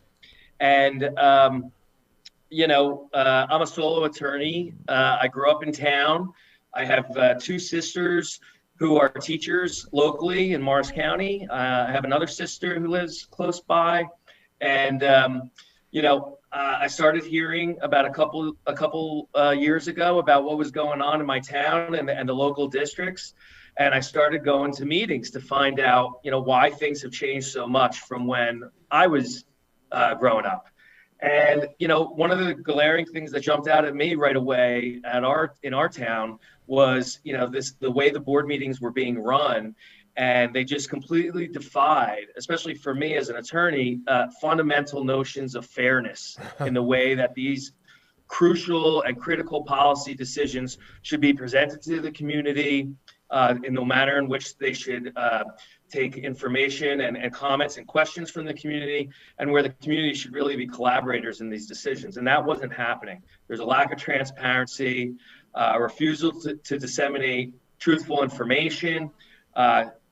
Recently with the passage and approval of the new sex ed standards, we're told to trust that things are still going to be done the Hanover way, that don't worry, what you're reading in the standards will not be taught, and really to rely on the subjectivity of teachers instead of the objectivity of good policy.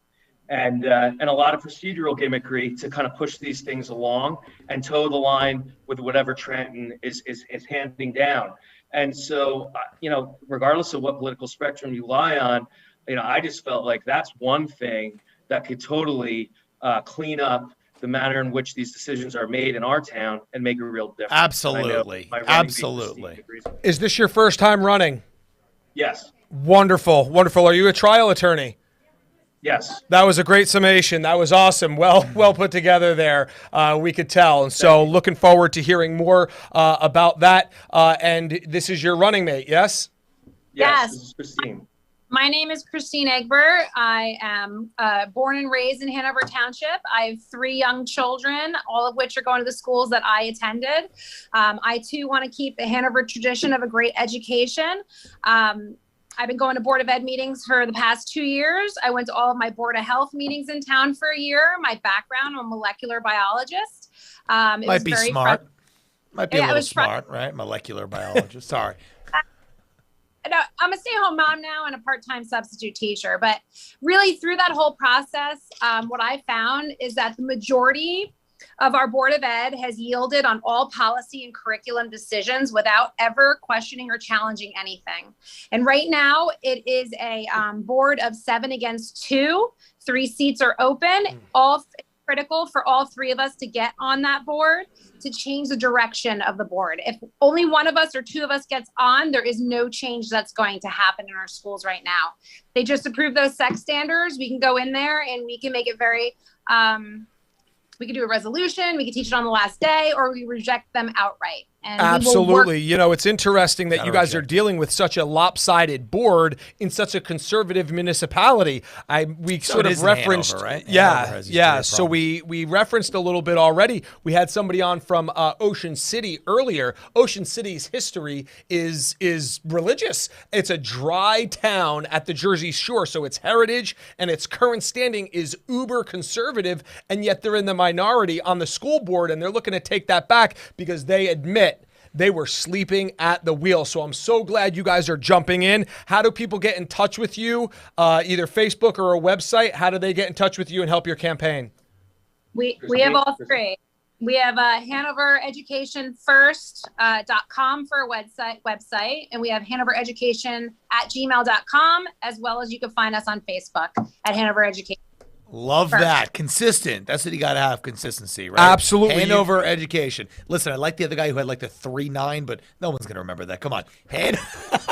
Hanover Education. It was his badge number. Yeah, but no one's going to remember it. I like it. You guys are running a good campaign. What? Really quick, we're at the top of the ballot, so all you have to remember is to vote 1, 2, 3 on the ballot for Board of Ed. Wow, love it's that. It's as easy as 1, 2, 3 in Hanover. ABC, Let's make 1, some 2, 3, great. No more sexual ed curriculum For me. There it is. Awesome. You guys are great. Thank you so much for holding on. We're doing our best to raise you guys some money, to get you guys some resources you need, to put you in the driver's seat in Hanover. Thank you for holding on. We really do appreciate it. All right, We're going to bring on our next one. But Phil, listen, I like the candidates who, because again, these people, you know, they're moms, they're dads, they're professionals.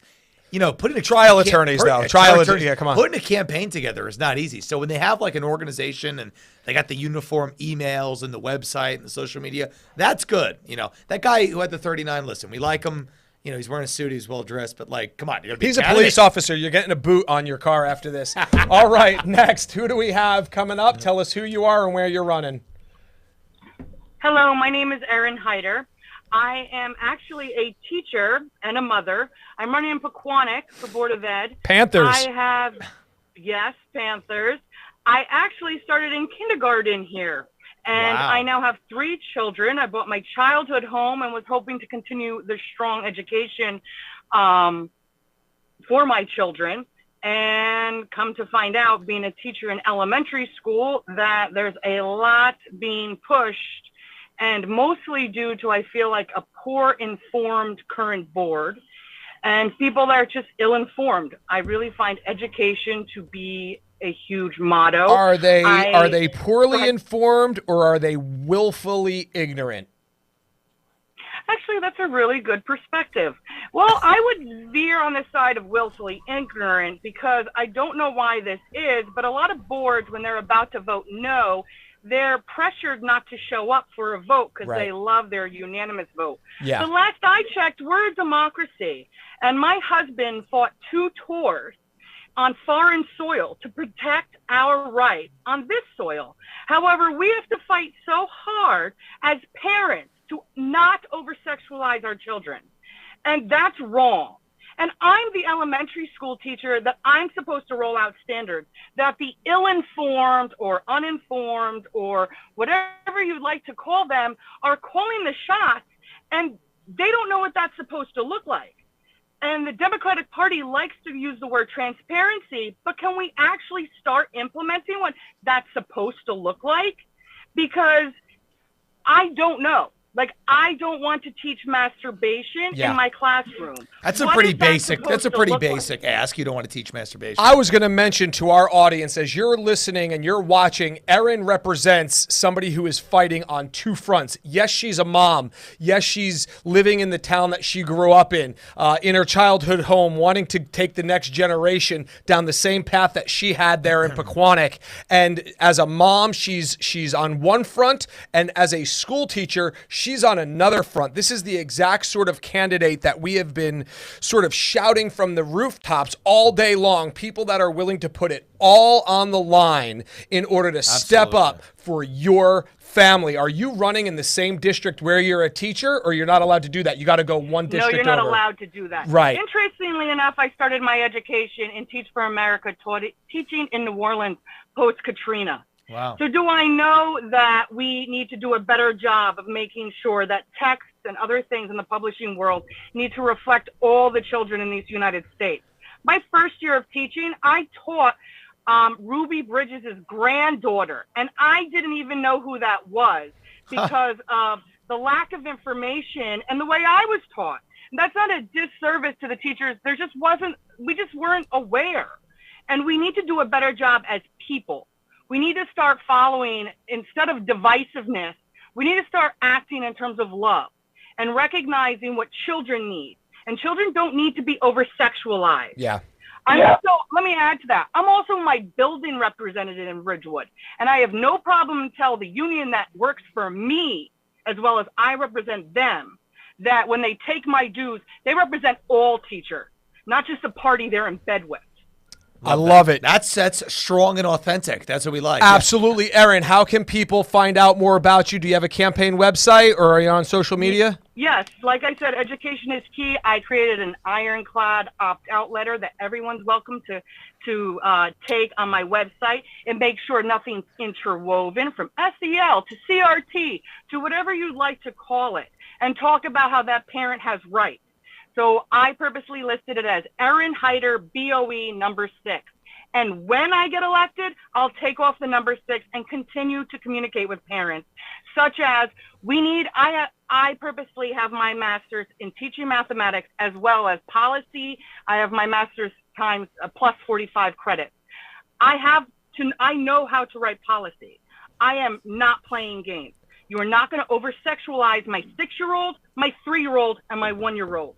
It's time to get it right. The line has been drawn. Erin, thank you so much. Running for school board, fighting on all fronts. Hey, and thank you for your husband willing to put his life on the line to fight for our military in this great nation. Thank you so much, Erin, we need for fighters joining like us. that. Really, we need strong people like that. Exactly. Erin, thanks for holding on with us. We're doing our best to raise money to get you some resources. Thank you so much for your fight. Thank you, Erin.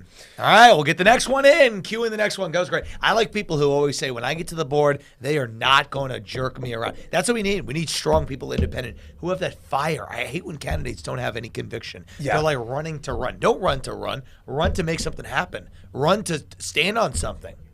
Absolutely. So, absolutely. And we've got a big handful of them that have come through here today. And so let's get to the next one. All right, next candidate coming in. You are live on the air. Look with the custom background. We love this. Tell us your name, where you're from, and why you're running for school board. Hi, I'm Kathy Stanzione, and I am running with a slate of 2 other people, Claudia Marzella and Mark DeBoer, as you can see in my background. We are running for Florham Park Board of Education. Between the 3 of us, we have about 55 years of experience in education, from kindergarten all the way through to higher ed. And our slogan is "Children, No Agendas," because politics should not be in school at all. Yeah, that's great. Our So ultimate goal. I was going to say, right now, do you think in Florham Park that there is a political agenda in schools? And if so, what have you witnessed before you decided to jump into this? I can't give you specifically a political agenda, but I can say that I do a lot of research and reading, and I see what NJEA is putting out. So I'm assuming that the information they put out goes to all the schools in the state, all the public schools, and they are trying to make it political. Yeah. So well, we need to make sure it doesn't get political. we haven't talked a whole lot about the NJEA today, Phil, but the NJEA are monsters. They really are. And you say they want to make this political. They are looking to make this fight. They don't hide it either. 83 cents of every dollar that they collect from their teachers does not go to the teachers. 83 cents on every dollar goes to political activism. You saw that advertisement that made national headlines. Did you see that? Where they depicted parents as right-wing extremists. Yeah. And they said, get this out of our school. Parents stay away from our classrooms, right? Those are our kids, essentially, is what they're saying. The funny thing about that is that the people used in that advertisement, the pictures, were parents from Louisiana. They couldn't even find New Jersey parents getting mad at school board meetings for that. So anyway, sorry to cut you off there. So what's your plan here with less than 50 days rather to the election? What are you doing to close out strong? What do you need to win? Did we lose you? I guess she's already got it in the bag.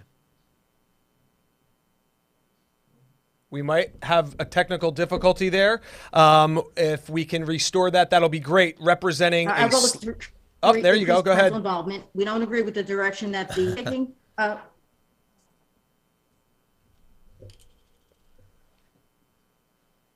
Go ahead.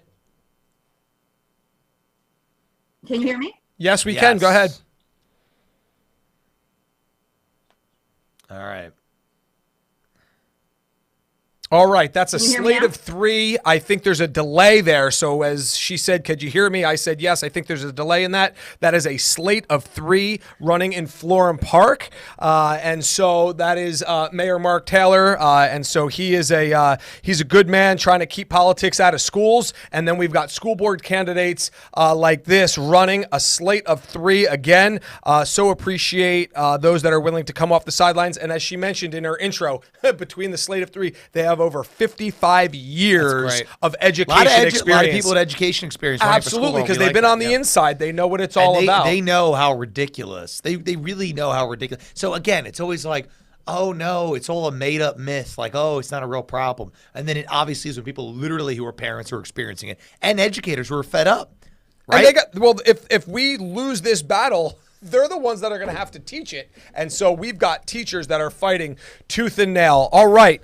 We've got someone else here coming on. I can't see just yet. All right. There you go. Tell us who you are, where you're running.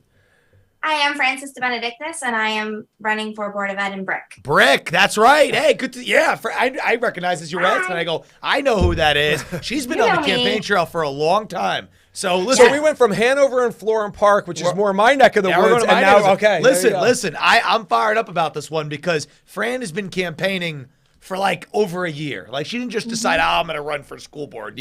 She's been in this fight. So Fran, you've been doing this for so long. Tell us from the beginning to now what you've learned during the process and how the campaign has progressed and kind of grown and everything you've learned from it. So it's kind of funny. So I started because I'm actually on a slate now, which is amazing, and that helps a lot. So I'm running with Madeline Anaru, and we're running under Our Children First. So you can reach us. You can donate to ourchildrenfirstboe.com, please. And so my story is a little different in that we moved here, my family and I, we moved back to Brick in December of 2019 from California because I saw all of this chaos happening there. And last time I ran, and this time I'm fighting. Yeah, I love it. This is for my kids. I have 2 children who are in 2nd and 6th grade, and I refuse to allow their sweet little selves to be manipulated and changed by all the things that are going on right now in our schools. And Fran, something interesting. Brick is a conservative place, right? Brick is a conservative place. So dispel the notion there that Republican towns have these board of education that are doing all the right things. What's Brick BOE not doing right now? You would think it's a conservative town. They're doing the right things, but tell us what's really going on. So we're really focusing on being student focused and parent involvement. We don't have a lot of parent involvement, unfortunately. When you look at our Board of Ed, yes, we're live streamed, but that's amazing. And it's not. When we're live streamed, the parents, they can't voice their opinions. Right. And that is a huge issue. Yes, maybe they can write an email or something to the superintendent, but there's such a difference between a face-to-face and an email.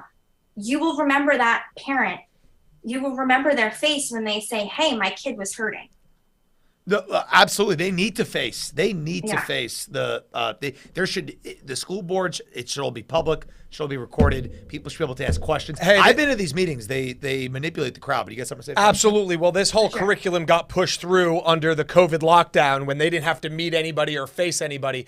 Francis, this is what we'd like to do. We have one of your running mates, Madeline. I think we're gonna. Yeah, I think we're gonna run a video. I don't know if she's on here live, but I think it's a pre-recorded video. You stay on with us, and we're gonna show your running mate, Madeline, running in Brick. Gotta give Brick some love. Hi, my name is Madeline Iannarone, and I'm running for Brick Board of Education. Thank you for this great opportunity for me to share some of my concerns with you and your listeners. One of my biggest concerns is my team is running against a very progressive team. In today's day and age, this is very scary. One of the other team members actually won awards for how progressive she is. We cannot have people like this on our school boards. The parents of Brick want transparency, as they should. Parents need to know what their children are being taught. In regards to the sex education curriculum, I disagree with the opt-out option. I believe you should opt in. Parents need to know that this curriculum is not only being taught in health or in gym, it is in every class, English, history, and math. My concern is for the younger grades K through 5. When I get elected to the Brick Board of Education, I'm going to make my top priority transparency. Today, things are happening in our schools that parents are not aware of. The school board is not our children's parents. Parents are the parents. Wow, that's powerful. You got a pretty good running mate there. And so how did you guys meet? And close us out. Tell us how we can help you as best we can. So we met because people understood that we were both extremely passionate about our schools, and they knew we were on the same wavelength, and they wanted to put us together because we would fight for our schools. And we are going for transparency and for parent involvement and for student focus, because it's all about our kids. And if you want, please do go to Our Children First, BOE.com. Our Children really First, need your help. BOE.com. That's a good one. I like that. Absolutely. That's one of my favorite websites. Fran, one we of my appreciate- favorite towns, Brick. Love Brick.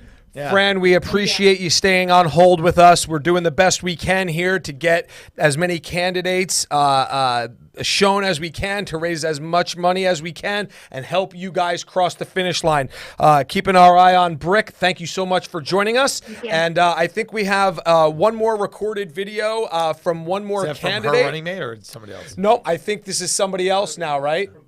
From Bergen County. So we're gonna go to a pre-recorded from a candidate. We appreciate you, Fran. Thank you very Thank much. you, Fran. Everyone, we're going to Thank raise you. money to support you. Thank you. Thank you. All right. Who's Hello, my name is Melissa Kearney, and I'm running with Dave Palmisano and Bobby Monroe in Ringwood, New Jersey on a slate called For the Kids. Our focus is on a clear, academic-focused curriculum that is transparent. I'm very proud to say that despite the fact that we're not even on the board yet, we have been able to work with board members and community members to clean up and clear up the health and phys ed curriculum, making it more transparent. This also includes a game-changing search bar so that parents can expeditiously read through the material in order to make an educated decision in their child's education, and so that they're fully aware of the contents. I am a teacher myself and know what it is like to be fully and appropriately supported in the classroom. Please understand this. Teachers must be supported while still respecting parental rights. With the way that things are going right now, it's just sad to see where we are. We want to let the parents parent and the teachers teach. Additionally, we are concerned with safety, filling learning gaps, and long-term budgetary planning. We want to continue our efforts in bettering our children's education. As I'm sure many other people have, we've endured public and subversive personal attacks. This is not acceptable. This is not how it should be. We would like your vote to continue our journey and to help fight for the kids and meet the needs of the Ringwood community. Any financial support would also be very much appreciated so that we can continue fighting. So spread the word, share when you can, and remember to vote Palmisano, Kearney, and Monroe for the kids on November 8th in Ringwood, New Jersey. Thank you so much for your time, and we will see you at the polls.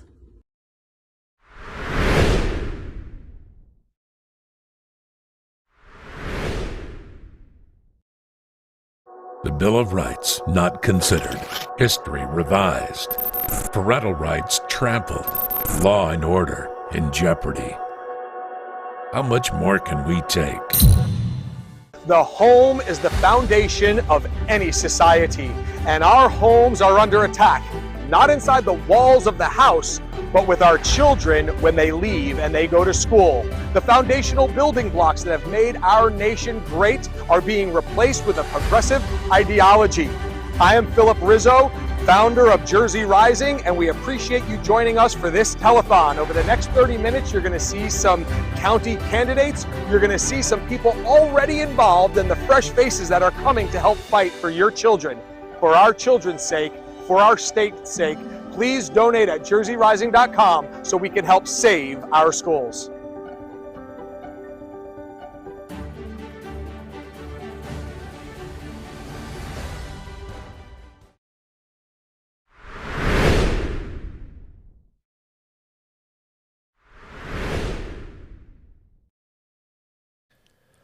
All right, we are back. Thanks for sticking with us. Great candidates shown there in Brick, and that last recording from Ringwood. We had Rich on earlier talking about the slate of three, and so that was another one of the candidates running there in Ringwood. We've got a few more candidates, but before we get to them, I would just like to introduce in studio now. We have Gabe Randeel back with us again. Couldn't stay away. Absolutely. I mean, so much information. I met Gay.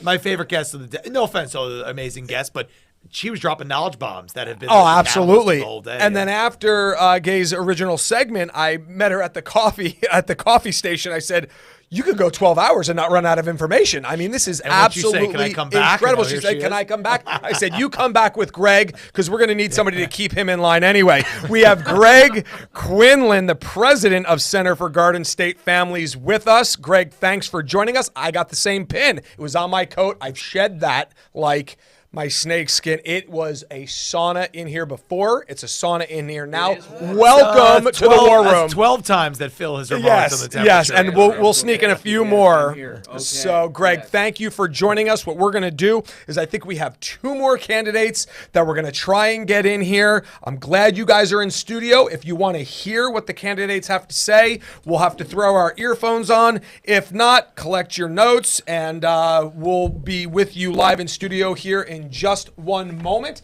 I think we have in studio ready to, in Zoom, ready to go. Why don't you introduce yourself and let us know where you are running? My name is Marjorie St. John, and I am running for Board of Education in Mendham Borough. Thank you so much. Right around the corner, Mendham Borough. All right, very good. And I see, is this a running mate with you on the same Zoom? No. Hopefully. But hi. Oh wow, interesting. All right, so we're gonna stay in. Let's stay in Mendham, and because if you guys are not running together, we're gonna stay in Mendham, and then we're gonna come on. Now you said Mary, yes? Mary. Hey, Marjorie. I'm sorry, and I can't hear you. Did you hit mute by accident? Nope. I did hit mute, and I'm we're sorry. good. Got it. It's We Mark. hear you now. So Marjorie, yes. Yes. Marjorie, Mendham. So tell us, is this your first time running? And if so, what brought you to the point where you put your name on a ballot? And if not, tell us a little bit about your experience second time around. This is my first time. And for me, I have one child, and he is already in college. So I don't have school-age children anymore. But I have always been very involved with my son. I've coached. I've always been a person who is a promoter of children and an activist for their benefit. And what I see happening in our schools right now just makes me absolutely sick. I can't imagine the adult nature of what they are teaching young children, and I will fight for their protection.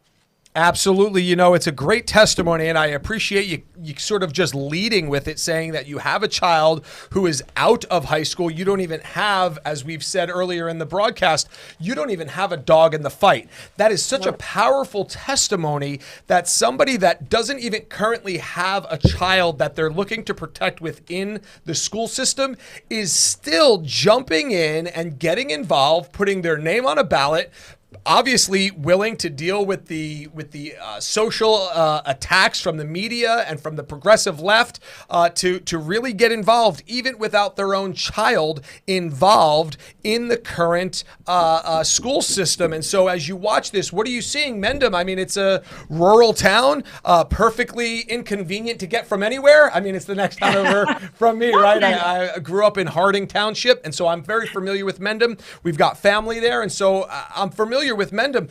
What's happening in Mendham that we have the progressive left even coming into the suburbs of New Jersey?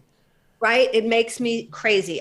Like you, I'm a lifelong New Jersey resident, although I left for a time, but I grew up in Gladstone, went to Bernard's High School, had a very, very lovely childhood and a very innocent childhood, maybe too innocent for some people, but I don't care. I think that's the way children should be raised. And as I say to my son, you know, I want to be here to raise my grandchildren. I want my grandchildren to go to school here.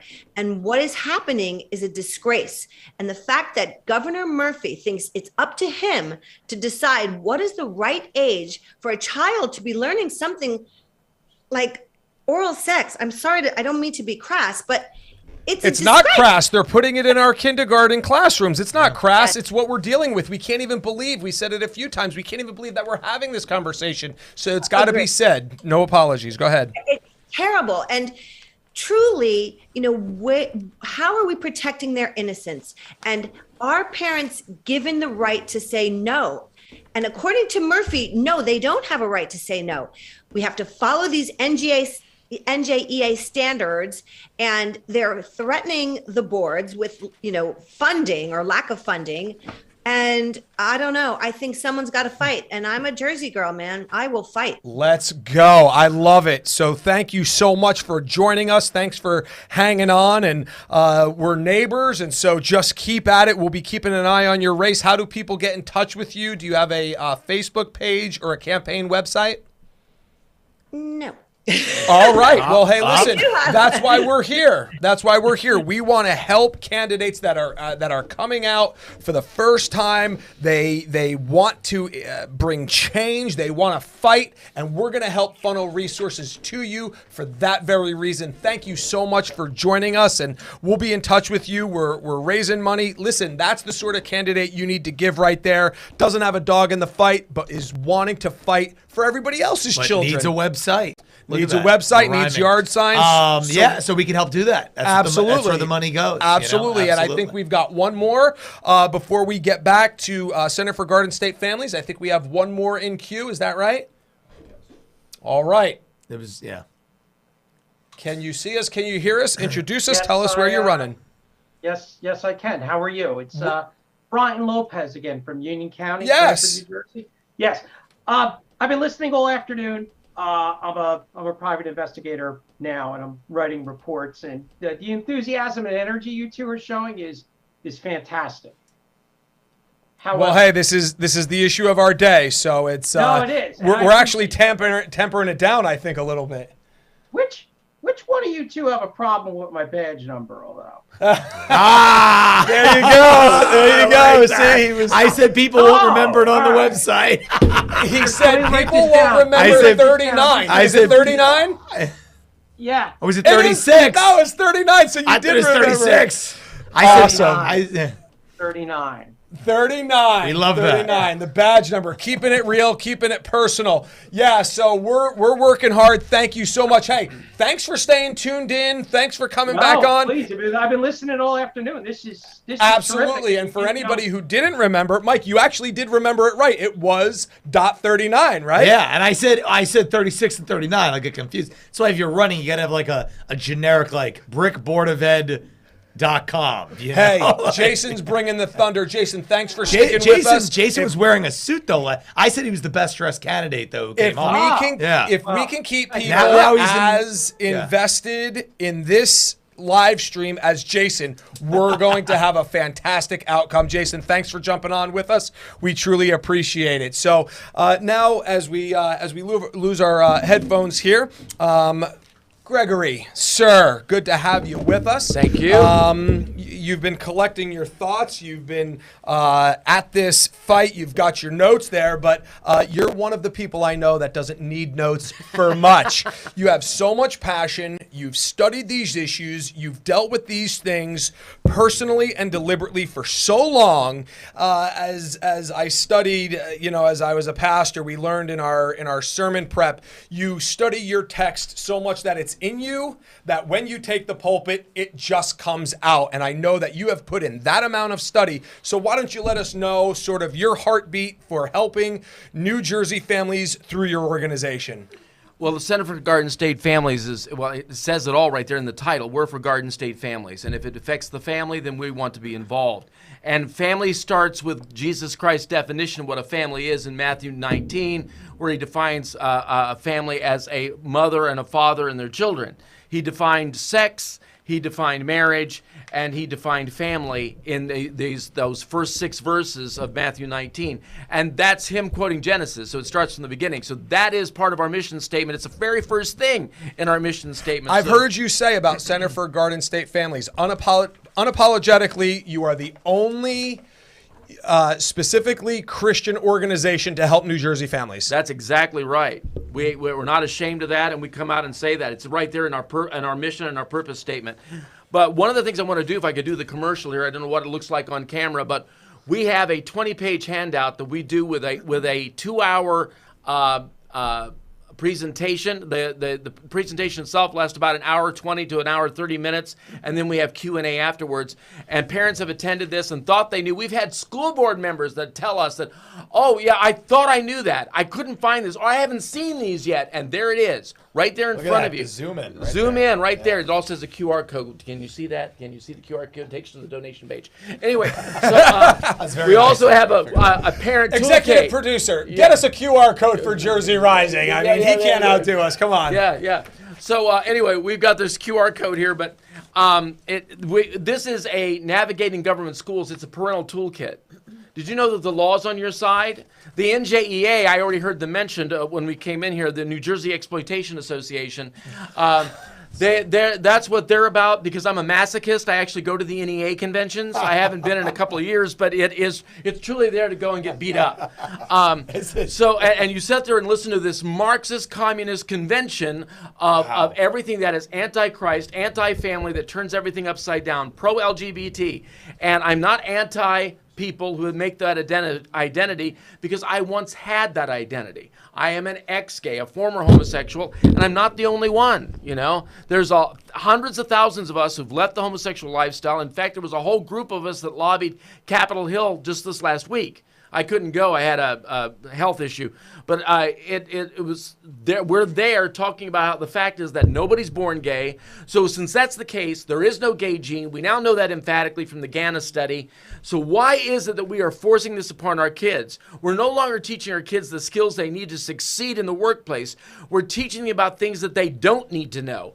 I mean, we're already starting to transgender children in preschool. Preschool. This is what's so wrong with this. There's a program in New Jersey called Pre-K Our Way. Pre-K Our Way is a nonprofit organization, which, by the way, just the late Governor Florio actually sat on that board, and it lobbies the state to do grants for into public schools so they can start their own preschool. Sounds great, right? Well, the devil's in the details. We had a donor at the Center for Garden State Families who owned a preschool, and notice I said had. She got the contract, she expanded her facility, and by the way, in this program, you have to separate your paid-for population from your preschool Our Way contract. So segregation is part of this. So anyway, she did this. She got the school thing. She passed the inspection with flying colors, and then at the very end of the inspection, the inspector asked her, "Where is your bathroom for the transgender children?" Wow. The oldest child in a preschool is 5. What do you mean transgender children? No child is thinking they're born in the wrong body unless you put that thought into their heads.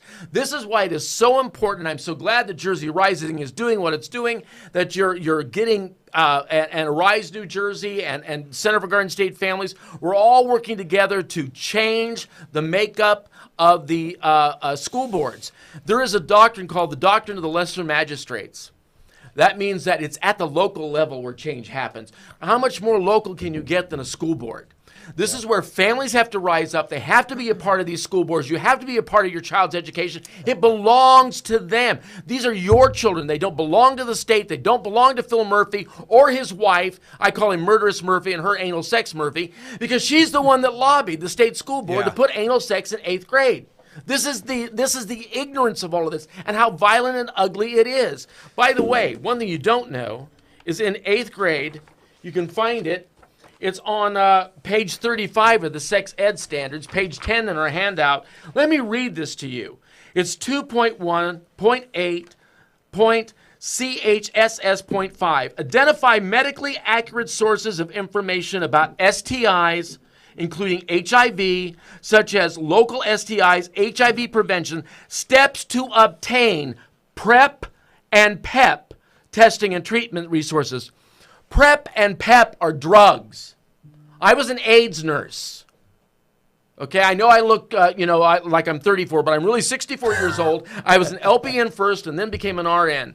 And I'm just letting you know, as an AIDS nurse, I know what the carnage is from HIV/AIDS. PEP is an emergency drug that when you find out you've had sex with someone who has HIV positive or has full-blown AIDS, you get in a panic. You can go to the emergency room. They'll put you on PEP to hopefully prevent from the infection from taking hold. Wow. This is a drug they're pushing to schools. Greg is somebody that will not be gaslighted. See, what he is bringing to us today, and there's very strategic reason why we've brought you in around the 7:30 hour, because this is prime time now. This is when parents are off of work. This is when children are out of schools. We knew that this is when viewership was going to start to uptick, because this is the sort of information that we need people to know as they are being lied to by their school boards. They're being lied to by their superintendents and their principals and the bureaucrats saying, we're not teaching this to your children. Show it to us in the curriculum. It's not in the curriculum. It is in the standards, and the standards need to be met by certain age limits. And so what Greg is delivering to you today is an inoculation from gaslighting, when they literally tell you, as the new Italian prime minister said, the leaves on the trees are not green. They're willing to draw their swords to say the leaves on the trees are not green, she said, and we're not going anywhere. That is what they're telling you. They're telling you that the leaves on the trees are not green. That is gaslighting. They're trying to make you think you're crazy because you listen to guest after guest after guest on this live that are telling you, we've read it. We've studied it. We are quoting it. Do not listen to the trolls on social media. Do not listen to the progressive agenda media that is telling you it's not in the curriculum. You can't show it to us. I remember a year ago us dealing with this very thing, dealing with critical race theory. It's not in there. Nonsense. It's absolutely in there. Oh, the Republicans are making an issue out of something that's fear-mongering, yeah. Oh, it's anti. They always do this. Oh, it's anti-LGBT. So they conflate like this pedophilic behavior of teaching fifth graders about anal sex, and so that's anti-LGBT. Right? It's well, fifth graders, it's masturbation. Oh, sorry. You have to learn how to masturbate. See, well, they had a bill in the New Jersey legislature, and Gay and I went down and testified in the Senate together, and I testified in the Assembly by myself that day. And the bill was to inform parents had to be able to see the curriculum before the curriculum was implemented. But they try to pull these fast ones on you all the time. The Democrats in the New Jersey legislature are always trying to push this stuff on us. So in Section 3 of that bill, they actually codified the standards in the law. They were going to make it law. So I started asking them the question. I said, in fifth grade, because the standards are you are supposed to be able to demonstrate what you've learned in the standards. So I asked them, so tell me, how does a 5th grader demonstrate masturbation so that you know that they've learned everything they were supposed to know about masturbation in school? I want to know how that happens. Oh, now Reverend Quinlan, that's not what it's about at all.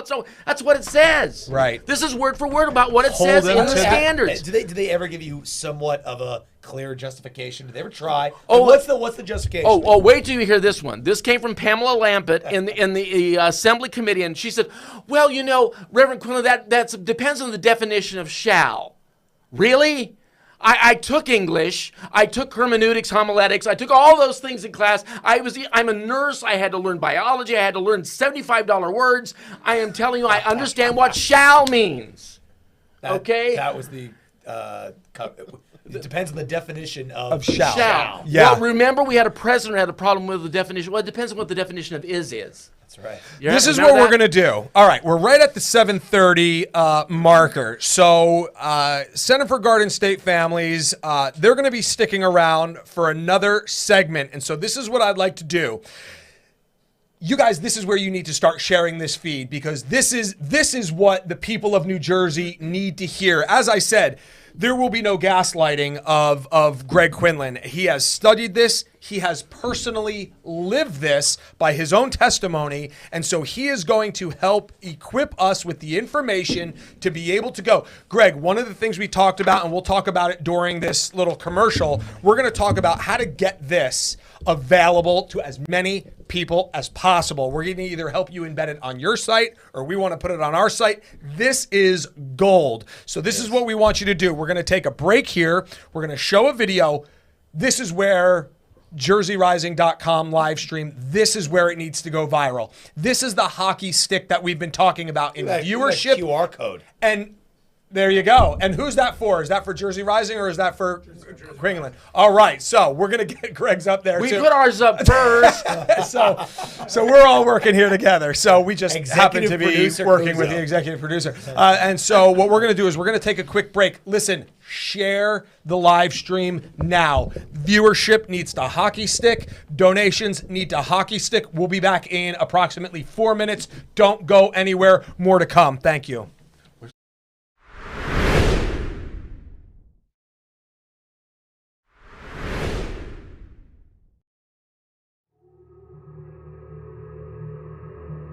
In 1966, political bureaucrats removed God from the classroom. We warned against it.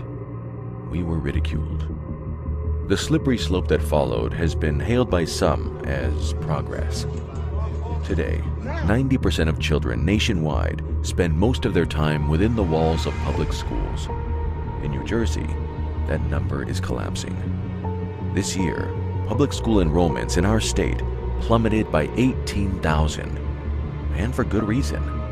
The same bureaucrats that we allowed to tarnish our children so many years ago are working harder than ever to continue thrusting their hedonistic agenda upon your children. Let's take a quick look at what that progress has given us. In January, Murphy's Reproductive Freedom Act was passed, allowing children to speak to their teachers and get an abortion. Not only do parents not get a say, parents are not even informed. Let that sink in. Teachers, as a matter of law, are prohibited from informing you about your child's medical status. School administrators can take your child to get an invasive medical procedure ending a human life, and then smile at you at the end of the day and pretend nothing happened. What is happening in the classroom? What is happening with your child? You're not allowed to know. You are being deliberately sidestepped as government employees continue to further blur the lines between educator and parent. This is by design, since they know best for your child. Clearly, you do not. This sociological experiment doesn't end there. It has even found its way into our child's curriculum. Activists in Washington and Trenton are actively fighting to include more and more hypersexualized materials in the textbooks. Material so sensitive, it can't even be read aloud at a school board meeting.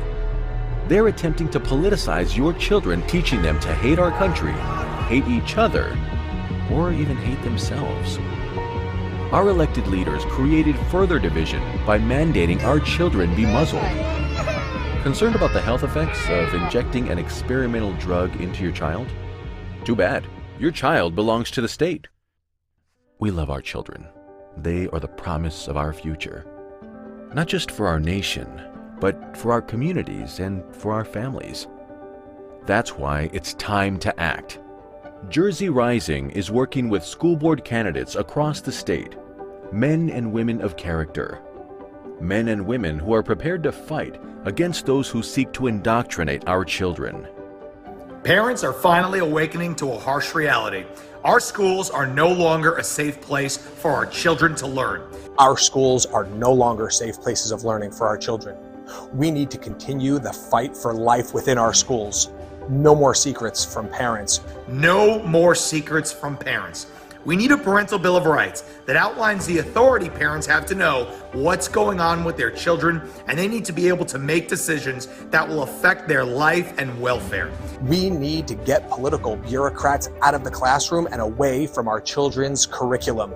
No more grotesque sexual content. No more CRT, 1619, or SEL. Kids should be able to breathe when they learn. We need to fight to keep the muzzles off our children. Never should have happened, and no mandatory COVID vaccine. Finally, we need to fight to help get good people on school boards. This is the best place to affect real change. Let's win big in November. Let's save our schools. Would you help us raise awareness and spur action? Your donation today will help get the message of common sense Board of Education candidates to the voters. Go to jerseyrising.com now to donate. The fight for the hearts and minds of our children is vital, and we cannot afford to lose. It's time for us to rise up and tell Trenton and Washington that they don't get to decide what's best for our children.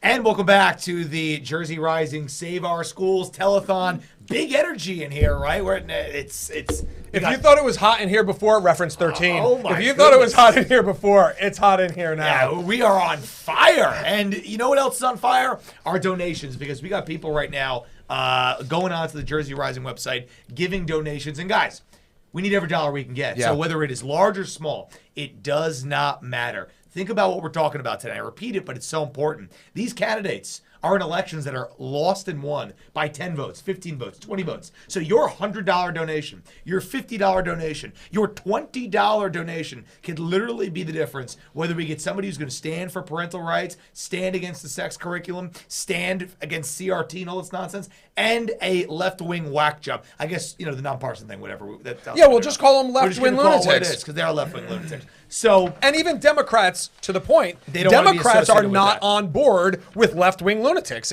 Absolutely correct. So if you're watching this stream, go to jerseyrising.com right now and chip in anything you can to support everybody that is running for school board. All the money, 100% of the proceeds are going to them, and we are going to help them buy lawn signs, palm cards, everything. Facebook right? advertising. Facebook but all the extent of our help to them Right. is based on the team effort from the viewership clicking donate. That's what it is. Gotta do it. So easy to Team do. effort. Yes, it's less money than a cup of coffee, right? Or a double espresso. Double espresso. So we are in studio with Greg Quinlan and Gabrielle Brandil from Center for Garden State Families. And so I'll say one thing before we Please. go. So I heard this presentation.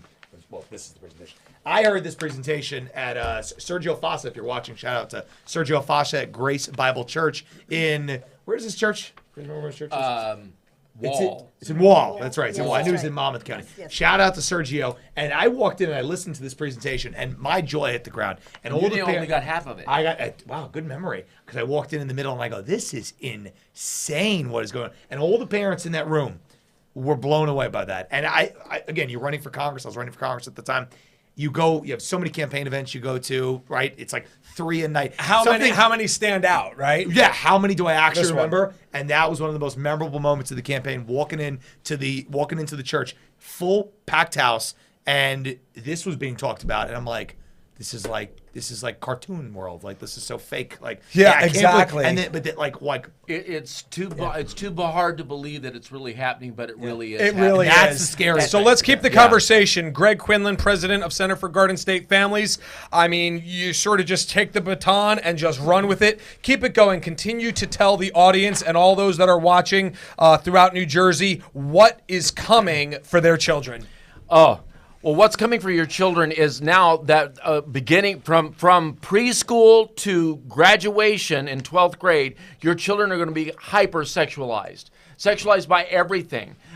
Instead of reading, writing, and arithmetic, and by the way, our math our scores are way down, our language skills are way down. We've had, for the last 2.5 years, an extreme amount of learning loss, but what do we have now going on? We're now going to worry about this. We're going to worry about how much sex we can have. We're going to worry about how to have sex, way to have sex, all this other stuff, and give children this false thing that somehow or another they're going to be prepared to. We can have all the sex we want because we have these drugs that are going to potentially protect us. Just so you know, all viruses mutate. Not some of them, not most of them. Every last virus on the planet mutates. That is the nature of a virus. What we started out back in the day in the 1990s, 80s and 90s, when I was there, is that the HIV virus, we had one. It was called HIV-1. Now there are hundreds of strains of the HIV virus, mutations of those viruses, in the same way that we've already seen in the last 2 years, mutations and aberrations of the COVID virus. And HIV didn't grow in a lab. So this one did. The other one did. But now we have the learning loss from all this, and instead of addressing learning loss, this is the answer. This is the answer that Phil Murphy, who wants to be president of the United States, wants to give us. So first of all, our director of education, Gabriella Brandil, which you probably heard earlier today, who's a retired school teacher, 30 years experience, has an MA in education psych, is it? Yeah. Oh, I got that right. What do you know? You got it right. Yeah. I'll just say, usually I get it wrong. She's been at this. Her day's almost as long as ours. She was in studio at 11:30 this morning and back at 7:45 tonight. I mean, amazing. I have more to say. She might be. She has more to say. She might be the MVP of the. That's tough though. Greg is making. We have another pair of earbuds. I think we're gonna give to the MVP. You're in the lead right now. All right. I'll take but them. just so you understand, this woman is retired. And she has, in her retirement, jumped into this cesspool and gathered this information. Between her and the connections she's made and myself, thousands of hours of literally went in putting this together, because what you saw, the handout we had there, was not this one, because we've revised it. We put it in, we've added more color stuff so that you can see exactly what they want to give your kids. Yeah. Right here it is. Did you know that there is a rainbow library that they will donate to your school? A rainbow library. Who's donating? Yeah, the giving Garden it? State Equality, Human Rights Campaign Fund, GLAD, GLSEN, any of the LGBTQIA-XYZ. And the reason why I say that is not to make fun of them. That's because they have now tripled the alphabet. 79 was the last list that I saw. Somebody said there's more. I wouldn't doubt it a bit. So when you have 79 genders, God made 2, but you've got to exaggerate them into 79, something's off. Something's just a little off. And in fact, many people who identify as LGBTQIA-XYZ think that it's a little off. They think it's crazy. We've had homosexually identified parents come to us and tell us, not my kids. This is wrong. They have no business doing this to my children. This is sexual exploitation. That's exactly what this is. It's sexual exploitation. So I was at a school board meeting just last week, and at that school board, one of the parents asked, have you bought any new books? Have you put any new books in the library? The answer was no. I went up to that parent and said, before you leave, make sure you ask her, did they accept any donated books? Exactly. Make sure you ask your school boards that. Did you guys accept any donated books? And if you did, what are they? And just so you know, there are laws. And we have the laws right here in our parental toolkit, and we put it right here what it is. There's a federal law and a state law that says what your rights are and how to respond to this pornographic, sexually explicit, sexually exploitative information that they are delving out to a minor. And the standard law, federal and national, is still minors cannot consent. But over and over again, minors are consenting.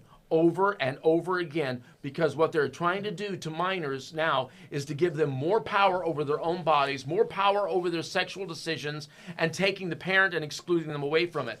One example is very clear. Let's talk about the transgender issue. Let me find that law. I think there it is. I went right to it. What do you know? It's a miracle. One of the things Greg said as somebody that he just testified is ex-gay. He's a former member of the LGBTQ community. We have said on this program for the last, hours since 10 o'clock this is the most unifying issue of our day.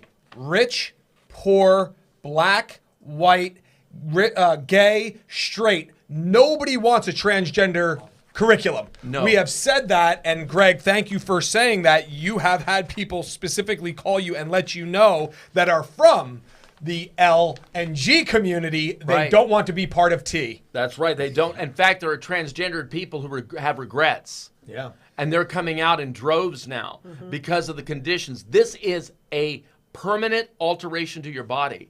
No matter how many ways that you alter your body, you cut off parts, add parts, doesn't matter because you cannot change your chromosomal makeup. You are still XX or XY just as you were born. Nothing will change that. Not a single drug, not a mindset, nothing. You are still XX and XY, and your biology will respond accordingly. You will shorten your lifespan if you go through this transgender issue.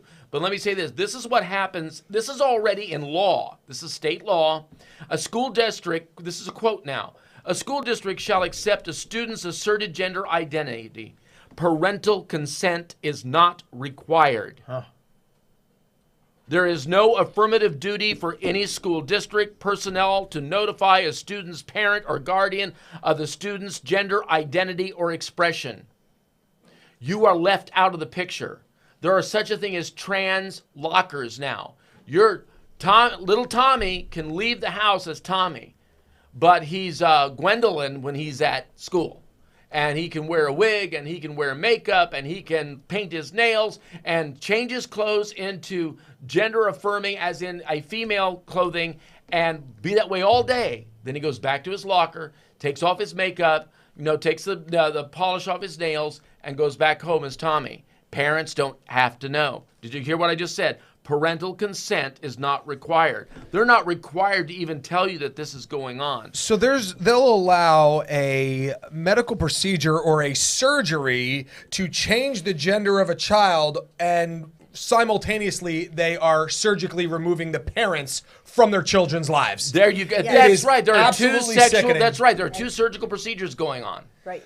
Exactly. Now, one Very of the good. things that I thought about was, we mentioned this a little earlier, this idea of grooming. It came up on the 101.5 town hall last week, and they were talking about grooming. That was a lightning rod phrase, and anybody who calls this grooming or calls people that are pushing it groomers are simply trying to start a fight that doesn't exist. Well, let's have this conversation.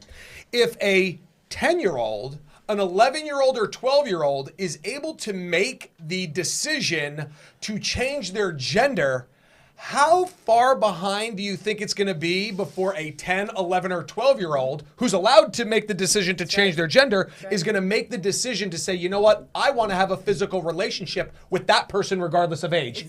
Anybody who says that this is not grooming is a liar or is willfully ignorant of the agenda from the left. And so we need to understand that it is high time that we draw a line in the sand and not move it 1 inch. And that's there's more to it. Gay's got something I think you need to tell them about the two little boys. Oh, yes. We spoke at a very large gathering, and a gentleman came up, and he said he would like to have me speak to his two boys. They were age 5 and age 7. His boys. His boys, right. He was from a very wealthy community, and he was very, very concerned about what was happening. And he wondered if I, as a person who taught younger children, could just be able to communicate with them and figure out what they were learning in the area of health and sex education. Wow. So they came to my office, and I spent about 3 hours with them, delightful little boys. And what they were doing is talking to me about things that they were experiencing in school. And it so happened that they were in their preschool room for the younger guy was in a high school. And the high school students were, quote, helping the younger students. And I thought, well, that's probably a pretty good idea. Maybe they're helping them with flashcards or vocabulary. Oh, how naive I was. They were actually taking kids in the corner, boys and girls, and putting on mustaches, colored nail polish, makeup, no matter what they were, because it was under sexual expression and sexual identity. What happened to reading and Right. writing and So Dad math? came in, and he was a gentleman who was very, very sure of what sex his boys were, and he said that they were boys today, they would be boys tomorrow, and they would be boys as they grew up. So it's just the push to change identity. That's part of the CRT as well as the social and emotional learning. It's trying to mush everything together, confuse the issue, and have an unlimited, anything goes type of identity as well as sexuality. Wow. I wanted to bring up two things before we moved on from the transgender issue. There is a transgender 7-page guidance policy in the state of New Jersey. And that was one of the links that was included in an 11-page resource guide with all sorts of resources that people can use to make sure that they are meeting the needs of the transgender population in schools. The state of New Jersey does not necessarily approve them, but they make them available.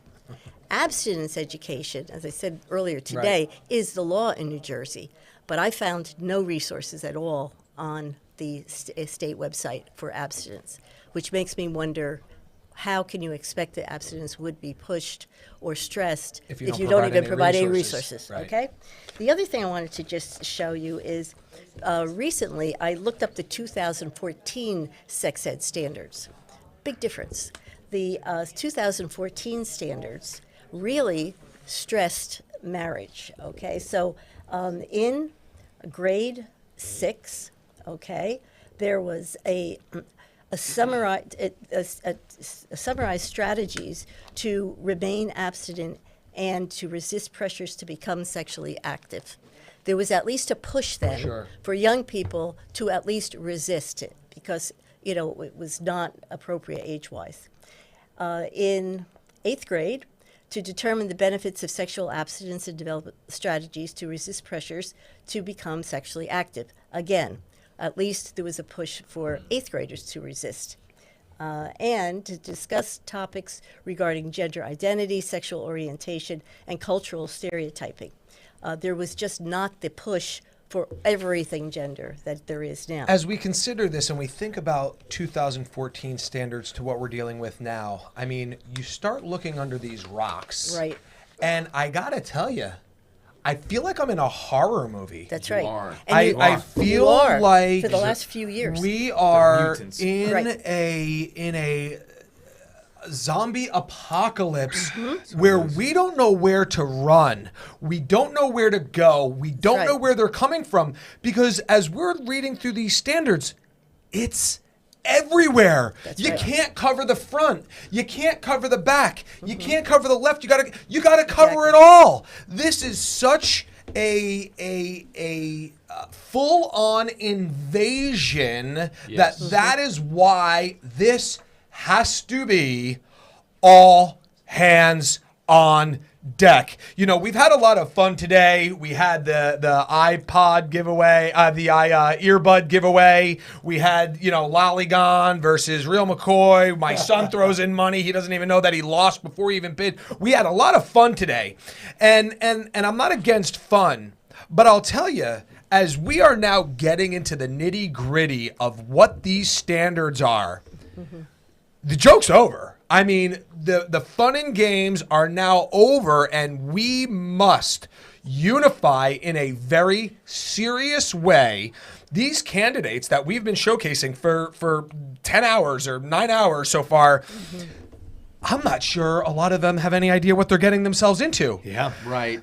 And we are not going to leave them high and dry. Steve Lonigan was on earlier, and he gave a very stern warning that said, hey, I'm all for the successes of these people winning, but let me tell you something. The battle is just beginning. That's right. Winning the school board race is easier than resisting the pressure that is going to descend on them from all areas. And we're just getting a little glimpse into this right now. And so as we have just a few minutes here to wrap up before the 7:30 segment is over, bringing us to the 8 o'clock hour, where do we go? What do we do? I mean, listen, we are pushing for money. If you're watching this thing and you're listening to this, I hope as your jaw drops open, I hope your wallet opens too, because there is no way around this other than resisting it at the school board level. As Bill Spadia mentioned, everybody's, Bill, run for governor. We had Mike Testa on. Mike, run for governor. Rizzo, are you going to run for governor again? Listen, we don't have 3 years. No. That's right. This issue needs to be dealt with right now. We're desperate right now. now. We are We're 50 desperate. days away. How are we going to resist it? Open your wallets. Greg, Gay, take us right to the break and let us know what we can do and where do we find hope in all this? Let me give you the definition of grooming. The first thing you do is you have to know what's happening. That's why we encourage you. We go to churches, we go to town hall meetings, we have people that have us come to their homes. We've been to VFWs and American Legion halls telling people and groups that have gathered about what's happening with the standards. Let me give you a definition of grooming.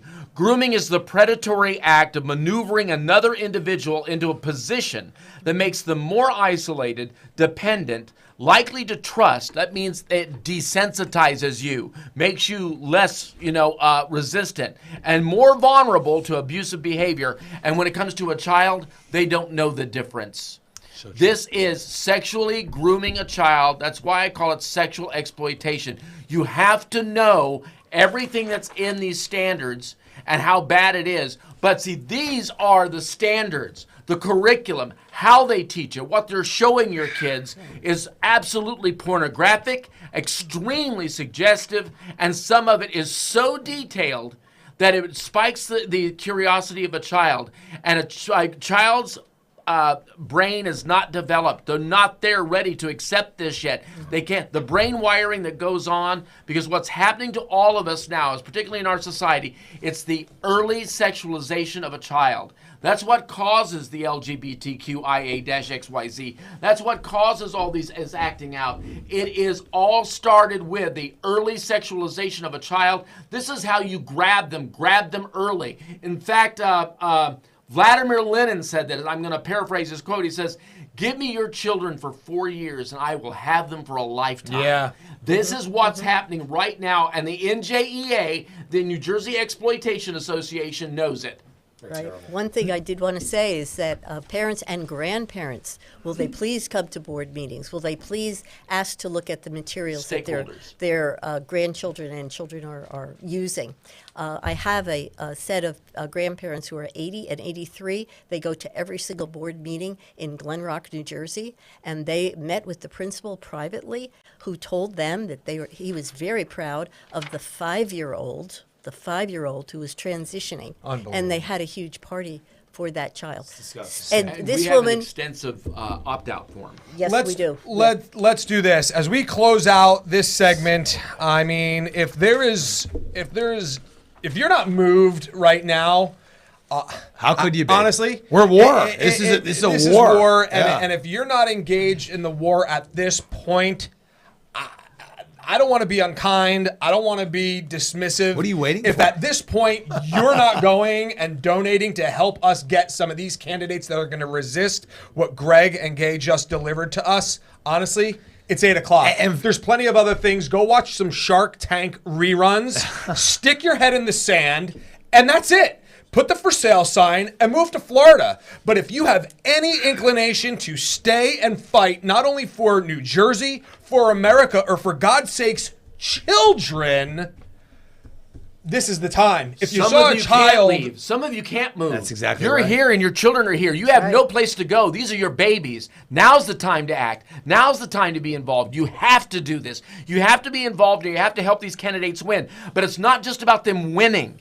You have to go beyond that. You have to attend those school board meetings. You have to look at that curriculum. You have to make sure that you know your principal, your teachers, the superintendent of schools, and every board member, and make sure you have the opt-out form, which you can get from our website. So it's just even more than that. This is a worldwide effort. This is a global initiative, and nothing's going to stop until we stop it. No one's going to stop it better than mom and dad. Right. And listen, if you think that, oh, you know what, I'd rather just throw 20 in the donate button there, and then I've sort of done my thing with what Greg just delivered. Oh, it sounds like a lot of work. You know how much work it's going to be trying to restore a child left to the NJEA. It's going to be a lot more effort to help restore that child to a sound mind when these monsters get done with them. Let's take a break. We'll be back in studio. It's 8:01. Stick with us 2 more hours. The time is now to save our schools. We'll be right back. All right.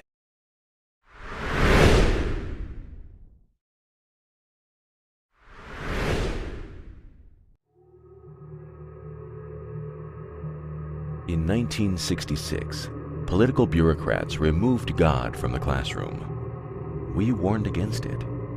We were ridiculed. The slippery slope that followed has been hailed by some as progress.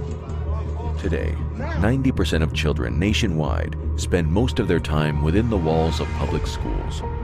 In New Jersey, that number is collapsing. This year, public school enrollments in our state plummeted by 18,000, and for good reason. The same bureaucrats that we allowed to tarnish our children so many years ago are working harder than ever to continue thrusting their hedonistic agenda upon your children. Let's take a quick look at what that progress has given us. In January, Murphy's Reproductive Freedom Act was passed, allowing children to speak to their teachers and get an abortion. Not only do parents not get a say, parents are not even informed.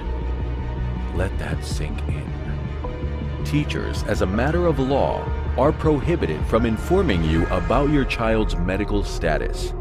School administrators can take your child to get an invasive medical procedure ending a human life, and then smile at you at the end of the day and pretend nothing happened. What is happening in the classroom? What is happening with your child? You're not allowed to know. You are being deliberately sidestepped as government employees continue to further blur the lines between educator and parent. This is by design, since they know best for your child. Clearly, you do not. This sociological experiment doesn't end there. It has even found its way into our child's curriculum. Activists in Washington and Trenton are actively fighting to include more and more hypersexualized materials in the textbooks. Material so sensitive, it can't even be read aloud at a school board meeting. They're attempting to politicize your children, teaching them to hate our country, hate each other, or even hate themselves. Our elected leaders created further division by mandating our children be muzzled. Concerned about the health effects of injecting an experimental drug into your child? Too bad. Your child belongs to the state. We love our children.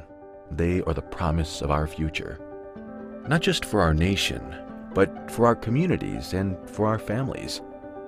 That's why it's time to act. Jersey Rising is working with school board candidates across the state, men and women of character, men and women who are prepared to fight against those who seek to indoctrinate our children. Parents are finally awakening to a harsh reality. Our schools are no longer a safe place for our children to learn. Our schools are no longer safe places of learning for our children.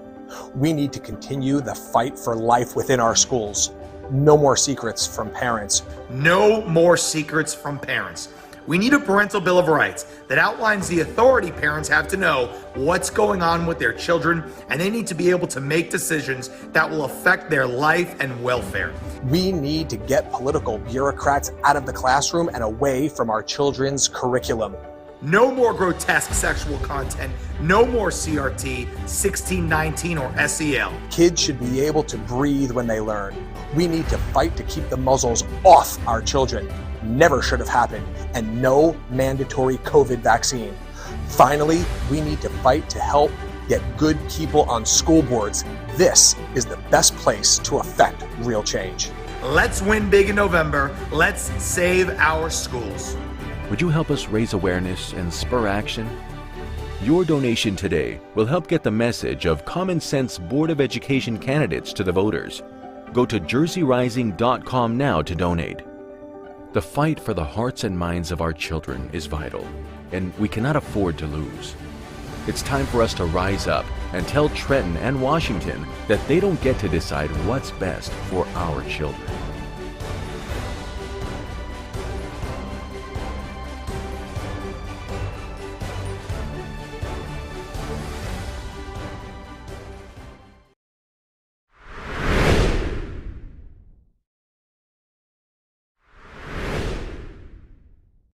The Bill of Rights not considered.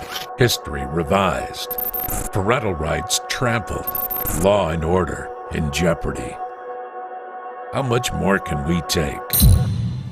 The home is the foundation of any society, and our homes are under attack, not inside the walls of the house, but with our children when they leave and they go to school. The foundational building blocks that have made our nation great are being replaced with a progressive ideology. I am Philip Rizzo, founder of Jersey Rising, and we appreciate you joining us for this telethon. Over the next 30 minutes, you're going to see some county candidates. You're going to see some people already involved and the fresh faces that are coming to help fight for your children. For our children's sake, for our state's sake, please donate at jerseyrising.com so we can help save our schools.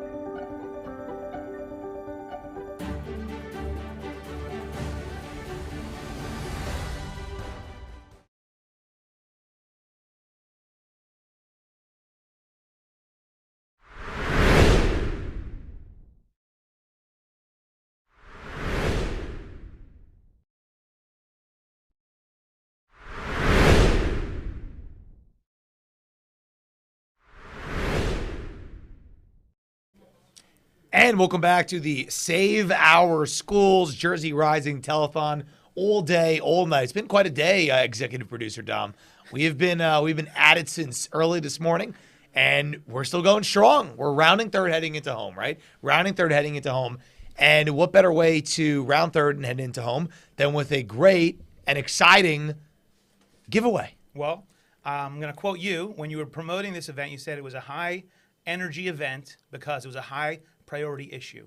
And that's exactly what we're dealing with here. We have a few, and these things kind of seem, maybe they seem gimmicky to you. I don't know. We have a few things going for those that will donate because we have the candidates. We've talked to some of them. We have the right message. The truth is on our side, okay? Right. And we need to be able to get that message out to the voters. And sometimes people say, oh, the voters are ignorant. But, you know, the message, it costs money to get the message out to the voters. And that level of education has to happen. And people are hungry for it. They want it. And so I want to encourage those that are listening, share this video. This video has been chock full of information. And thank you, Gabe Brandeal and the Center for Garden State Families led by Greg Quinlan. It's been wonderful to get that info out. And if you think that this is valuable, that parents need to know this, then you need to put it out there. One of the ways you help that is by making donations. So we have something running right now, which is up until 10 o'clock. Anybody who gives $50 or more in donation is going to get a mug. All right, so it's wonderful. It's just a little thing, but maybe it will help you pray for us. And remember to pray when you're having your morning coffee. Pray for the families, pray for the students. And so that is one of the things going out. So if you've been waiting to give, now's the time to do it. Wait no longer. Any $50 donation will receive a mug. And then this is one of our giveaways for the largest donor. And so we've had a giveaway. That's as President would say, that's huge. This is huge. Yeah. This is not the regular iPad. This is the iPad Pro. All right. So I believe this is like a $1,500 piece of equipment right here. And the large screen, lots of memory. It's a good. How many gigs are on that thing? Read the back of the man. box. This is the big one. This is the 256 gigabytes. I think it power a space shuttle. Well, the first space shuttle only had 64 megabytes, I think. So this is way more powerful than that. This is a very nice. So for school, for college, for work, this is a wonderful piece of equipment. This is what you would call a laptop replacer. That's okay? good. Yeah, it's a laptop replacer. So not only can we help school board candidates, we're really good at selling Apple products.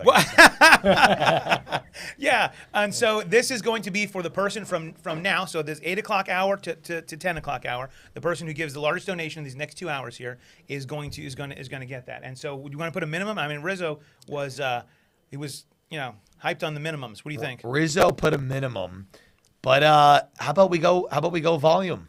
How about we go volume this time? No minimum. Oh man. No minimum, but if we need at least 50 new donations in order for someone to be eligible to win. With no minimum, but I'm just flying off the handle right now, like making these things up. $51 donations. I can take a look here. Currently, right now, since 8 o'clock, the highest donation is only $50. So right now, it's another lady, different Lori than one last time, but another lady named Lori actually has donated $50. Okay. And Lori, we'll call her Lori T. Thank you, Lori T. And currently, you are in the running to be the largest donor till 10. So anyone donates $51, the laptop's theirs at this point. Now, we'll keep you updated as we go. We have lots of interviews, great people. You know who's left coming? We have Jamal Holly coming.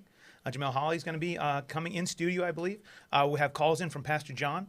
Pastor John, he wrote a book called Erased about how really a lot of the motivations of the left are racist, and he speaks to those things. He's a great Greg's putting his cash together. We're gonna pull their cash over. Maybe we should up it to $800 minimum to win the. That's computer. a $1,500 piece of equipment. So I mean, we'll see. If you're gonna go with no minimums, we just got to say like somebody's got to. We got to flood the zone with the donation. zone here. Yeah. We need a lot of donations. Yeah. So we're gonna make our decision based on what he's pulling out of his wallet. Do we have we have a few more candidates. Are the candidates ready to come on? Do we have sound? No sound from Sussex. Sussex is ready to go. All right. I saw them nod. All right, very good. Well, you got to get Akins out of there. Who are? That's not Akins. It's not him. What am I looking at here? Who are these? See, that wonderful was Akins. people? I told you it was Besides Akins. Akins, we know right. Akins. We'll put our earbuds on, and Chris, why don't you take it? Akins is all over the stage. So Go ahead, Mike. Who am I looking at? This is the Sussex County BOE candidates, right? And go ahead and introduce yourselves and tell us what's going on and how things are going. Look at this. Not only this is the first time they're all in one central location. What are you guys having, a rally? Talk about what you guys are doing. We can't hear you. Wow. Now we My can. name's Sarah, and I'm running for a one-year term. Very good. Introduce yourself and county and is it Sparta? Yes, we're all Sparta. Nice. My name is Christina Longo Keeling, and I'm also running for a one-year term. Very good. I'm also running for a one-year term for the Sparta Board of Ed.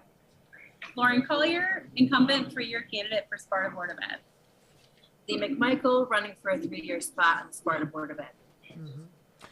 All right, pretty amazing. And what are you guys doing tonight? I mean, you guys are at an event here remotely. First remote event we have, went into. So somebody, one of you guys, tell us, what are you guys doing tonight? You got hay bales behind you and American flags. What's going on? Sussex County. Sussex County. So there's what is it? What's the event? There's What are a you guys cowboy running for commissioner, is what it comes down to. Yeah, There's a cowboy running for commissioner. He loves God, loves his country, and loves Sussex County. All right. I know him, Bill Hayden. Yes. Yeah, great guy. And Yeah, I led prayer they're at there. This event, right? Yeah. Yeah, wonderful. I heard that there were some stories that needed to be told there in Sparta. That Sparta is actually a conservative place, but that you have some people running against you that are, I don't know, they're kind of defaming them just for believing in the family. And so tell us a little about what's going on there in Sparta. Yeah.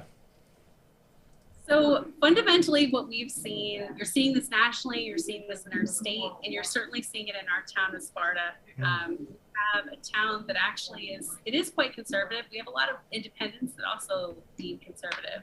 And what we're seeing is that there's a fundamental difference in what people think in terms of who makes the best decisions for their children. Is it the state or is it the parent? And we never thought that we would have to come to a place where we would have to argue that the parent is actually the best person, the best people to make decisions for their children, for their students. We know after decades of research that the top schools in the nation are always schools that have high involvement of parents and teachers together, working together. they cannot be separated. That homeschool connection is essential, and that's what we're bringing forth with Bring Back to Students First. Wonderful.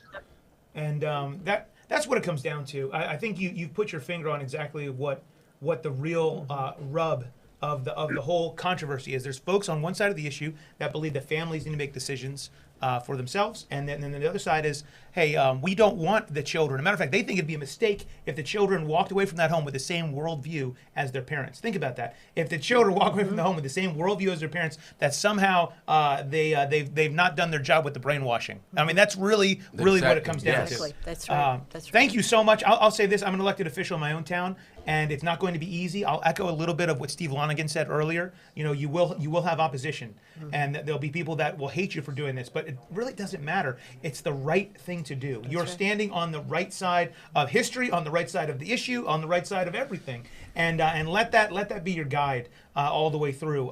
Someday, I believe we're all going to stand before God someday, and and you can say, oh, I didn't want to be courageous, I didn't want to stick my neck out there, I didn't want to do, but I'm glad that you are. And let me ask everyone in Sparta, please rally around these candidates. Look, good-looking group. They believe right. Great group. Right? They're gonna high energy group. Yeah. And they're courageous. They had no problem mentioning what the real rub of the issue was. A lot of people skirt around that.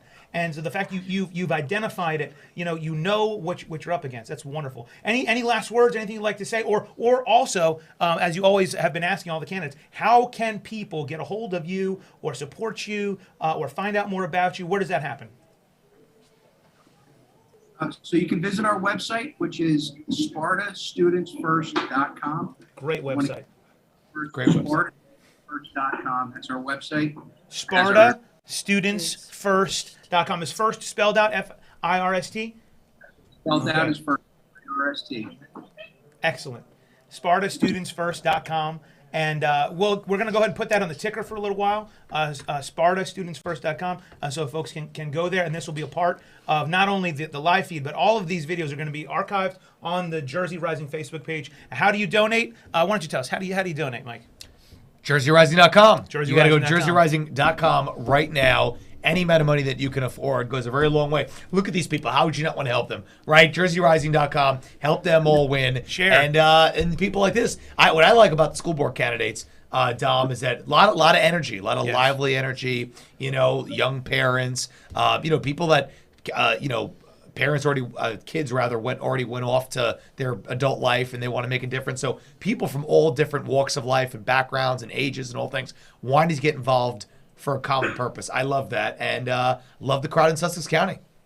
Wonderful. All right. Thank you for joining in. God bless you. We're putting up there. There it is. SpartaStudentsFirst.com. Wonderful, wonderful. Thank you so much. Thank you for tuning in at the end of your night. God bless you guys, and we'll catch up here in studio. All right. Rally. Very good. So all right, we're gonna take a quick break. Let's take a quick break. Let's take a look. This has been it's a 3-minute video, and it runs a little long. This video details not only how to give, but details what's at stake. Talks about the whole thing, and you know what? It's meant to kind of stir the emotions a little bit. There's a clip right in the middle of this video. It's actually disturbing. It's a clip. It's blurred out, but it is a clip of some of the resource materials that they're pushing on our children. It's just a clip of those resource materials, and we question whether or not we even wanted to include that in the video because it's so graphic. I think you got it. I think you have to. Whenever it's like something that's graphic, do you show it or not? I think you have to because you need to show people what's going on. It can't be too graphic for us to see, but the kids are going to see it, right? Yep. So you got to show it. Yeah. Go ahead and roll the video, and we'll come back. We have some more interviews. Like I said, we have some more people coming in person and some more folks coming on the Zoom call as well. Stay tuned. God bless.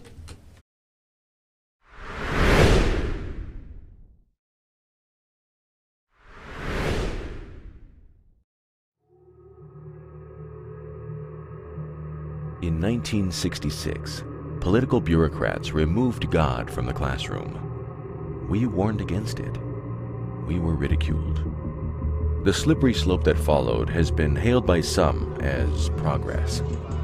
Today, 90% of children nationwide spend most of their time within the walls of public schools. In New Jersey, that number is collapsing. This year, public school enrollments in our state plummeted by 18,000, and for good reason. The same bureaucrats that we allowed to tarnish our children so many years ago are working harder than ever to continue thrusting their hedonistic agenda upon your children. Let's take a quick look at what that progress has given us. In January, Murphy's Reproductive Freedom Act was passed, allowing children to speak to their teachers and get an abortion. Not only do parents not get a say, parents are not even informed. Let that sink in. Teachers, as a matter of law, are prohibited from informing you about your child's medical status. School administrators can take your child to get an invasive medical procedure ending a human life and then smile at you at the end of the day and pretend nothing happened. What is happening in the classroom? What is happening with your child? You're not allowed to know. You are being deliberately sidestepped as government employees continue to further blur the lines between educator and parent. This is by design, since they know best for your child. Clearly, you do not. This sociological experiment doesn't end there. It has even found its way into our child's curriculum. Activists in Washington and Trenton are actively fighting to include more and more hypersexualized materials in the textbooks. Material so sensitive, it can't even be read aloud at a school board meeting. They're attempting to politicize your children, teaching them to hate our country, hate each other, or even hate themselves. Our elected leaders created further division by mandating our children be muzzled. Concerned about the health effects of injecting an experimental drug into your child? Too bad. Your child belongs to the state. We love our children. They are the promise of our future. Not just for our nation, but for our communities and for our families. That's why it's time to act. Jersey Rising is working with school board candidates across the state, men and women of character, men and women who are prepared to fight against those who seek to indoctrinate our children. Parents are finally awakening to a harsh reality. Our schools are no longer a safe place for our children to learn. Our schools are no longer safe places of learning for our children. We need to continue the fight for life within our schools. No more secrets from parents. No more secrets from parents. We need a parental bill of rights that outlines the authority parents have to know what's going on with their children, and they need to be able to make decisions that will affect their life and welfare. We need to get political bureaucrats out of the classroom and away from our children's curriculum. No more grotesque sexual content. No more CRT, 1619, or SEL. Kids should be able to breathe when they learn. We need to fight to keep the muzzles off our children. Never should have happened, and no mandatory COVID vaccine. Finally, we need to fight to help get good people on school boards. This is the best place to affect real change. Let's win big in November. Let's save our schools. Would you help us raise awareness and spur action? Your donation today will help get the message of common sense Board of Education candidates to the voters. Go to jerseyrising.com now to donate. The fight for the hearts and minds of our children is vital, and we cannot afford to lose. It's time for us to rise up and tell Trenton and Washington that they don't get to decide what's best for our children.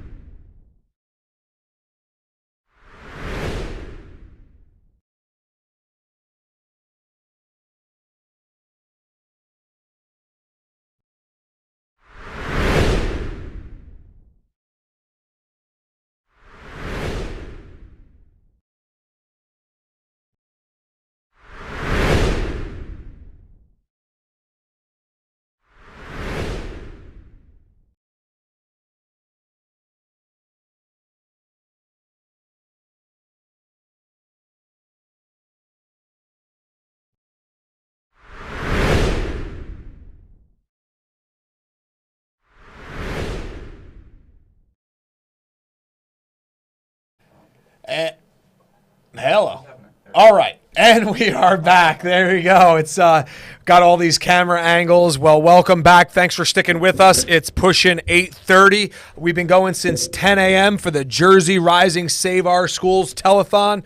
Let's do a quick update here. I think we're pushing $5,000. They did some promotion when I was gone. Executive producer Dominic Cuso sits in my seat. They start giving stuff away. I don't even know what's going on.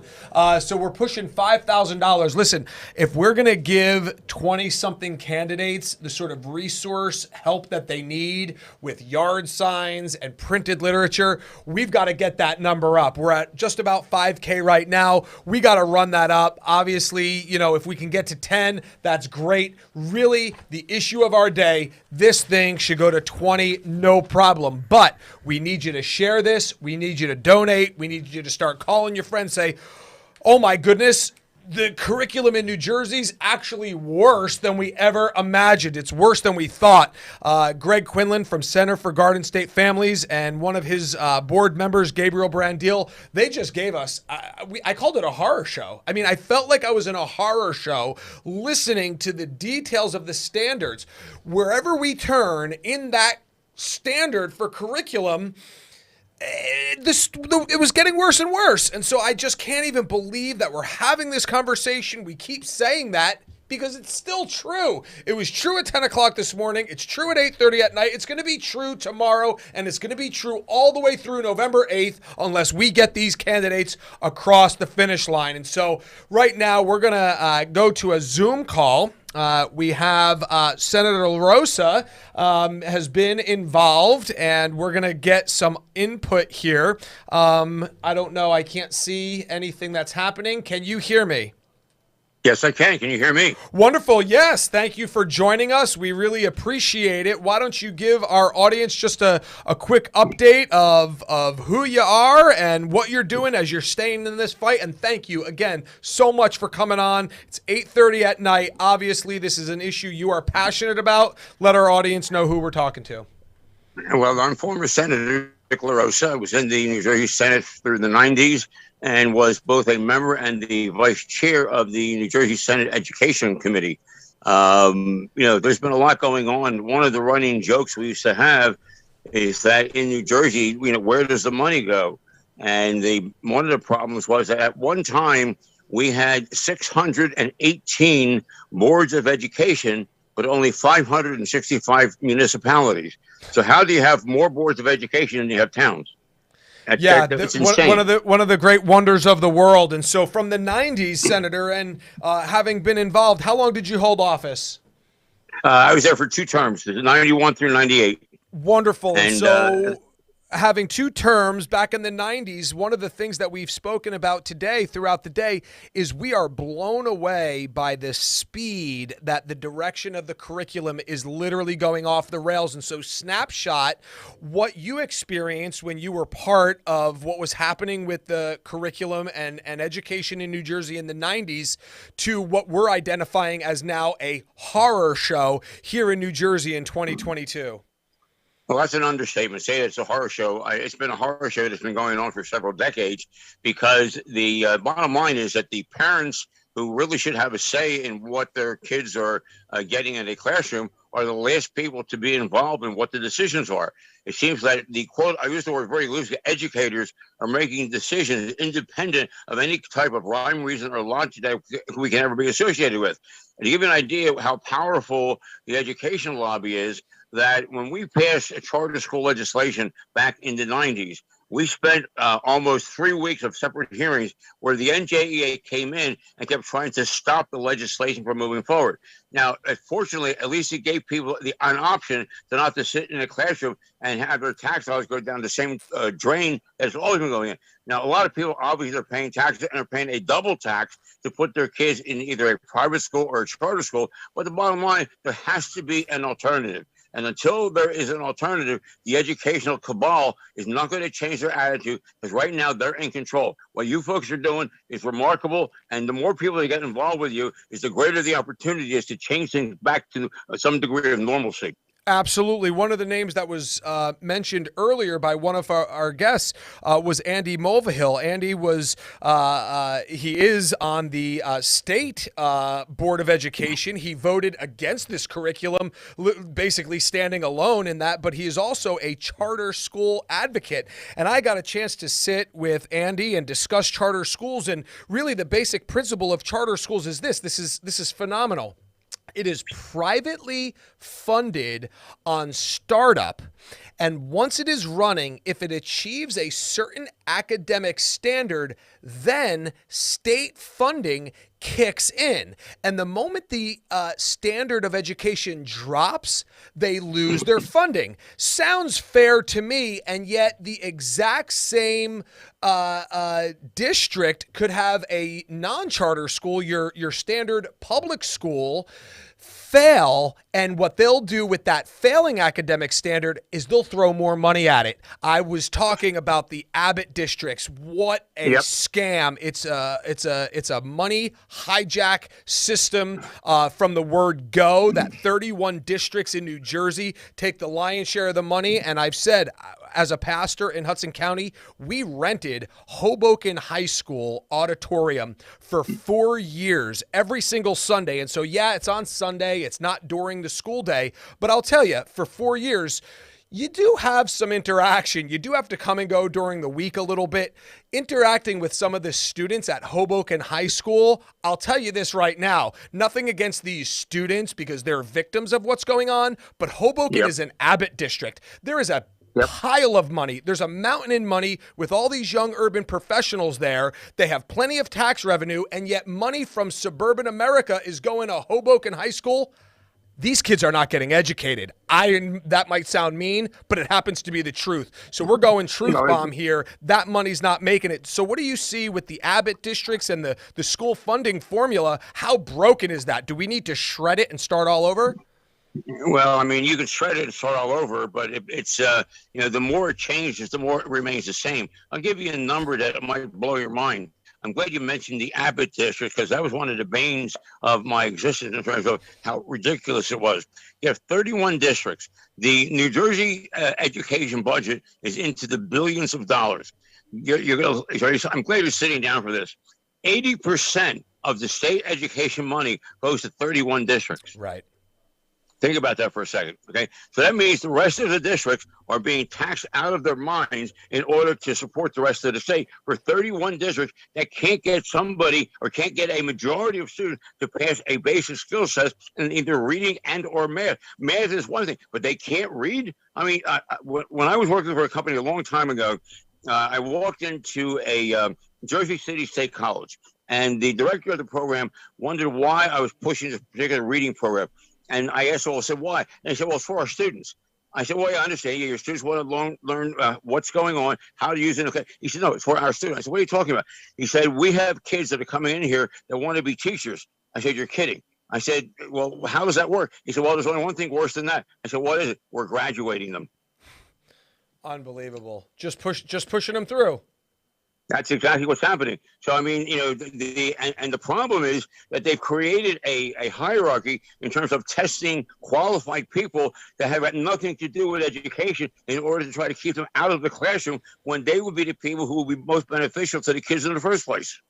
So, we do have an issue in New Jersey with the legislature. We've been talking about that all day. Obviously, school boards are nonpartisan, and yet of all the people that we've invited to come in, the majority of them are Republicans. They are the surprisingly conservative Republicans. A bunch of the rhinos, they think they're hurting us by not coming on. Quite honestly, they protected themselves by being exposed for being complicit with this agenda to indoctrinate our children. So they're probably better off. And so if you're wondering where certain GOP members are for 12 hours, if they're not here, you know who they are. And so they have been complicit with Phil Murphy's agenda. And I'll tell you this, as we have Jamal Hawley coming on, he's a Democrat. He is for parental rights. He was an advocate for medical freedom.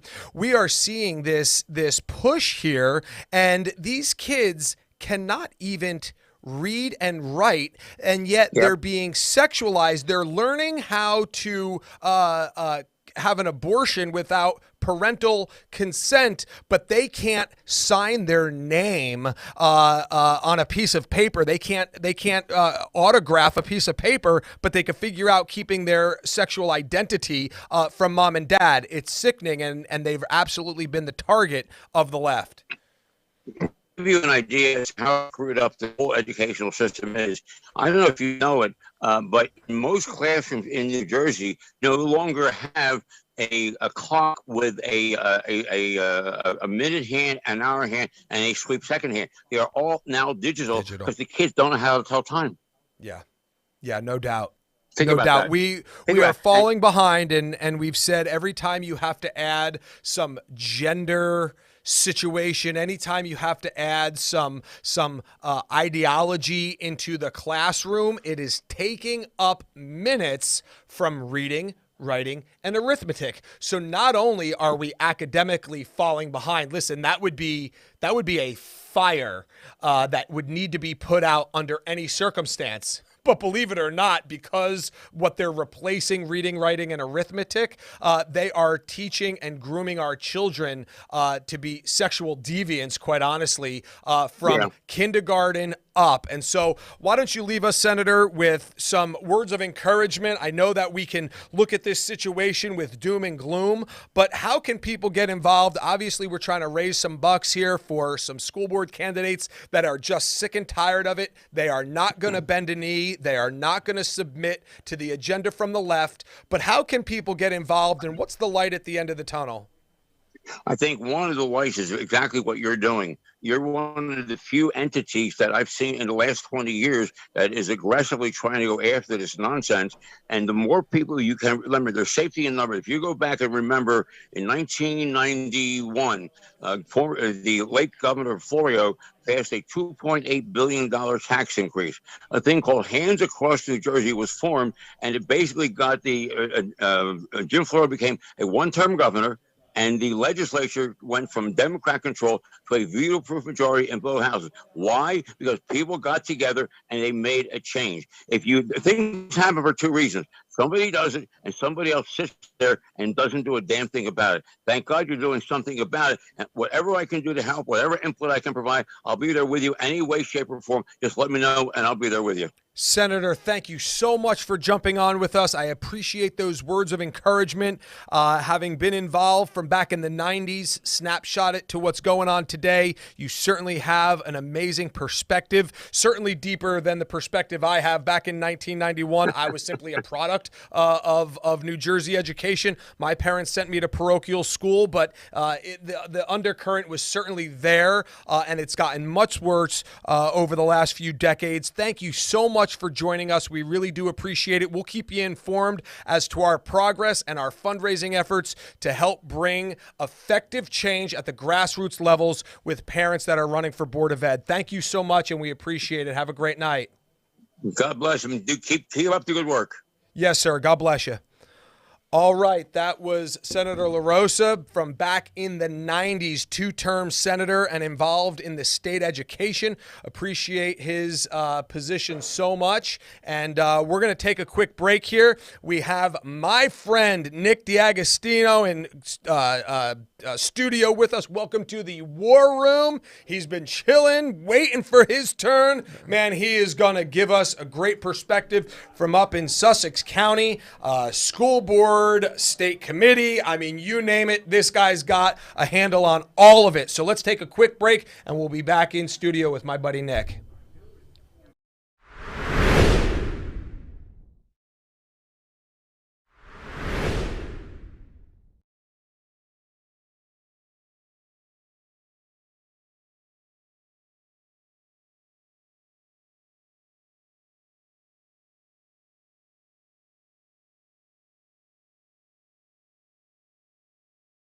The Bill of Rights not considered. History revised. Parental rights trampled. Law and order in jeopardy. How much more can we take? The home is the foundation of any society, and our homes are under attack. not inside the walls of the house, but with our children when they leave and they go to school. The foundational building blocks that have made our nation great are being replaced with a progressive ideology. I am Philip Rizzo, founder of Jersey Rising, and we appreciate you joining us for this telethon. Over the next 30 minutes, you're going to see some county candidates. You're going to see some people already involved and the fresh faces that are coming to help fight for your children. For our children's sake, for our state's sake, please donate at jerseyrising.com so we can help save our schools.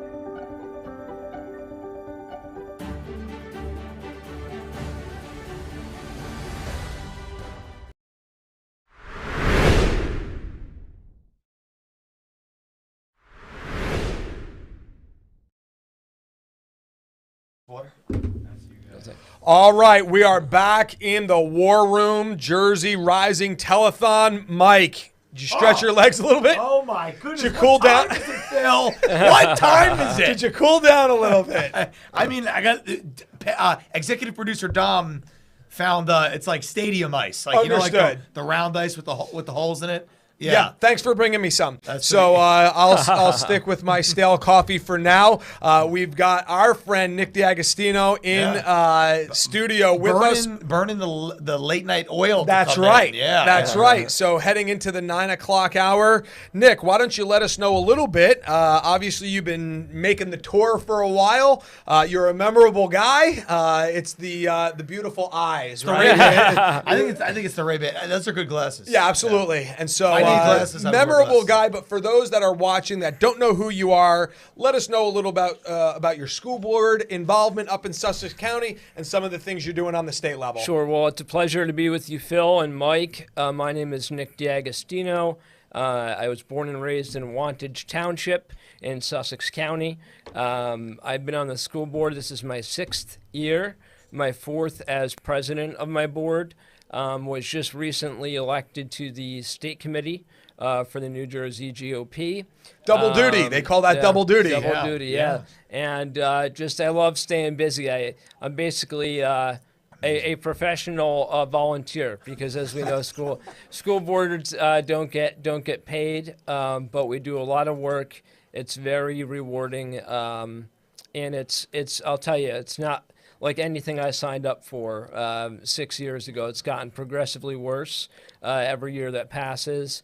And thankfully, we have a great board that supports parental rights. You guys have a majority up there? Well, that's because he's running the show. So it's got yeah. And so, and again, speaking, as an individual, not on behalf of, my board, we are blessed to have 9 conservatives now on the board. We are in Sussex County, which is sort of the bedrock of conservatism in New Jersey. And everybody talk. Wait, let's just pause there. Everybody talks about South Jersey being red. I'll put Sussex County up against anybody, right? I mean, Sussex County is deep red. It is blood red. Same color as the red for all the deer they're shooting. Second most red to ocean. There we go. I knew we were going to start a war, right? Yeah. So, well, that's great. So you have a 9-person board, right? 9-person board, and we had, I guess, 3 or 4. And so we don't like to be partisan. We like to say. We get away with it by saying liberal and conservative. Understood. I like that. Actually. And it's true. It is true. Yeah. This is nonpartisan. We've mentioned that time and time again. Yeah, and we know, Phil, there are liberal Republicans. Yeah. I'm looking forward. I've got an interview scheduled with one on Thursday. We're not gonna cover that here, but I'm really looking forward to it. Right? You have to tell the masses about that. Well, we'll see what we get to here. And so one of the things that we have covered, and Nick and I mentioned this, off air just a little bit ago. I've been blown away by the number of people that have been involved in the efforts to take back New Jersey school boards, and they don't have children in the district. Either they don't have children, their children are grown, or they've pulled their kids out of public education. And so as somebody that does not have children in the district, I got to commend you. You already said it's a non-paid position. And here you are, as we say, without a dog in the fight, just getting in there, mixing it up, and trying to protect and defend our children. I got to commend you on that. How are you guys handling the state mandates and the standards that have been pushed through and pushed on us? How are you guys dealing with it up there? Well, I appreciate, first of all, you saying that, because there's a lot of people that say, you don't have a kid, you shouldn't be on the school board. But I look at it as you do, is I don't have any special privileges for my kids, anything like that. I'm doing it simply because this is what I believe in. A lot of board members do have kids, and it could be a gray area. Are they looking out for their kid or all the kids? Right. And our board is very, very good with that. But so our Board of Education has been very vocal ever since we got our 9-0 majority. We had 3 progressives on the board still. We beat a couple in the elections. And we had a couple with a few years left. And I said, how are we going to flip this board before their terms are up? So we applied the pressure. We came out against the mask mandates. We came out against the vaccine mandates. Governor Murphy recommended having students be vaccinated, that just to participate in extracurricular activities. We said no. And this upset the progressives on the board, so they sent resignation letters. One of them called me an ideological dictator who they no longer want to work with. And then we appointed conservatives. Good. Who's the jokes on them? Yeah. It's funny. Now, if you're just joining us, you're thinking, all right, Rizzo, this is unkind, this is unloving. You missed the presentation from Center for Garden State Families. This is an all-out war. This is an all-out assault on our children to sexualize them and to groom them for future perverse purposes. And so we are at war. I've identified it. And so when I say to a progressive who quits and puts in their letter of resignation, I am well aware that is okay. And we have said, listen, you are going to get out of our way or you're going to get run over. And so I'm glad up there in Sussex County they're realizing get out of the way or get run over. And so, Nick, how can we encourage people around the state? Not everybody's sitting on the same voting pool that you guys are sitting on up there in Sussex County. What do you recommend, though, for those that are looking at their school board, trying to figure out how to take a majority for sane people instead of the lunatics on the left? What do you recommend? How do you encourage them to get involved? I think just speak up. I mean, so back to the sex ed standards for a second. Really, there are people that are pushing it in Trenton, but even people on the left don't agree with what's going on, and I think they want to guilt you into thinking you need to do this, or you're a bigot, or you're a racist, or you're, all the nicknames they like to call us. Yep. But as soon as you just stand firm, or in my case, park firm. Set the parking brake, Nick. Set the parking brake. They back down because it's they know in their heart it's wrong, and so we said, with the sex ed standards, we're against it. We're going to give this back to the parents. Our gender identity lesson is as simple as you could be a girl and you could like math. You could be a boy and you could like how to cook. And if you have any other questions, ask mom and dad. I love it. Right. And so I think just speak up, go to meetings, put your name on the ballot, and get involved. I got a question for you, Nick, Sure. because you're talking about how they called you a dictator or whatever other whatever terminologies. A lot of these candidates, that we're talking to today, they will win, obviously, because they're getting the support of Jersey Rising. So they will win. They will go to school boards. And then, as Steve Lonigan was saying, they're going to face pressure, right? They're going to face pressure. And a lot of people, some people have thick skin, right? They call you names, they call me names, they call you names. We don't care, right? Rolls right off.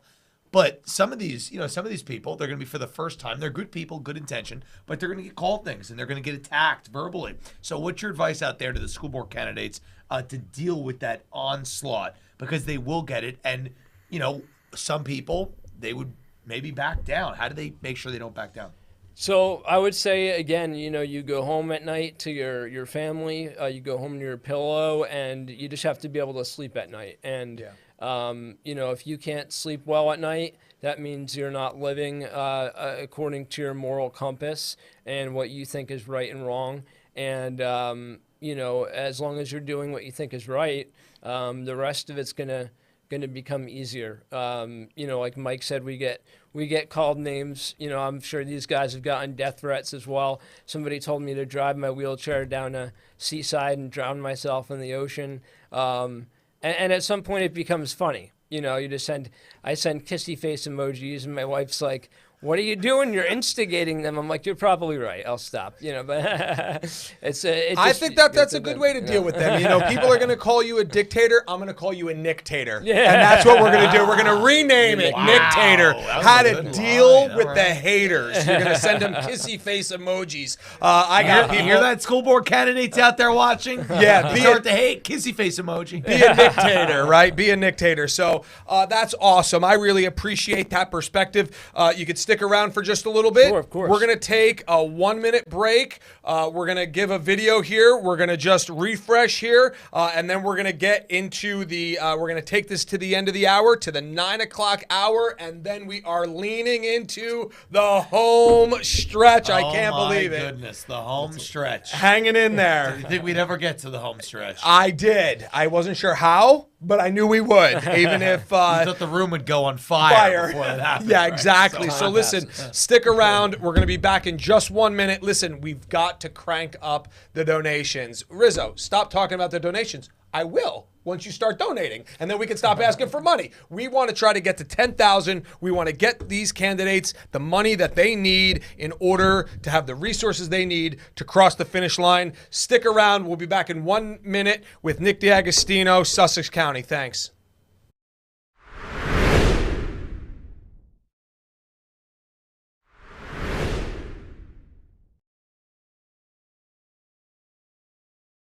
The Bill of Rights not considered. History revised. Parental rights trampled. Law and order in jeopardy. How much more can we take? The home is the foundation of any society, and our homes are under attack, not inside the walls of the house, but with our children when they leave and they go to school. The foundational building blocks that have made our nation great are being replaced with a progressive ideology.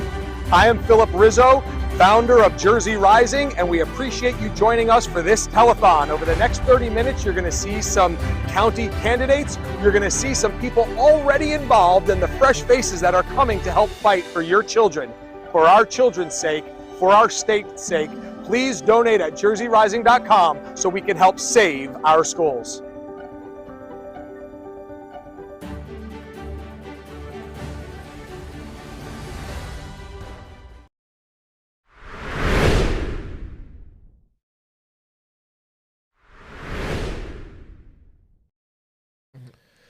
Well, welcome back, and we are in studio in the War Room. Phil Rizzo here, Mike Crispy. We are headed into the 9 o'clock hour with our friend Nick D'Agostino. Nick, as we close it out and you bring us to 9 o'clock, you've been involved in politics for a while from the school board position. You said 6 years? 6 years, yes. 6 years.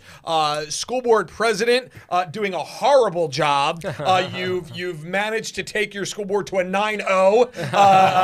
Situation, and so that's awesome. And now you're involved in state committee.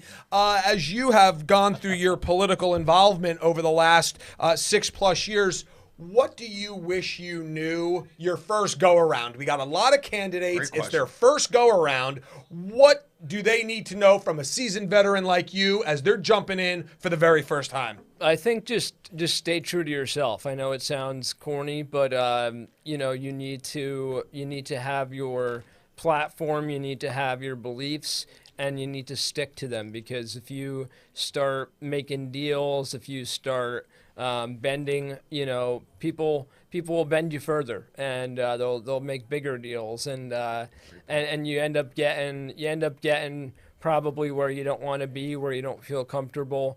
Turning and it's time, and it's difficult at that time to back it up, right? Now you gotta back up from the direction, so you're better off not going in that direction at all. Right. So I think you just be true to yourself. And something I told myself when I started was just be you, and you know, as far as you can go, the people will elect you to that seat. And if you don't go past school board, if you don't get reelected to the school board, that's okay, because you're still who you are. You know, so I think that's there's authentic people in politics, like you, Phil, like you, Mike, and then there's not so authentic people, and unfortunately, there's much less authentic people than there are authentic. Let's not ignore the elephant in the room. Tell us a little bit about your physical condition, because I've got a thought that I want to talk about, but just let people know what you're dealing with and your medical situation that you're living with every day. Sure. So I have a twin brother, Anthony, as well. How's he feeling, by the way? He's feeling much better. Great. I had a little thing the last week with probably set from that with blood pressure. Maybe excited about this, who knows? That's what it was. But we were both diagnosed at 18 months old with spinal muscular atrophy. It's a neuromuscular genetic disease. And we stopped walking when we were 6. Basically got too big to carry our weight anymore. So we're just weak. Where our heart, I like to say my heart is normal, my brain is normal, but my arms, my legs are weak. But been in a power wheelchair since 6 years old. Have a wonderful wife, Brila, that you know well. We've been married for 3 years, together for 10, and you know, just super blessed. You know, again, just sticking to who you are, and there's a place, you know, for everybody. There's someone for everybody to love, someone for everybody to be in an elected office. It's just wherever God puts you is absolutely. And I asked that question not to put you on the spot. I know, you and I are friends, and the purpose of that question is as you consider and you look at Nick and the things that he's been dealing with since he's 6 years old, what's your excuse, right? What's your excuse for not being involved? I mean, here's Nick from 6 years old and his twin brother dealing with a genetic issue. Nothing that he's done, nothing that anybody's done. It's just how God made him. And so weak knees, weak arms. He's in a power wheelchair, and he is serving as his school board president. He's been involved for 6 years, a state committeeman, bound by nothing. And so what's your excuse? It is high time that we put the excuses off to the side, get involved, come off the sidelines, and let's save our schools together. Nick, you're an inspiration. Thank you. I'm proud to call you a friend. I'm glad that you're here. You're also a Patriot member of the Jersey Rising Pack. Yes, and so every month I see your 1776, a true Patriot, giving to the pack, and it's what helps put this on, right? We had to rent the studio. We had some website updates. We've had to spend some money. We've had to prime the pump to put this on, and now we need our listeners to jump in, to join us, and to help get these school board candidates over the finish line. Mike, what do you think? You think we're going to finish this thing out in the last hour? Absolutely, and I love Nick's story, and I love it because you said, what's your excuse? Also, it's like, what did Nick say? First thing is that I'm blessed, and everybody who's watching this, right? If you're out there and, you're like, I might, but I can't do this because I have this going on, or I have this problem. It's like everybody can do their part in the fight that we have right now, which is fundamentally good versus evil. Yeah. Right? I mean, it's literally what it is. It's not, and it's not being over dramatic. These people are going after children, right? That is evil, okay? Teaching children the things that were just talked about in the Garden State Families segment, that's evil. So everybody out there, if you have a pulse and you have a brain and you can get up in the morning, you can do something to help the future of this state and this country, right? Or you can just lay down and do nothing. But guess what? If you do that, they'll win. If you do that, they'll win, and they will walk all over you, and they won't try to work with you. So we need to fight these people tooth and nail. So if you're out there, you can help. You can do something. The very least is donating to our candidates. At minimum. Bare minimum. At a minimum. And again, if you don't have any money and you're watching this, $5. Think about $5. That buys 2 lawn signs if you know how to get the right pricing. If you like some other campaigns, that might be like half a lawn sign. But insider joke there for candidates. But that could be the difference between a win and a loss in a school board race where it's low turnout. And think about it. They should all be like your board, Nick. 9-0. 9-0. What'd you do? Another theme, as we're closing out this segment, I noticed, you said that they resigned, right? Right, correct. So they resigned. And what did you hear about Kinnelon? What happened with those candidates? They didn't even run again. Yeah. So these people they're paper tigers. They're on bullies, the wrong and they're losers. They're on the And when you wrong hit side them, of the history. They're gone. They're on the wrong side of the issues. They know it. We know it. We have exposed them for the monsters that they are, and we are coming for you. We're going to take back our New Jersey schools. Love that. Stick around. We're going to be coming right back with Cindy from Roselle Park, Union County, another candidate. We'll be back on the other side of 9 o'clock. Home All right. stretch. All Let's right. do it. In 1966, political bureaucrats removed God from the classroom. We warned against it. We were ridiculed. The slippery slope that followed has been hailed by some as progress. Today, 90% of children nationwide spend most of their time within the walls of public schools. In New Jersey, that number is collapsing. This year, public school enrollments in our state plummeted by 18,000, and for good reason. The same bureaucrats that we allowed to tarnish our children so many years ago are working harder than ever to continue thrusting their hedonistic agenda upon your children. Let's take a quick look at what that progress has given us.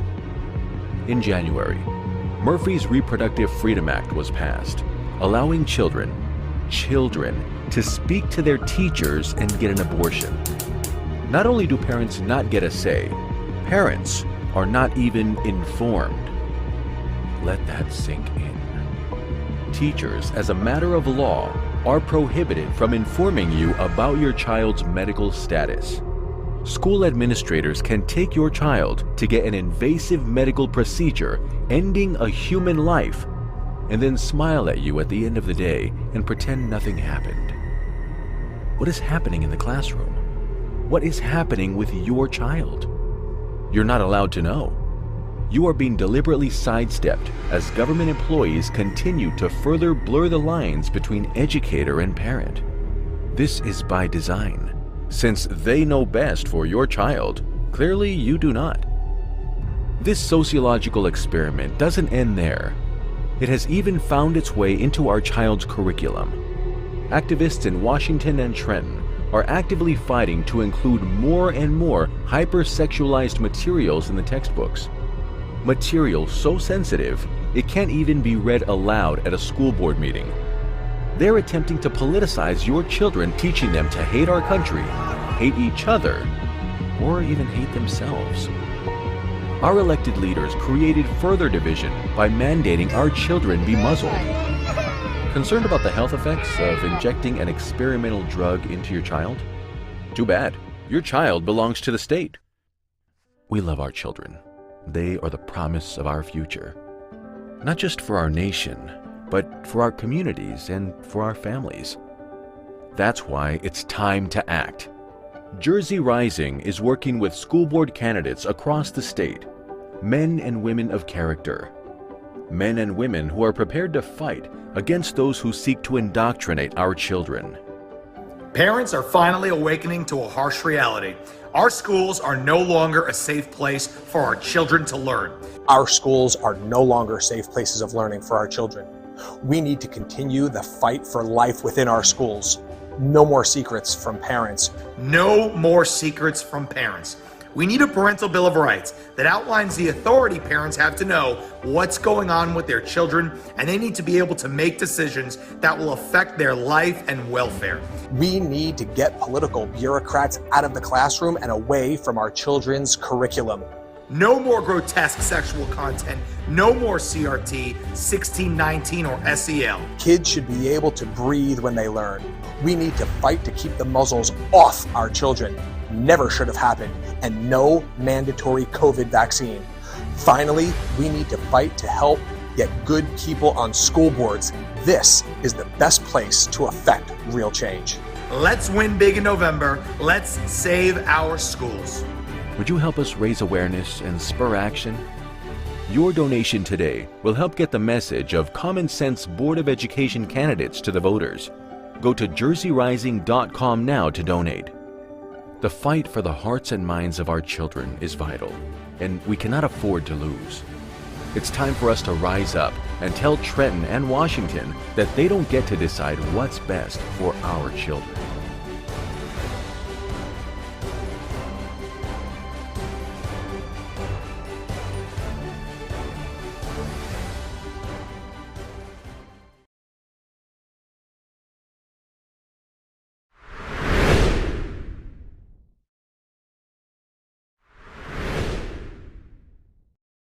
And welcome back, everybody, to the Save Our Schools Telethon all day Jersey Rising. We are in the home stretch on air. Look at this neon sign. We are on air. We're losing it a little bit right now at the end. But we have been on air since 10 o'clock in the morning, going to 10 o'clock in the nighttime. It is now past 9 o'clock, Phil, right? So Home stretch. We are into the home stretch, less than an hour left. We got so many great things left to show you in that period of time. And then Phil Rizzo and I need to go leave and keep saving the country in other ways, right? So it never stops. But great interview by Nick. Nick is an amazing guy. Seriously, that makes me go, like, I'm like fired up now in the last hour because I go, what an inspiration. Seriously, what an inspiring, amazing person. He said he's dedicated his life to, essentially, he said being a, what do you say, professional volunteer? Yeah. You know, that's amazing. That's his way to contribute. He has a sharp brain. He has a set of values. He's not willing to compromise and sell out for anything. And he found his purpose. And he's doing amazing things. I love that. Got me. I'm so glad he came in here tonight. And as I mentioned, Nick and I are friends, so I have watched the attacks on him. I have watched the attacks of people call him all sorts of names, say disgusting, hurtful, vile things to him. Yeah. And man, he just keeps plugging away. He is unaffected. He knows, as well as I do, as well as you do, the only power that the left has is the power you give them. Yes. And that's why we can never give an inch. That is why we do not concede 1.1 inch ever. Full throttle all the time, all gas, no brakes. These people are bullies, and when you hit a bully back, they dissipate. They disappear. We're talking about it. We talked about it in Kinnelon. We talked about it with Nick. So many examples of it. And we have another candidate, Phil. We have the best. I think we do. We say the best for last. Let's do it. Maybe we'll see how good she is. But we have the last. She's laughing at the joke, so we already know she's good. She appreciates our sense of humor. But perhaps the best for last candidate of the night. We've been having so many candidates on. Cindy. Why don't you tell us? Was it Cindy? Cindy. It's Cindy. Cindy Yeah. Mago. Hi. Cindy, great to have you on. Tell everybody where you're from, why you're running, and then how about this? We're going to have this, why you're the best candidate, because I've teed you up to take the mantle. So let the people know. So I'm in Roselle Park. We have actually 4 spots open this year, and there's a bunch of parents running. In fact, one of my other candidates is on here as well. My slogan is Voice for Parents. Basically, I think that parents have the right to decide what their students and children are learning, especially when it comes to religion, sex education, and politics. Amazing. We're 2 years behind because of the pandemic. These kids are falling behind, and they, for whatever reason, don't want to admit that. So we can't fix the problem if we won't admit it first. But get back to the basics and leave the rest at home where it belongs. Absolutely. Yeah. No, I was just going to say, Cindy, as you guys are advocating for parents, are you a parent? Do you have a child in the district? I have three children, 13, 6, and 2. I'm like Nick, I'm a chronic volunteer. So Yes. this is just my next thing to volunteer for. Absolutely. And so we're thrilled to see. Is this your first time running for Yes. school board? It is, yes. First time out. I love it. And your running mate is on with you on the Zoom here? Yes. How Hi, are I'm you? Lucy What is your Figueredo. name? So running in Roselle Park. We've got a bunch of seats open. You guys are slated together running for new parents in Roselle Park. Yes. My name is Lucy Figueredo, and I'm also running. And I am a parent. I have 2 daughters. One is 13 and one's 16. And my slogan is imagine, believe, and achieve. I like Anything that. you can. No, Go I'm ahead, sorry. Good. No, you continue. Yeah, you're just about to imagine, believe, and achieve. Let me hear it. Yes. And I actually believe everything happens for a reason. I am very big on education. The pandemic ruined, I believe, 2 years of my children's lives. Yeah. I do have a full-time job. I still make time for my children. I advocate. I do everything. I volunteer all the time. I work from home. So while I'm not doing work, I'm running around for the schools. If I'm not doing the school, I'm doing the board. While you're not doing work, you're doing work. Why not doing work? You're doing work. Let me ask this. I'm curious, and you both have kids, right? They both have kids. So let me ask you guys this. This is a good question, new question that we haven't asked. How do your kids feel about you running for school board? It's a good question, right? You want to go first? Go first. Okay. So my kids think it's great, except for the fact that my 13-year-old keeps getting left to watch the 2-year-old while I'm doing stuff. But other than that, they think it's kind of cool. They know, not that I've shared political things with them, but I think they know what's going on in the schools. They know that I go to the Board of Ed meetings all the time and that I speak there and what I'm speaking about. The 13-year-old, obviously, I don't share the things that I don't want her to know about, but she knows that there are things that I don't believe they should be taught in school. So she thinks it's great that I'm going in and fighting for. Excellent. Well, my children, my one daughter, she's 16. She is her mother's daughter. She advocates for herself. She's proud that I'm actually, that I want to do this and that I'm doing it to help not only her, but other children and other parents. And that I actually want to be there. But there is a lot of parents that don't know how to go about it. So I want to be there.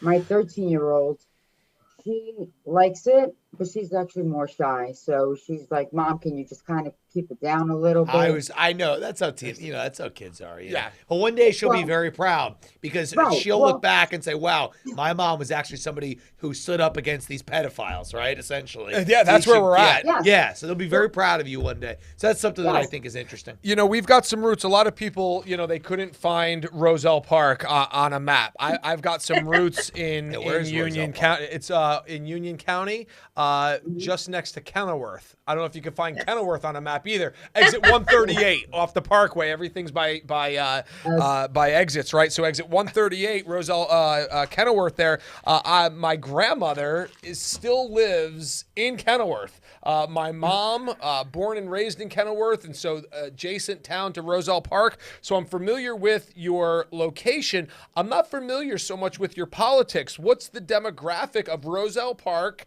politically, if you will? And what is the makeup of the board? If both of you get elected, do you take a majority for the sane people versus the lunatics? Or do we still have more work to do next year in 23? So the town is mostly Democrat. In fact, our mayor ran last year for Senate against Senator Bramnick. Two Democrats basically running against each other. Yeah. Sorry. Don't apologize. We call balls and strikes here at Jersey Rising. The board currently has I'd say 3.5 maybe that advocate for the kids. a solid 3, maybe a half, that advocate for the kids. Unfortunately, one of them, Jennifer McCarr, has to rerun this year, so she's actually running again. She is firmly for the parents against all of this nonsense that they're trying to teach. If we were to get on, and there's actually 4 seats in Roselle Park this year altogether. If we were to fill them, we would have the majority. Wonderful. So That's great extremely news. important. And I'm familiar with Jen. And listen, don't let her fool you. She is an assassin. Jen McCarr Yes, she is is. hardcore. And so I appreciate her willingness to stay in the fight and to run. And she got on the school board last year, and she is running for re-election. And I'm sure she's really pulling to have you both join her in the fight for New Jersey families there in Roselle Park. I appreciate you both coming on and joining us at Jersey Rising. Make sure you continue to share this. Make sure you tell your friends. All the dollars that come in are going right back to you guys. We're going to help you guys get your yard signs, mailers, and some Facebook advertising. We need some bucks here the last 45 minutes. We're going to take a quick break. Ladies, thank you for joining us. We're going to take a quick break. We got 2 last guests that are going to be here. So stick around. We're coming into the home stretch, last 45 minutes. All right. JerseyRising.com. Donate.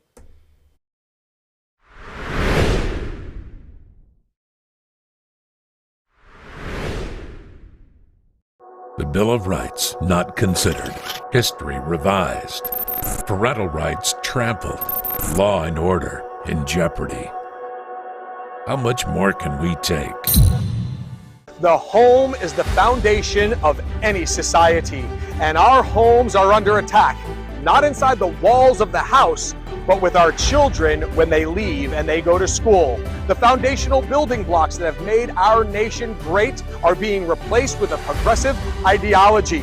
I am Philip Rizzo, founder of Jersey Rising, and we appreciate you joining us for this telethon. Over the next 30 minutes, you're going to see some county candidates. You're going to see some people already involved and the fresh faces that are coming to help fight for your children. For our children's sake, for our state's sake, please donate at jerseyrising.com so we can help save our schools.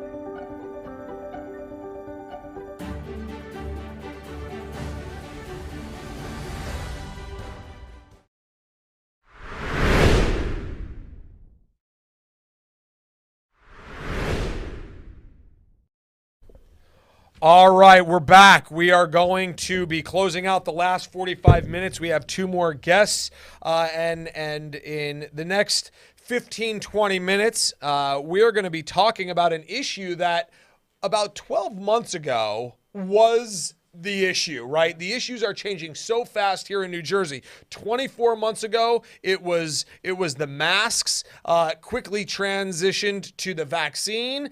Then it went CRT, right? Critical race theory was the hot button. It was the #1 voting issue for Republicans. And I'll tell you, in New Jersey, it quickly took a back seat to this sexualized curriculum, which has taken the majority of our time, obviously, over the last 11 and a half hours.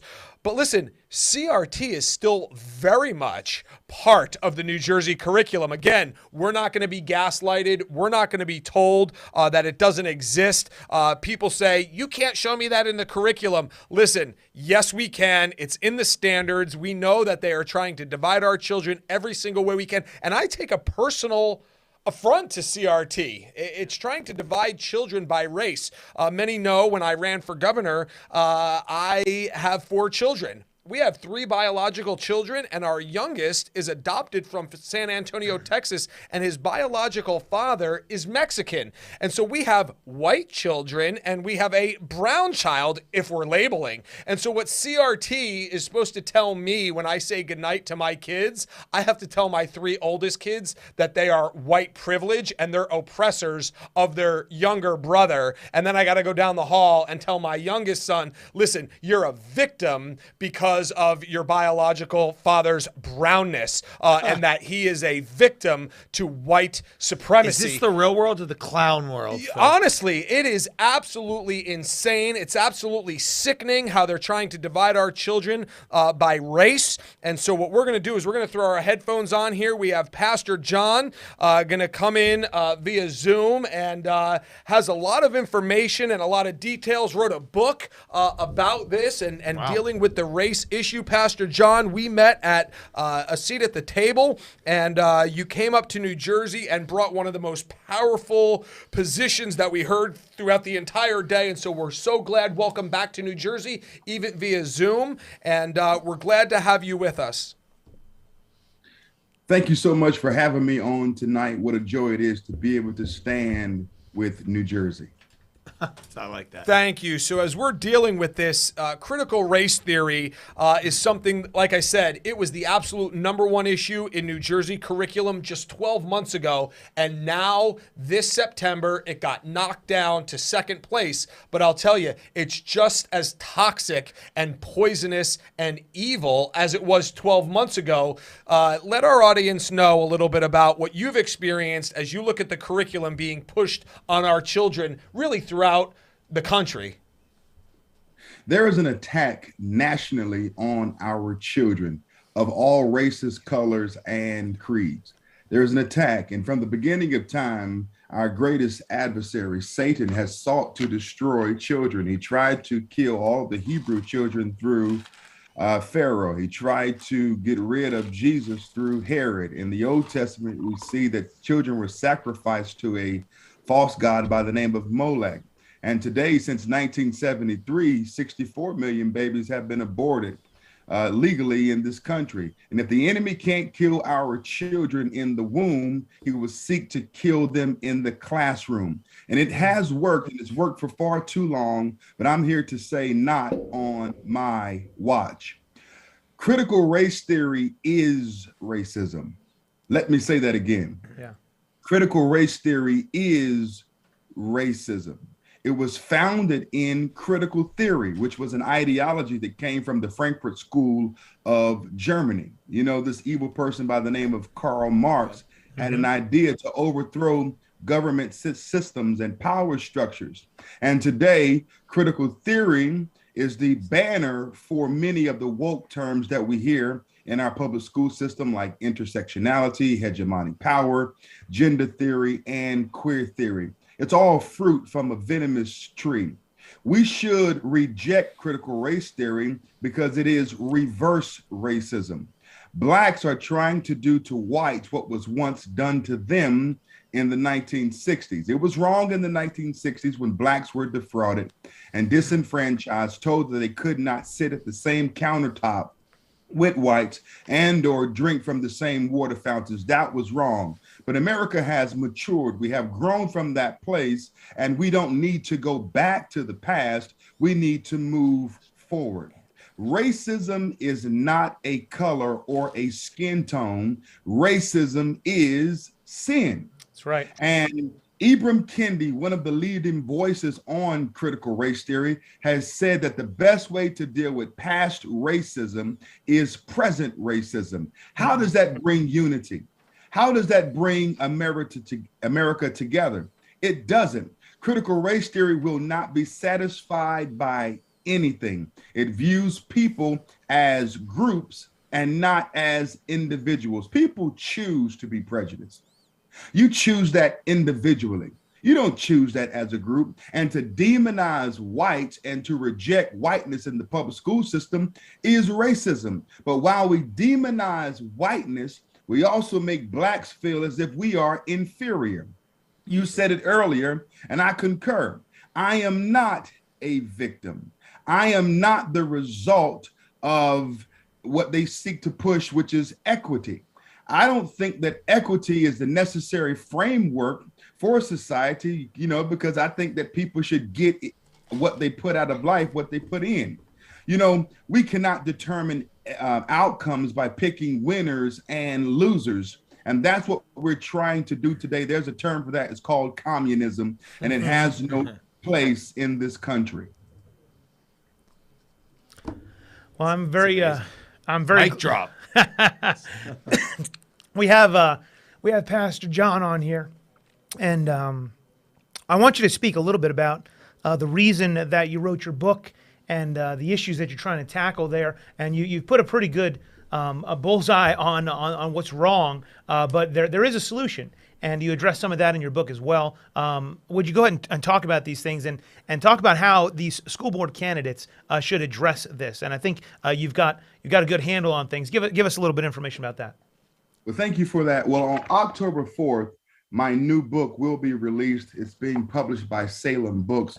It's called Erased: Uncovering the Lies of Critical Race Theory and Abortion. In this book, I point out the diabolical monster and the twin evils of critical race theory and abortion.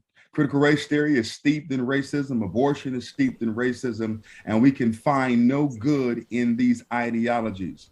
I believe that the quintessential framework for social justice will never come from ungodly ideologies. It would only come from God's word. The Bible tells us to love our neighbor as ourselves.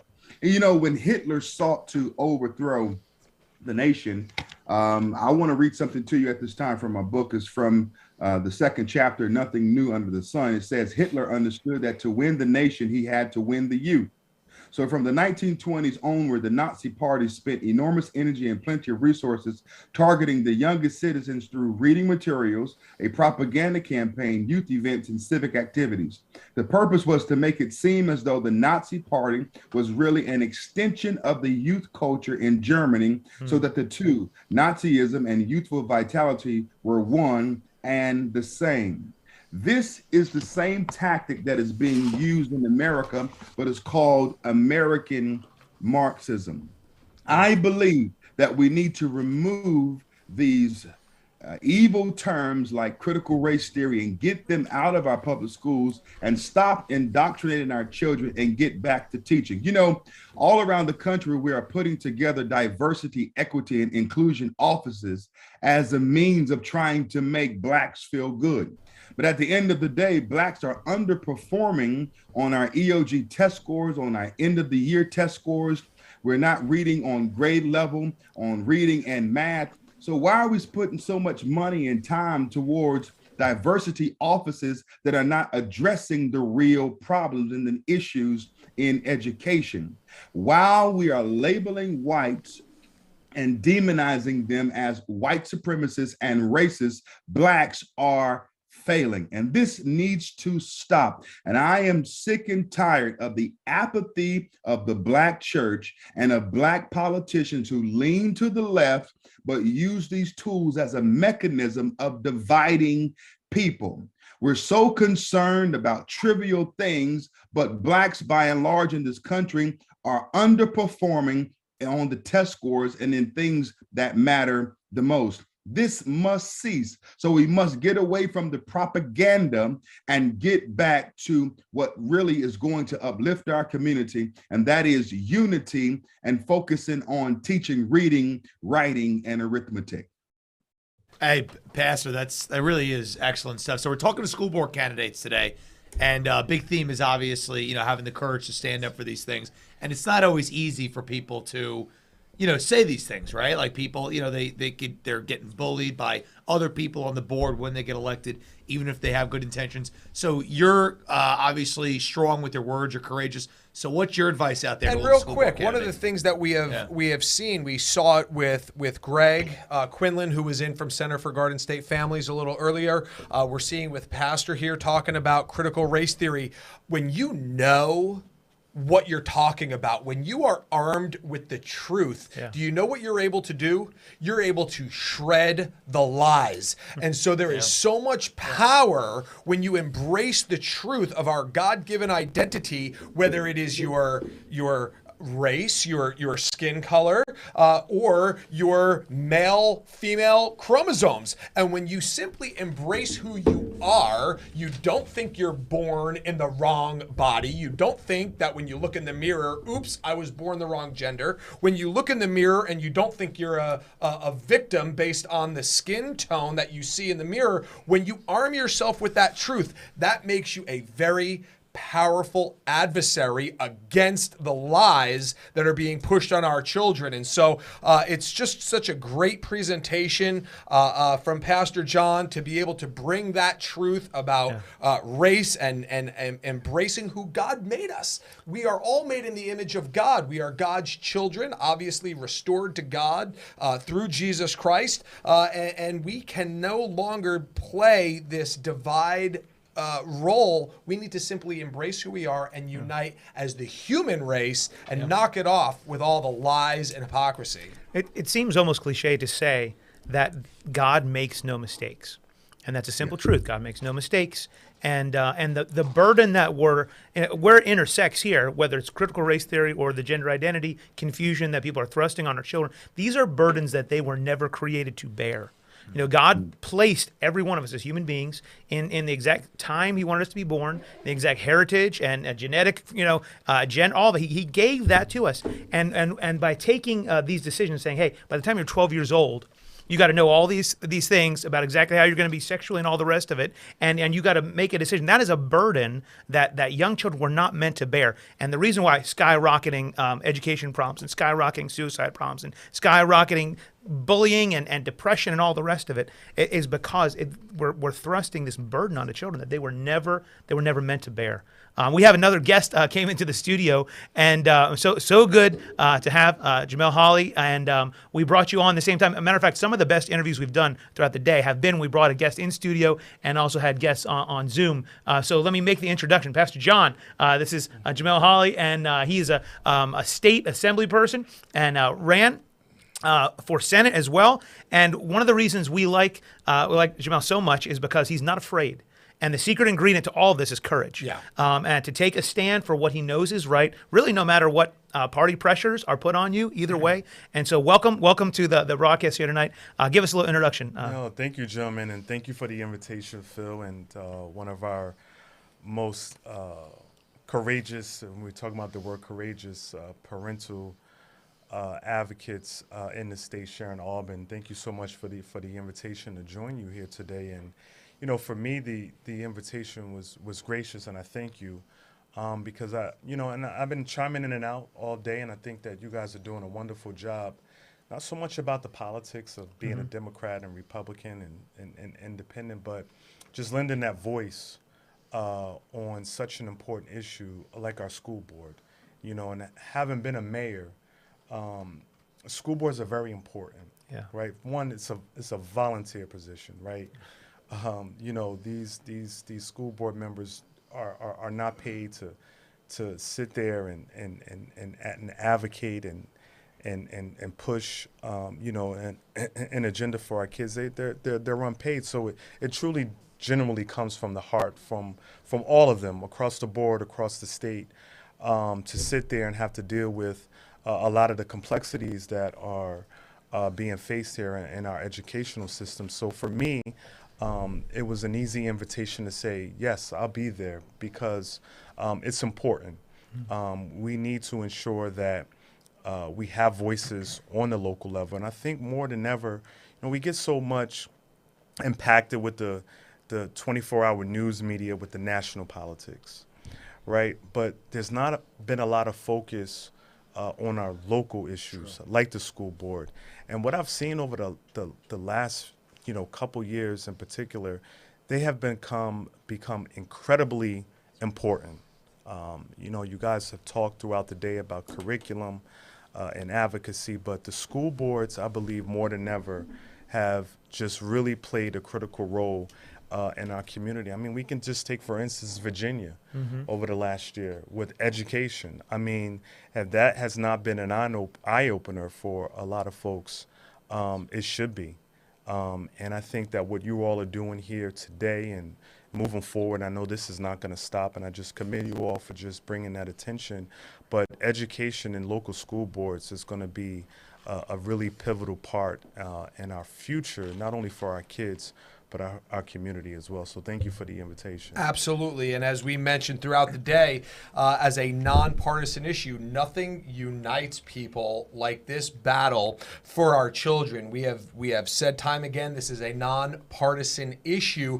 Democrats and Republicans alike are coming together. And we know that there is a political agenda here, but it doesn't belong on the school boards. And we had Senator Panaccio, he sort of kicked us off this morning where he said, you know, here's this curriculum. We put forth an amendment that said a child at 6 years old should not be given a specific instruction on sexual activity. It was voted down on party lines. And that's just crazy to me, because where does the common sense, you know, come in? Where do people start advocating for what is right for their own constituents? And so we invited a lot of people. We invited a lot of Republicans. A lot of them said no. We invited a lot of Democrats. You said yes. And I know that you were sort of a victim to your own party when you did not toe the party line by advocating for parents in the medical freedom space. And so as we continue to press forward, this is a war on the next generation. And we need people like Senator Panaccio. We need people like Assemblyman Jamel Holly that's here with us as you have school-age children in New Jersey, right? And so this is something that we are all coming together on. And I've said I've got 4 children. I've pulled my kids out of government schooling. I've put them into parochial school to help shield their minds and hearts from these issues that are being pushed on us. Pastor, how do we bring information to these school board candidates? Obviously, like I said, we've had a lot of information on the sexualization part of the curriculum, but what are some of the most basic tools that we could get to our candidates to help them understand the critical race theory agenda, obviously nationally, but in New Jersey? What are some resources that we can give them to help them understand what's coming in the curriculum? You know, I wish I could say that maybe you could talk to your local NAACP chapter, but don't waste your time. Nationally, the NAACP has failed to address these issues. You know, the NAACP gave up the true civil rights movement a long time ago. They did it through Ben Jealous when they gave up the authority to the LGBTQ community, which allowed them to hijack and add 2 additional colors to their rainbow, a black stripe and a brown stripe, which represents the struggle of blacks through slavery and or the Jim Crow era. But let me say this, I didn't choose to be a black man. God did that. Nor did you choose to be white. God selected your color. But a person chooses to be a pervert. And I don't think that we should allow people to take the true civil rights movement and lump it in with a choice of selection as it relates to whether or not you want to be a lesbian, a bisexual, a transgender, or queer, or pansexual. You know, there's 72 different pronouns. The stuff goes on and on and on. We should not allow that. And so you can't turn to the NAACP. When you attempt to turn to the church, many of your churches have gone woke. They've drunk the woke Kool-Aid in the name of cowardice.